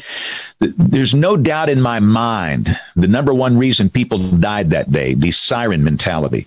I don't know what it is about Americans, especially in tornado-prone areas, and these stinking sirens. It's like there's a love affair. They think they're sexy or something. I'll admit they sound cool. I mean, you get a video, some guy with a tornado down and that thing's wailing in the background, but you can't hear that thing in your house during a raging severe storm at 3 a.m. And we've got to be better at teaching people. This ain't it. I mean, they serve a purpose. They reach a few people outdoors, but that's it. And weather radio penetration is embarrassingly low in tornado-prone areas, Oklahoma, Alabama. And we've got to do a better job of getting a weather radio in every house. And again, that doesn't work on cell technology. You guys know that, these big RF transmitters the Weather Service has, and, teach people about, your phone's not enough. You got to have two ways, because your phone's going to quit working, and WIA might not work, and your app might not work, and the weather radio. But if you do all this stuff together, you'll get the warning. But that's the main thing, the siren mentality. And the number two reason people died, the lack of helmet use. It's not that hard, guys. It's not. Most people that die in tornadoes, and let me just say this, I dabble in healthcare. I call it my hobby. For 15 years, I have been the chairman of the board of a really large tertiary care hospital here. I've just been interested in it. And I fell in love with these people 15 years ago, and I've learned a lot by talking to ER docs. And they will tell you that most people that die in tornadoes, where do they die from? Blunt force trauma. From where? The skull and the neck region. And all you need is a $5 bicycle helmet from Walmart. And probably over 50 people would be alive today. So it's messaging. It's messaging before the event. We've got an event Thursday, so I just messaged on television. What's the message? Have two ways of getting the warning, and it's not a siren. And you're going to have a helmet in your safe place for everybody. And that's not just for kids. And a lot of people go, well, it's nice for a kid. No. It's for everybody. I mean, you put a helmet on me, it's not a good look. It's like, lipstick on a hog, but it's going to keep me alive. Every life is precious. And so we've learned to message, helmets. That's really, really, really important. And, I could keep going, but one thing that we knew that we screwed up on with the false alarm ratio was too high. It was over 80 in 2011. That's insane. Over 80% of tornado warnings were false alarms. We heard this in research all the time. I hear tornado warnings all the time and nothing ever happens. So the Weather Service in Birmingham went through a really comprehensive program going back to basic science. Kevin Laws is one of my heroes, the Sioux down here. They were issuing tornado warnings for, high-based storms, high LCLs.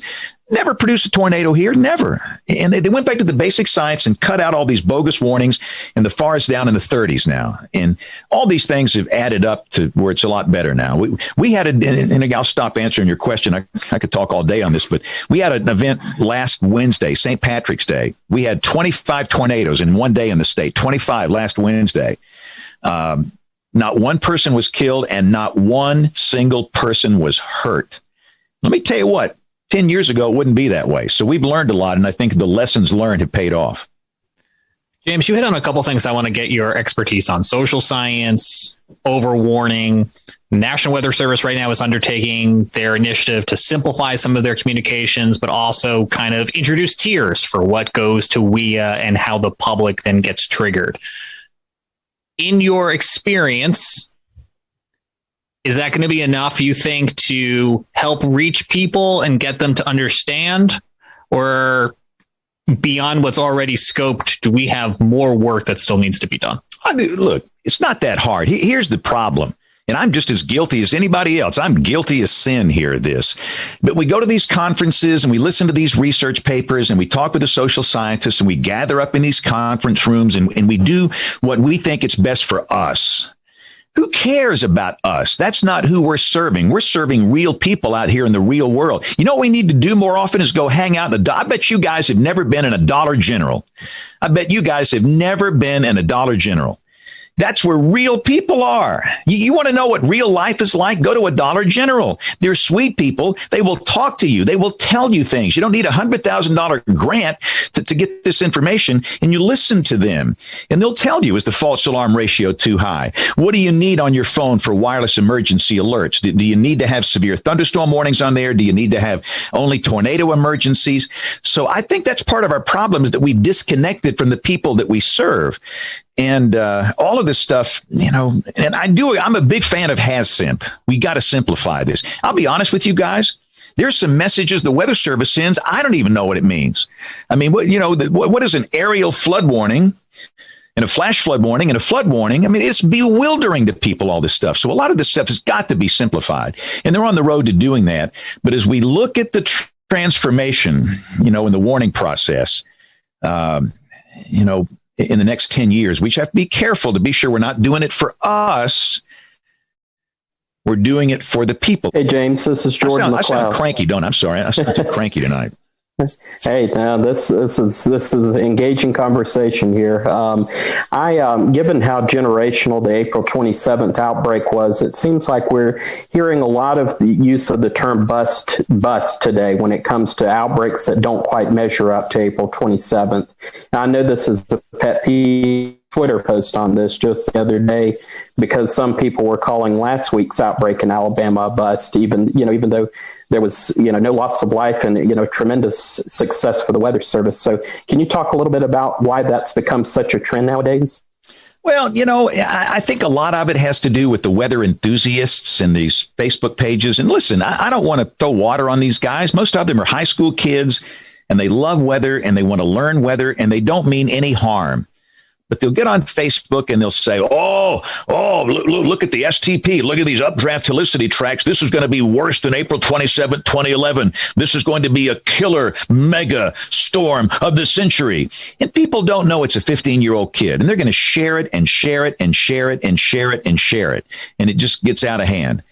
And, I think that's part of the problem. And I don't even like that question when people ask me that. For example, we have a very high-end severe weather episode likely here Thursday. It's pretty common for episodes like this in March and April. This is the core of the spring segment of the tornado season. And the question is, will this be like April 27, 2011? I don't even like to answer that. That's a bad question. And of course, the answer is no. Let's do a study of climatology. I love numbers. I love looking at history. I really do think if you study history and climatology, it's a valid way of looking at what might happen in the future. And where we are down here, our generational events prior to 2011, what's the one before that? You guys were not even alive when the other one happened. April 3rd and 4th, 1974. Okay, I was a senior in high school. That changed my life. That's a topic for another show. But prior to that, it was March 21st, 1932. Prior to that, it was February, 19th of 1884, the Enigma outbreak. So they happen every 40 years. And that's a generational, really a definition of a generational type storm to me.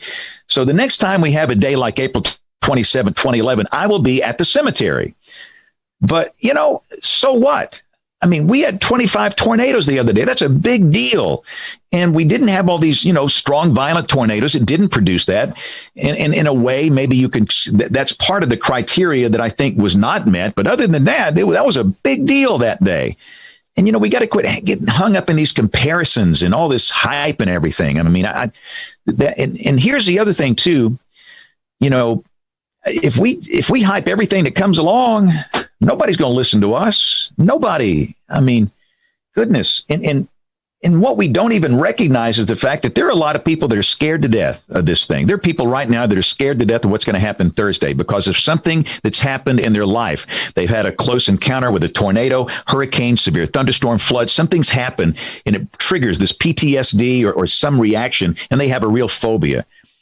And goodness, if I go on and say, the odds, somebody chewed me out last week because I said the odds of your house being hit on one of the biggest severe weather days in history, like April 27, 2011, are tiny, tiny. Most everybody in Alabama was not affected April 27, 2011. And some guy just reamed me out. He said, most of the state was affected. No, you're lying. So we've got to do something to calm these folks down and give them some comfort level and quit hyping everything up and do it in a calm way. And we'll get through it together. We'll be okay. So I don't like these comps every time we have a moderate risk or a high risk, and immediately it's going to be another April 27th. Every event is different. And again, the next time we have a day like that, the 2038, 2048, 2050, you guys will still be doing this show here, but I won't be around. Hey, James, quick question here. You bring up the risk. Have we overcomplicated that, the SPC? Well, come on. You guys, I'm sure you guys have talked about it like we have. The category names just are horrible. Yeah, we know trust me. I'll go down to the Target down here in Alabaster and say, what's the highest level risk? Is it moderate or enhanced? Everybody says enhanced. Everybody says enhanced is a higher level risk than a moderate, where in reality it's flipped. And, it's just not working. I mean, it works for people in the weather business. And when you talk with people in the weather service, they say, well, all the emergency managers have been used to those names and those criteria, and they're used to it. Well, so what? Are we here just to serve emergency managers or people that work for the weather service or broadcast meteorologists? We don't know. And so I really think we have to revisit that. And some TV meteorologists just don't even use it. Some good friends of mine don't use their words. They have different colors and different names. And I'm not so sure I'm a big fan of that, because consistency is important to me. If one guy says one thing and some guy says something else, and who knows who you believe? I think we should be messaging the same thing, but I think we have to work together to fix that. And we need to bring in some of the SPC guys and have a long talk. And really, it's way up. Rich Thompson, John Hart. These are my heroes. They got nothing to do with this. It's up there at NOAA headquarters where this kind of stuff is made. But the 5 levels don't bother me. And I mostly use numbers now. That's what I use. 1 out of 5, 2 out of 5, 3 out of 5. I'm kind of getting away from even using those words because it's just not working. Thank you, James. We appreciate your time tonight. Go follow James on social media. I'm sure you probably already are if you're watching our show. And just great to get around and hang out with James. And I promise you, we'll have him back. We've got a whole list of questions we didn't even get to tonight. So stick around. We'll make sure that James repays us another visit here real soon. So for the rest of everyone here on the panel, we hope you enjoyed the show. And we will see you back here next Wednesday night for another episode of the Carolina Weather Group.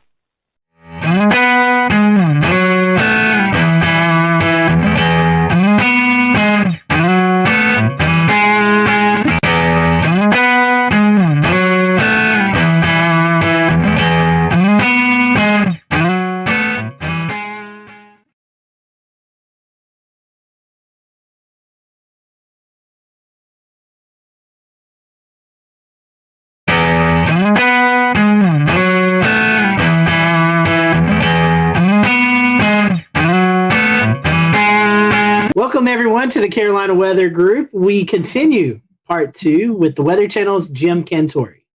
So I think to talk to you, Jim, and not bring up the famous commercial of you going to the beach and playing beach volleyball and going to different places, and the crowds run away from you, and you're like, "What? I'm just here to go to the beach," which is an amazing commercial. I think it's a fun kind of that was pretty brilliant. Time for all of us. So kind of in the sense of that commercial and kind of how we know you, how are the actual kind of emotions and reactions of communities when you do show up and they do see you? Is there sometimes some mixed emotions, or is it usually kind of just people are excited to be meeting you and in an area that is going to be on TV, or is it more of a thing where people are kind of sometimes a little bummed? No, to me, it's both, to be honest with you, Dan. And it's really both because, I mean, obviously during hurricane season, when I show up, it's not going to be good. I mean, the good news with Sally, I'm like, don't worry, I'm not going to be here. I'm going to be moving after my shots.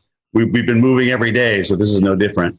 Till we finally wound up in Pensacola. But, some people are still excited to come out. Their town's getting some attention. I've been doing this a while now, so people have kind of grown up, just kind of getting used to, if there's going to be a big weather story, Jim's more than likely going to come to town. So if it like I've always said, if it creates the awareness and it has people react in a way that they protect themselves and their family, then great, mission accomplished. So I still kind of get both ends of the spectrum. I mean, I told you one time, I can't remember which storm it was, but I think I was going to North Carolina. I mean, this lady literally, she saw me on the plane. She hollered at me. She told me it was my fault in front of everybody on the plane. I was just like, okay. But yeah, so you run the gamut. That was probably the most extreme right there. And there's whole, I'm sure you've probably seen them or ran across them, but there's Facebook groups devoted to Where's Jim Cantore? I don't know if you've seen that, but there's a Facebook page, right?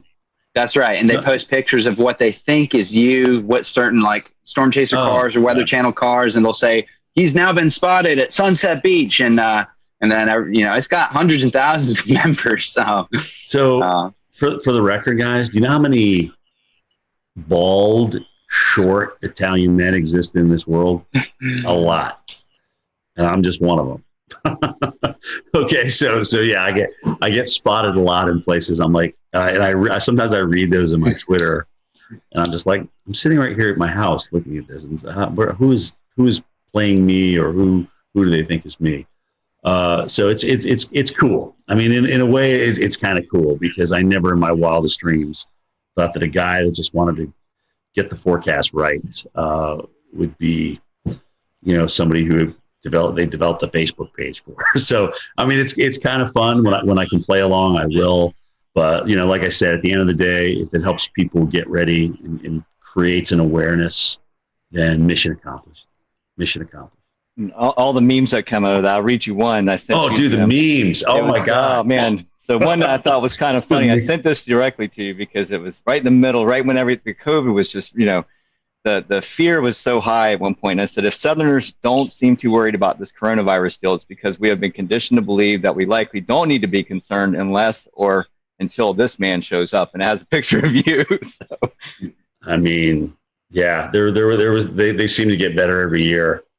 So it's like I said, it's very humbling. It's nice to be a meme. I like your attitude.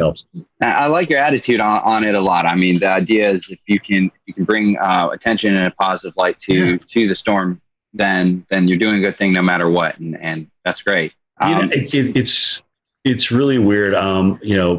Bobby Labonte is a friend of mine, and I remember when he was telling me a story about the ESPYs, where he was in the back room with Tiger Woods, and he was, they were both just kind of like, "Are you here for this?" "Yeah, we're here for this." I mean, when you don't really want to be in the limelight. Sometimes when you're in the limelight, you don't really want to be in the limelight. It's not what you. We'll return to Best of the Carolina Weather Group in a moment. Now your Carolina weather forecast. Here are today's forecast high temperatures for North Carolina. Here are the forecast lows for tonight for North Carolina. Here are tomorrow's forecast high temperatures. And here's forecast rainfall across North Carolina tomorrow. Here are the forecast highs for the day after tomorrow.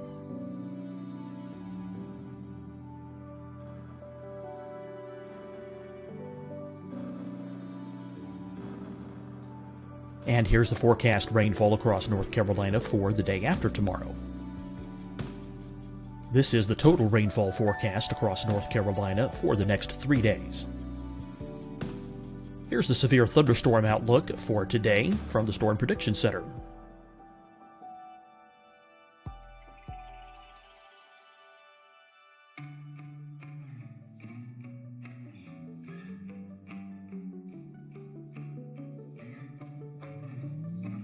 Here are the forecast high temperatures for today for South Carolina. Here are the low temperatures for today for South Carolina. Here's the probability of precipitation forecast across South Carolina today. And here are the rain chances across South Carolina tonight. Here are tomorrow's forecast highs across South Carolina. Here are the forecast low temperatures for tomorrow for South Carolina. And here is the probability of precipitation across South Carolina tomorrow. Here's the precipitation chances across South Carolina tomorrow night. Here are the forecast highs for the day after tomorrow in South Carolina. Here are the forecast low temperatures across South Carolina for the day after tomorrow. And here are the rain chances across South Carolina for the day after tomorrow. And South Carolina's probability of precipitation for that night. Here's the Storm Prediction Center's severe thunderstorm outlook across South Carolina for today through tonight. Here's the Storm Prediction Center's severe thunderstorm outlook across South Carolina for tomorrow and tomorrow night. And here's the Storm Prediction Center's severe thunderstorm outlook across South Carolina for the day after tomorrow through that night. Here's the severe thunderstorm outlook for today from the Storm Prediction Center.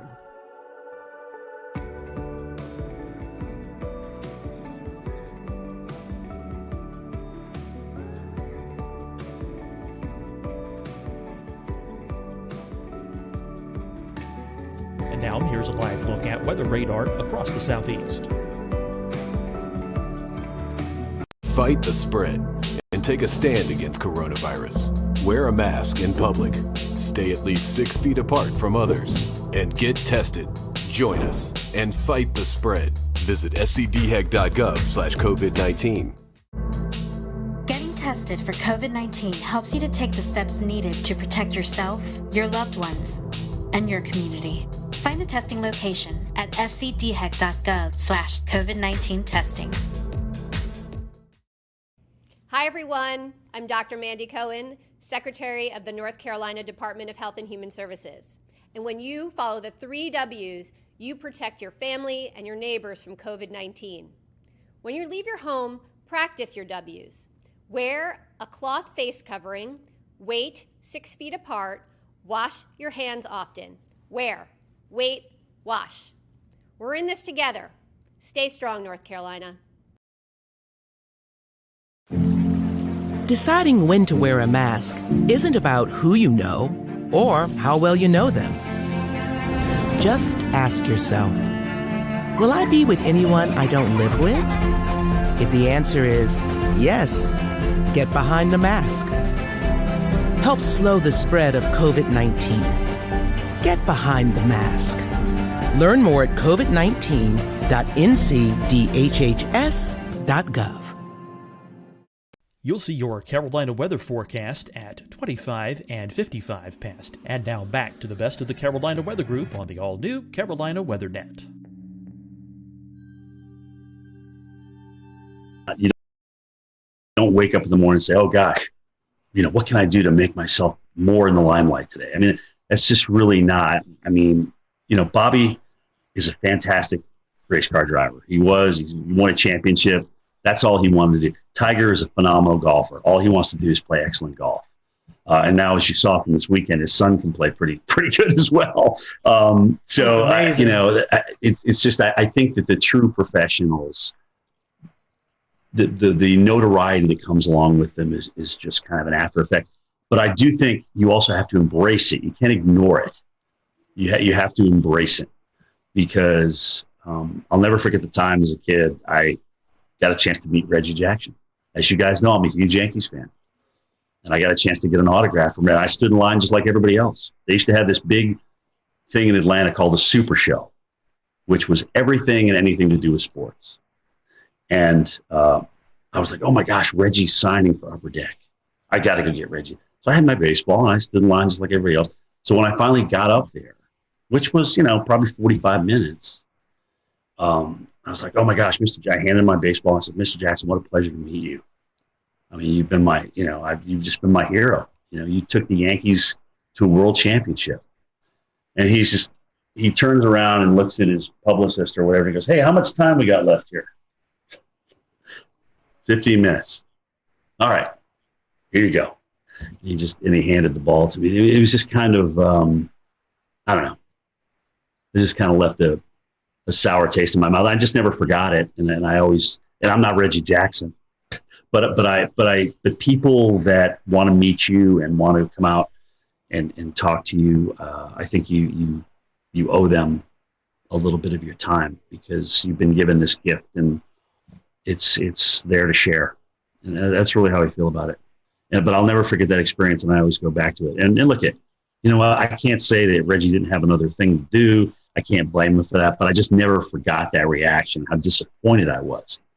Now, if I'm out to dinner with my girlfriend, or if I'm with my kids and we're talking and having a good time, and if you want to come up and talk about climate change or what we should do about NextRad, I'm like, hey, can we save this for another time? Pick your times and when you approach people. That would be my best advice to other folks out there. But I'm happy to talk to you. I am a true weather geek. I love talking about it. I'll give you my opinion. Sometimes it's going to be good. Sometimes it's going to be bad. Sometimes it's going to be right. Sometimes it's going to be wrong. But that's me in a nutshell. Speaking of NextRad, could you talk to those folks in Washington and get us a radar in Charlotte? Yeah, I mean, I look, if we wait around for phased array, we're going to have more tornadoes missed. We're going to have more gaps. They told us not to really talk about this, but now that I'm on with you guys, yeah, let's fill the holes. Let's fill the gaps. It's long overdue. I mean, we got a nice system down now, and I know this data needs a lot of maintenance, and it's very, very expensive. And if that's the case, then come up with a great, new phased array, and let's get that. Let's roll that out. Let's just roll out phased array. But until we get there, let's fix the stuff that we got.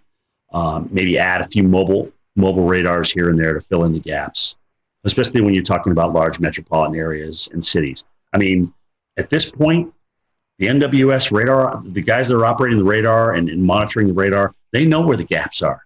They've been doing it for years. I mean, it's not like they're just coming out with this out of nowhere. So, yeah, I'm pro filling the gaps all the way. Do it. It's long overdue, guys. It's long overdue. So I have just one follow-up question here about how you deliver your message and the best way you can kind of connect with your viewers and stuff. So really, in a perfect world of your day-to-day, big storm comes around or whatnot, would you rather spend more time actually kind of doing on-camera storm action coverage where you're in the heart of the storm, or would you rather spend more time kind of, in some instances, being from a safe location where you can spend better time broadcasting, have clearer messages, and work more on the communication side? So studio versus non-studio, I think that's what you're asking me, right?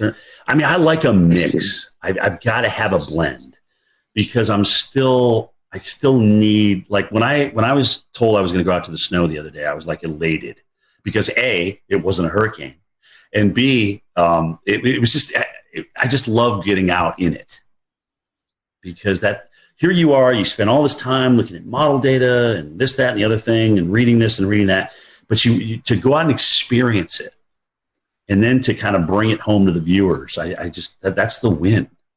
That's the home run. I don't want to live in the field, and I don't want to live in the studio. I got to have a blend of both, and hopefully I'll be able to carry that to the end of the career. But it is getting exhausting out there. I won't lie. When you go through an eye wall, guys, and then you got to get up the next morning and do, kind of tell everybody what happened. It's tiring. I mean, the adrenaline takes you through the event, and then after that, the tiredness and the lack of adrenaline. I mean, you got to find it from somewhere else. But you still got to put together 2 words in a sentence. So that's how that's going. What's going on, Pete? Hey, what's going on, Jim? How you doing? Good, man. So to kind of piggyback off of that question, take us through your workday at the Weather Channel, from when you wake up to when you leave the Weather Channel for the day. So AMHQ is the show I'm on, 7 to 10 in the morning. Get up about 4:15, come down to this very computer that I'm on, jump on it, see what's going on. Like I said, Twitter's nice not only for us to communicate with each other in the enterprise, but also it kind of helps me centrally get my thoughts together. What do I really want to say about this? What do I think about it? And I can put it down right there and go from there, because more than likely I'm going to be talking about one or more of those things when I get to the Weather Channel. So, I'll get in about an hour before my show. I'll slap a little powder on, put my mic on, go meet with my weather producer, talk about any interviews that are coming up with my show producer, and boom, here we go for 3 hours. Strap in and enjoy the ride, and be ready for whatever Stephanie has to throw at you, because it's usually something you didn't expect. But it's great. She makes it fun. She really does. She makes the whole 3 hours go by. I mean, when her, Jen, and I aren't there together, it's definitely different. And that's not to say other people aren't talented, because Felicia and Tevin and Jordan and Chris, those guys are all incredibly talented. But it's just we've been working together so long now. We kind of got this little routine. We kind of know each other's quirks and things like that. So it's very fun. After the show, we have a meeting at 10:30. A call in, kind of talk about the evening show, Mike's show, Bettis' show, and then what's going to happen the next morning, who we may have as guests and things like that. And that is my day. And tell us, behind the scenes, who's in the studio during the show, and how many people are, working on the show every day? So in the studio, it's either 2 or 3 talent. Sometimes they'll have somebody from home. Like if Steph or Jen are on the road and they just get back, they will have them home for a couple of days. Again, this is all about a part of the COVID thing. It's been weird. I've actually been lucky, because when I've come back from the field, it's been a Friday. So I just go into my weekend and I just come back into the studio. I think I'm the only guy who doesn't have a home studio. I said, look, I will come in. I have no problem in coming in. They have me in this area where nobody's around. I have my own desk. It's literally yards and yards away from anybody else. So I'm nowhere near anybody. And it's literally as soon as you walk in the door. There's a couple floor directors, 2 weather producers in the studio, but we're all spread apart. I mean, that studio that we have downstairs that we're doing the immersive reality on is huge. It's kind of like a half a gym, if that gives you an idea of the size. So ceiling wise and width wise. So we just have everybody spaced out perfectly. And, a lot of the cameras are run from inside the production booth, so they can run those from upstairs with the joystick. So we don't need people down there moving cameras, even though sometimes you have to move some of the cameras. It's really the jib operator who's got to move this big jib and this big teleprompter so that we're out on the new augmented reality set. That's got to be there for you. But let me tell you something, guys. As you get older, that prompter doesn't change size. It's still the same old TV, 15-inch TV. So you're kind of like, why is that thing way way far away. Why can't I see that? It doesn't get any easier to read is my point. So that's really been the biggest change. A lot more reading versus just ad lib, especially with video and stuff like that. And you're kind of bridging different things together. That's what it looks like in the studio. It's cool. It's really cool. I enjoy it. I really do. Guys, it's still a thrill to get up in the morning and go to work every day. It is. And I don't even consider it a job. It's still fun. It's still fun to look at the weather and get it right. It really is. That immersive reality technology that you were talking about, I know we discussed it last year, but 12 months later, I'm still fascinated by it, as many others are. Tell us about some of the challenges of working with a piece of technology that's maybe new. Well, so remember I just said this is like the size of a small basketball court, or half a basketball court. So with prompters way over here and monitors way over there that can't get close to you, some of the data on the graphics is really hard to read. So when we walk along and we see those little candlesticks there with the high and the low and the precip, one of them looks like a little crystal ball. So I can't see those numbers unless I'm looking at a monitor. And sometimes that monitor is just far enough away where I can't quite read that number. So if I don't preview those graphics first, it's definitely an beep moment out there and sometimes I'll turn the wrong way because you're so far away, you forget which side it's actually on in the real world. So it still takes some getting used to, and I'm absolutely not as comfortable as I am with a telestrator and a monitor in front of me or right next to me where I can touch it. So I'm out in no man's land, really. Well, another one of the neat things you've been a part of at the Weather Channel is the Local on the 8s. Your voice is on there. Tell us a little bit about that process and how cool it is to be that person. So Local on the 8s. Oh my gosh, when did I do that now? Maybe 10 years ago? But it took about 18 hours to record all. I mean, you have to record each number. There's different phrases that are coded. And so they put those codes together based on the forecast, right? And so partly cloudy will come up with winds increasing to 25 miles per hour. Those are two different things that I would record. I don't record all that in one thing. But so I thought, oh my gosh, so I get a chance to do this now. I'm going to be fancy with it. I'm going to like, if it's 108 degrees, I'm going to like really, it's 108 degrees. Heat index, 108. Wind chill, minus 55. So I went through and I did all that. And, that was about 3 hours worth of recording. And so then they got back to me and said, Jim, you can't really do that. You need to be kind of monotone here because we're going to marry all these different phrases and words and numbers together based on code. And you can't like be way up here and then but winds will be calm. Winds are 0 to 10 miles an hour. So it just won't sound right. So you need to be so I had to go and record all that again. But so much for trying to be different, right? So that's the story behind your local forecast. Well, and it's crazy, dude, because when I here I am with my mask going through an airport, and somebody will look at me, and they'll be like, "I know who you are. I know I recognize that voice, and I know it's from the local forecast." So not even being able to see my face, just from the local forecast, I get recognized now. It's great. Well, it sure sounds a lot better than it used to before that. Yeah, well, it's HD. It's got a little bit more resonance to it, reverb to it. And yeah, it's not the National Weather Service radio, that's for sure. Well, Jim, I had a question about what it's like to do your road trips. You've already talked about this a good bit, and we know that no two road trips are alike for sure, especially when some go to severe weather events, some go to hurricanes, some go to winter storms. Right. But what is a typical road trip like for you? What's the advanced planning like? What's it Frank, like to actually cover it? Yeah, the hardest thing for me is that I want the ball when the game's on the line. Okay, so what that means is in the morning before I travel, I don't like if we have a pending hurricane, I don't want to not be on the air. I want to be able to go in there and talk about it.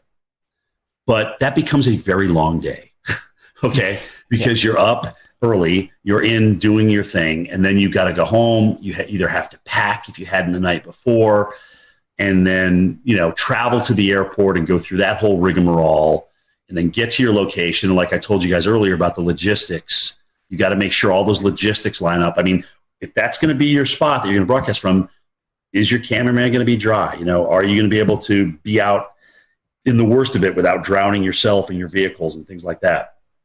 All those things come into play. And so now here we are at 6 o'clock at night after starting at 4:15 in the morning without stopping. And it just becomes an incredibly long day. So when it's just a travel day, which is rare, it's like getting ready for the game. You know, you got to pack, you got to have the equipment, you got to execute when you get out there. So you just kind of gradually ramp up and get to your location. And there is kind of between all of our teams out there, like, okay, who's going to get the best location? Who's going to be able to get the best shot? And so there's a little bit of that the sportsmanship going on out there between us meteorologists. And I mean, we all want the best shot. We all want, the best TV for people. We don't want to have something happen to anybody or happen to us. That's not what I'm saying. But we want to have the best looking shot out there. But you just don't show up and that happens. There's a lot of logistics that go involved in that. You got to talk to the hotel managers. You got to make sure that you can actually broadcast here. Can we open this door during the storm? Can we get this AC power plugged in? Those kind of things. Can we get this room on this side of the hotel? Blah, blah. All those kind of things come into play.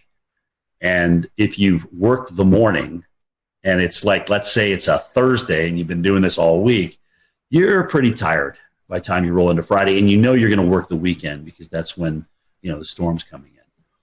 So let's see what I think I pulled 14 days. 14 days was the longest stretch. 14 or 15 days this year. It was a long stretch. And how much downtime do you need to rest after something like that? Well, that depends on who's out and who's not. I mean, we're pretty much running a lean, mean fighting machine right now. And if somebody's they do a great job of honoring PTO and vacation time here. And if somebody's off, sometimes I got to come back the next day, and it's tough. That sometimes winds up being the toughest day of all, is the day you got to come back in studio. The adrenaline's gone. You still have memories of what just happened and the hardship out there that was produced by a hurricane or a tornado. And you gotta find a way, man. You got to find a way to ramp it up, because as Al Roker always tells everybody, he goes, the worst thing in TV you could ever do is be boring. That's the worst thing you can ever do on TV is be boring. Absolutely. Your passion has to come out no matter what. Yep. So, Jim, you started at the Weather Channel right out of school. So tell us how you got the job and talk about the demo tape you sent in. Well, I never even sent it in. Oh. So that's I never applied to the Weather Channel. The guy who was in charge at the time, his name's Ray Bann.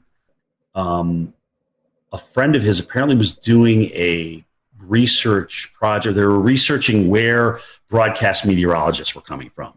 So there was a whole bunch of schools with this big reel of all these different broadcast meteorologists. So Linden and Penn State and Florida State and Mississippi State. And I was on that reel for whatever reason.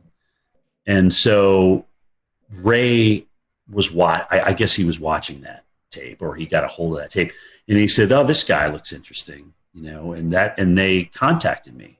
They got a hold of me that way. And I was up, like I said, it was July. I was painting a building. I was up on a scaffolding, and my brother hollers up. He goes, "Hey, the Weather Channel wants to interview you. You got to go home and call them." I'm like, "Oh, wow.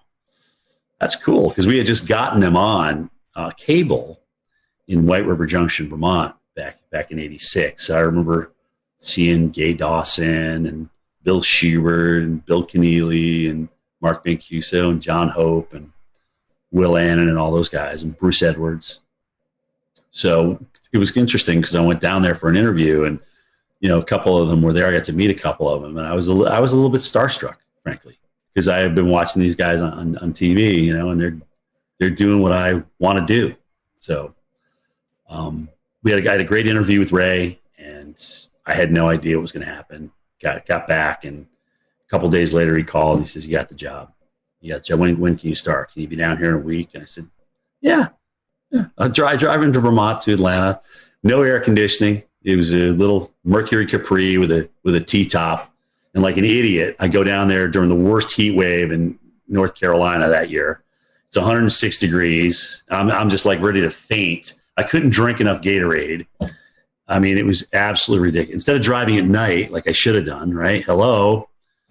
Anyway, so I got my first experience with Southern heat, and I couldn't, really, for the first 4 years down there, I was like, I got to get out of here. I can't stand this heat and humidity. I was sweating when I got out of the shower. I mean, it was awful. It was awful. So finally, I got acclimated. About 7 years in, playing softball, just the honeysuckle of the southern nights, the humidity. So I really started falling in love with it. Now at 56, I'm too cold. It's too cold outside for me in Georgia right now. So I'm ready for Florida, South Florida.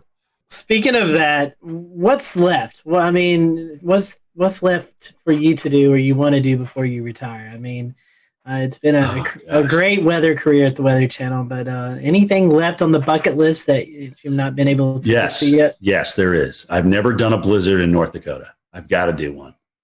That's the only state I haven't been in for something for the Weather Channel. So I've got to do a blizzard in North Dakota. I would love to do a Westpac typhoon.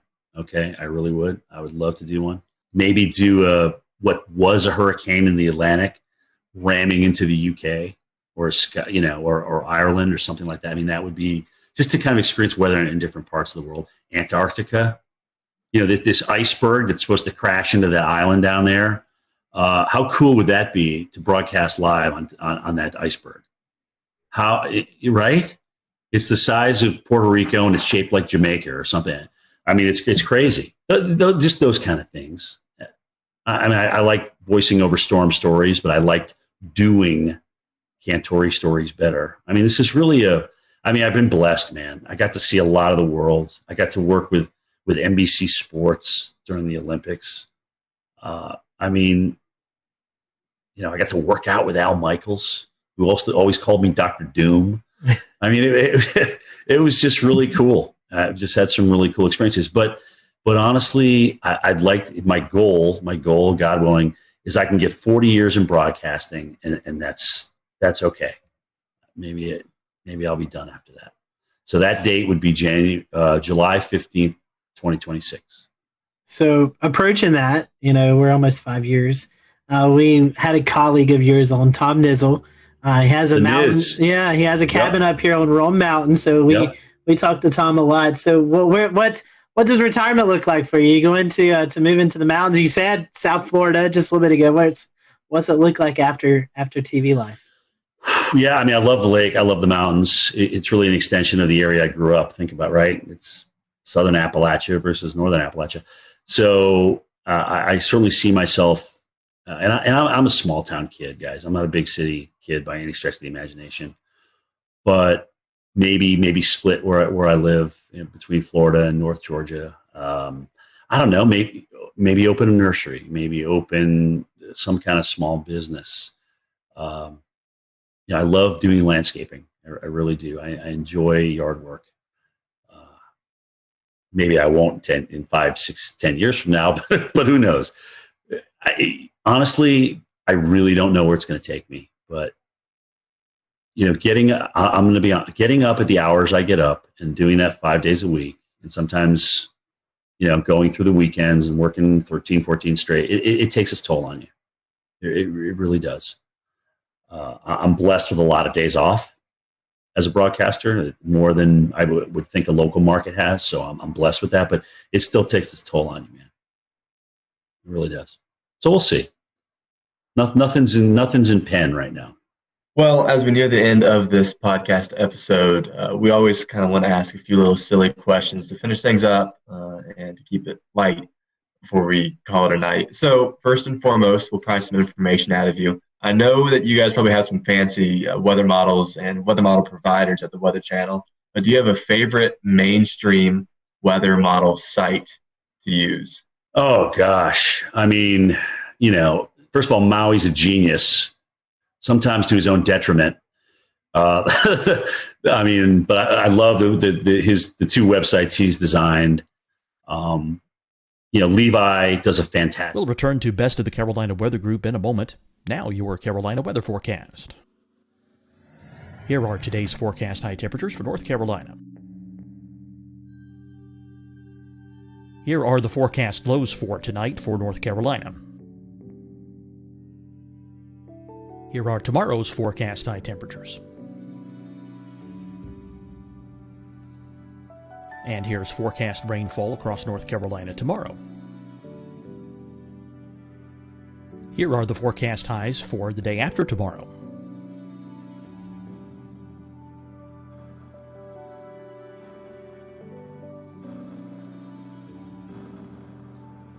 And here's the forecast rainfall across North Carolina for the day after tomorrow.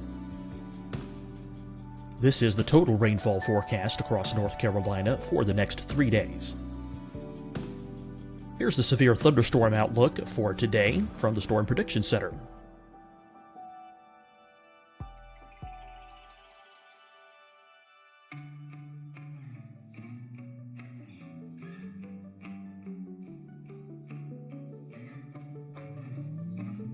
Here are the forecast high temperatures for today for South Carolina. Here are the low temperatures for today for South Carolina. Here's the probability of precipitation forecast across South Carolina today. And here are the rain chances across South Carolina tonight. Here are tomorrow's forecast highs across South Carolina. Here are the forecast low temperatures for tomorrow for South Carolina. And here is the probability of precipitation across South Carolina tomorrow. Here's the precipitation chances across South Carolina tomorrow night. Here are the forecast highs for the day after tomorrow in South Carolina. Here are the forecast low temperatures across South Carolina for the day after tomorrow. And here are the rain chances across South Carolina for the day after tomorrow. And South Carolina's probability of precipitation for that night. Here's the Storm Prediction Center's severe thunderstorm outlook across South Carolina for today through tonight. Here's the Storm Prediction Center's severe thunderstorm outlook across South Carolina for tomorrow and tomorrow night. And here's the Storm Prediction Center's severe thunderstorm outlook across South Carolina for the day after tomorrow through that night. Here's the severe thunderstorm outlook for today from the Storm Prediction Center.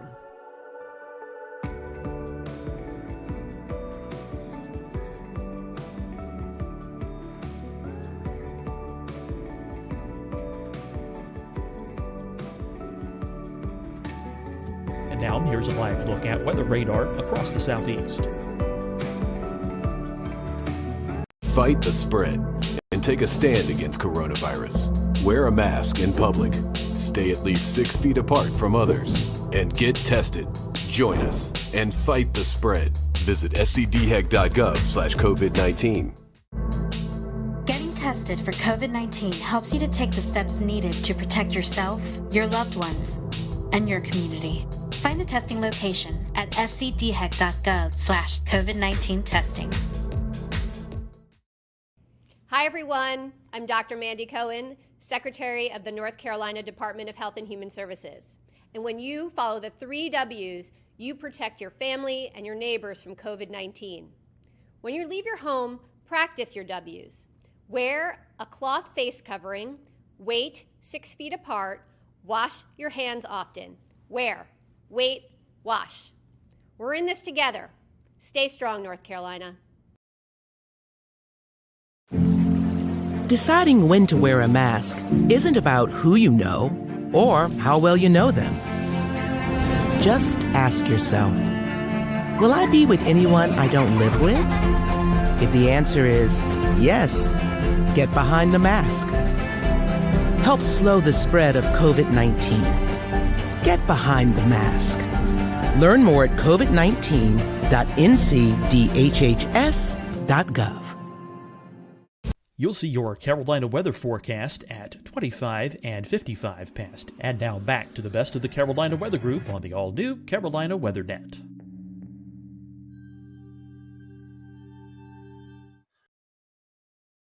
I don't know the guys that are in charge of Pivotal Weather, but I think they've done a great job. Weather Nerds, there's just so many. I mean, Weather Tap, I still go back to Weather Tap, look at the radar, especially now that they've changed the radar site. But anyway, I mean, it's still, WSI Energy Cast is still one that we can access too. So dude, it's endless.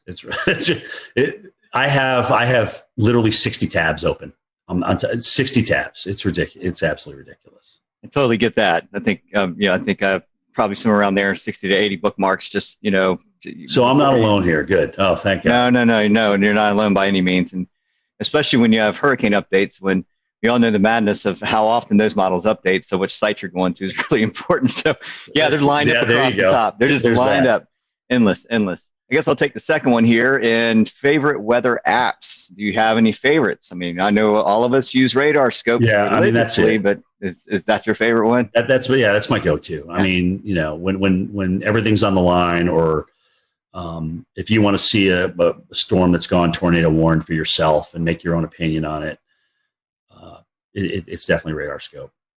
I actually wish I bought that company back when it was for sale, because oh my gosh, they're just doing great things. It's just consistent. It's always there for you. They're always upgrading it, always doing tweaks to it. There's different levels that you can obviously purchase, different subscriptions and things like that. So that is my absolute go-to. I love Storm.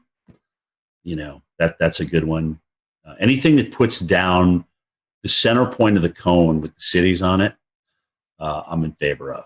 Because then I get to see, where, if I'm out in the field and I'm not sitting by a computer, I can get a quick look at, okay, well, where do they move? How do they move the cone with with the 11 o'clock or the 5 o'clock advisory, whatever. And I can get an idea of where I may need to position myself down the road in the eye wall. What about weather movies?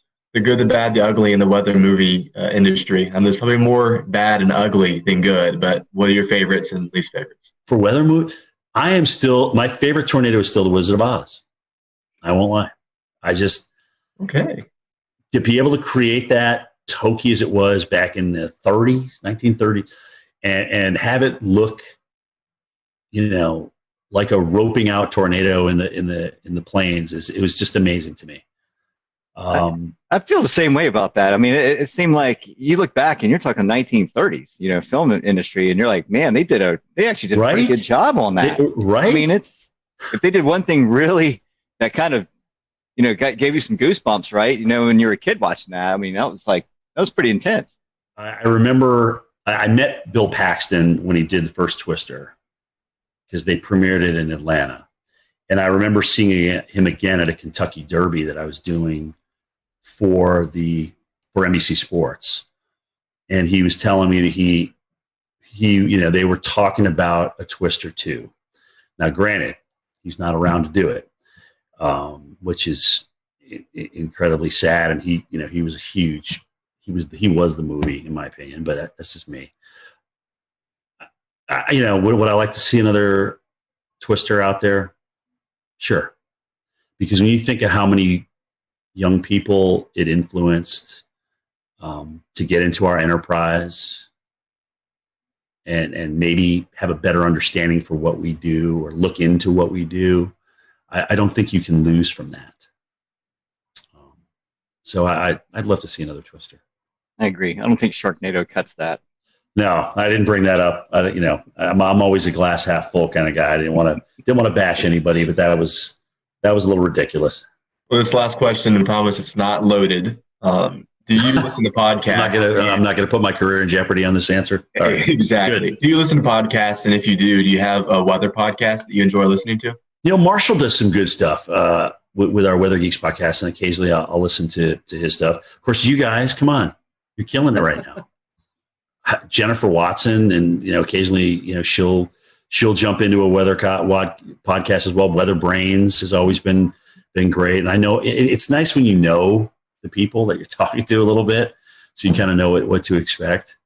Guys, honestly, anytime that we can educate people that are either interested in meteorology or even our own people that people probably didn't know the Reggie Jackson story before I brought it up tonight.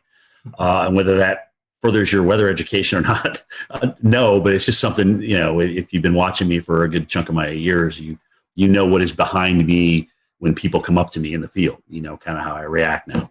So, yeah, I mean, and I think it's good for the enterprise. It's just all good. It's good to talk about things.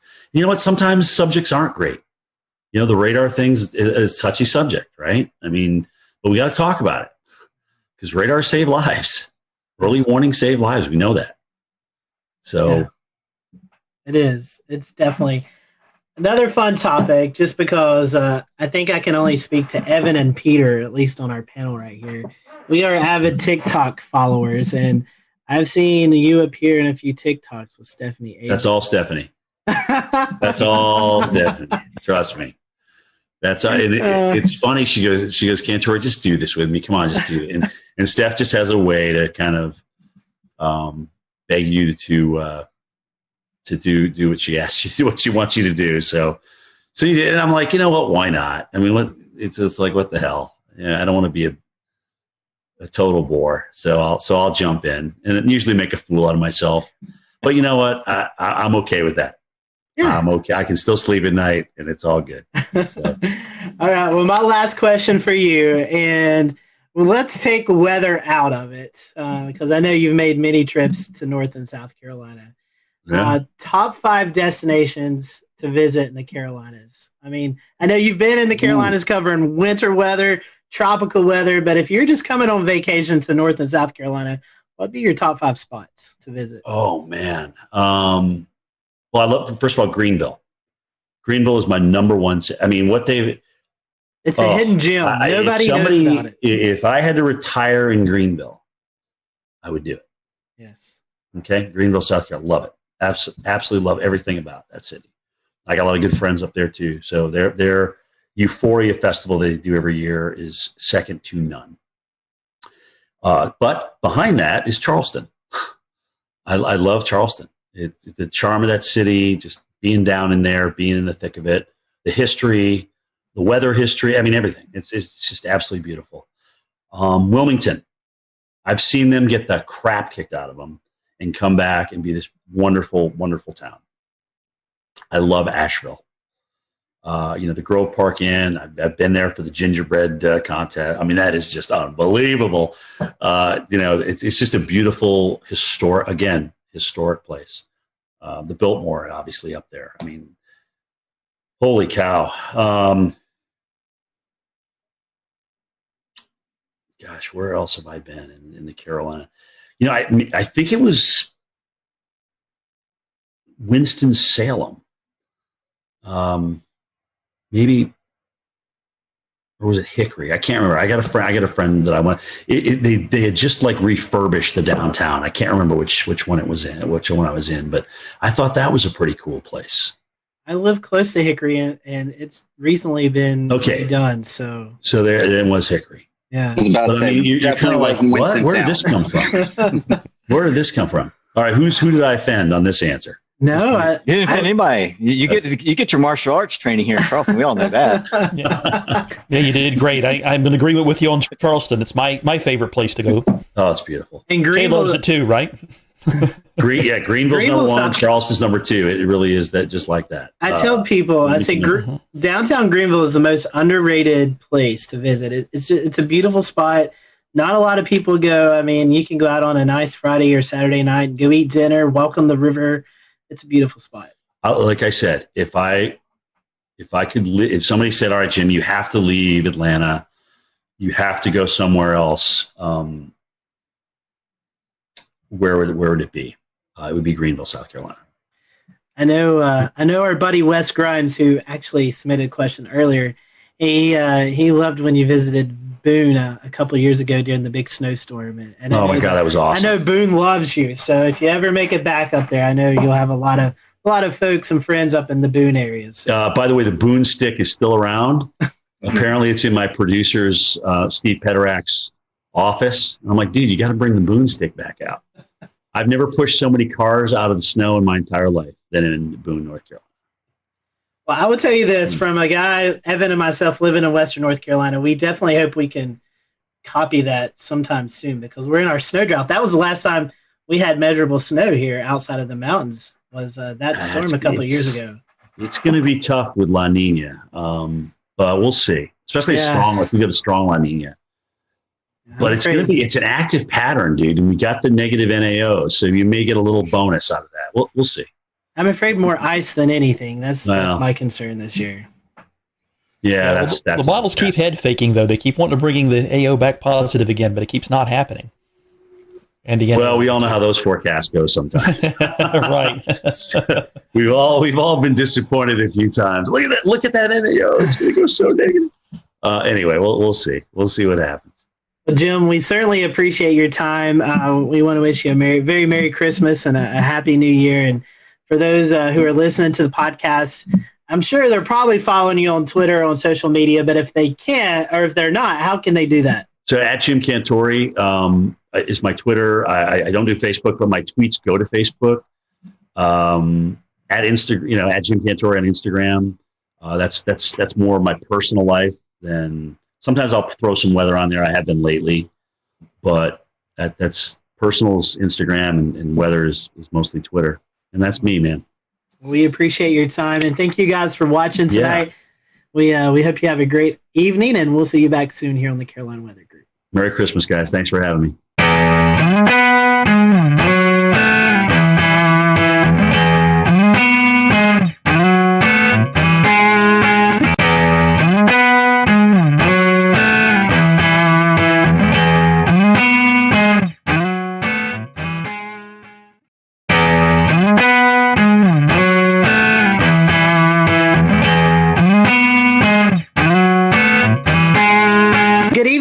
Welcome to the Carolina Weather Group. We're happy to have you this evening, and we have joining us tonight Jim Cantore, our good friend Jim Cantore from the Weather Channel, Mr. Storm Tracker, who has been busier than ever, I believe, this year, Jim. It's been a busy year for you.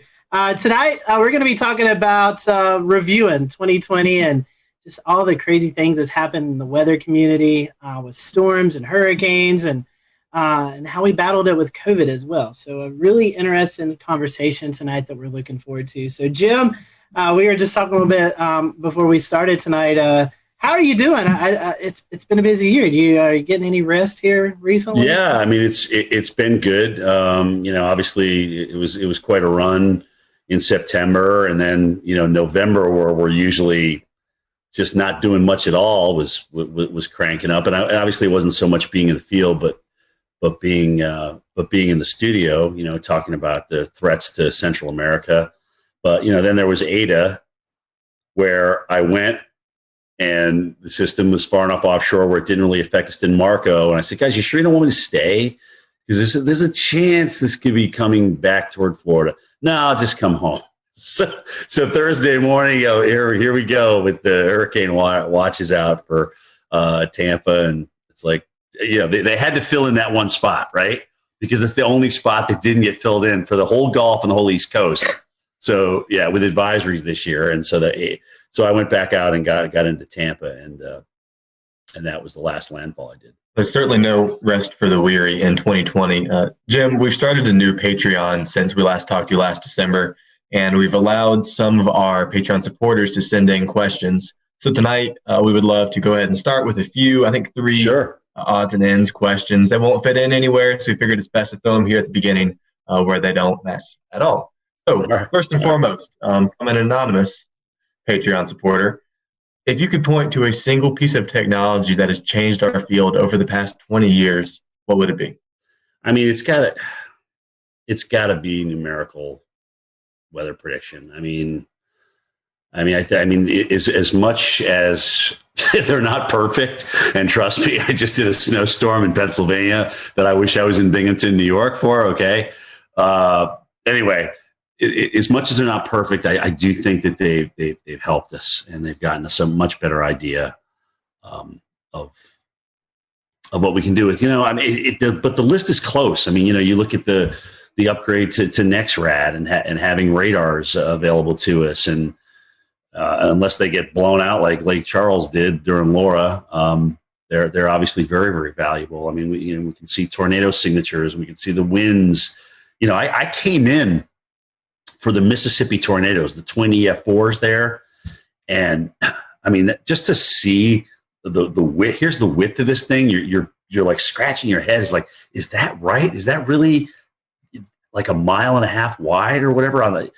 So the radar is certainly a close second. The new GOES and what we can do with GOES. There's just so many things that are available to us. And honestly, guys, social media wise, I think a lot of us are communicating with each other. A lot of us are getting to know each other better on Twitter and Facebook, especially Twitter. I really like Twitter for us because it's quick, it's to the point, and you kind of know now, if you follow certain people, where they stand and where they're going to go with what they're thinking. And I will say, for me, certainly being a veteran, to learn from you guys, from the younger generation, of stuff that I didn't go to school for, but yet I'm going to school through you. I mean, I never even heard of PV streamers before Philip Pepin talked about them many, many moons ago. So it's like, wow, that's pretty cool, and it makes sense to me. So those would be my top four without question. All right, and two more. Both of these coming from Wes Grimes, and the first one's kind of an interesting one. So, is it possible? And he said he's heard this before as maybe a wives' tale. Is it possible to forecast low temperatures overnight using the dew point in the evening if it's relatively tranquil weather? Yeah, that's what I did in college. That's what I did at Linden, because I would get look at the dew point and what it was going to be like the night before, and I'd be like, okay, well we're going to kind of settle back down toward that, all things being equal, and it was usually within about 10 degrees of what that dew point was. So it's part of the equation. It's not all of it, but I thought it was part of the equation. It's a neat little forecasting tip. Yeah. And last but not least, a favorite topic of yours, when you go out and you go storm chasing, how do you end up in the right place at the right time? Well, dude, sometimes it takes a lot of work. Like Sally, oh God. So I'm like, you want me in New Orleans, but the models are trending east. I'm like, we're flying into Gulfport. We could really stay right there. So we went all the way to New Orleans because that's where they wanted me. I'm like, all right, whatever. I just do what I'm told, And then we made our way back to Gulfport the next day, and I'm like, okay, well, you realize though we'll go back to Gulfport, but it's probably going to go even farther east than that. That's what the models are trying to do. So the next day after Gulfport, we went over to Pensacola and finally kind of found a home there on the eastern side of that thing with the storm surge. But it's not easy because there's a lot of people making up their minds of where we should go and where we shouldn't go. And, I appreciate the fact that they let me chime in with my opinion. It doesn't always get me far, but the most exhausting part about travel is not necessarily broadcasting for the hurricane. It's doing the morning show and then having to pack everything up and move to another location. Because once you get to that location, it's not just, okay, we're here, let's do our live shots. It's, okay, where are we logistically going to be? What's going to make the best shot? Is there going to be storm surge here? Are we safe here? Is my cameraman going to be protected throughout the live shot? So there's all these logistical things that come into play. So by this point now, it's 6 o'clock at night, and you're exhausted because you've been up since 3, and now you got to get ready to do the whole thing again the next morning. So every time we move on a day we do live shots, it just exponentially wears you out. But I appreciate the fact that they do give me a say in my locations, but it is up to me to get my team in a good spot. Like where we at the Golden Nugget for, oh God, what was it? Beta? I don't even remember the damn name of the storm. What was the Mississippi one that crushed them? You guys jump in. Delta. Okay. Delta. I knew it was a Greek name. I just can't remember which one. So Delta, I'm like, this is going to be a great shot, because the water's going to come right in here, and this is just going to be a great shot. That allows us to get there and really set that up and make sure we had higher ground and get our cars up there and things like that. So it takes a lot of work. What you don't see behind the scenes, I think, is just as important, if not more, than what you see on camera. And Jim, this one's coming from me, man. I'll tell you what. This year has been interesting with the tropics. I mean, we cleared over a third of the Greek alphabet. and it's just been an unreal season. I mean, when we talk about will we ever see something like this again? Is this going to be the norm going forward? What ingredients come into it? Tell us what your take is on. Do you think a strong signal on La Nina was a triggering factor? Do you think our warm pool in the Atlantic has a lot to do with it? I mean, kind of give us some ideas of why you think we had such a hyperactive season. I mean, it was off the charts. If somebody would have told me we were going to have 30 storms this year, I would have been like, no. I mean, we're going to have an above average season, but that's a pretty bold forecast. I think you hit the nail on the head. I mean, La Nina, certainly coming in and when it did, getting into the mid to strong range. So what that tends to do is just, cut the shear, and the whole basin was warm. There was plenty of warm water. But the weirdest thing was all these rapid developers. I mean, we had all these storms that had developed either late before landfall or developed at some point over like Paulette and whatnot, kind of a rapid developer over the ocean and things like that. So we just had so many rapid developers this year, and that's kind of the oddity to me, because you can get certainly strong number of storms if you get a warm basin and light shear, but all of a sudden, what's kicking these things into overdrive? And in some cases, at the last minute, when normally the continental shelf will weaken them, we already had a bona fide cold front come through the Gulf of Mexico and South Florida, and here's Ada. Now, granted, I think that did weaken it as it made its approach toward the west coast of Florida, but still, to even get something, I mean, John Hope was our tropical expert, way back when, and one of his rules was once you get that cold front through, that's it. That shuts down the Gulf. And we had a couple of storm threats after that. So, I guess in 2020, the 2020 factor kind of applies here. Yeah, but I think it's really interesting how many rapid developers we had, and so many of them close to land. I mean, even look at Iota and Zeta down in Nicaragua. I mean, we had to wait till the last storm of the season to get the Cat 5. I mean, goodness gracious, that's crazy. Yeah, there was definitely a lot of our eye this year. And what I felt was interesting is that you didn't see a lot of rapid dissipation over land. I mean, these things stayed strong over land for some time, whether it could be attributed to brown ocean effect or whatnot. But you brought up a good point. When it got wrapped up along cold front, usually when hurricanes enter into a baroclinic environment, they fall apart pretty quickly, or they get pulled up along it and stretched out.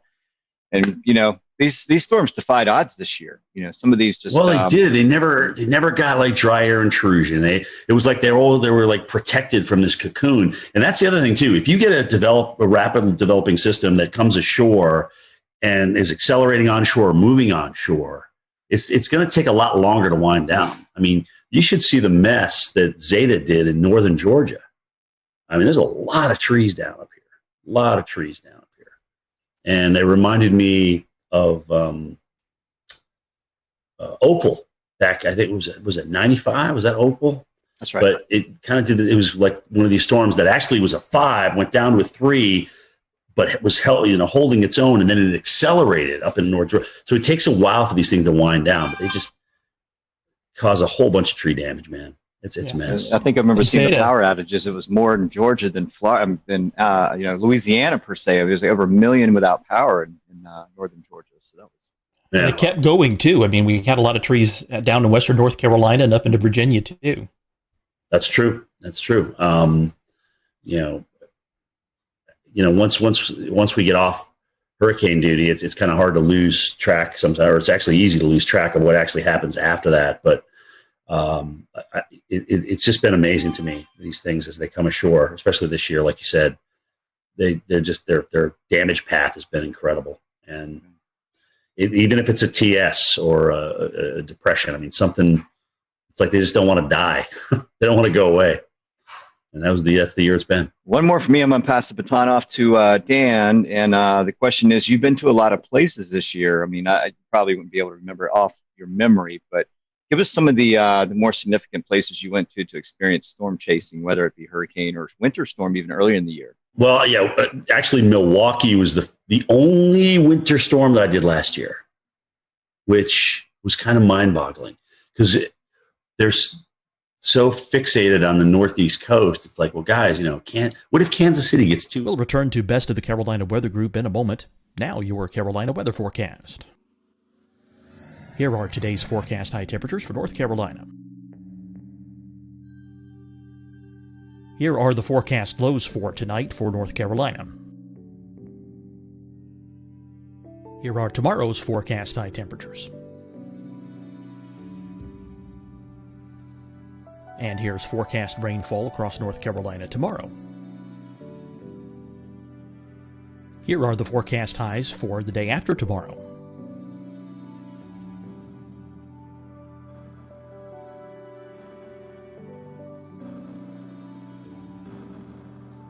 And here's the forecast rainfall across North Carolina for the day after tomorrow. This is the total rainfall forecast across North Carolina for the next 3 days. Here's the severe thunderstorm outlook for today from the Storm Prediction Center.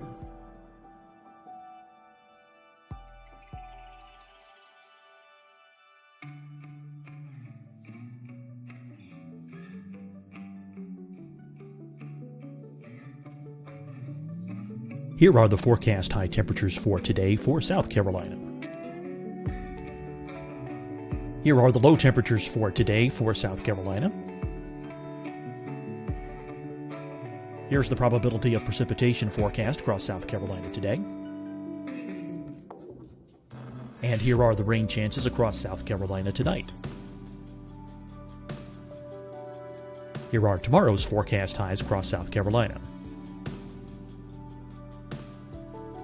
Here are the forecast low temperatures for tomorrow for South Carolina. And here is the probability of precipitation across South Carolina tomorrow. Here's the precipitation chances across South Carolina tomorrow night.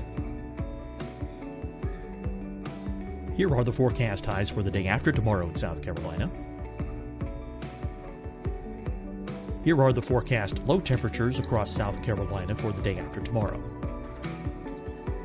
And here are the rain chances across South Carolina for the day after tomorrow. And South Carolina's probability of precipitation for that night. Here's the Storm Prediction Center's severe thunderstorm outlook across South Carolina for today through tonight. Here's the Storm Prediction Center's severe thunderstorm outlook across South Carolina for tomorrow and tomorrow night. And here's the Storm Prediction Center's severe thunderstorm outlook across South Carolina for the day after tomorrow through that night. Here's the severe thunderstorm outlook for today from the Storm Prediction Center.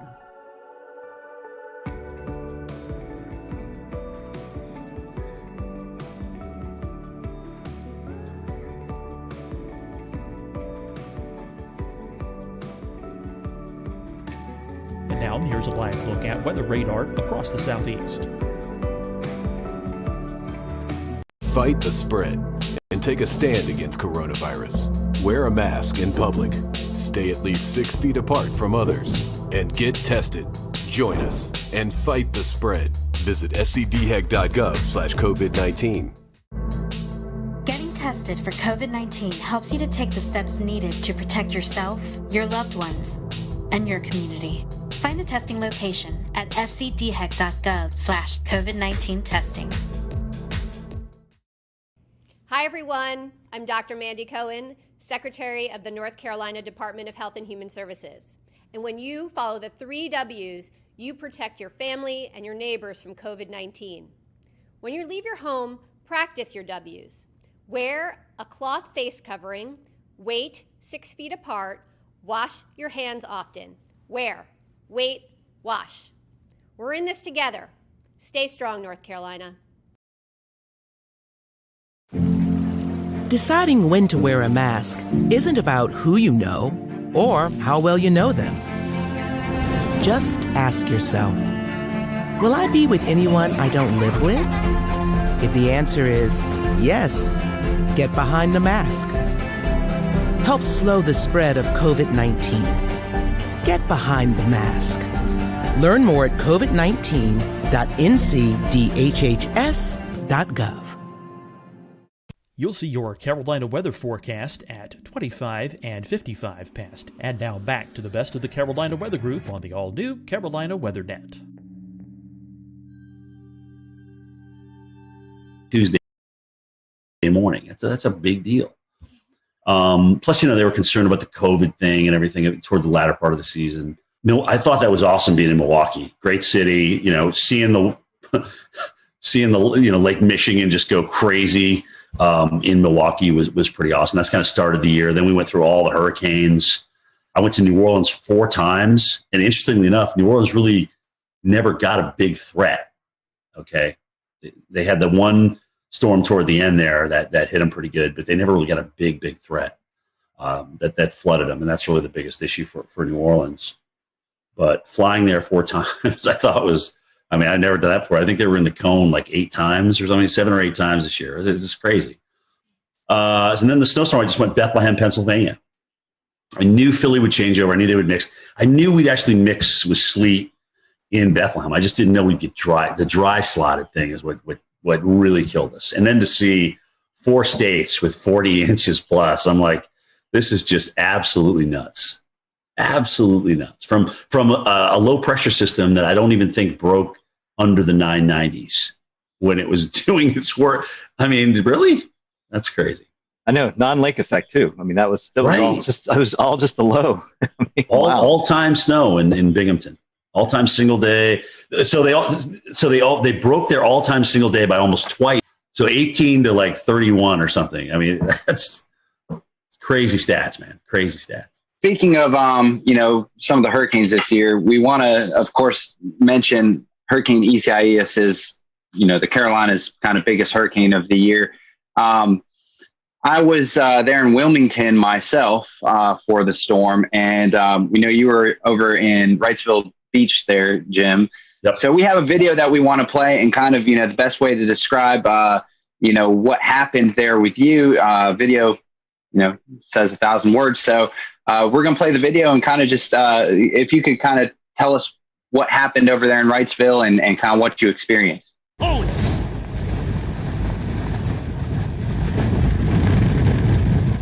Well, I should remind everybody of kind of the new norm in broadcasting as we're doing this. So we used to come out at the tops and bottoms of the hour, even in a hurricane, and give everybody an update on what's changed. But the new norm is like, okay, well, look, since we've got a great signal, we've got HD audio and video now, why don't you just stay out during the entire storm and take us through the whole thing? And that's kind of a recent change, in the past 3, 4, 5 years, that's kind of what's evolved. But that's a lot harder because you're literally standing in the eye wall. And granted, you're talking about something that was on the high end of Cat 1 and borderline Cat 2 strength here. It's just hard to stand out in winds that strong. And you see me struggling there. And the only other time I had to take a knee was Isaac in New Orleans, because I know we had a weather group out there. They were measuring winds like 90, 94 miles an hour through those 2 buildings. And this was very similar to that. And it's just hard to stand there. You're literally, guys, you go to the gym, you do squats or you do leg presses and things like that. It's hard to hold a press for that length of time. And so I just had to drop down for a second. The audio wasn't that great. You've got raindrops splatting on the hood of your jacket, so that's making it difficult to hear back at the Weather Channel. So you're just trying to put a couple of words together, a sentence together or two, to kind of get you to the next thing. And I'm just trying to remember all the facts that I know, about the storm itself. And of course, you're trying to say the name. Isaias. Goodness gracious. It took me about 3 days into that just to learn how to say it right. So that was a tough storm. It was, those winds were up there, 80, 90 miles per hour coming around the side of that building. And it was just tough to stand through it. But again, it's like, take us through the eye wall. That's my job. That's what they're asking me to do. I'm going to do it to the best of my ability. The good news that, I didn't get hit by anything. The good news, the wind was essentially coming off the water, and whatever was being blown off the top of the building was being blown inland and not down at me at ground level. I probably should have had a helmet on, frankly. I definitely should have had a helmet on for that storm. Well, Jim, we've all faced the coronavirus pandemic. Yeah, I know, 2020. So how has this pandemic affect your job? Well, I mean, first of all, you got to wear a mask everywhere you go. And, people still come out and want to meet you and take pictures with you and things like that. And, my producers Steve Peterak has had to police that the entire summer. It's where people get so excited about taking a picture for whatever reason. I don't know why, but they do. And then they're like, well, you got to stay 6 feet apart. We got to stay 6 feet apart. And I got to put my mask up and things like that. Sometimes somebody will come around the corner. You don't have your mask on. You're just taking a breath, looking at weather data, and they'll just grab a picture without saying anything to you. And then management gets upset with you. So that a lot of that to tell people to kind of like, well, take a picture with me, but you got to move away. You got to stay 6 feet away. But I get it. I totally get it. And we played by the rules as best as we could the entire summer and even into this first winter storm that we've dealt with. But that certainly made it more difficult. You got to get more rations because restaurants and things aren't opening. They're closing down a lot earlier. Some of them never even are open. So we got to make sure we can eat for 3, 4, 5, 6 days. We know we're going to lose power, so it's going to be hot in the rooms and things like that. You just got to the pre-planning was a lot different. We had to make sure everything was buttoned up in terms of being able to eat, being able to follow the COVID guidelines. Remind people that, look, at the shelter that you went to last time may not be the one that you go to this time because they're only taking half the people. All right. You may have to go and be bused farther north. And in people that were in the surge zone, it was probably like, how do you convince people? Oh gosh. Okay. Look, it's one thing asking me to evacuate. I know this shelter. I've been there before. It's okay. But now I really don't feel like going on a bus and being shipped to northern Mississippi or northern Louisiana to get out of harm's way. So that took some convincing for folks. But I think the fact that if there was one good thing, if you can call this good, the fact that Louisiana and Mississippi were kind of in the bullseye and were dealing with this so many times, they kind of had the system down. So they just put it back in motion every time we got a new storm. So we didn't have to test so many different areas. That area dealt with some of the worst storms, but they really had it down. That's a very good point. Yeah. Wow. Nice. That's the one silver line. Well, Jim, we're talking about COVID, and I think pre-COVID, this has lost, in my opinion, a lot of attention. And I guess, with as crazy the years has been, but we had a pretty active early spring severe weather season. March 3rd, 4th, as COVID was starting to happen, we had an EF4 tornado that just went right through downtown Nashville. Yep. I mean, it was one of the eeriest video. I mean, it was, I think, one of the most captured videos on Twitter. With that, we also had severe weather here in the Carolinas, where downtown Charlotte, EF2, I believe, that went through just south of town. So. Right. Copied with a month later the Easter outbreak, where we had an EF4 and, of all places, South Carolina. I mean, it was a pretty crazy severe weather season, and then I guess you kind of capped that off with the derecho in Iowa. I mean, what was your thoughts on any of those events that kind of stood out to you? I mean, the record for billion-dollar disasters stands at 16. But that's going to be broken this year. Okay. We are going to have more than 20 billion dollar disasters. I don't know if it's going to be 21, 22, 23. I'm not sure. But that's just, this was just an off the charts year for big weather. And you're right. It was everything. It was the severe, with the tornado outbreaks, especially in metropolitan areas. It was the number of hurricanes that we had. It's just the fires, we haven't even touched on fires out west. I mean, goodness gracious, just again, and there was no stopping it. It literally started at the beginning of the year and just kept on going. And, La Nina, as you guys know, especially in the Southwest, does not favor big rainfall. So, you wonder what next year brings once we get into spring and spring bloom, and that starts to dry out, right? So yeah, it's crazy. And I mean, look at the drought growing right now. If you take a look at the drought monitor, it's almost kind of scary seeing it kind of creep out of the Southwest into the central United States and the northern, Omaha.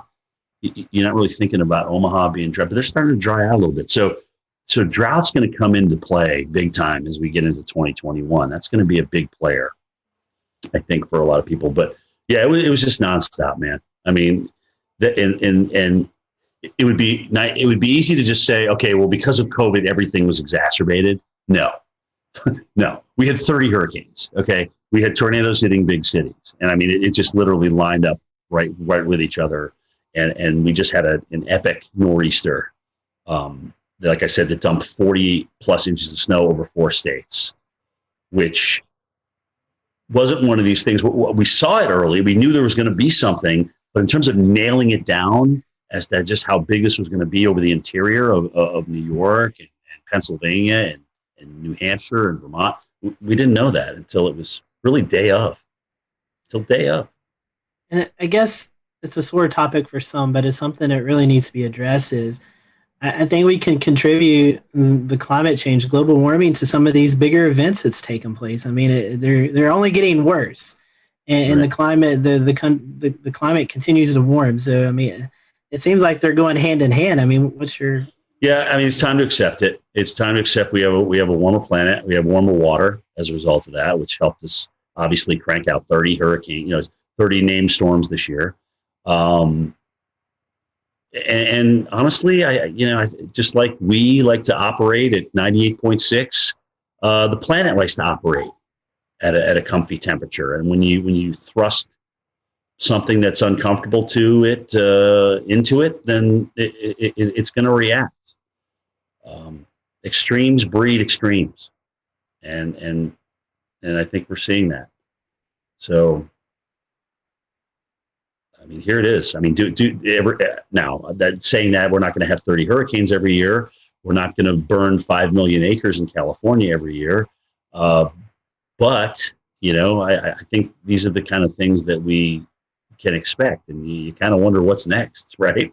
I mean, when we come out of this drought that we may get into here, do we flood everywhere? I mean, you wonder if you're just going to flood everywhere to get out of it. Because it's always like yin and yang. But it's happening like one right after the other. It's almost like you go from drought to deluge or deluge to drought. It's just crazy.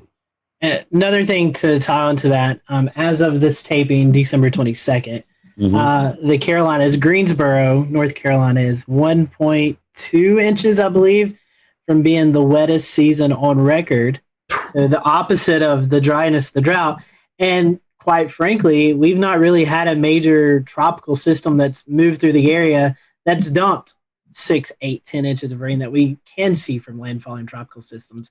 So think about that. As dry as it is over a huge chunk of the West and now building into the central U.S., the Southeast and Florida has been absolutely soaked. And, the Northeast is probably going to come out of drought before we end 2020. When you count the snow and the rain they're about to have with this next system on Christmas Eve and Christmas Day, I mean, they're probably going to come out of drought. And that was getting to exceptional. You start depleting reservoirs in the Northeast with that population concentration, and that's a really big deal. Okay, they've always kind of come out of it recently, but there's a lot of people up there that depend on reservoirs and water. So you dry it out up there in an extreme level, and it's bad. So they got lucky, but they just literally, once we got into fall, boom, all of a sudden we just started erasing these droughts and starting getting some nice, tropical moisture into some of these systems that came north. So they lucked out, in my opinion. It is actually good to see that there's been some rain and snow up there through the fall. I can tell you firsthand, it was a long, it was also dry summer at State College. Right, and actually it was a beautiful fall, too. So they got the best of all worlds. Right. Jim, we're going to transition over, speaking of wildfires, to the west. So, again, another crazy year with the 2020 wildfire season. What are your thoughts on the wildfires going along the northwest Pacific coast, like Oregon and Northern California? Yeah, I'm glad you actually asked that question, because a lot of times it's easy to just focus on California because they had so many acres burned, right? But it was Oregon. Was it Oregon, Washington, and Colorado had like their biggest fires in each of their states? Yeah, I think you're right. This year, in addition to what happened in California. So yeah, really, really, really severe season. Really dry, really hot.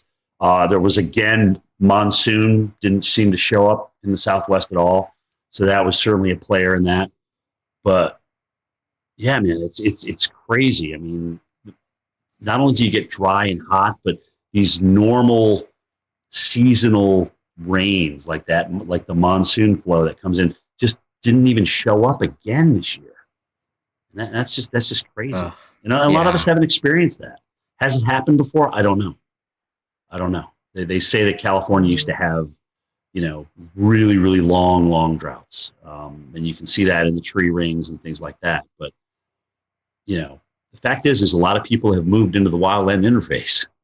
And there's a lot of structures in there, people's livelihoods and things like that. But but here's the deal. Knowing that we know that, we have to build to our natural disaster. We have to do a much better job of building to our natural disaster. And frankly, in some places like Barrier Islands and maybe the deep woods of the West, we don't need to move there. Let's just leave that alone. Let's leave that to nature's preserve. There's plenty of other spots to live in. And we've also seen just phenomenal weather with dealing with fires. Like I think there was a fire NATO out in California this season, and it's just another crazy. One. Yeah, another one. Wasn't it the campfire that they had the EF3? Do you remember that? I can't remember which fire it was, but they literally had an EF3 tornado. It's the strongest tornado in California history. And it had what would have rated probably EF2, right? Yeah. With this one. Yeah. So the strongest, isn't that amazing? The strongest tornadoes in California history have actually come from fire natives. Wow. Using the term pyro tornado at a conference I attended. Alex Hoon, one of the incident meteorologists out there, coined that. Are they acknowledging that as the strongest tornado, or are they kind of putting an asterisk by that and just saying? I'm not sure if they're calling that the strongest tornado or whether they're had the asterisk like you said, but it certainly has been recognized as a fire generated tornado. Right. I mean, well, there's video of it. You can see it on the radar signature. I mean, the damage. Right. Signified EF3 damage. I mean, I don't know what else you need, really. I think that was the Loyalton one, right? Is that the Loyalton NATO? Fire NATO? It was the one with the campfire, I'm pretty sure. Yes, the camp one was the big one. That was the big one.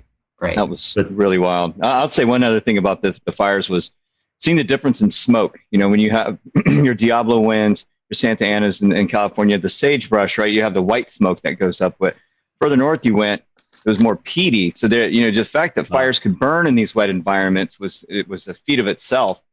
But you could see the different, like the greenish colored smoke and the real dark gray. It was really gnarly on satellite. It was wrapping out over the Pacific Ocean, and boy, that was intense to see. Yeah, you're right. Some of those satellite pictures and the type of pollution that they had in San Francisco for days and days and days. I got a nephew out there. He's just like, you can't even breathe. You don't even want to go outside. It was really bad. Even inside your home, you could smell the smoke. That's how bad it was. So, yeah, man, we need a break. Yeah, that's how I'll remember it. Is just day after day of smoke covering almost the entire western half of the country. Yeah, you remember those pictures? There. Yeah, remember those pictures of San Francisco, like orange? Right. Just, literally orange. That's all you can see is just an orange glow. You didn't really see sunlight. It was just an orange glow. No, exactly. It's felt like you're on another planet. Everyone, thank you for watching this episode of the Carolina Weather Group. Stay tuned for part 2 with Jim Cantore coming soon. So we just finished up with James Spann and his count of April 27, 2011. And if you did, maybe you didn't know, but our own panelist Dan Whitaker was out in the field I think this is before any of us knew you, Dan, but he was actually out chasing this big event. So I guess, first of all, let's kind of talk about what you were doing. How did you know to target this area? What was the game plan maybe a couple of days leading into this high impact event? Right. So we had been looking at the storm system quite a ways out. It was showing up on long range data, I think a couple of weeks prior, and then it just kept on slowly, seemingly everything was coming together the closer we got to that April 27th date. So I was prepared pretty far in advance to get out there to Alabama was where I was loosely targeting. And a couple days ahead of time, I packed up the car and I left town the night before and stayed in the Eastern Tennessee mountains. It's Western for us if we're heading that way, but Eastern Tennessee mountains over in Chattanooga, and was prepared for whatever could happen. I've been out to Alabama a bunch of times to go follow and photograph storms, and nothing's come of it. So I didn't know what was going to happen this day. So during the day, walk us through what it was like from the time you woke up to the time that you finally found yourself on a storm. So I had some kind of omens, if you want to believe in that, at least. At the very least, the atmosphere was showing off for me right away. I woke up at my friend's house. He had to go to work, and it was I forget what day of the week it was, but it was a work day. And so he went to work, and I woke up at his house. He said, when you're heading out, just lock the door and behind you and be on your way. And so it was around 8 a.m. or so. I'm getting ready to leave. And there's some early morning storms happening out near Chattanooga. And one of them really started building up. I was watching on radar, and I was like, it's 8 something in the morning. I can't really look too much into this. I'm trying to head to Alabama, and I shut the door behind me. I lock the door. I get in my car, and I pull up at that time I had a full RAM mount, like a computer system in my car. I power on the laptop. It's actually this laptop that I have right here, which is now an outdated laptop system, but it still has some of my data on it. And power on my laptop, and I open it up, and right when I get my laptop open, tornado warning, storms heading directly over my location in a matter of minutes. And there was a strong kind of velocity couplet there when I looked at the velocity data. So I was like, there's some real reason to believe that this could be a threatening storm with a tornado. And so I actually went to try and get back in my friend's house I've 5 minutes, right? So let's get back in the house. No, the door's locked. Of course, I can't get back in. I look around. I'm in a crowded neighborhood with lots of trees everywhere. I can't even see the sky. So I think to myself, okay, well, what do I do now? Right. I don't want a tree to follow me. Right. And so I get in my car, and I just start driving away from the storm through these residential roads in Chattanooga. It's hilly. I'm trying to just get out of there. I make it to a 4-road intersection, and I kind of park my car there. I'm like, this is as good as I'm going to do. At least I'm not under the trees. And I park my car there. As some really intense winds started whipping across, horizontal, windblown rain, I would just guess at 60, 70 miles an hour. And I was right there in the velocity couplet. And, it turns out there was wind damage and a tornado, but I just must have been very close. But I don't believe I was in the tornado. It was mostly, the winds changed directions eventually, but I believe it was all rear flank downdraft base kind of wind. So I drive back to my friend's house at that point after I'm kind of in that wind and rain, and it passes by me. So I know I'm safe. I just kind of drive back there because I don't know what to do with myself at this point. And and there, the road that I came down just a minute prior, there had been someone driving down that road and a tree fell and actually crushed their car with them in it. I got there before the emergency response did, and I or just at about the same time. So I pull up, and so do they. And I kind of get out of my car, and I'm like, what's going on, And the emergency response person, fortunately, they started trying to do what they needed to do, and I was like, they've got it figured out. They told me to leave them alone, so I just kept on heading on my way. I was like, I guess I'll go to Alabama now. And that's how I started my morning. So we'll return to Best of the Carolina Weather Group in a moment. Now your Carolina weather forecast. Here are today's forecast high temperatures for North Carolina. Here are the forecast lows for tonight for North Carolina. Here are tomorrow's forecast high temperatures. And here's forecast rainfall across North Carolina tomorrow. Here are the forecast highs for the day after tomorrow.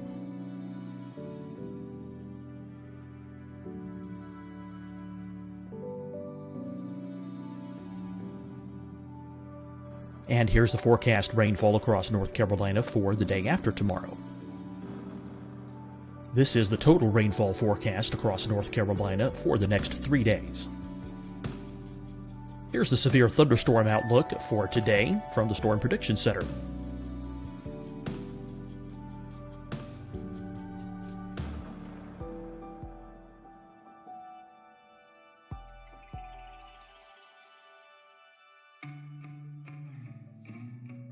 Here are the forecast high temperatures for today for South Carolina. Here are the low temperatures for today for South Carolina. Here's the probability of precipitation forecast across South Carolina today. And here are the rain chances across South Carolina tonight. Here are tomorrow's forecast highs across South Carolina. Here are the forecast low temperatures for tomorrow for South Carolina. And here is the probability of precipitation across South Carolina tomorrow. Here's the precipitation chances across South Carolina tomorrow night. Here are the forecast highs for the day after tomorrow in South Carolina. Here are the forecast low temperatures across South Carolina for the day after tomorrow.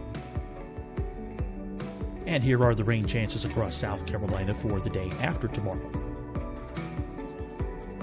And South Carolina's probability of precipitation for that night. Here's the Storm Prediction Center's severe thunderstorm outlook across South Carolina for today through tonight. Here's the Storm Prediction Center's severe thunderstorm outlook across South Carolina for tomorrow and tomorrow night. And here's the Storm Prediction Center's severe thunderstorm outlook across South Carolina for the day after tomorrow through that night. Here's the severe thunderstorm outlook for today from the Storm Prediction Center.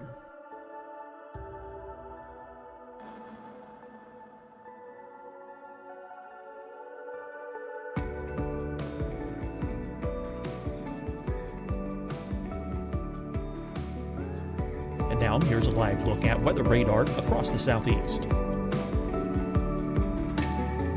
Fight the spread and take a stand against coronavirus. Wear a mask in public. Stay at least 6 feet apart from others. And get tested. Join us and fight the spread. Visit scdhec.gov/COVID-19. Getting tested for COVID-19 helps you to take the steps needed to protect yourself, your loved ones, and your community. Find the testing location at scdhec.gov/COVID-19 testing. Hi, everyone. I'm Dr. Mandy Cohen, Secretary of the North Carolina Department of Health and Human Services. And when you follow the 3 W's, you protect your family and your neighbors from COVID-19. When you leave your home, practice your W's. Wear a cloth face covering, wait 6 feet apart, wash your hands often. Wear, wait, wash.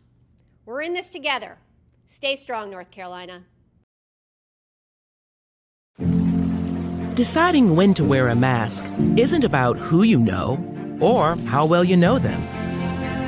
Just ask yourself, will I be with anyone I don't live with? If the answer is yes, get behind the mask. Help slow the spread of COVID-19. Get behind the mask. Learn more at covid19.ncdhhs.gov. You'll see your Carolina weather forecast at 25 and 55 past. And now back to the best of the Carolina Weather Group on the all-new Carolina Weather Net. I have a question for you. Sorry, Evan, I didn't mean to step on you. Recollection, this was 10 years ago, so I don't think radar scope was a thing. That's right. How did you get this weather data while you're out in the field? I mean, it's 2011. Technology has surely come a long ways in the last 10 years, but what was it like back in 2011 getting? You mean, what was it like using a flip phone when I was storm chasing?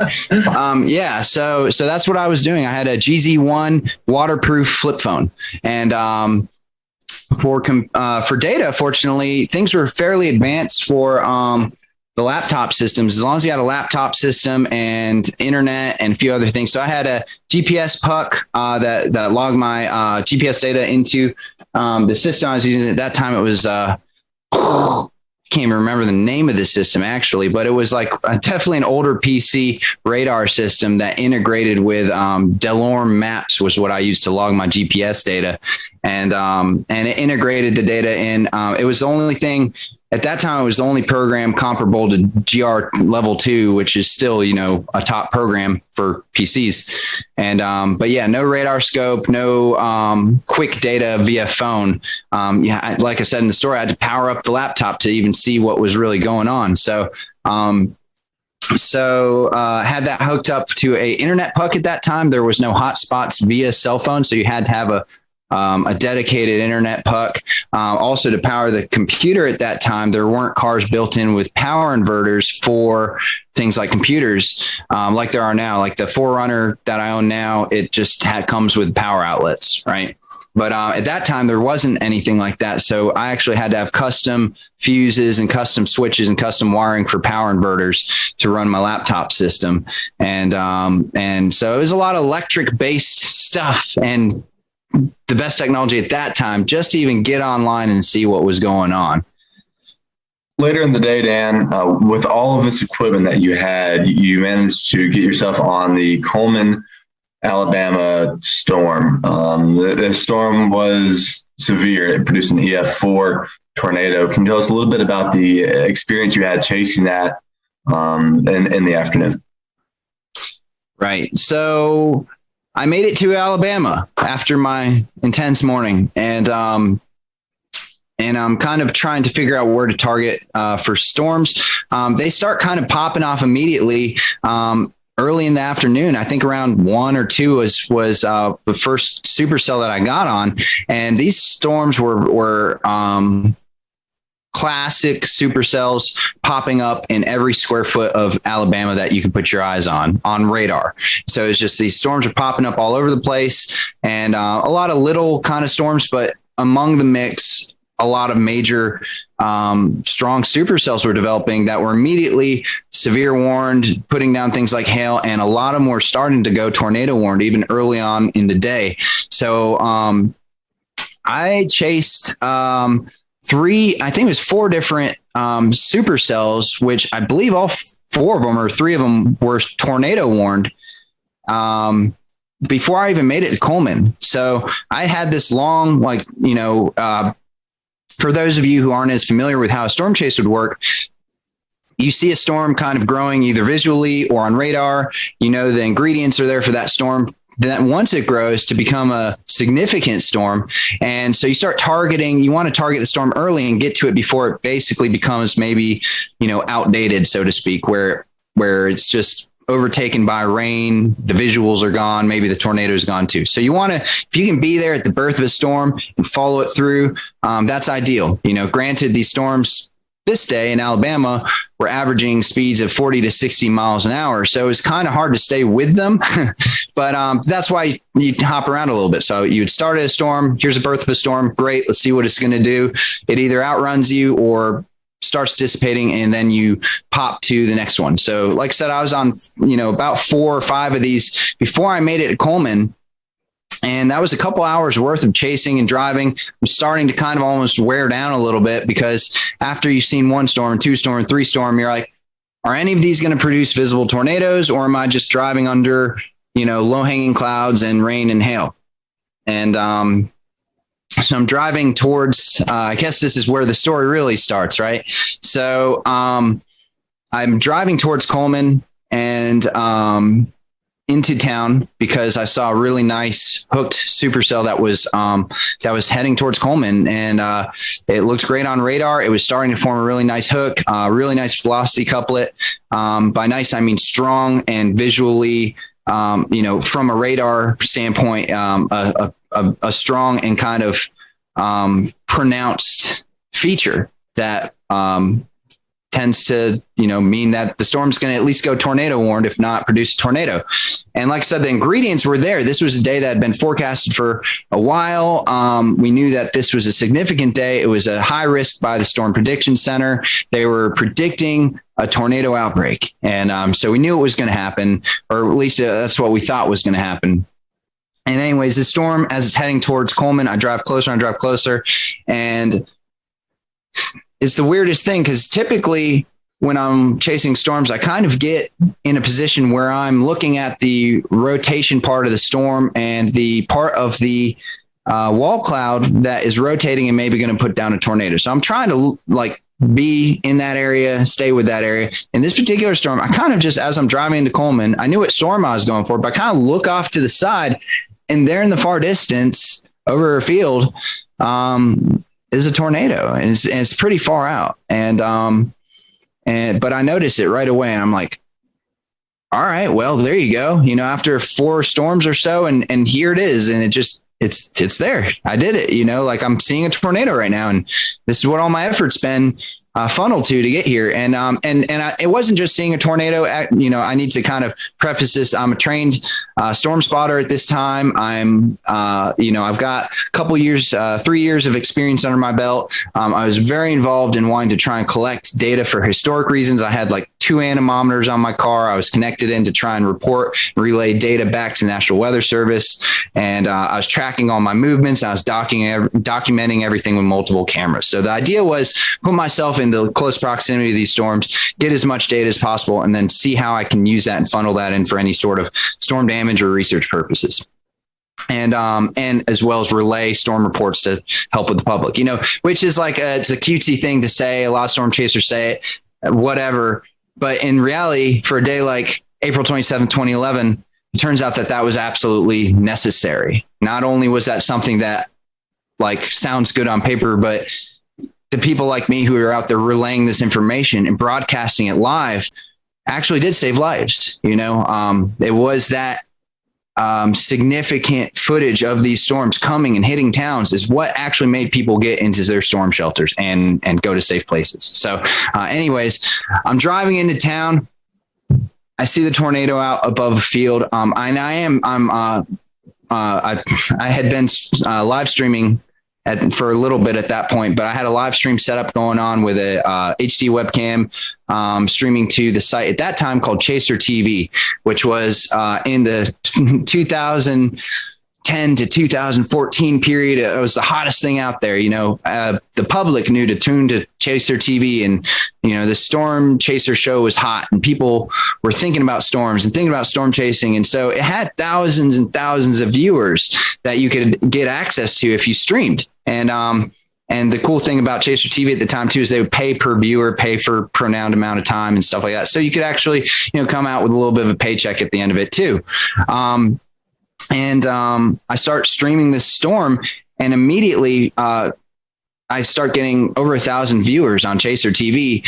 My location is in reference to the radar that everyone's looking at. Everyone sees, wow, he's right in this hook of the Coleman storm. And they start clicking on my stream. And sure enough, they're seeing a tornado. And so they start sharing it. It starts getting shared across social media, screenshotted. And immediately that tornado in real time is getting shared around, the fingers of the internet in 2011. And getting rebroadcasted and put in places where people could actually see this storm. So I was live streaming it. I was filming it with another camera. We'll play kind of the video of what that ended up looking like with my other camera. And then I was taking DSLR pictures as well as running 2 anemometers and trying to stay in good proximity and location to this storm. So I was by myself, and so I was trying to do all this stuff, and as well as listen to the scanner radio. I mean, anyways, I see this tornado come through, and it's coming closer and closer. It's coming towards me. I'm trying to figure out, is this storm going to do something where it actually hits my location? Or so at one point, and you may see this in the video, where the tornado seems to get close enough to me where all of a sudden you can't really see the gray funnel anymore. Instead, you see just like a massive dirt. And that's when I think I'm starting to get a little close there. And so I actually back up across the road that was behind me into a gas station. And in my head at that moment, I think to myself, if I drive 30 feet backwards, I can maybe avoid getting hit by this thing and still film it. So that was my thinking. And I don't think I was that close, but I was in stone's throw. I mean, I was very close. And then it kind of continues going at an angle in front and away from me. And that's when it touches down fully. You can see it, the funnel reach the ground, and the tornado becomes very pronounced, very kind of like a very defined elephant trunk. And it's kind of, not this big, wide, massive, weird wedge that we would think about when we think about EF4s and very strong, violent tornadoes. But however, and I know this from the comments on my YouTube channel, where some people are saying this isn't a true EF4. Look how skinny it is. But in reality, it's that tight, strong wind whipping around at the bottom that's causing all the damage. And it was, you can tell in the video that it's a very strong tornado, and it was a very strong and destructive tornado. It went through downtown Coleman, destroyed a number of the commercial buildings there, destroyed some houses, and ended up with multiple fatalities, including a newborn or a young child. And, it devastated the city. So as this is happening, here I am, Mr. North Carolina, out of my city in town by myself, in my storm chasing vehicle. Fortunately, I'm prepared for living multiple days out of my car if I needed to, right? That was part of my preparation. So, but I'm thinking to myself, like, what's next? What do we do now? So I tried to follow the storm, and as I keep following it, the tornado gets wider and wider, eventually wedges out into this big kind of gray wedge tornado as it goes off in the distance. The road that I try and travel down is completely covered in trees, and there's there's hundreds of, I will share a picture of it. There's just hundreds of trees down, and you could have had a whole team of people with chainsaws and you would never have gotten through that road. So at that point, I know that my access to continue following this tornado is gone. The tornado is going 60 miles an hour anyways. So it's a lost cause at that point. So I drive back towards town. And here's where it really gets interesting, because this is where things started to really take a turn as far as the reality of the storm. All I could smell was trees and fresh wood. And as I look around through the woods as I'm driving back towards Coleman, the trees are stripped of their bark. They're just bare. It's just bare wood, forests of bare wood, and twisted trees and just devastation. And I'm driving back towards Coleman to try and figure out what's my next move. And I look at the radar on my computer, and there's another storm that's tornado warned and heading right towards Coleman. That is going to be there in 20 minutes, right? But what has just happened is a tornado just devastated Coleman, and at the same time, tornadoes were devastating Tuscaloosa and other, that's a well-known one, but there are, I think, 5 or 6 tornadoes on the ground at this very moment. And Alabama was in a mess. So Coleman was in a mess, and everybody got in their cars and drove out to the middle of the roads to try and get to their family members. Cell service was completely down at this point. I don't know if it's because cell towers were hit or if everyone was trying to use their cell phones at the same time, but there was zero cell service. You could not use it for anything. The only thing left was internet through my internet puck. So I was able to access radar data and message through some sort of messenger app I was using at that time. And I think email is what it is called. I was emailing people. So I drive back into town. The roads are crowded with people. People are kind of walking around confused. Everyone has their cell phone in their hand. Like, what is this? It's not doing anything. And they see that I'm a storm chaser. I have stormsquad.net on the side of my vehicle and stuff. They start coming up to my car and they're saying, what happened? We're trying to get in touch with our family members. We can't do it. We heard the town was hit. And I was able to actually give as many people as I could the information that I had, which was, there was a tornado. It hit part of town. There's another storm coming. You're going to want to find a place to take refuge. I had a CB radio in my car at that time with a speaker. I got on my CB radio and started driving around and saying, there's another tornado warning coming, because nobody knew. And I drove around the town and yelled at people to find safe shelter. And that was really harrowing. Like, I don't know if that's the right word. There's no words to describe it. I mean, it was very sobering. I mean, just like, I was focused. I was trying to, at that point, just go into like storm recovery mode. I'm now part of this Coleman community, right? So how do I help them? And yeah, that was not my last storm of the day. So I actually left Coleman and went and got on another supercell at that point, because there's nothing else I could do in Coleman that, short of, I warned everyone I could. The storm didn't hit there, so I left. I went out to go get to another storm and chased 2 more tornado warned supercells. Nothing really produced from those. And then the sun started going down, and still no cell service. But I have my radio police scanner and fire EMS scanner, and I'm hearing that reports that there are no gas stations and no gas available to the first responders. And I look at my gas tank at that moment. The sun was just starting to set. I look at my gas tank and I'm on less than a quarter of a tank. Hadn't anticipated on there not being any gas in the state of Alabama. Right. And so with very little gas and a lot more storms, all tornado warned, heading my direction, and now it's dark out, I had to do what I now refer to as a kind of a intense game of avoid the tornado for the next few hours. I did it on zero gas. So what I had to do is I would drive out to somewhere where I thought was in between 2 supercells heading my way, because it was just groups of supercells just over and over and over again, all tornado warned. So I'd drive where I thought I was going to be in between the 2. No cell phone service and limited radar at this point because internet was dicey out where I was. And then I'd turn off my car and I'd just sit there in the pitch black and just watch the lightning, both the storms pass on either side of me. I'd turn back on the car, get the laptop back up, see the next radar run, and figure out my next spot to go to try and be safe. And I did that for a few hours until eventually it seemed clear enough for me to actually get to a city on my zero gas.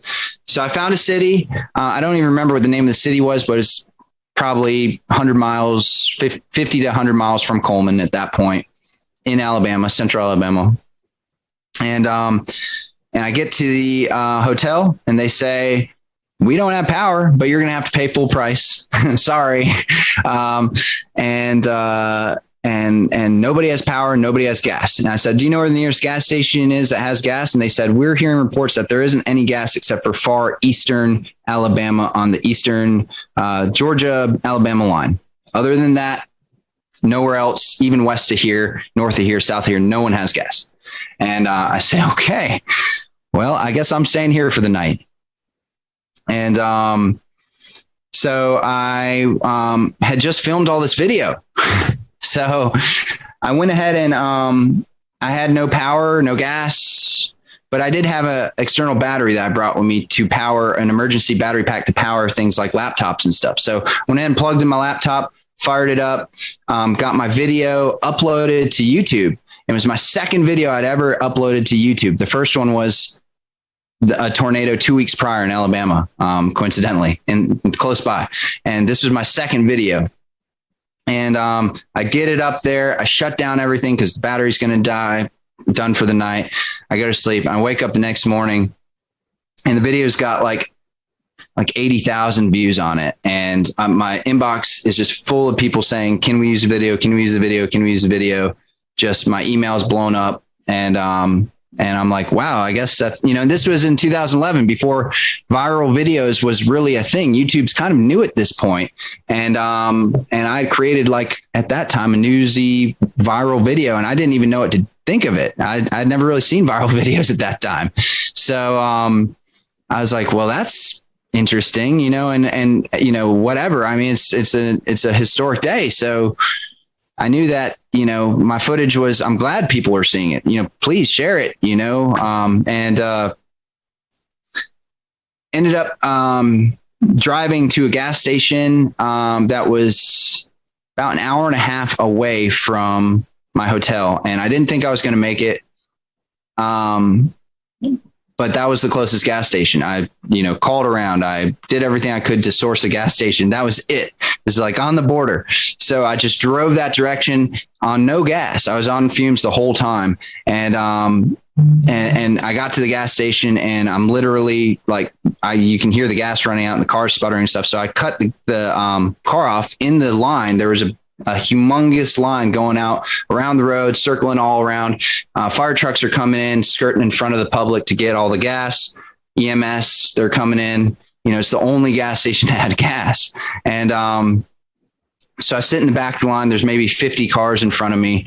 And I turn off my car, and I literally kept it in neutral and pushed the car most of the way to get to the gas tank, / rolled it part of the direction, and rolled it just down the hill with gravity. And I made it to a gas tank after about, I think it was about 2 hours of sitting there in line, and made it to a gas station and made it to the pump, and was able to get enough gas in the car, and drove back to North Carolina that morning. So I kind of just went through the story there. I mean, I don't know. There's of course more to be said, but that's kind of my experience being there right in central Alabama. I mean, the in and the out, at least the basic summary. So Dan, I'm curious. I've been storm chasing once, and the adrenaline rush you get as you see a tornado obviously peaks up, and then you kind of go into recovery mode, hoping that everyone's okay. Did you experience that adrenaline rush when you were witnessing this? Yeah. Definitely.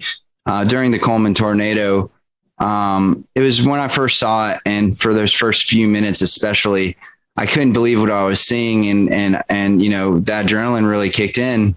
Here I am. It's real. I'm on a tornado. This is a high risk day. These storms are explosive. And I knew that something bad could really happen. And so yeah, the adrenaline popped in at that moment. But it's the weirdest thing. One of the comments on my YouTube video is, why is there no screaming? Where's all the screaming? Where's all the yelling? This is like the calmest tornado video I've ever seen, besides Pico's Hank.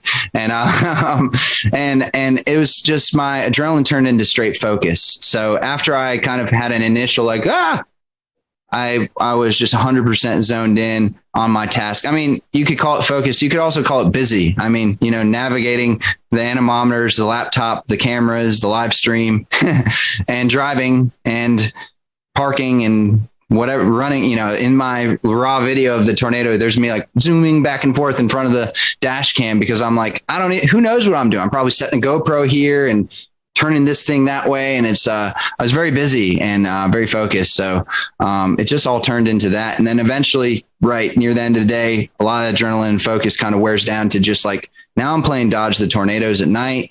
And that part was a little, I wish I could have been back in North Carolina at that point. Dan, real quick before we wrap, can you talk a little bit about the gravitas of watching the storm, the tornado as it came through Coleman, and afterwards understanding that while you were watching it, it killed 6 people? So, I've been at some devastating tornadoes before, but I think the thing that made this more real, and I've been at some killer tornadoes before. I think the thing that made this so real in this particular one is because a lot of people died this day in Alabama, and it was the total destruction of the state. Seeing the Coleman tornado, unless I had actually seen it hit the specific buildings and stuff, it was hard to make a direct connection to who died or how they died or where they died. I did end up seeing the commercial destruction downtown, and that was intense. Seeing that, because you're seeing people wandering around, picking up bricks and trying to figure out what to do. It's like walking into a house that was just completely destroyed by like a group of toddlers. We'll return to Best of the Carolina Weather Group in a moment. Now your Carolina weather forecast. Here are today's forecast high temperatures for North Carolina. Here are the forecast lows for tonight for North Carolina. Here are tomorrow's forecast high temperatures. And here's forecast rainfall across North Carolina tomorrow. Here are the forecast highs for the day after tomorrow.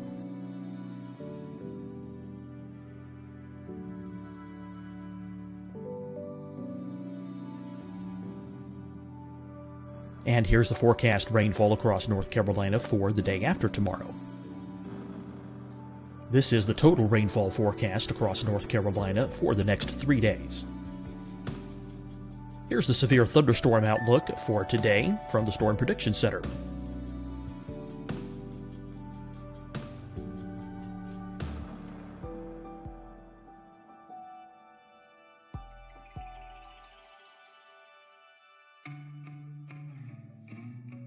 Here are the forecast high temperatures for today for South Carolina. Here are the low temperatures for today for South Carolina. Here's the probability of precipitation forecast across South Carolina today. And here are the rain chances across South Carolina tonight. Here are tomorrow's forecast highs across South Carolina. Here are the forecast low temperatures for tomorrow for South Carolina. And here is the probability of precipitation across South Carolina tomorrow. Here's the precipitation chances across South Carolina tomorrow night. Here are the forecast highs for the day after tomorrow in South Carolina. Here are the forecast low temperatures across South Carolina for the day after tomorrow. And here are the rain chances across South Carolina for the day after tomorrow. And South Carolina's probability of precipitation for that night. Here's the Storm Prediction Center's severe thunderstorm outlook across South Carolina for today through tonight. Here's the Storm Prediction Center's severe thunderstorm outlook across South Carolina for tomorrow and tomorrow night. And here's the Storm Prediction Center's severe thunderstorm outlook across South Carolina for the day after tomorrow through that night. Here's the severe thunderstorm outlook for today from the Storm Prediction Center.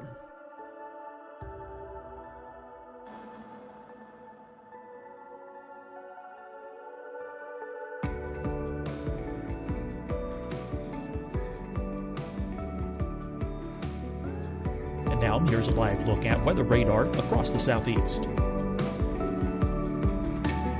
Fight the spread and take a stand against coronavirus. Wear a mask in public. Stay at least 6 feet apart from others. And get tested. Join us and fight the spread. Visit scdhec.gov/COVID-19. Getting tested for COVID-19 helps you to take the steps needed to protect yourself, your loved ones, and your community. Find the testing location at scdhec.gov/COVID-19 testing.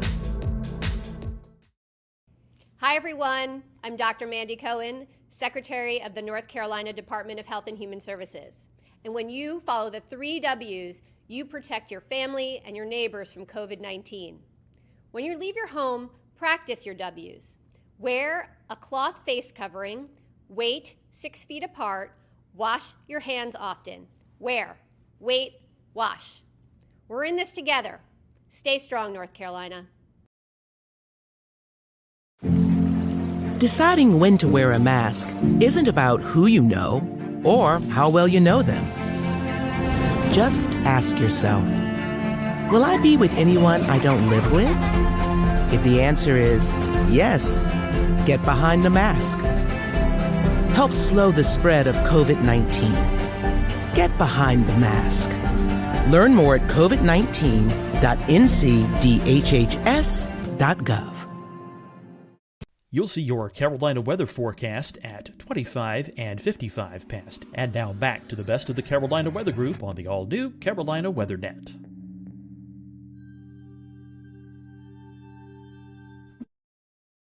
As a owner of a toddler, I have a 3-year-old, and sometimes you just walk into a room and you say, what happened? And you just pull your hair and you scratch your head and you say, I can't even figure out where to start. Everything's destroyed. And it was the same way watching these people trying to figure out what to do in downtown Coleman, just walking around devastated. And that was really sobering. But the thing that really affected me the most, honestly, was seeing people looking for their loved ones and not having a way to find out where their loved ones were. No cell phone reception, no communication, and being stuck in traffic, and another tornado warning that's coming. So these people are in a bad predicament, and only I knew what was going on. So I was in this really weird place of, nobody knows, and they're all unsafe, and they're all just trying to help their loved ones out. So that was probably the hardest part to be a part of, but the part that I'm most grateful that I was a part of, because I could help, but also because that's the reality of these big storm events is that's what's happening in these communities. And sometimes you don't see that on the news, or you don't know about that, but there's moments there where we're all just trying to look out for each other. And those are the hardest moments. Well, Dan, we certainly appreciate your time and reflecting back on this very somber event that took place on April 27, 2011. So we thank you and James Spann for sharing their stories of this tragic day, and our thoughts and prayers are still with those folks who are reliving this 10 years later in the state of Alabama. For everyone here at the Carolina Weather Group, we hope you have a great evening, and we'll see you back here real soon.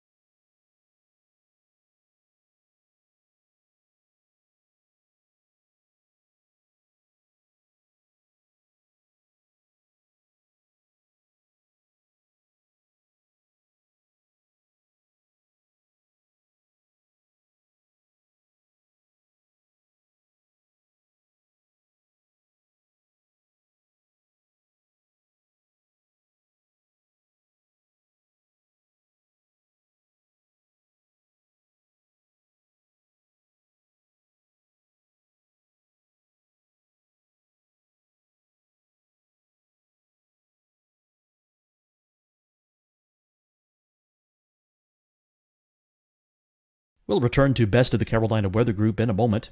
Now your Carolina weather forecast. Here are today's forecast high temperatures for North Carolina. Here are the forecast lows for tonight for North Carolina. Here are tomorrow's forecast high temperatures. And here's forecast rainfall across North Carolina tomorrow. Here are the forecast highs for the day after tomorrow.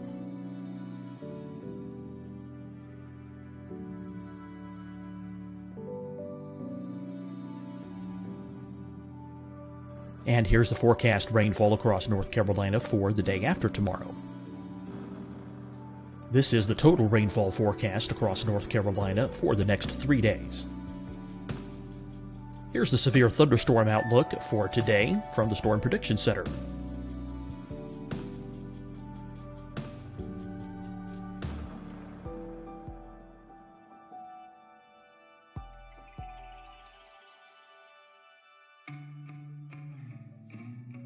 Here are the forecast high temperatures for today for South Carolina.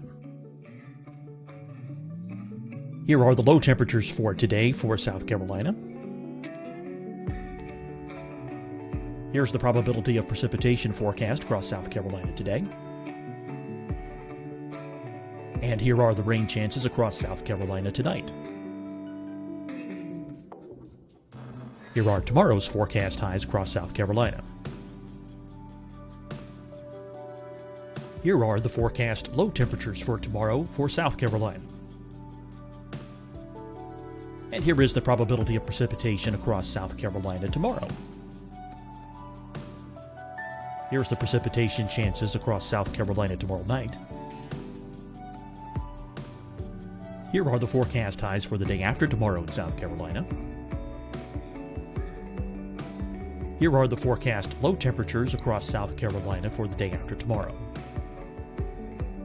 And here are the rain chances across South Carolina for the day after tomorrow. And South Carolina's probability of precipitation for that night. Here's the Storm Prediction Center's severe thunderstorm outlook across South Carolina for today through tonight. Here's the Storm Prediction Center's severe thunderstorm outlook across South Carolina for tomorrow and tomorrow night. And here's the Storm Prediction Center's severe thunderstorm outlook across South Carolina for the day after tomorrow through that night. Here's the severe thunderstorm outlook for today from the Storm Prediction Center.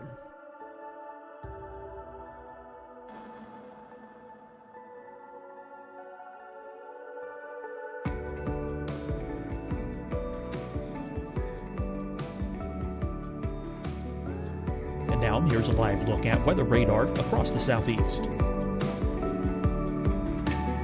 Fight the spread and take a stand against coronavirus. Wear a mask in public. Stay at least 6 feet apart from others. And get tested. Join us and fight the spread. Visit scdhec.gov/COVID-19. Getting tested for COVID-19 helps you to take the steps needed to protect yourself, your loved ones, and your community. Find the testing location at scdhec.gov/COVID-19 testing. Hi, everyone. I'm Dr. Mandy Cohen, Secretary of the North Carolina Department of Health and Human Services. And when you follow the 3 W's, you protect your family and your neighbors from COVID-19. When you leave your home, practice your W's. Wear a cloth face covering, wait 6 feet apart, wash your hands often. Wear, wait, wash. We're in this together. Stay strong, North Carolina. Deciding when to wear a mask isn't about who you know or how well you know them. Just ask yourself, will I be with anyone I don't live with? If the answer is yes, get behind the mask. Help slow the spread of COVID-19. Get behind the mask. Learn more at covid19.ncdhhs.gov. You'll see your Carolina weather forecast at 25 and 55 past. And now back to the best of the Carolina Weather Group on the all-new Carolina WeatherNet.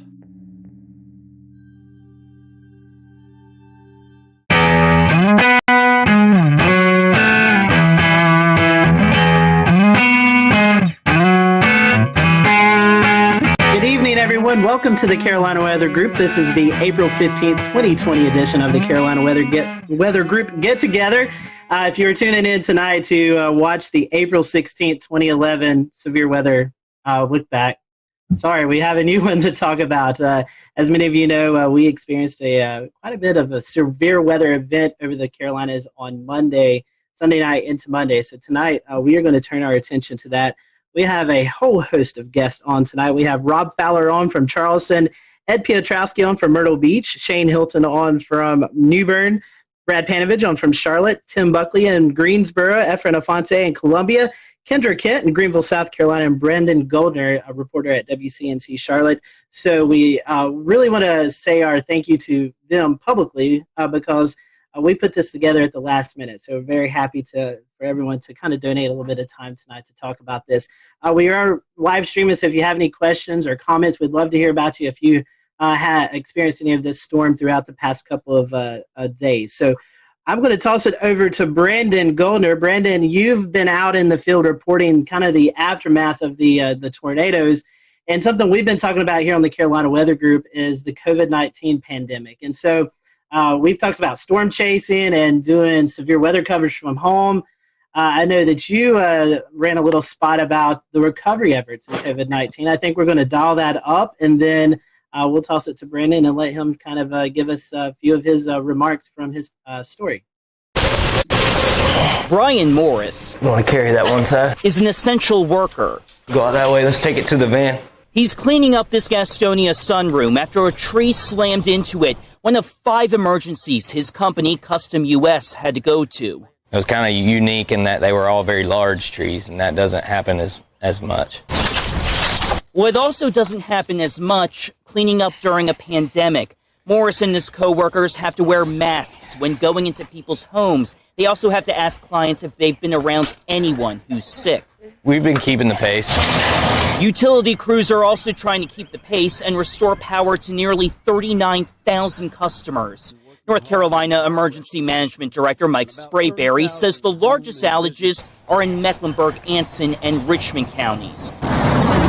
For families uprooted from their homes, the Red Cross's Robbie Sofoli says volunteers are helping them virtually, using platforms like FaceTime and Zoom to interview clients. We are an organization that really relies on interpersonal connections with our clients and really trying to provide compassion and care. And it's a little difficult to do that right now, but we're adapting and using some of those different digital platforms. Family and friends helped Robbie Clark's parents clean up a tree that crashed through their Kannapolis home, all while following social distancing rules. I'm just hoping that everything gets sorted out pretty quick. All right, so that was a report from Brendan Goldner. Brendan, I'm going to bring you in. This is something we've been talking about, COVID-19 and how it's affected the weather enterprise. As you was out reporting, talking to the folks, what was it like kind of in this new time that we're all experiencing? It reminds you, we're all talking all the time about reporting during the coronavirus, and yet, Mother Nature, the weather, doesn't care about pandemic. It's going to do its thing. And so, obviously there's the challenges with us as a crew. It was me and photojournalist Kevin Wardlaw. We have the 6-foot stick with the microphone at the end that we have to use to interview everyone. And we have to keep that social distance. But what was really fascinating was talking to some of the disaster recovery crew members, Duke Energy, the Red Cross, how a lot of them have had to change up a lot of what they're doing when it comes to cleaning up during the coronavirus. Duke Energy, they've been trying to do the social distancing, keeping the 6 feet distance, but when they're trying to repair power poles, a lot of times they have to be in close proximity. It's the same way with these disaster recovery people that was said in the beginning of the story. They're wearing the masks. They have to ask everyone before they go into a house whether they were interacting with anyone with coronavirus, and it's the combination of all of the weather damage with having to deal with the coronavirus. So it's been really a double whammy for a lot of people. And so, after disasters, we've seen it with the Nashville tornado, Jonesboro, Arkansas tornado a couple weeks ago. The community really comes together. How do you think that, how is the community interacting with their neighbor helping neighbor?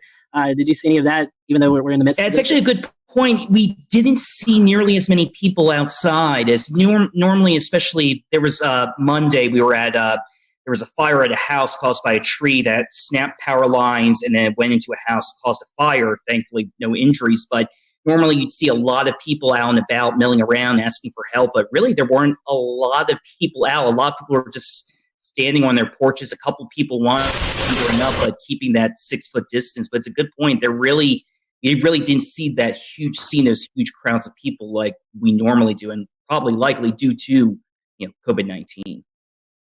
Brendan, we appreciate that. So we appreciate you joining us tonight, giving us that perspective. Hang around if you want to. I'm going to toss it to Dan, and Dan, you was out actually chasing this event. Maybe we can talk about that towards the end of the show, but I know you want to bring in one of our panel or one of our guests. Yeah. So, talking kind of about some of the stronger tornadoes that hit there in South Carolina, I want to send it over to Rob there. There were a couple of significant tornadoes that hit, especially given the fact that this developed with not these ordinarily discrete supercells that would produce larger tornadoes, but they were within the line there. And especially we saw some interesting things like the Hampton County EF3, the Walterboro EF1s. Can you talk a little bit about that, Rob, that being in your area? Yeah, absolutely. I've been here in Charleston for 33 years, and I've been through several tornado outbreaks, and I don't know how substantial compared to other parts of the country they are. We know every tornado for us is very important because we don't get that many, so we don't really prepare that often for these. But when we got here early on Monday morning to see what was going on in southeast Georgia, because these really started there and then crossed over the Savannah River and came all the way through eastern South Carolina. So to see the debris ball in Hampton County, which officially the winds are 165, they finished that survey and released it today, but it's on the cusp of an EF4. And I think here in South Carolina since 1950, only 3% are EF3s and 1% EF4s. So you're talking about something very rare for us in a state that, depending on which service you look at, averages 12 tornadoes a year. Then obviously, for us here in our Channel 2 viewing area, Hampton County is more in the Savannah area. Our neighbors down at WSAV taking care of that, but that's still in our state. But then Colleton County is the next state over, or next county over.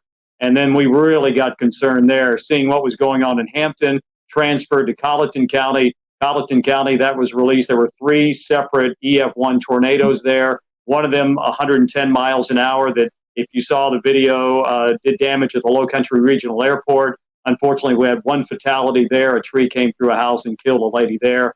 And then kept on moving into our more populated areas of Dorchester, Berkeley, and Charleston counties. Had a separate tornado that moved, probably started as a water spout, moved over Edisto Beach. And then they surveyed just a little while ago that Berkeley County, they released it. And that was an EF2 with the winds of 120 miles an hour. So, and then came into Ed's territory up into Georgetown County. We kind of share that, and they already had confirmed tornadoes up there. And I know Shea Weatherflow, you guys measured a wind gust of 114 miles an hour right there. So, Dan, to put it, I don't know. I'm still shaking my head. I'll put it that way.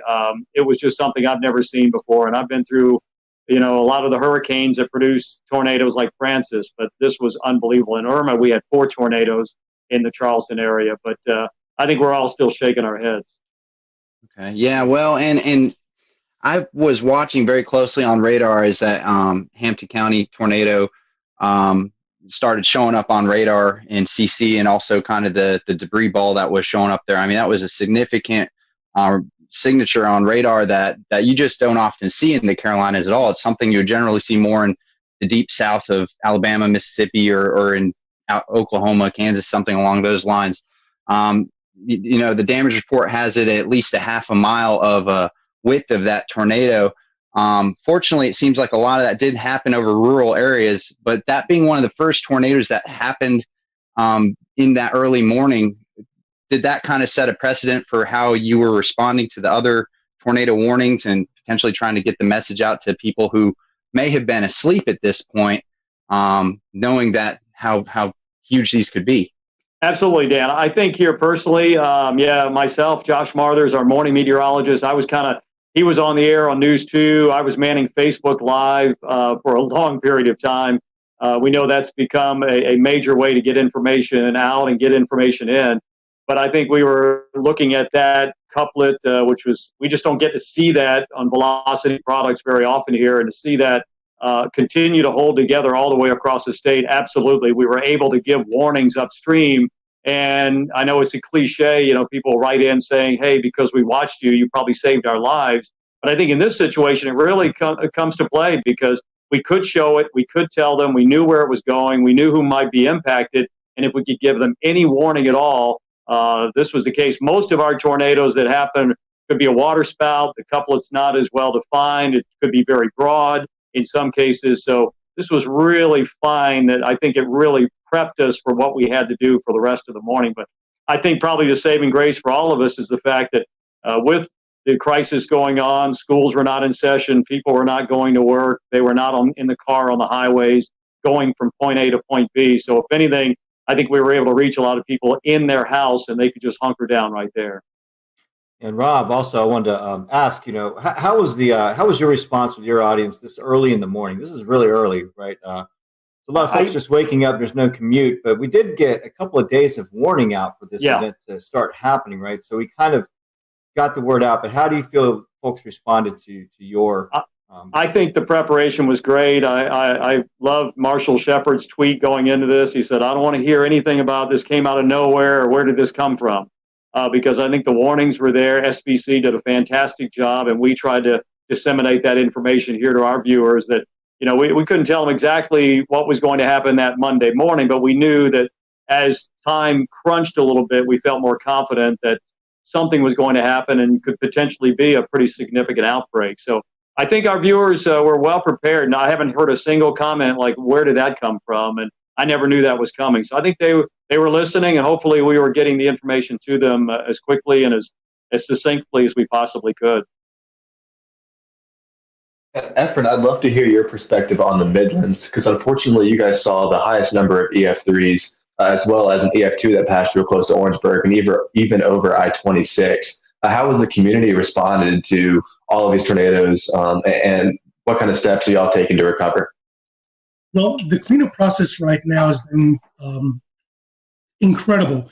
There's been a lot of community help in this, and even with the coronavirus, in which a lot of people are taking heed to that warning, there was a very large presence of people helping out. Now, the EF3 tornadoes that came through part of the CSRA, the Low Country, into eventually our Southern Midlands community, those areas are very rural. And the fortunate thing was that we were already on the air at 4:30 in the morning. And there were a lot of storms that were crossing over the Savannah River into the upstate, but there was already a knowledge of all of our viewers, since we've been talking about it in earnest since Friday, that we're looking at the possibility of strong thunderstorms. That was the message on Friday. The message on Friday was like, there's very likely going to be a severe weather outbreak of some sort in the lower Mississippi River Valley. That message usually is taken with a grain of salt, because it's not us. It's not even near us. And as we got into Saturday, our morning meteorologist, Danielle Miller, started emphasizing that we're looking at the possibility of strong to severe storms in South Carolina. Half of the models from Storm Prediction Center and their risk included the northwest half of South Carolina, and then on Tuesday, the eastern half. So the message was already out there, and by Sunday, it was a clear message that this is going to be an event that we're going to see storms on Sunday, probably late morning, that may be strong to severe, but at least the knowledge that there is going to be storms on Sunday, but that's only the first round. The stronger storms and the worst ones are going to be in the overnight hours, and that was the biggest emphasis that we sent the message. And the worst part was waiting. As a couple of us were talking about before the show started, the Storm Prediction Center alluded to the fact that there were two significant models. One that was indicating that the storms would very likely start entering portions of South Carolina upstate and the high country by late morning, and by midday crossing to the areas from northwestern North Carolina into the Piedmont and the PD down to the Midlands into the early afternoon. that would have been the worst case scenario. The evolution of the storms were far greater, and the magnitude of the damage would have been far greater. The other model was ones that verified showed that it came in a lot earlier. The problem is that when you have storms that early in the morning, and the first tornado warning actually came out, I believe it was 6:30. That was the tornado warning that was in Richmond and Columbia County in Georgia. And then once it crossed over to South Carolina, it was still warned. At that point, we're already talking about it in earnest, that these storms are tornadic. One is already confirmed, and this has got a direction that will be impacting part of our Southwest Midland communities. And at that point, things just exploded. The one interesting thing that we did watch very carefully and with great concern was when the tornado was confirmed crossing out of Richmond County, crossing into Richmond County, Georgia, into Aiken County, South Carolina. Within 3 or 4 scans for about 12 minutes, we noticed that the inflow was pushing at about probably 95 to 100 miles an hour, but there was no debris ball. Once it got right along the county line of Barnwell and Aiken County, there was no doubt a debris ball. Within a span of 5 to 7 minutes, 2 scans later, we now see 2 debris balls. And I mentioned on chat, I was like, guys, do we have twins?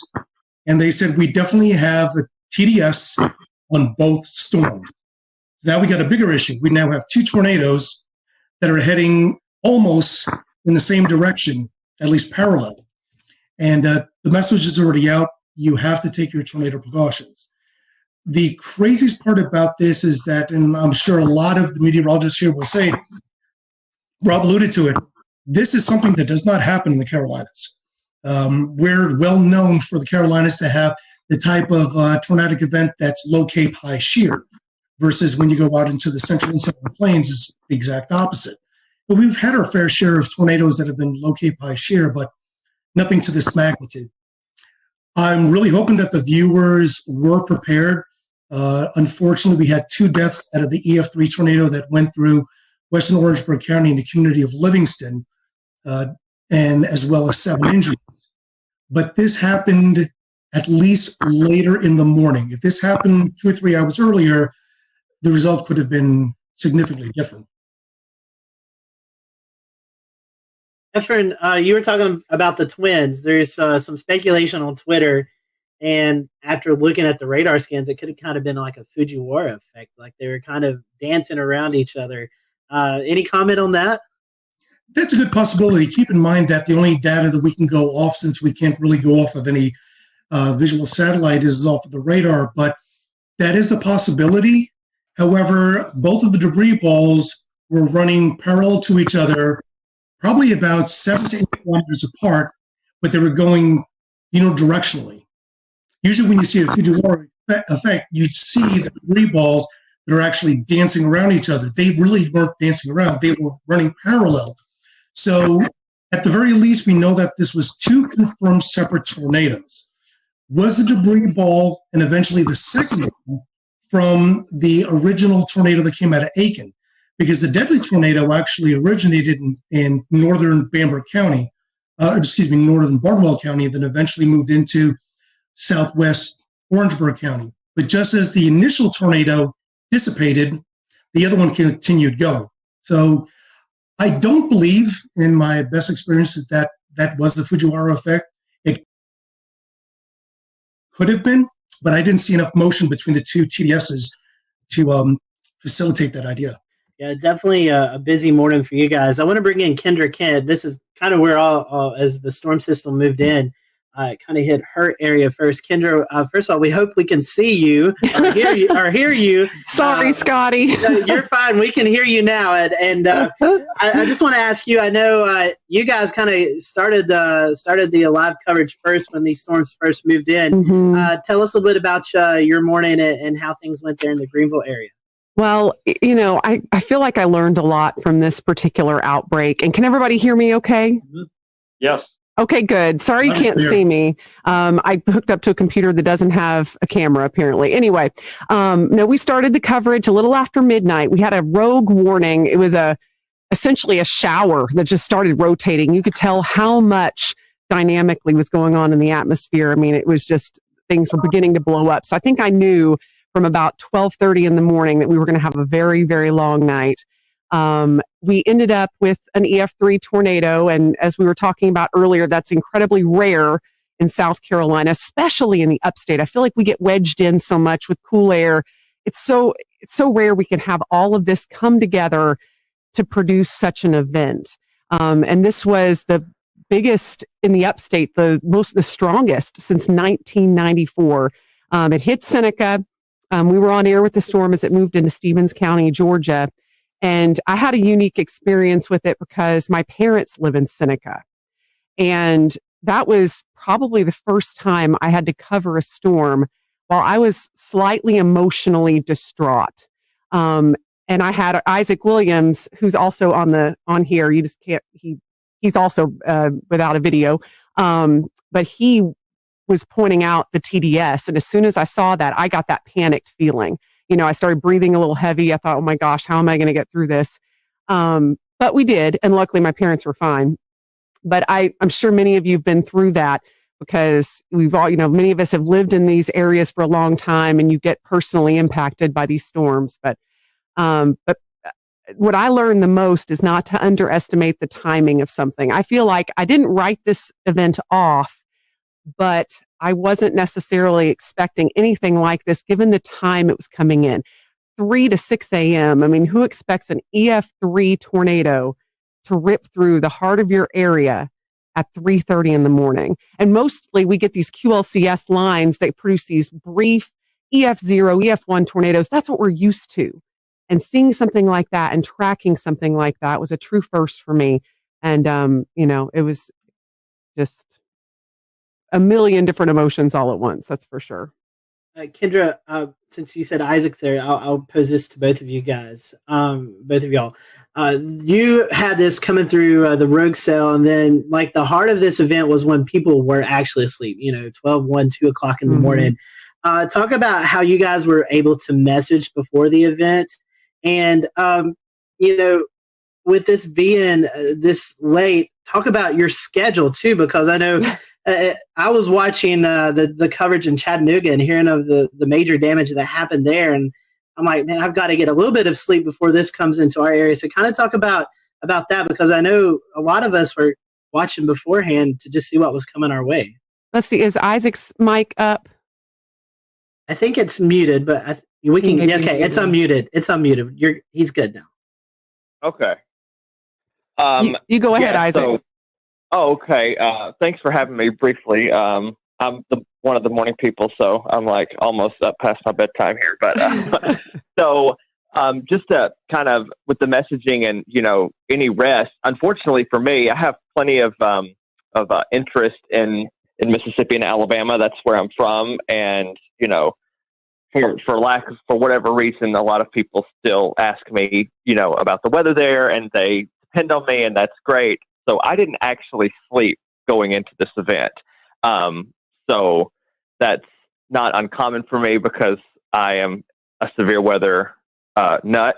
But that being the case, in terms of messaging, we started talking about it, I think, on Wednesday. Just kind of highlighting the threat for storms. That gave people about 5.5 days, and of course we started ramping up, the wording a little bit more once we got to, Friday and Saturday. And, Kendra always, mentioned, like when I first was hired here, we do get a lot of wedge events, and we started that day in the 50s. And I'm like, back in my head, I thought, what if the wedge holds and, we're going to be seen as like hype people, and that's not what we want, but we don't want severe weather either. I think our message was pretty stern by Sunday morning when we got up and saw they had pulled that enhanced risk over a little bit into the upstate, which I've been here 3 years, not nearly as long as Kendra, but I think that's only my personal third enhanced risk here. So I knew that I see parameters, and parameters mean nothing unless you have a... We'll return to Best of the Carolina Weather Group in a moment. Now your Carolina weather forecast. Here are today's forecast high temperatures for North Carolina. Here are the forecast lows for tonight for North Carolina. Here are tomorrow's forecast high temperatures. And here's forecast rainfall across North Carolina tomorrow. Here are the forecast highs for the day after tomorrow.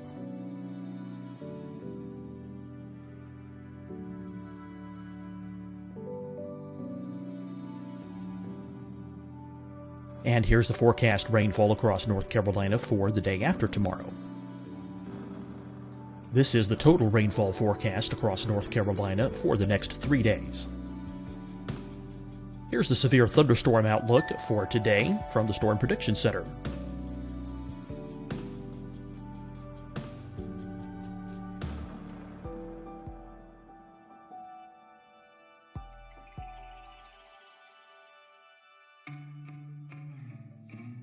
Here are the forecast high temperatures for today for South Carolina. Here are the low temperatures for today for South Carolina. Here's the probability of precipitation forecast across South Carolina today. And here are the rain chances across South Carolina tonight. Here are tomorrow's forecast highs across South Carolina. Here are the forecast low temperatures for tomorrow for South Carolina. And here is the probability of precipitation across South Carolina tomorrow. Here's the precipitation chances across South Carolina tomorrow night. Here are the forecast highs for the day after tomorrow in South Carolina. Here are the forecast low temperatures across South Carolina for the day after tomorrow. And here are the rain chances across South Carolina for the day after tomorrow. And South Carolina's probability of precipitation for that night. Here's the Storm Prediction Center's severe thunderstorm outlook across South Carolina for today through tonight.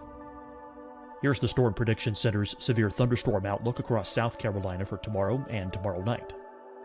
And here's the Storm Prediction Center's severe thunderstorm outlook across South Carolina for the day after tomorrow through that night. Here's the severe thunderstorm outlook for today from the Storm Prediction Center.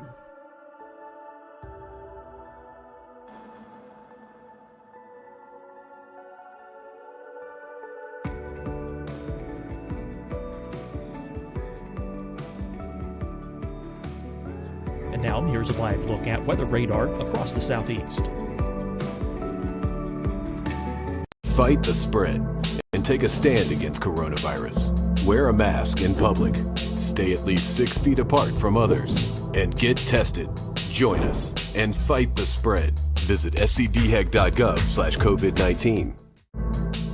Getting tested for COVID-19 helps you to take the steps needed to protect yourself, your loved ones, and your community. Find the testing location at scdhec.gov/COVID-19 testing. Hi, everyone. I'm Dr. Mandy Cohen, Secretary of the North Carolina Department of Health and Human Services. And when you follow the 3 W's, you protect your family and your neighbors from COVID-19. When you leave your home, practice your W's. Wear a cloth face covering, wait 6 feet apart, wash your hands often. Wear, wait, wash. We're in this together. Stay strong, North Carolina.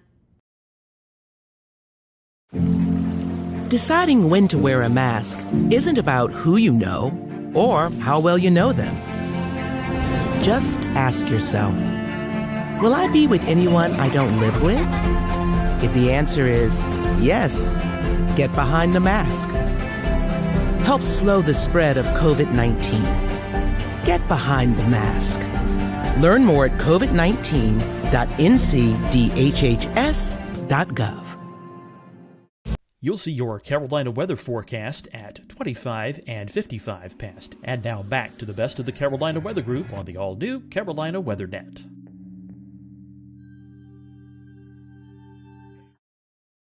I knew with those parameters that we had the potential to have something, fairly unusual happen, but I wouldn't have had I don't work weekends, so I don't even know if I would have said something about a strong tornado even the night before, just because it's just so rare to get them here. Yeah, and I think just given how late it was at night, and we knew this was likely going to be taking at least some linear form. Yeah, I wasn't expecting that either, and it really it caught us off guard. But to see a TDS like that move through our area, and I know the rest of you all saw that too as South Carolina meteorologists. I mean, just something you don't see every day, and it kind of takes your breath away.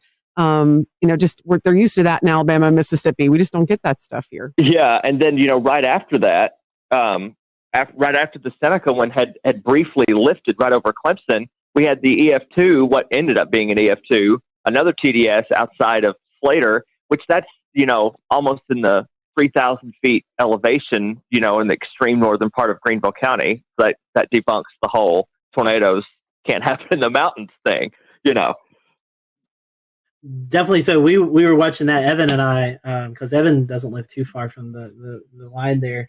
One last question, and we'll come back to you guys later on in the show. But at the time, we didn't know how long the tornadoes were on the ground. But I think one of the tornadoes there in the Greenville, Pickens County area was on the ground for around 8 miles. So this were not also big tornadoes, but they're also long track tornadoes, something that we're not too accustomed to as well.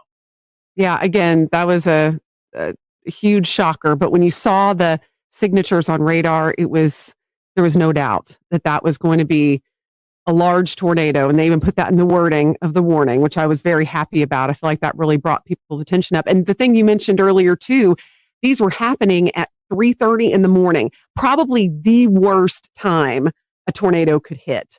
I mean, when people are in their deepest sleep, and all you can do as a broadcaster is beg people to wake up their kids, get their dog, whatever they need to do, get to their lowest level. And so I feel like this was one of the scariest nights for our viewers, hands down, and no less scary for the rest of the state, of course, but at least it was more toward daybreak for some of you guys. But yeah, for us, it was just the dead of night, and we were just hoping that people were heeding the warnings. Right. And for sure, with that, with the Seneca one, we were in a situation where the TDS was so strong, so fast. Like I don't want to say it came out of nowhere, but like that TDS appeared and it was like violent looking, like on the first scan that I saw.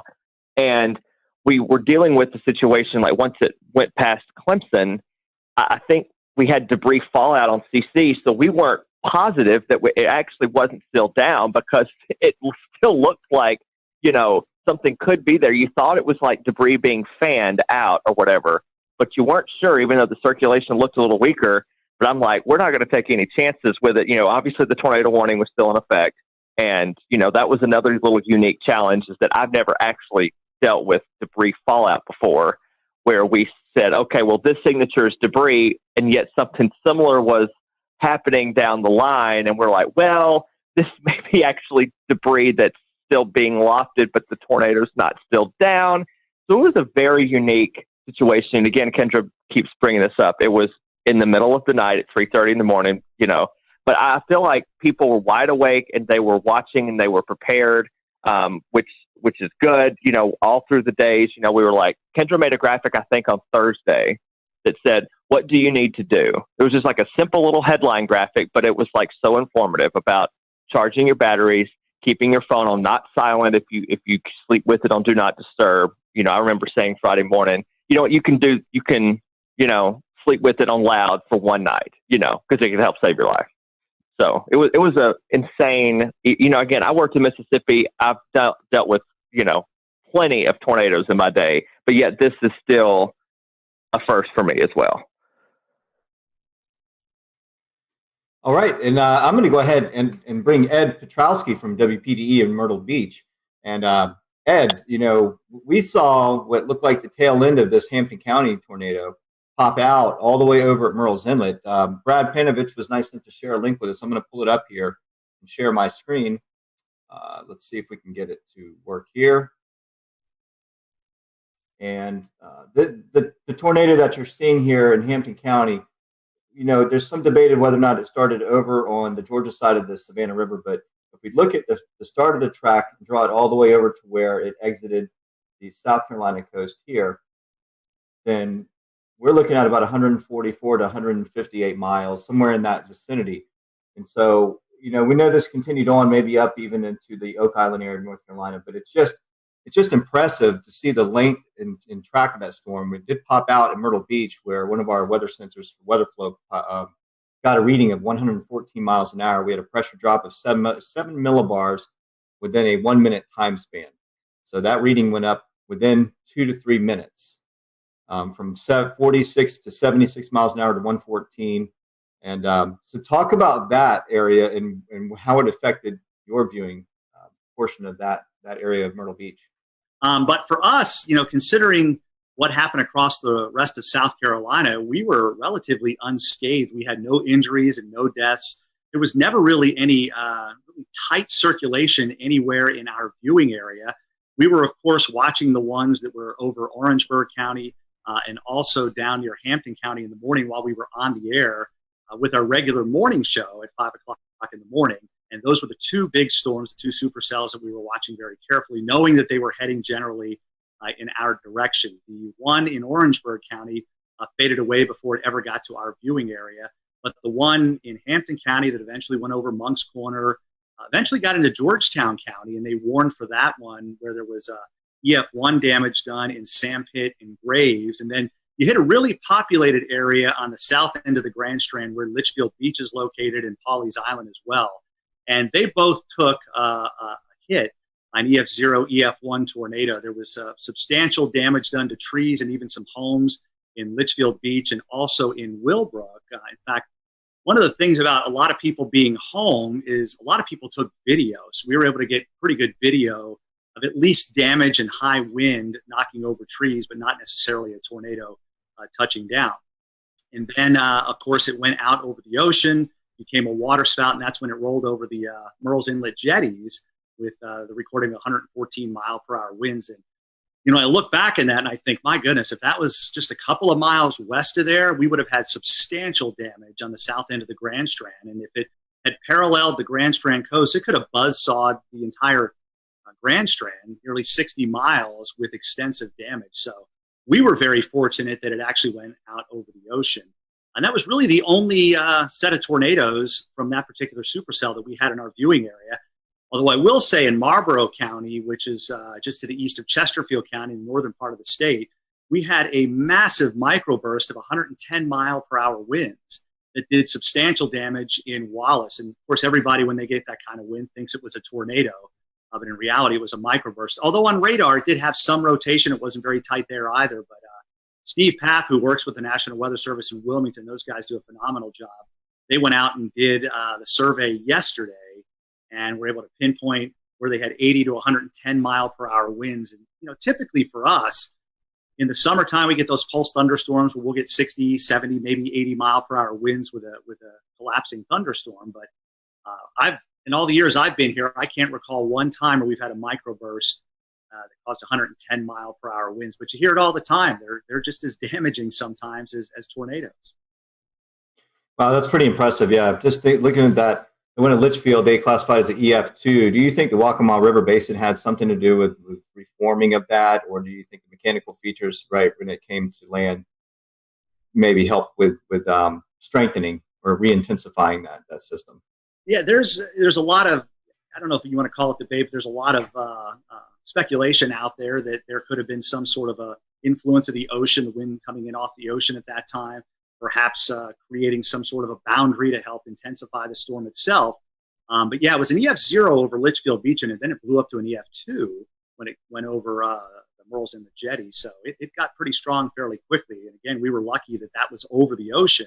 Literally, the jetties are only a couple of 100 yards away from very populated areas of Garden City. And we had two different people that have homes there who have their home weather units, and they both registered 71 and 72 mile per hour winds respectively. So literally within a couple of 100 yards of where your unit is, we had those measurements. So you can see how tight the wind gradient was between Garden City and the actual jetties themselves. Hey, Ed, there was something, you always try to find something that'll make you laugh in these sad times. And unfortunately, we had some sad times in the Carolinas. But there was a tweet going around of you doing your broadcast. I don't know. I've asked James about it if we can play it. But, Here it comes. all right, I'm going to let it play, and then I want you to talk about it. Your rain is located, and we'll zoom that out just a bit. And whoa! Oh! That was a close lightning strike. I don't know if you heard that at home. I feel like I need to change a short. All right, I'm pulling the audio back down, but Scotty and Ed, the viewers at home heard it, even though we didn't hear it in our headsets. Ed, what's going through your head there? Well, we were in a sense just about ready to wind down. We were getting through this thing for the most part relatively unscathed. Our last severe thunderstorm warning was still in effect, but the storm was moving out of Horry County. And then there must have been a lightning strike within a couple hundred yards to the station, because it was this loud explosion that you knew what it was, but you're a human being. It freaked me out. And as you saw, I kind of ducked thinking something was going on, and then just used one of my classic lines, I need to change the shorts. Just one of those things. And that kind of went around the viewers. A lot of them had recorded it and were sending it to me, letting me know that they thought it was kind of funny. And it's something that, that they needed after a morning like that, being so stressed, and of course being stressed with COVID-19. It was a little light moment toward the end of the severe weather when we knew we didn't have any injuries, which was a good thing. And of course, nobody was killed either. Always good to have a funny moment there. So I want to bring it up to Shane. Shane lives just north of the Myrtle Beach, Wilmington area. Shane, you guys kind of got in on the tail end as well, as the sun was already up. Talk to us about the Newbern, Greenville, North Carolina area and what you guys experienced.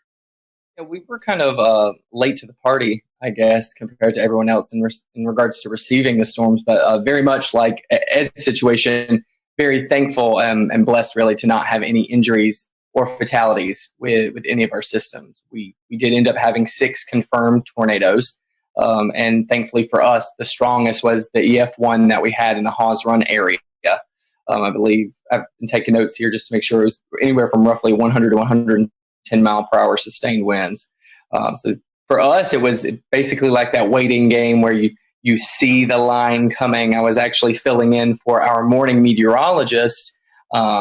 He had a vacation day, but he got reeled back in right towards the end of it. So I was basically tracking it all the way since it was in the mountains, and just waiting, just holding our breath. Our morning broadcast finished up. We had declared it a severe weather alert day for our station, so we were cutting in. We would normally cut in every hour, but our morning meteorologist says, you know what, let's just go ahead and do every half hour. And it was actually very fortunate and wise that we did that, because during the half hour cut in at 9:30, with about maybe 1 minute left in my cut in, our weather radio starts going off in the weather center. And then I said, okay, well, we're starting now. And we were on for an hour and a half with all of the tornado warnings. There just came a point where when we were swapping off, he would just say, we have 4 tornado warnings. And I'd have to interrupt and say, I'm sorry, no, we're at 5 now. I was like, it just keeps on going back and forth. And it was just like a straight line. So when we're trying to describe it for our viewers, it was almost like a complicated mess. And honestly, that's what I started describing it whenever we would switch off and I would be on the screen. I would just say, I know it is very difficult to kind of pin everything out because every warning was overlapping. And I think with my experience with tornadoes, with coverage I've had, which naturally have had many, especially with our hurricane coverage that we've seen over the years, I've never seen that many warnings stacked back to back to back in a straight line. It was fascinating, but also terrifying at the same time, because you feel like you need to give equal coverage to each warning in each area in your viewing area. Even though we knew the strongest one at the time was the one we were seeing to the south, simply because it had held for the longest amount of time. It seemed like it had the strongest signature.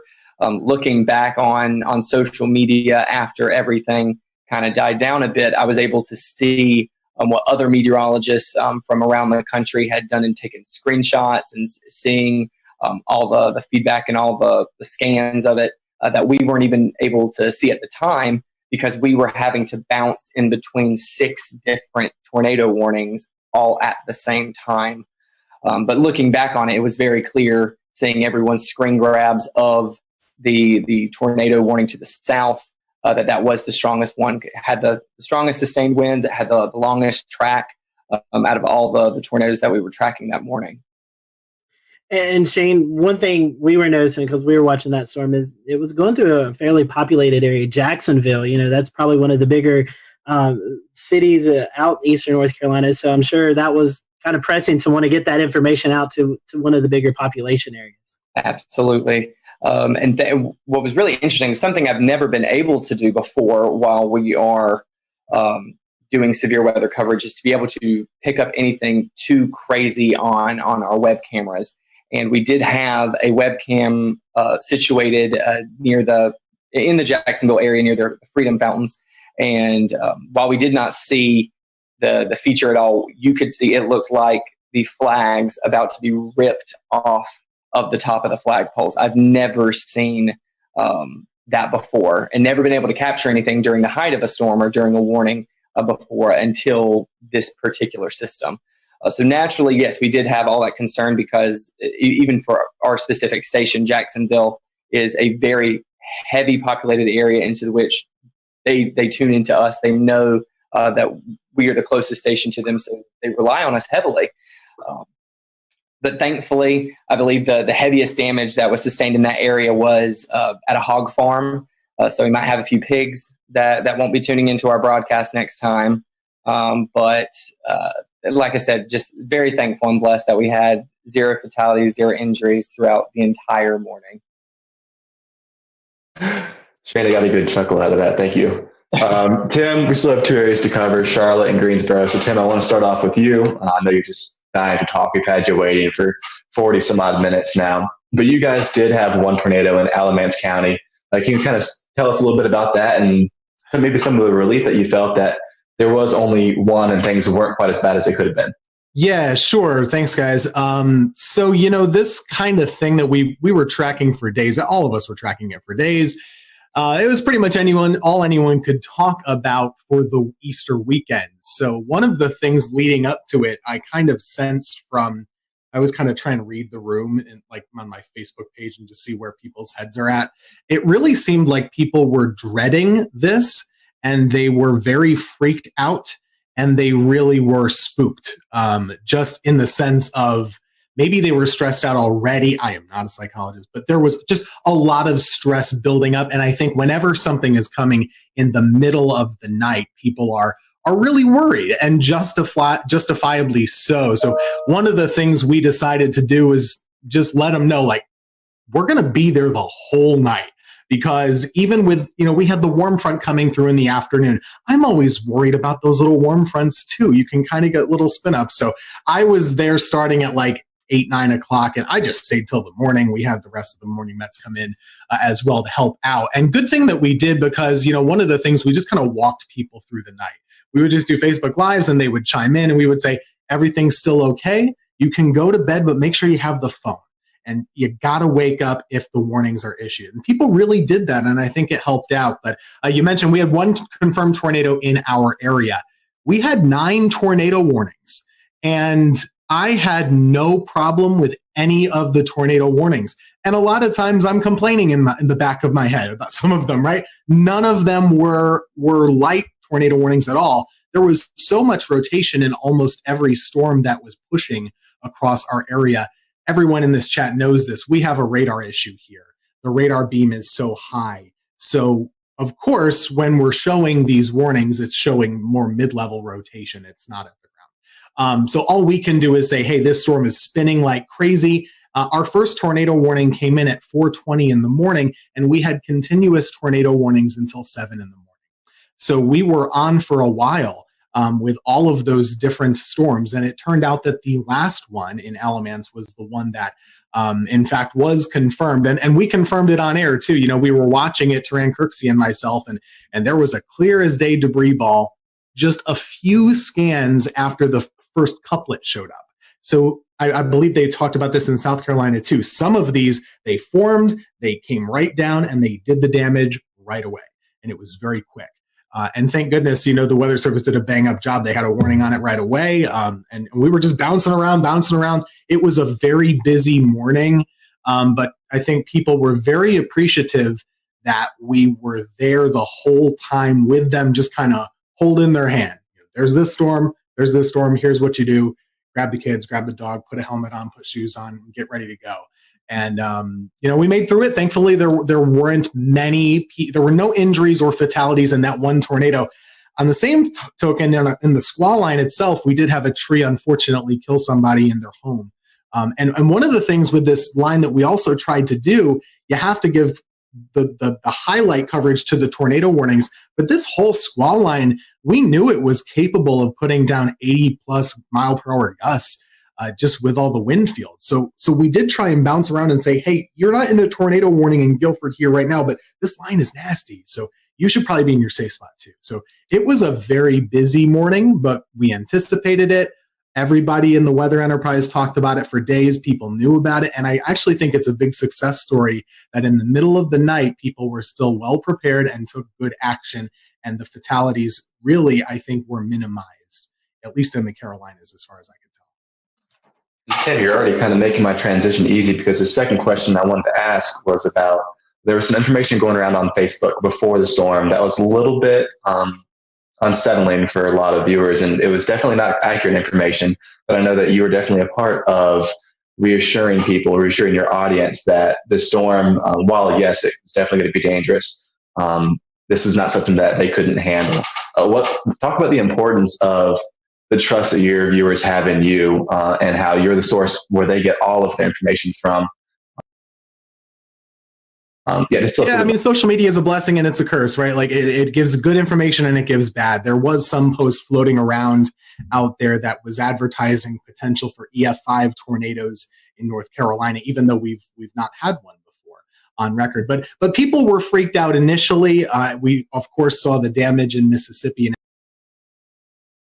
Alabama. That can freak people out here when they know it's coming our way. So, one of the things I tried to do in the days up leading to the event is, everyone's freaked out right now just in life. I don't get freaked out by weather. I'd get freaked out a little bit about this pandemic, if I'm being honest. So one of the things I told them was just saying, hey, we're living in crazy times. We don't know exactly what's going to happen with daily life with this virus and stuff, but we know how to handle severe weather. We have the technology. We do this every year. We got this. It could be bad, but we know what to do. And if it is bad, we're going to let you know about it. We're not going to go crazy. We're just going to let you know where the storm is, where it's going, what you should do, and what to do next time. Because there's always a next time with weather. This is not abnormal, really. We had a lot of tornadoes, but 1 year ago, basically in April, North Carolina had 12 tornadoes also. So this is not really that different. We do know what to do, and I think that was reassuring to folks, just to let them know, hey, okay, well, they're used to this. They're going to keep us covered, and that's really the whole reason why we're here. We're not here for the sunny days like today. I could not show up, and that would be fine. But Monday, we're pretty important to keep folks calm and hopefully encourage them to make the right choices. And I think a lot of people did. Absolutely, yeah, Scotty. And so, Tim, talking about radar coverage, that brings me to Mr. Brad Panovich. And Brad, unfortunately, we had a tornado kind of go under the radar, like that little pun there, in the Charlotte area. So we had one in Anson County. But, you've been on the show several times talking about our radar gaps. And this one kind of bit us in the behind because we didn't catch this one. Yeah, and I'll give a little bit of a pass to the Weather Service on this one, because I think Tim brought up a good point. Something we were doing on the air Monday morning was we were telling everybody to treat the severe thunderstorm warnings like tornado warnings on Monday morning, because every severe thunderstorm warning had a tornado tag in it, and we knew the environment that these storms had. I didn't want people near a window or near the outside walls with straight line winds on Monday morning. So we actually, for the first time in a long time, I basically treated every severe thunderstorm warning like a tornado warning. But you're right, there was no warning with the 2 tornadoes we had touched down in Anson County, even though in hindsight, looking back in with the Raleigh radar, there were signs of rotation. But I mean, we were all looking at radar Monday. I could have issued 100 different tornado warnings on some of these. It was just... We'll return to Best of the Carolina Weather Group in a moment. Now